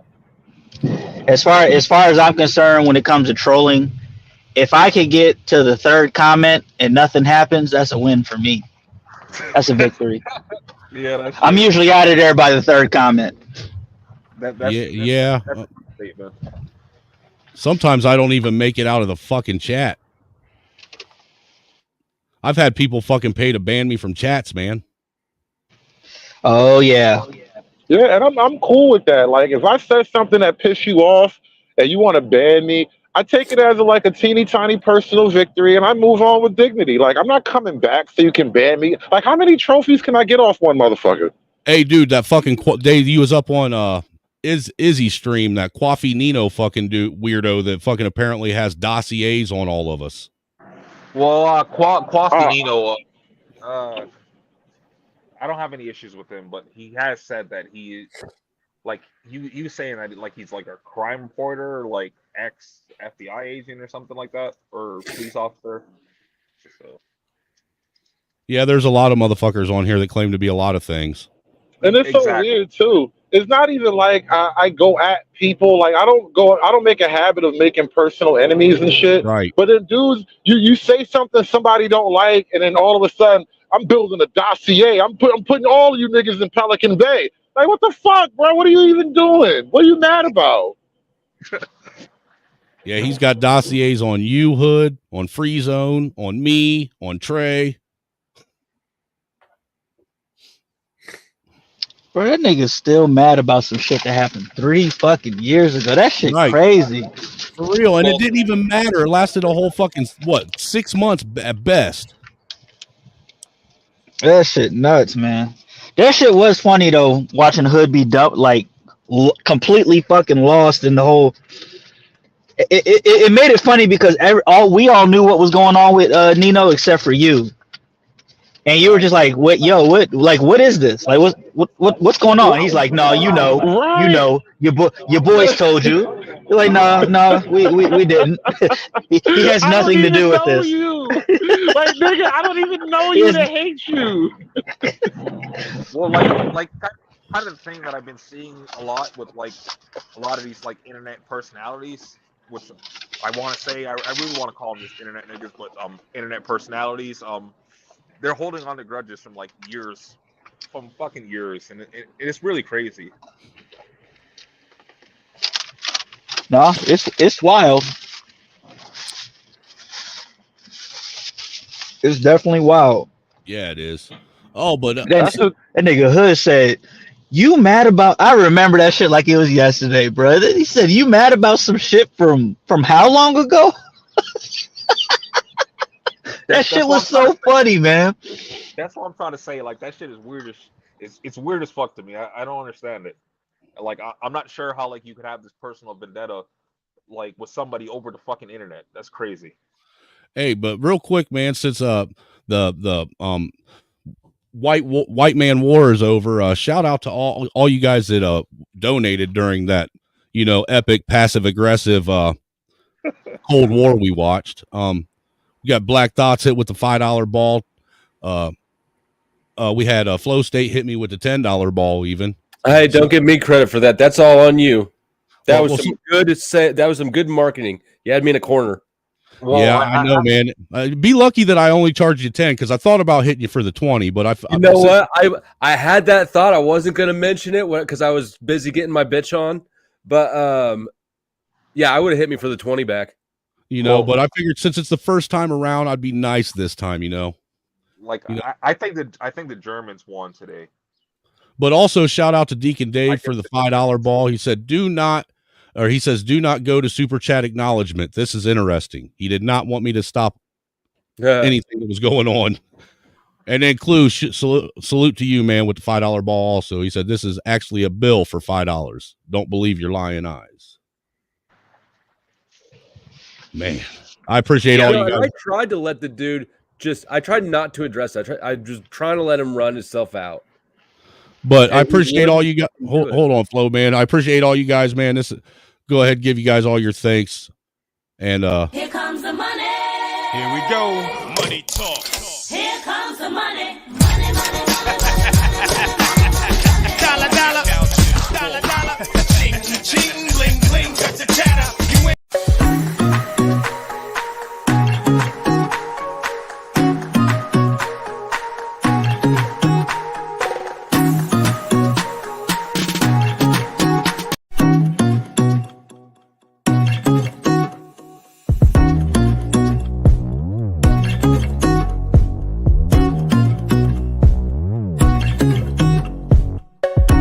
drop it low for Jesus. Keep the Lord in mind. When you dirty wine, drop it for Jesus. again, thank you. Salute to all you guys that help support.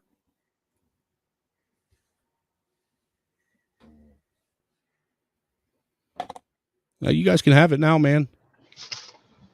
Drop it low for Jesus. That's something else. Ain't it though? Bro, Well, drop it dude, low for Jesus. Not heard it all. I know how you guys like them biggins sometimes, and especially the ones that, like to drop it low for Jesus. So Well, that nigga Jay Rello. That nigga Jay Rello showed some big bitches. He's like, that's pressure. That's pressure right there. That's pressure.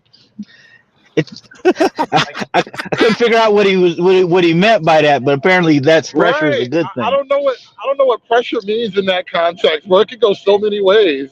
Yeah, he was saying it like it was a compliment though. Like y'all ain't ready for that because that's pressure. You have to rise to the occasion. That's how he framed it. I'm like everywhere a big bitch is standing is pressure though. I don't really know what that means. To be fair, I was actually having this conversation just yesterday talking about this may not be historically accurate, but one of the first dudes with the hoe was Jesus.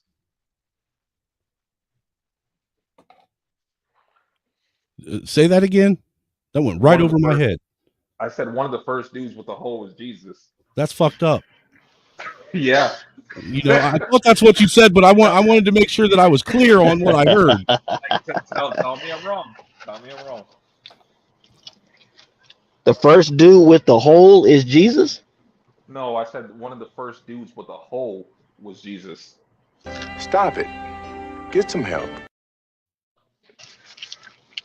Thank you, Mike. For real. I'm just saying. See, this is what you get for being nice to hookers and prostitutes. They talk bad. They talk crazy about you forever. Oh, Jesus loved the hoes. Jesus loved the hoes. You see? Nigga! That never gets old. Yeah, I'm good on it, bro. I could People push, want to love hoes, you know. I could push that button over and over and over and over again. Yeah, I'm sure you can. I can. You want me to do it again? One more time. One more time, just for good measure. Yeah, for sure. Gotcha, bitch. Nigga! You like that? Oh, I forgot all about that clip.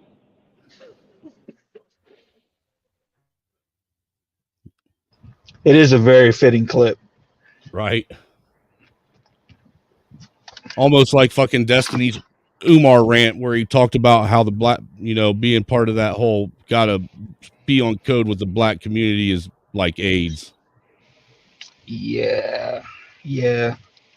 Fortunately for me, I don't need the clip. I could just say it.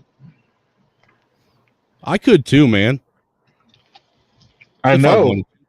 It's just if you wanted to. If I wanted to, it's just me. Look, I'm one of them white guys that I don't. If you were ever so inclined to do so, Well, see, look, Lou. The thing is, I don't think as a white guy that I should overuse it, because if I overuse it, then it takes the weight and gravity away from it when I do drop it. That's a great point to make. You have to respect the context in which you say it. Right. Yo, shout out to the white man for keeping the value of the N-word high. Because you niggas just lower the value of the N-word. Every time I turn around and nigga what, nigga who, nigga this, nigga that. The white man is maintaining the high value of the N-word. I am clipping He only that. whips it out when he needs it. That's a clip. Well, I have said that Snowman doesn't like this, but he's an honorary black man. Oh, it was you. God damn it. Don't start that again. Jesus Christ. Yeah, he's the one that started that whole fucking shit the other day where you realized that there was all this fucking white interracial war going on. No, I've known for quite some time, but I did know that, like, the Irish. I don't want that. I don't want that honorary badge, sir. I don't know why you keep trying to give me something I didn't ask for. It's too bad. Your people have What do you mean, my people? the Irish. Yeah, y'all were The Irish did not work this hard to fight their way into whiteness just for you to re-niggify Snowman. Right. I feel like this is worse, like reverse gentrification or some shit going on. There's some kind of really fucked up racial trope going on right here, and I don't feel comfortable with it.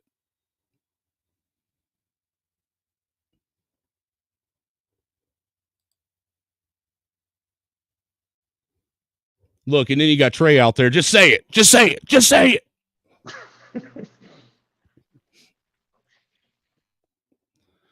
Oh, man, this has been a fucking long one, man.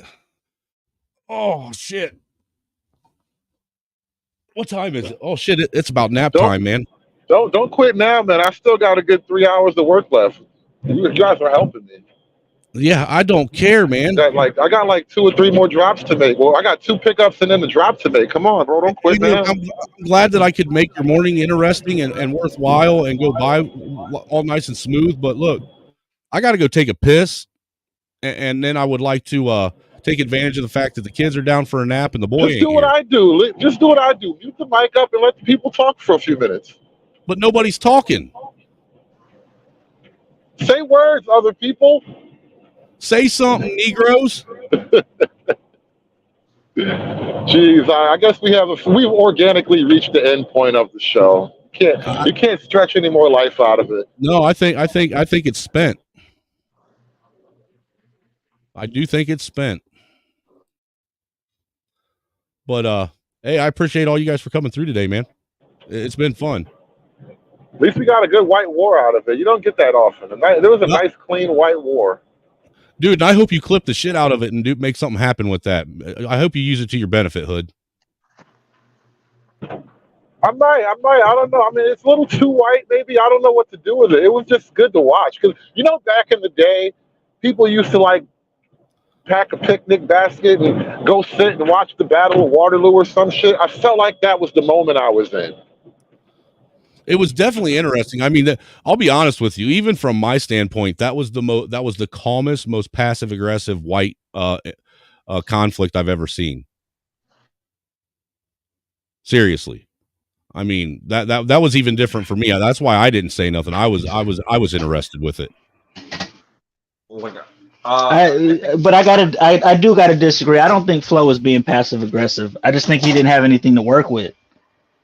It's like that's just not a typical reaction that you have when somebody gets called out, and that's why I really can't do anything with the clip. Like it would be a beautiful personal clip for me, but it just wouldn't service my fan base in any way.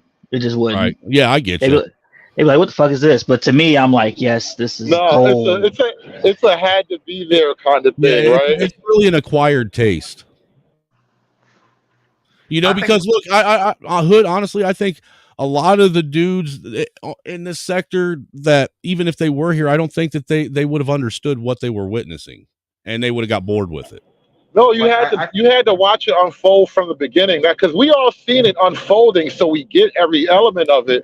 But to just sort of take a 30-second clip of it, it's too much context that you can't pack in there. It was it was chivalrous fuckery.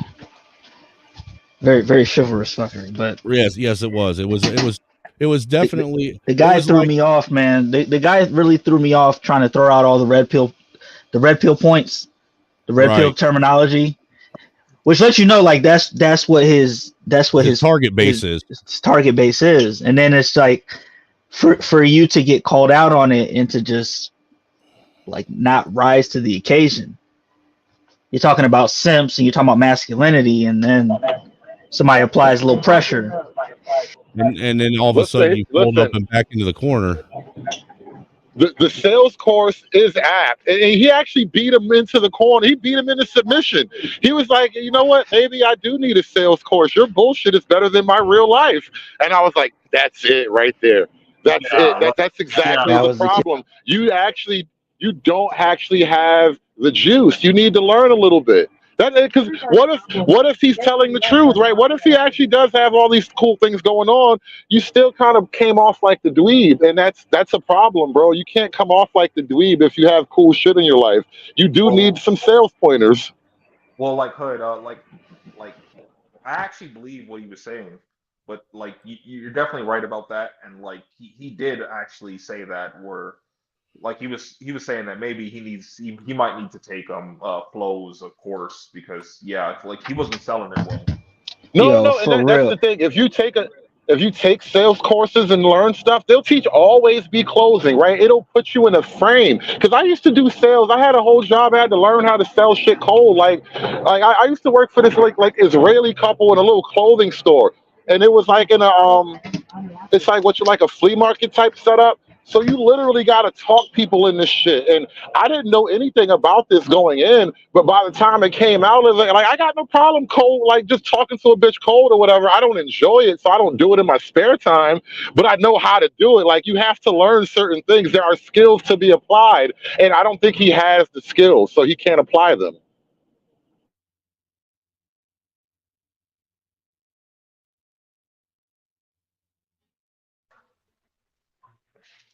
Well, especially when you were I talking just about. know, bro. Look, man. If I had a castle and a helicopter, you couldn't tell me shit. You could tell My me a nigga, motherfucking thing, man. I would be dragging my nuts all over this fucking panel. What do you mean? You talk about a tea bag, bruh. It's not happening. Hey, bro, like that's the reason why I came back up because I heard the castle and the helicopter. I'm like, that's crazy. Like, that needs to be investigated further. Yeah, I mean, We didn't actually see the helicopter, by the way. Or the castle. Yeah, we didn't see the castle. We didn't see the castle. That was not a castle. Somebody asked him to cam up to show us the castle. He showed us a Dominican condo. Yeah, that's true. A Free Zone. Give us a tune to take us out with for this.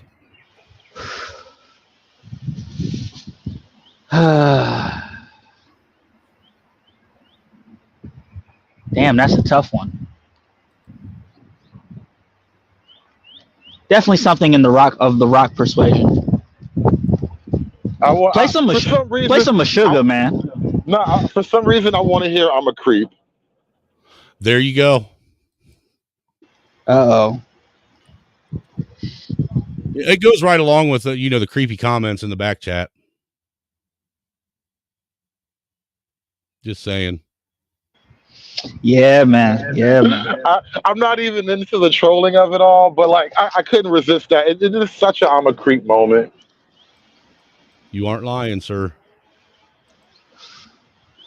But yeah, I'm gonna get up out of here, man. Y'all take it easy, man. Yes, you too. You as well, Yeah, sir. I guess I'm gonna go work like a white man. I'll see you guys later. Bye. All right. Hey, I appreciate all you guys coming up and all that shit and enjoying this spectacle with me. It's been fun. It's been a blast. Shout out to everybody that donated, man. I appreciate you all very, very, very much. Almost hit the $100 goal today. Pretty damn close.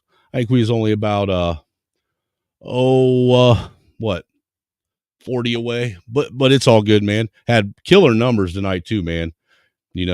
So salute to all you guys out in the chat and everybody was sharing this out and everybody that stuck around for this wild ride. I mean, you never know what you're going to find when you come over here, man. I don't run with just one group of people, man. I'm all over the fucking place. I'm invading freaking everybody's space. I am colonizing YouTube. That's what I'm doing, colonizing YouTube. And I am going to put my cauliflowers everywhere that I can. So with that, like I said, great show, great evening. I appreciate all of you guys for coming through, being a part of it. Appreciate all the donors, even the trolls, man. Don't come over here and spurg out in my chat like that again, but you're welcome to, send haters over to Hate Watch or whatever. And trust me, I am not afraid of you trying to shut my channel down or get it struck. I mean, it wouldn't be the first time and it probably won't be the last time. It isn't that big of a thing to me.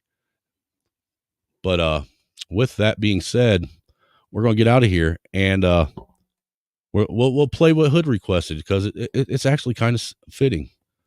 Deuces, y'all.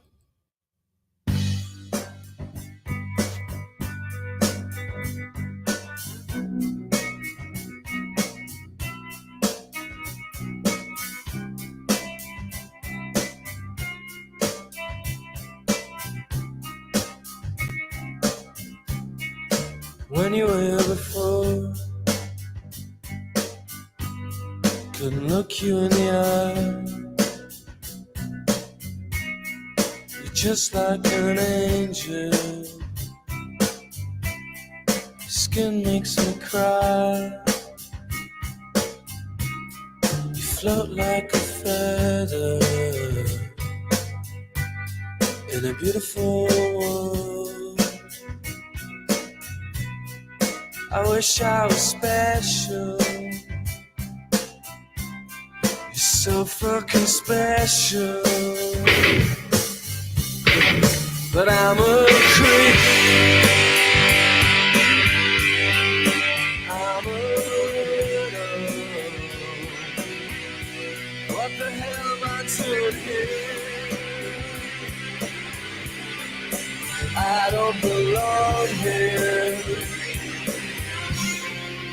so perfect. I wanna have control. I want a perfect body. I want a perfect soul. I want you to notice when I'm not around. So fucking special. I wish I was special, but I'm a creep. I'm a widow. What the hell am I doing here? I don't belong here.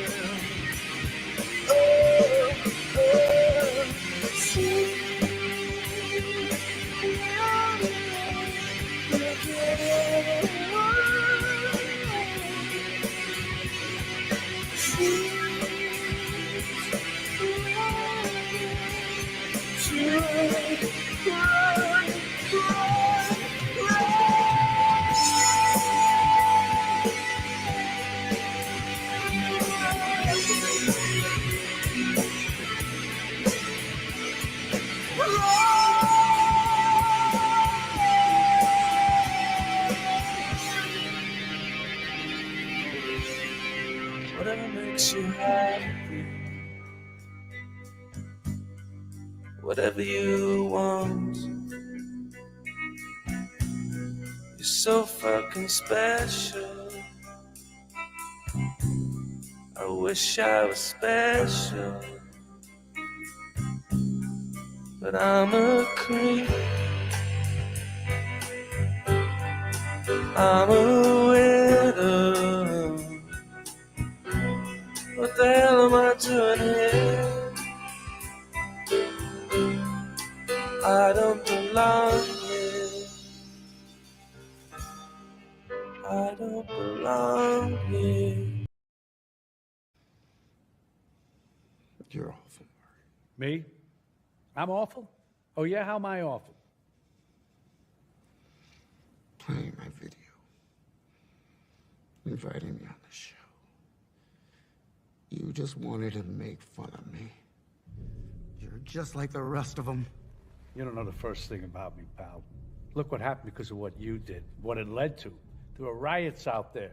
2 policemen are in critical condition. You're laughing. You're laughing. Someone was killed today because of what you did. I know. How about another joke, Murray? No, I think we've had enough of your jokes. What do you get? I don't think so. When you cross I think a we're mentally done ill with your loner jokes. with That's a it. society that abandons him and treats him like trash. Call the police, I'll Gene. tell you what you get. Call the police. You get what you fucking deserve.